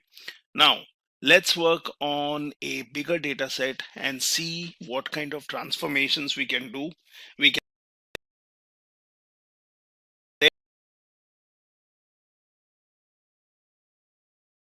can also see on modeling some of working with the to do. So let's go into home. Let's go to get data. Let's use our old store data, and I'm going to take the global superstore, which is huge data set with all the countries and the products and the sales which have happened. And we can take this data, but before loading it, as I suggested earlier, we should basically transform the data. So that you don't end up loading everything and you don't work on all the data. I mean, unless you really want to.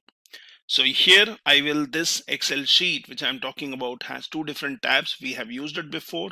So let's use orders, let's use returns, and that basically shows me the data what we have. So I can do a load, but that's not what we would want to do. So you can do a load and you can get all the data, but let's go to transform, make some basic transformations before we load the data. So our Power BI editor allows us to work on this. Now here we have, it says this preview may be up to 9 days old. So I can do a refresh. I can select this and I say first thing is use first row as header, because that's what I want. So it is basically setting the first row as header, which looks good. And we have some order IDs. We have the returned if the product was returned. So let's look at the filter here. So it just has yes values, which we are looking at. So it says list may be incomplete. Let's say load more. And let's see what are the filters here. So either there might be a product which is returned, or it might be blank field. So that is chosen. So that's fine. We have order ID. We have region, which is basically showing me different regions here. Let's look at orders, and orders is again having your row ID, order date, ship mode. So you have quite large amount of data here for your different countries. Now in earlier example I chose United States, and then I was only focusing on the states and city in United States. So we can do that.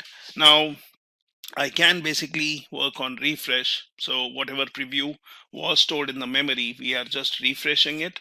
Now here we have this row ID, and if you see, the row ID is an integer. Obviously we will not be performing any kind of computation here. So here you don't have any row ID, but here we have row ID. So let's make it from integer, let's make it string, and I'll say replace current. So that looks fine. It's a row ID which we will use to search, but we are not going to perform any computations unless you want to find on an average on row ID or anything else. Now you have order IDs. So what we can do is we can filter some values. We can rename the field as we desired, right? So for example, let's go in here, and what we can do is let's go into customer ID ship. Okay, and here you have, say, state, you have region. Okay, now at any point of time, if I would want to filter out the values, the easier option is that you can select on this one, and here you can do some text filtering. Okay, or you can basically select the values from here. So for example, if I say let's get rid of select all, what we will be interested in, say, United States and UK, that's the data we want, and then I can basically say okay. So it is basically going to filter out the data which is for United States and UK as of now. Now what we can also do is, how about doing some more filtering before we basically work on this? So let's go in here, and we are looking at United States and UK related data, and let's look at, it is sometimes good that you can basically work on the data here. So for example, I go into orders. Now what I would want to do is I would want to look at the fields. Okay, and we have not yet loaded the data. So if you look in the background, I just have my scientists, because we have not applied these changes, we have not loaded, we are still in the transformation stage. Right now what we can do is let's go for, so we can do segment, and all these kind of fields can be used for grouping the data. So we will see that whenever you have a data set, you would already know there are certain fields which have repeated values which can be used to group the data. And we can do that. We can change any kind of values which are not going to be computed on. So for example, I have postal code. I can use this, but again, we are not going to find a postal code which is greater than something, right? So integer is not the valid type. Let's change it to text.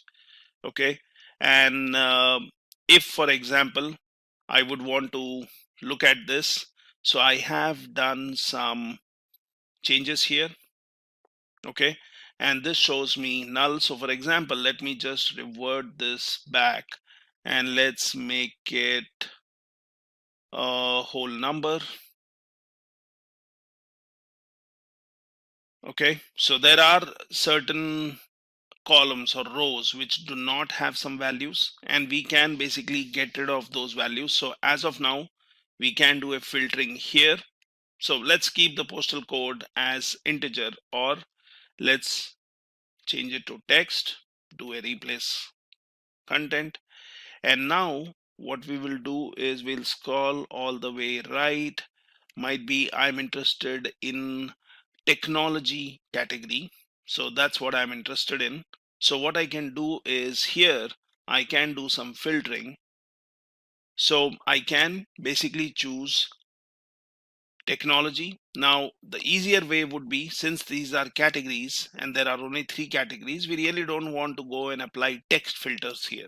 But if you had something like an office supply and office inventory, then you could have done some text filter. So let's not do some text filtering here. What we can do is, I would be interested in technology, so that's the field I'm interested in. So now you are only having data which is related to technology. Okay, and you have some product names. So this is where we want to do some kind of filtering. So we can rename the field, we can select some fields. So let's, for example, let's go for any of the field which I think might have more entries here. So for example, let's go for Canon wireless or Canon image, right? So let's go for product names, and I will say let's go here. Now I could have done a transformation, but that's not what we want. We want to do some filtering. So let's go to text filter, and here I can say begins with, I can say ends with, I can say contains. So let's go for contains, and it says enter a value here. So you would want to keep the rows where the product name contains something, and it gives you some suggestion, right? So where you are seeing in some values here. So for example, if I would have selected this, then it applies the complete thing, but that's not what I want. So I will get rid of all this, and I will say it contains Canon. Now I can go for advanced filtering also, okay, wherein you can select advanced, and then you can give different columns and what do they contain, what kind of values you're looking for. So you can do that, but we will not go for advanced in one step. Let's go for basic, and let's say okay. And now I should get all the products which are Canon, and you have different products. So this is one kind of filtering I've done. It tells me what is the category of this. It is machines, it is copiers, it is obviously belonging to the technology category. We are looking at the market which is for this particular data. When you look at the country, we are still focusing on United States and United Kingdom, that kind of data, right? So we have filtered the data, we have done some selection based on the data here, and what I can do is I can then basically rename a particular field. So I can do that. I can say I'm interested in sales, which is the data here. We can basically look into the quantity. So sales is something which we are interested in, but might be we are interested in sales which are more than a particular value. I'm not interested in lower amount of sales. I would want to look into United States and UK data, but I'm interested in sales, or I'm looking at if the discount percentage was something, or if the profit was more, right? So we can apply different kind of values here, but what we can do is with these changes, because you don't want to transform and make changes all here, you want to make the changes once the data set is uploaded. So we have selected some data, we have done some transformations. We can basically break a particular column into multiple columns if that's what we want. If we see that, we will do an aggregation based on year, or we will do a aggregation based on the country or year and order ID, right? So we can break this data into multiple columns. So we can do that, but for now let's do a close and apply, and let's apply this. So that's going to apply all these changes. It's going to load my data, but remember, now we are having selective or selected data which gets loaded. So that should be available here. So it takes time sometimes, so you have to wait, and then you can go ahead and check here. So for example, now I'm looking in tables. Let's basically minimize this. Let's go for orders, and this is the data I have, which obviously row ID, if you see. So you have all the row IDs, and again you can do filtering here, but this is where you have already loaded the data. The data is available, and then you can start working on the columns here. So we have this. If you closely see, we see this summation mark, and this basically means that these are my aggregated columns, or these values are measures which can be used for calculations. So we can see that we can create our own aggregations. So we can do that. We can rename the field as we have seen. We can filter out the data. So we have all the fields showing up from orders. And let's also look at the returns, which basically has the columns, the order ID, and your region. So it basically shows the region here, where was the product returned from, and we have this information. So what we are doing is, when we were doing a text filter in the previous example, remember it was case sensitive, okay? And you have to take care of, when you're doing a text filter, you have to give a field which exactly matches as it exists in the content. Now, okay, this is the data we have, and let's look at the order column, right? Now what we can do is we can do some quick transformations here, and we can basically look for more data here. So let's say we have some filtering to be done. Now I can do a filtering based on my products. So we had all these products, but now let's do a filtering on product. And then products, you have copiers, you have machines, so you have mainly two categories, right? And when you look at machines, it basically talks about your PC, something. So let's look for machines, and here we have basically the copier fields, which are more. So I can basically go for filtering here, and that's the data we have. So we don't want to really unselect any of these here, but what I'm doing is I'm saying text filter, and let's go into this one now, and let's say contains. Okay, so I'm saying contains, and then I can basically say let's say copier. Now that's what I'm interested in. And show rows where product name contains copier. Okay, now you can give a AND condition here. So if you would want a specific copier, if you are interested in, okay, let's also say contains, and let's go for laser also, laser, and let's say okay. So you see the data gets filtered out here, and we have the sales which we are seeing here. So let's go to sales, and we will be interested in anything above 500. So let's go to sales, let's go for number filters, let's say greater than, and I will say, for example, 500. Okay, and let's say okay. So that basically filters out the data. And then I am also interested in quantity, where I would want the quantity to be more than 1 or more than 2. So for example, so let's go in here, and you can basically choose what is the filter you want. So you can apply any number of filters. Now you have the filtering here.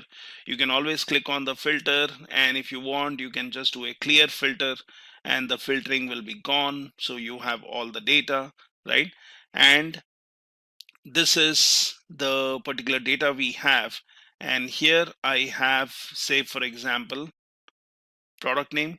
Now I can keep the filter because I'm interested only in these values, or I can filter out. So this tells me that when we did a AND, it is basically going for laser and copier, right? So let's say, for example, clear all filters, the thing is gone. What we can do is, let's go here, go for text filters, say contains, and here I will say it can be a copier, okay, or, so last time we did a and I'll do a contains laser. So let's choose this. That gives me more entries. So either the product name has copier, or it has laser, it has the quantity, it has the product name, and we have all this detail here.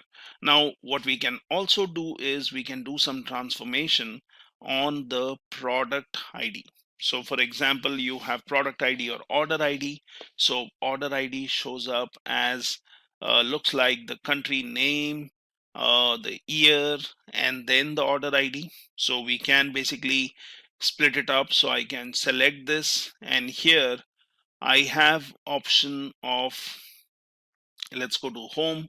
So when you have selected this column, so you have an option of transform data here. So use the Power Query editor to connect, prepare, and transform the data. So if you really want to transform the data here, if I basically select this, if I just do a right click here, now here it just tells me, do you want a new column? Do you want to create a copy of this column? Okay, you want to create copy table. So this is your transformed data what you have, and for example, let's create a copy table, and let's come in here. So you should be able to see your copy table now. So let's go in and select this one. And what you need to do here is creating a copy of this or copy table would not be the right option. What we can do is we can work on transforming this rather than doing it from here. So you have this option of adding a new column, going for a new measure, renaming it, right? So that's okay. But what we can do is select this particular column. Let's do a home. And first thing is, let's go to transform. So I want to transform the data. Now let's select this one, and it brings up your Power Editor again. Here we were interested in orders. So we are looking at our data here. Now if you see, my country is United States and UK, so you can confirm that. If you look at category, it is technology. Product name has copier and laser as we selected. So those things are retained. So you have not lost any changes as of now. So this order ID column, what we have now, as I said, you can be doing a filtering. Okay, you can select this particular column, and then you have other things which can be used to transform here, like you want to change the data type, you want to use first row as header, you want to replace some values, okay, you want to run some merge queries, you want to do some analytics. So all these options are here. Now what we can do is, while this column is selected, I can do a right click. Now there is an option called transform, which is basically going to help me in changing the data here. Okay, now I can basically duplicate the column. So I really don't want to work on this column itself, but it would be good to have a duplicate column on which we can work on. So I can do a split column here if I would want to, but let's create a duplicate column. So let's say duplicate column. Now that gives me a duplicate column, so we can rename it later. So now I will not work on my original column, but I'll work on a duplicate column. And what I'm going to do is I'm going to basically transform or split this. So again, do a right click. Now you have a split by. So we can say split by delimiter, or by number, or by characters, or by position. So by lowercase and uppercase. So you can do all of this. So let's go for by delimiter. Now, if you see, it basically identifies the delimiter, which is hyphen or dash. Now you can go for split at leftmost identifier, leftmost delimiter, rightmost, each occurrence of delimiter, and that's what we want to do. You can look into advanced options where it says split into columns. So do you want to split that into columns? Do you want to split that into rows? Because that's more or less like doing a group by. And you can say number of columns to split into. So we have here 1, 2, 3, 4 values. So that looks good to me.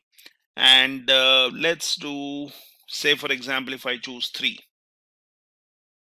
So I can choose 3 and then split using special characters. So you could do that.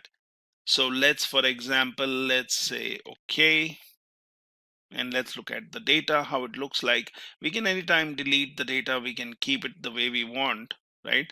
So what we did was we created a copy of the column, then we did a split, and what we have seen is we just have 3 columns.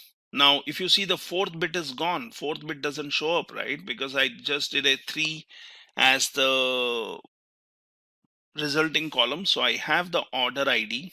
Okay, and we can check if there is already an order ID column. So we have order ID, but that has the complete order ID, year, and the relatively product ID.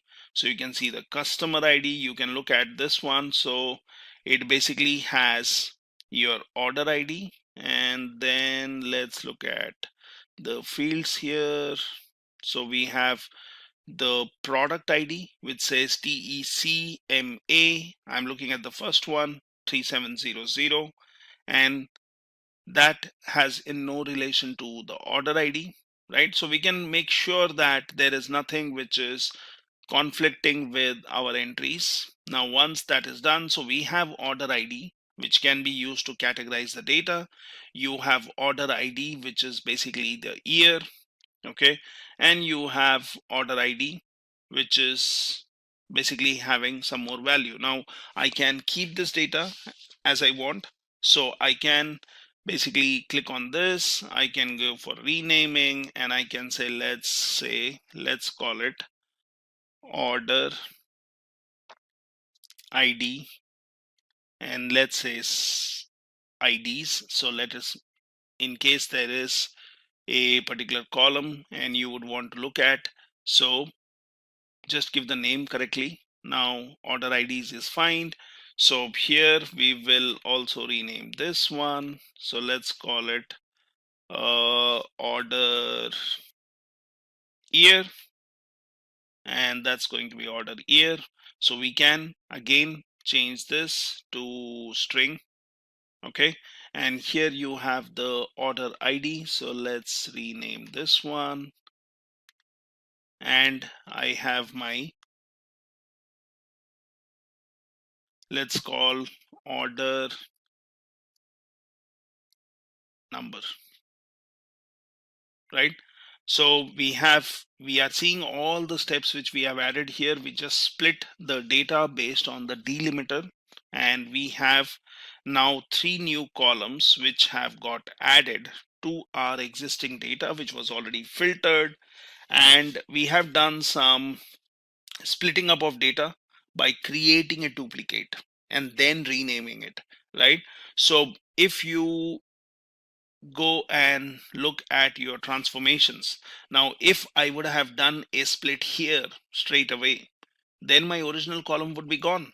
But probably we want the original column, because sometimes you may want to search order ID with a consolidated information. Sometimes you may want to segregate it based on year, right? Now we have the year field or order date field here. You have the ship date, right?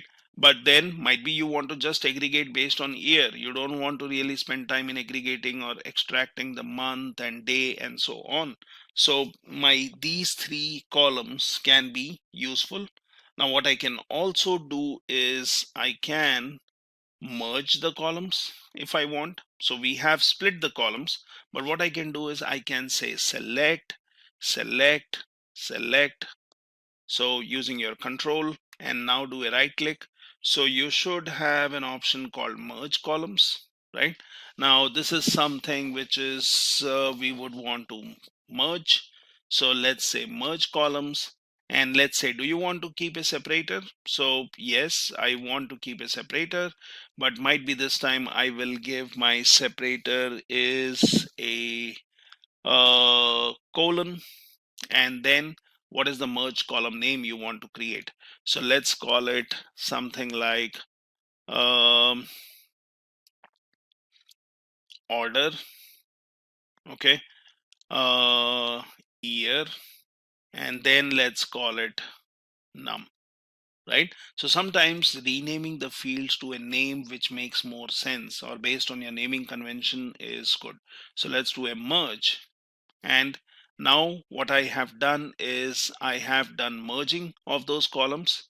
So I split the data, I merged the columns, and now if you see the columns which I had created, those columns are gone because you did a merge. You did a merge, and now you have the fields which are either earlier you had something which is separated by a hyphen, and here you have something which is separated by colon, right? Now anytime if you want, you can unmerge this by removing this step, right? And you can get rid of this merge column. So if, for example, I would do that, so I have my data back, right? I have my data back. So what we could have done is we can select this, okay, and then what we can do is like what we did earlier. So you can basically go for removing the columns, okay. You can do a merge column, okay. You can select one by one and create duplicate of those, and then you can merge them, right? So all the possible options are there. So you can, the best option would be to create a duplicate of these columns and then basically merge them as per your convenience. So might be you can say order IDs and order number is the pairing what you want.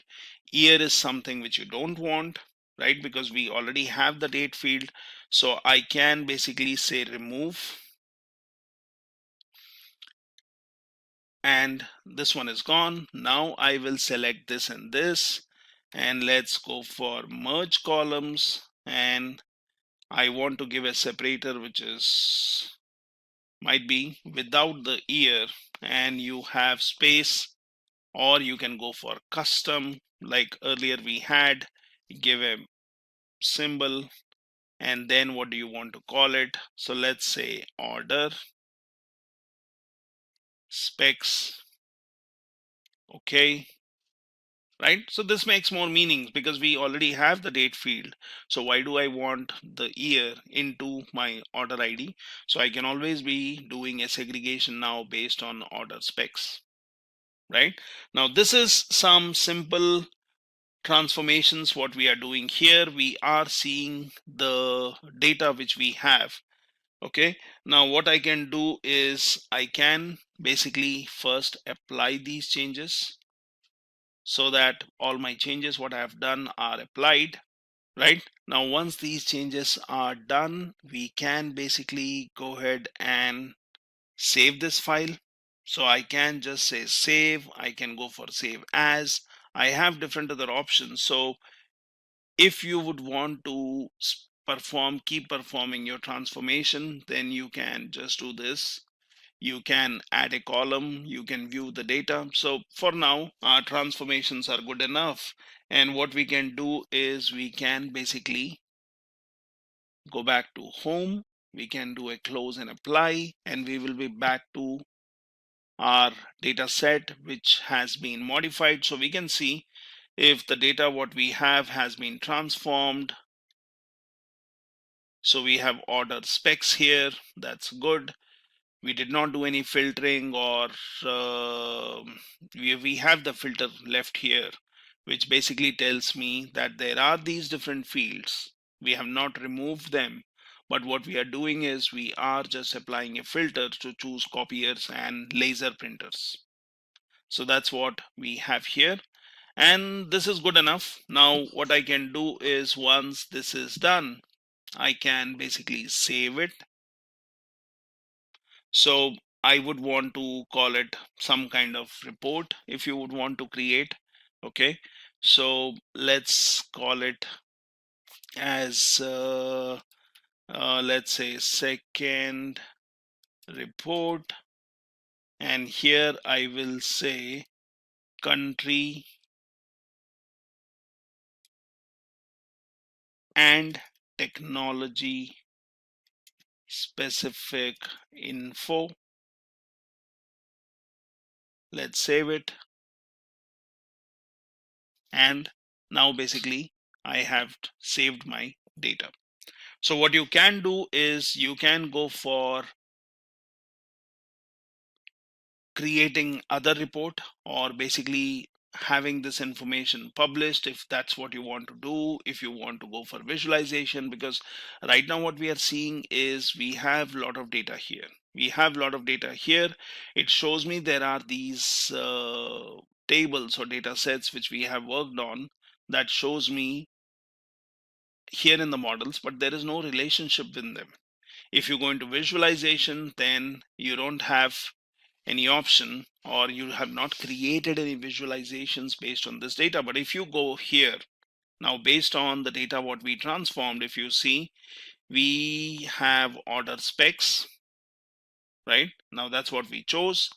We basically have other fields, so you have ship date, you have aggregated columns which can be used for visualizing, and we can work on this. So I can come back here, and what I would be interested in is this data set is fine, but I want to do some grouping. I want to basically have some selective data in this, and for that what I can do is let's go for ship mode. Now this is something what we have. So we are in this data field. Now we have this transform. So let's go back to transform again. And let's choose our orders. So that's the data we have. And now if you see here, this is, huge amount of data.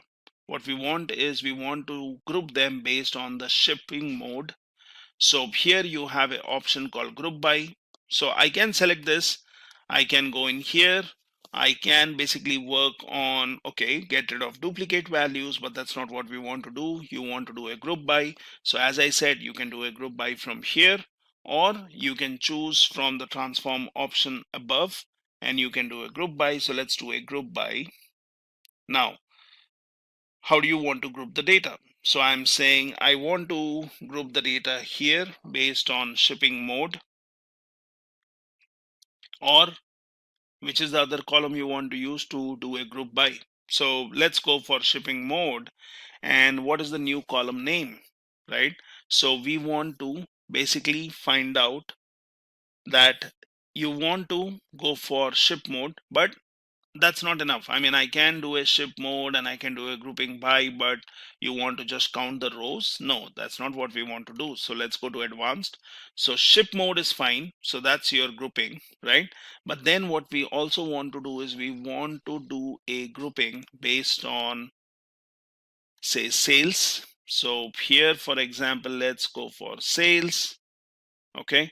And what should we call this? So might be we can say shipment wise sales, whatever you would want to call. So you can basically get the operation. Do you want to really count the rows? No, we want to basically do a summing, or we want to might be find out an average price, right? So let's do a sum. Okay, and here I would want to do a summing based on, say, for example, sales. So this is what I'm going to use for getting a count of the sales. Now grouping by might be we will change this. Instead of sales, we are using a ship mode. What we can also do is let's go for a segment, and that would be valid grouping. So it will take a combination of ship mode, segmenting, group the data based on that, and then get me the sales, which is basically, let's call it shipment wise sales. So it gets a sum. So let's do a okay, and that's my more relevant data which I'm looking at. So I'm looking at the ship mode, I'm looking at what is the segment, and then I'm looking at what is the total sales there. I'm looking at again the ship mode, standard, and home office. So always remember, when you are choosing multiple fields or multiple columns for grouping by, you are basically having a combination of two fields. So that has to be unique, and your grouping is done based on that. So now you're looking at the sales wise, and this is something as an important information what we have. So we have done some transformation, and what you can do is You can use other ways, like you can use pivot to get individual values from it. You can run on merge queries, which is basically running some merge queries and merge the query with another query in this workbook if you have. So you can go for this. Now I can basically go for apply and close. So just to add to the group by step, what we did was, if you see here, I have removed the group by filter, which we just did a couple of minutes back. And what I have done is, instead of transforming your complete data set, you can basically create a copy of it. So for example, I can just do a copy, and then I can come here and do a paste, and I have done that, and I'm calling it order summarized, but this is my complete data. Now what we will do here is we will basically go ahead and do a grouping by, again, like what we did earlier, based on your shipment, based on your segment, and based on the sales. So that's what we are looking for. So let's go for the ship mode, and we go for group by, and here you would want to go for advanced to ship mode, and this one I will go for segment. So that's fine. Now we want the new column name, so let's say shipment wise sales. So I want to do a summing, not the counting of rows, and I want to do a summation based on sales, like what we did earlier. And then you say okay, and that basically gives you the data here. Now what we have is, we have the resultant data based on the data which is coming in from here. We did the same thing just 1 minute back, but we worked on the original data set. So what I did was I created a copy, and now I'm working on this one.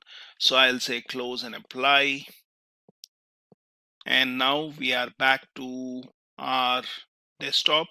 So it is applying these changes where we have done some transformations, we have done some grouping by, and what we can do is, once we have the data here, we can anytime look at our data sets or tables. So this is my original one.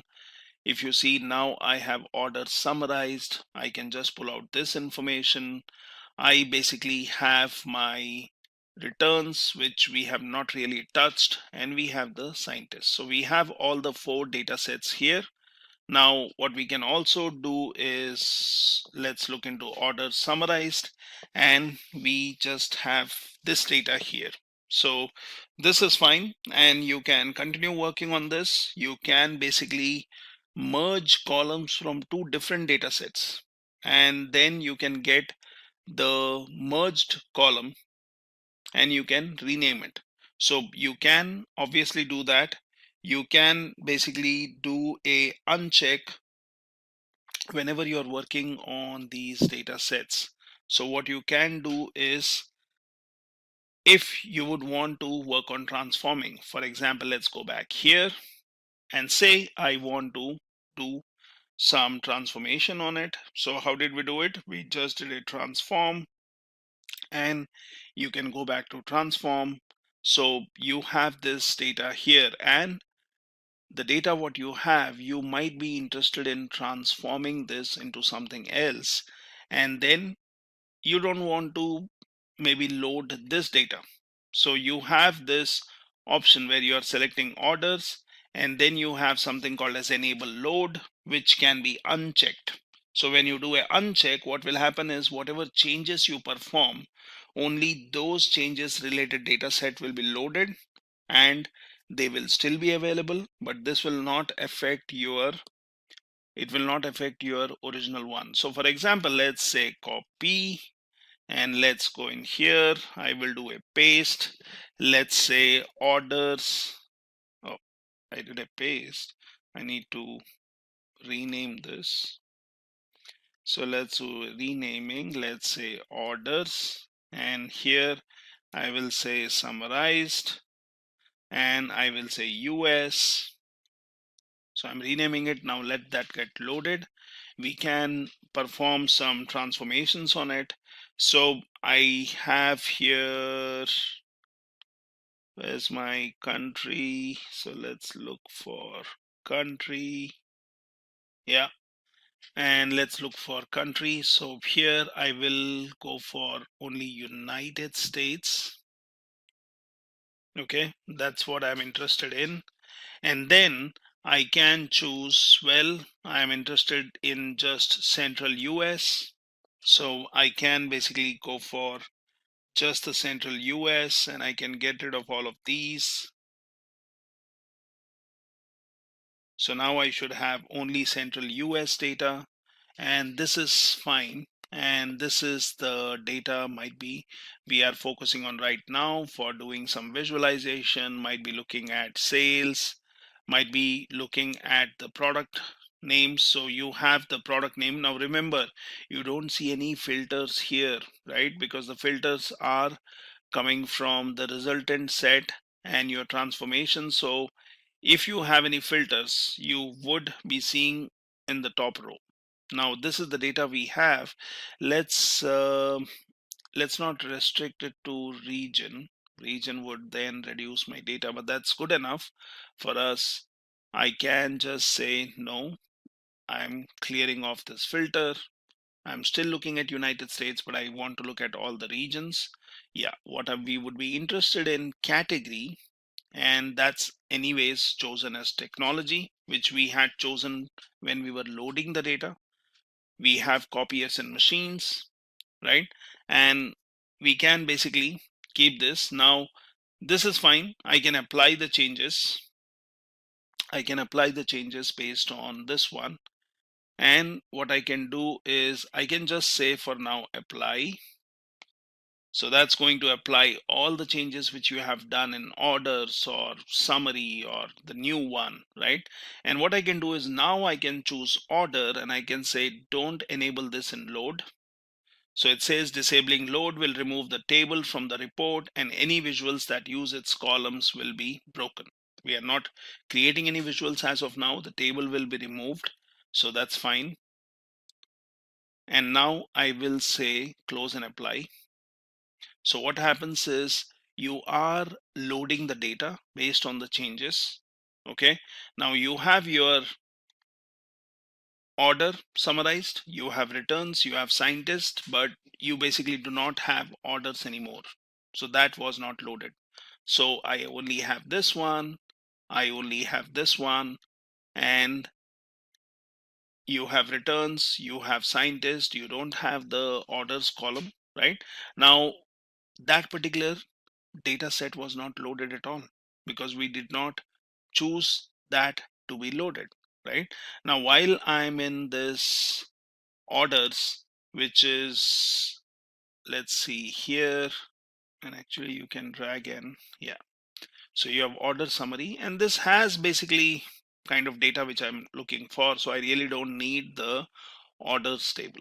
So you can do it in steps, and you can aggregate this. You can have aggregated data. You can have all the data which is filtered, transformed, grouped by, and then basically just load it. And the original data set which you used, that's no more being loaded here. Now at any point of time, if I really want, I can go back to transform data, and remember, it is still here. It is still here. It's not gone, right? So you can basically select this and you can say enable load, and you will have the data back, which you can continue working on, right? So these are some quick transformations which really help us in working on the data. Now, obviously, if you have data, you want to perform some left joins, right joins, you have inner joins, outer joins, so you can always do that.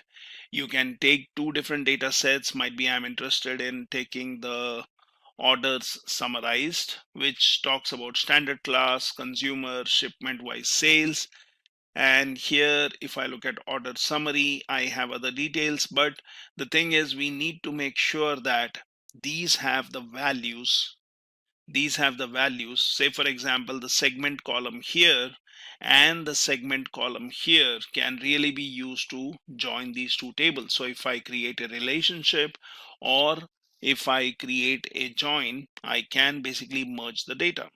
So this is how you work on data. We will also see some more examples on might be modeling the data using some expressions to work on the data. So we already looked at creating a report, selecting particular fields, and then publishing the report onto your Power BI service. Now this is the report which we had created, which says state, order ID, sales, and then I also added this returned field, and that was basically by creating a relationship between order and returns, which we can also have a look in model. So this is the relationship which is created. If you just place your cursor here, it tells me that we have a relationship between order ID of returns and order ID of orders, and that basically allows me to join the data, bring it in my one report. Now this is basically your data sources you can look at, and if you click on your visualization, so that shows you your report. Now what we can also do is we can make it interesting. Now we would not want to scroll through the fields to see wherever or what was the order or what was the order ID which was returned. Now I can do a sorting, I can filter out. What I can also do is I can use this option which shows slicer here, and that basically allows me to work with this data. So we have this report here, and basically, as I said, you can click in here, it shows the data. Now what I can do is I would want to filter out information or slice the information using your returned, either being yes or having a field which has no value. How do we do that? So basically I can drag and drop the returned here as a field which comes from returns. Now that basically shows me only the value as yes, but I do know that there are some fields which are blank. Now how do I add filter to this? So I can click on this one and then I can click on slicer. Now once that does, so it basically pulls out all the different values. So you have either yes or you have the blank field for returned. So what we can do is we can select yes. You will see only the orders and their IDs and sales where the products were returned. So that gives me 108,118, and I can select blank. So that will basically get me all the orders or products which were not returned. Now this is a simple way wherein I can add a filter to or a slicer to my report to basically give viewers a choice of selecting different fields, and you can add any number of slicers. You can basically say I would want particular kind of information. So for example, if I go into orders and we know we have the state, now I do have the state information here, and basically I can, if I would be interested, I could filter this out in my report itself. I can sort it, I can look it in a different order. What I can also do is, how about bringing in state here and basically dragging it here. So that gives me the state option. It is giving me a visual, which is basically giving me a geographic location of all these points. So yes, that can be good. What I can also do is I can keep this, which basically shows me the state map. Might be it can be useful. You can zoom in, you can zoom out, you can look at specific information here, you can drag and drop here, so that's fine. What I can also do is I can again take the state and bring it here, and that basically can be, instead of my map, I can go for slicer. So that gives me all the values here, and which basically allows users to choose the fields or the states which you would be interested in looking at. So for example, if somebody is interested in looking at the data for Georgia, just select this one and you see the map automatically shows you where in the map that's the place, and it shows me all the sales for Georgia state. Now I can also basically select yes, and that shows me which were the orders which were basically returned. So that gives me a quick overview of state-wise, what is the geographical location, if the orders were returned, or might be I can just click on blank and it shows me the non-returned orders. I can again go here and uncheck the Georgia option, and that shows me all the states. Now, once you have done this, this looks like a comprehensive report which can be useful for the viewers, for your management team, and so on. So we can just do a save, and that basically is saving my report. So I have this report. Now, what if I publish this report? So I can just do a publish, and when I publish, it says, okay, workspace. So let's say select, and then it says replacing this data set may impact 2 reports. You already have a data set named by this one. View the impact. I would say replace, or I will say view impact. So that basically takes me to the Power BI service, because sometimes we may have some reports which we have already uploaded, and updating an existing report might basically affect my existing report. So it basically shows me the impact analysis. It shows me one workspace. There are 2 reports. They have not been added to dashboard, but these are the ones which will get modified. So let's, for example, as of now, go ahead here and let's look into my Power BI. So go back to your desktop, and I'll say no, I don't want to replace. So click on cancel. So I do not want to publish it. What might be what I can do is I can try saving it as a different report. So let's say save as, and now I will basically say additional filters. Okay, let's save it. So now you see the name on the top changes to additional filters, and now it's saved to publish this. And now I can go ahead and publish it. Select your workspace, and basically it says this is the report being published with our additional filters, with a map which gives a geographical area showing us the information.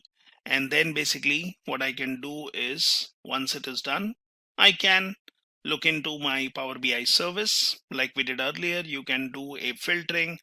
We can basically query this data. We can share it with other users who might be interested in looking at this particular data. Now this says it is done. So it says get quick insights, and might be it's a good an option to look into what kind of insights it gives you. So click on that. See the beauty of Power BI, where it tries to search for any kind of insights which it can gather from the kind of report which you have built. Now, once the insights are ready, it will let you know. What we can also do is we can come in here, click on view data set. So you see now it shows your additional filters, and here you have option where it should be showing your report. So let's say view, and view is fine. So, and if it doesn't show up, sometimes it might be taking time for refreshing. So you can always go here, and then you can click on your report, and that should get populated. So this is the report. These are the filters which I have. Gives me an option of choosing all the states, and basically allows me to edit the report and look at all the information here. Meanwhile, we can see here it is still trying to gather some insights from the data. And now you see there are some insights here. So it says sales, which is coming up, and a subset of your data was analyzed and the following insights were found. So you're looking at sales by ship mode. So it says standard class, second class, first class, and same day. So there were different shipping modes in our data, and that's what it shows me, the sales, which one had the majority. It shows me the profit, so which city or state had more profit. So New York City has noticeable more profits here.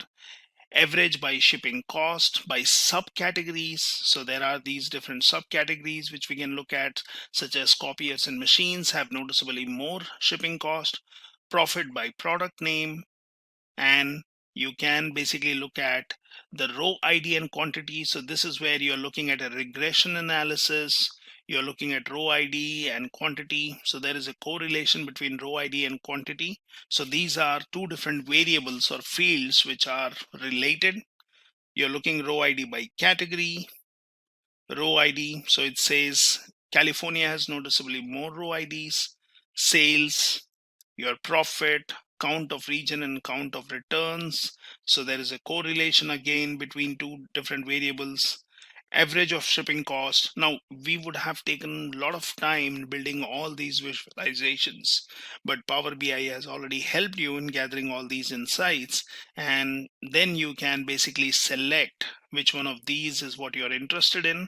You can focus and look for more information based on all the fields. It has given you good amount of insights which will help anyone who is looking at this particular report. So that's your quick insights here, and we have this information. Now once you have this information, this is basically where you have your focus mode. So it says subset of your data was analyzed, following insights were found. You can basically say download, and here you have other options which allow you to work with your Power BI. So let's look at this one. So this is where we have our report, and we can continue exploring it more. One more interesting feature which Power BI has, other than having your insights ready to use, which is basically in your workspace, and you can basically use these insights. What we are looking at, various options here, and basically you have this option where it says spin the visual. If you are interested in a particular insight, you can always pin it, which you can always go back and look into. What you can also do is you can also click on edit report here. Now that's a report which has already been published to your Power BI service, not yet shared, but that can be shared or that can be subscribed. Now once you click on edit report, it has option of reading view, mobile layout. You have basically an option which says basically options for navigating through the data set. You can go for how visuals on the canvas interact with each other. You have all these options, and one of the good options is ask a question. So you can always click on ask a question, and that basically says some suggestions. Now you can open this and it says, okay, ask a question about your data. Try one of these to get started. What is the average sale? Sort orders by order date. Sort orders by product ID. How many ship modes are there?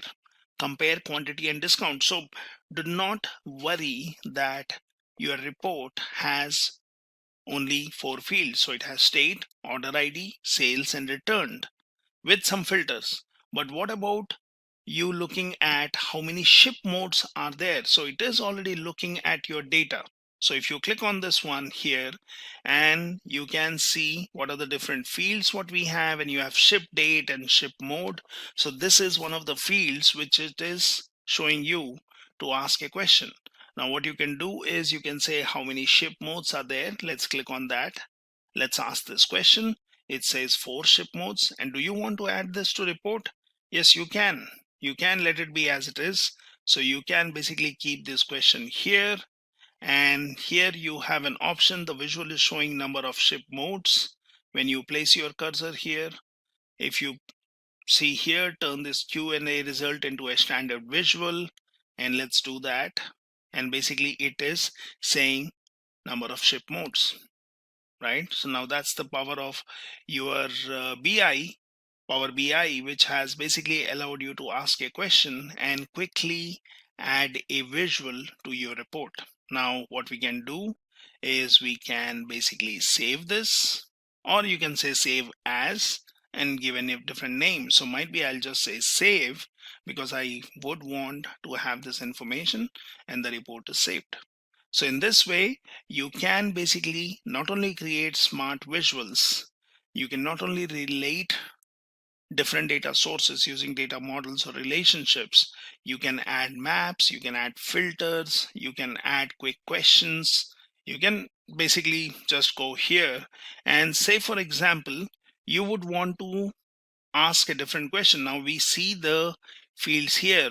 How about looking at the shipping cost, right? So here I can say, what is the highest shipping cost, and that shows me some suggestions. Let's select that, and that shows me the value, which is great. And I can keep it as it is. I can basically convert this to a visual. I may want to keep the question because might be this question was asked and you would want to see the result here.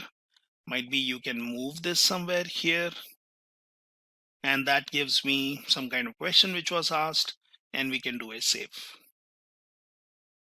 And that's my report, which has been saved in my BI service. The data set is still there. You can basically go ahead and share this. Excel and Power BI are both powerful tools for data analysis, but they serve different purposes and different distinct features. Here are top 10 differences between Excel and Power BI. Starting with the first one, data visualization and business intelligence. Excel, primarily a spreadsheet tool with basic charting and visualization capabilities. Power BI, designed specifically for business intelligence and data visualization, providing more advanced and interactive visualizations. Second difference is data modeling and relationships. Excel supports basic data modeling, but creating and managing relationships between tables can be more manual and less intuitive. On the other hand, Power BI, it offers a robust data modeling environment with easy to create relationships between tables, making it more suitable for complex data models. The third difference between the both is data import and transformation. Excel, data import and transformation are possible but can be more manual and less scalable for large datasets. Now, Power BI.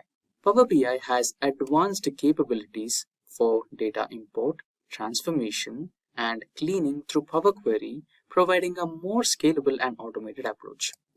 Fourth difference is data refresh and scheduled updates.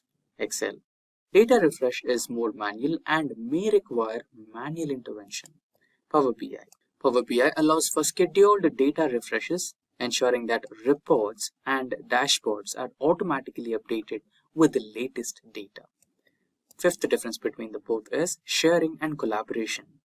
Sharing can be done through file attachments, but collaboration features are limited in Excel. Power BI, built for sharing and collaboration with cloud-based sharing options and the ability to publish reports to the Power BI service for broader access. The sixth feature is row-level security. Excel, it has limited support for row-level security. On the other hand, for Power BI, it provides robust row-level security features, allowing you to control access to data at a granular level based on user roles. Now, the seventh difference between the both is integration with external data sources. Excel. Excel can connect to various data sources, but may require additional steps for complex integrations. Next is Power BI. Power BI offers seamless integration with a wide range of external data sources, including databases, cloud services, and online services. Now, the eighth difference is custom visuals and marketplace. Excel. Visualizations are somewhat limited and there is no centralized marketplace for additional visuals. On the other hand, we have Power BI. Power BI has a marketplace for custom visuals, allowing users to access and integrate a wide range of additional visualizations created by the community. Now, the ninth difference between the both is data storytelling. Excel has limited capabilities for creating interactive and dynamic data stories. On the other hand, Power BI, it includes features for creating compelling data stores with interactive elements, making it easier to communicate insights. Now, the last difference between the both is scalability. Excel, while suitable for smaller datasets, it may struggle with handling large and complex datasets. On the other hand, Power BI is engineered for scalability, making it more efficient in handling large volumes of data and providing better performance in scenarios involving big data. In summary, while Excel is a versatile tool for general data analysis and reporting, Power BI is specialized for business intelligence, offering more advanced features for data modeling, visualization, and collaboration. The choice between them depends on the specific needs of your analysis and reporting tasks. Now, let's discuss the pros and cons of Excel. Advantages or pros. Excel is user-friendly and has a user-friendly interface as well. Excel has a familiar and user-friendly interface, making it accessible to users with varying levels of expertise. Most people are already familiar with basic spreadsheet operations. Second advantage is versatility. Excel is versatile for a wide range of tasks, including data analysis, financial modeling, budgeting and model management, and project management. Budgeting and project management. It supports various functions and features to accommodate different needs. Third one is formula and function capabilities. Excel offers a robust set of formulas and functions that allow users to perform complex calculations and analysis. Users can create custom formulas and automate calculations. Fifth advantage is data visualization. Excel provides basic charting and graphing capabilities, allowing users to create visual representations of data. This helps in conveying information more efficiently and effectively and making data-driven decisions. Fifth one is ease of data access and entry. Excel makes it easy to enter, organize, and manipulate data. Users can quickly input data into cells, creating tables, and use features like data validation to ensure data accuracy. Now, let us discuss the cons or disadvantages of Excel, starting with limited data size and performance. Excel can struggle with large datasets or complex calculations. Performance may degrade and the software may become slow when handling extensive data, leading to limitations in scalability. Manual data updates is the second one. Data updates and refreshes are often manual processes in Excel. This can lead to errors and outdated information, especially in situations where data changes frequently. Third disadvantage is lack of centralized data storage. Excel files are typically stored on local machines, which can lead to version control issues. There's a risk of working with outdated versions of files, and it can be challenging to maintain a centralized and up-to-date dataset. Fourth one is limited collaboration features. While Excel allows for sharing of files, real-time collaboration is limited. Multiple users can't really easily work on the same file simultaneously, which can hinder collaboration in team settings. Now the fifth one is security concerns. Excel files may lack robust security features and sensitive information can be vulnerable if proper precautions are not taken. Access control and data encryption are not as advanced as in specialized business intelligence tools like Power BI and Tableau. Now, let us discuss the important advantages and disadvantages or pros and cons of Power BI. Starting with advantages, first one is advanced data visualizations. Power BI excels in data visualization, offering a wide range of sophisticated charts, graphs, and interactive dashboards. Second one is robust data modeling.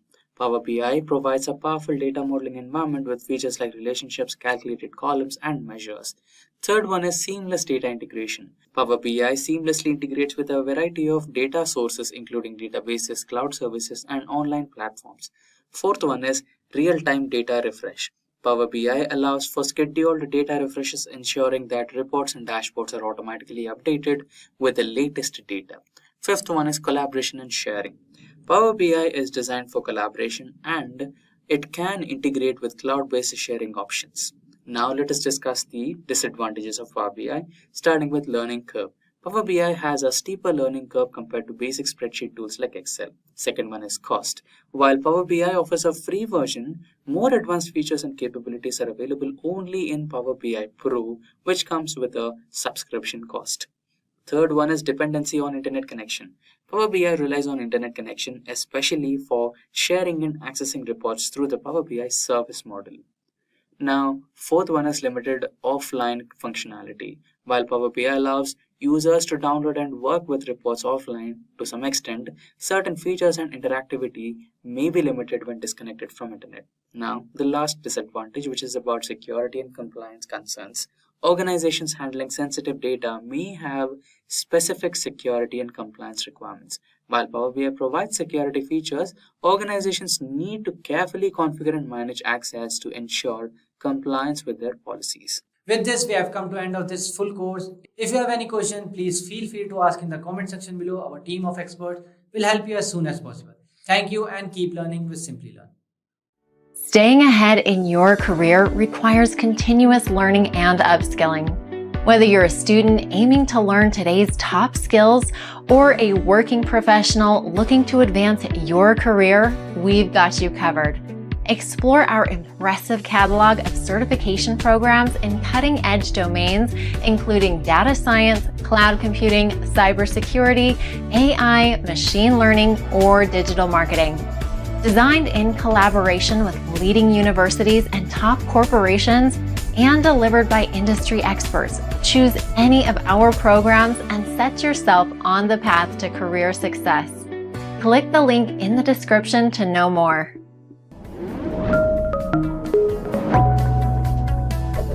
Hi there, if you like this video, subscribe to the Simplilearn YouTube channel and click here to watch similar videos. To nerd up and get certified, click here.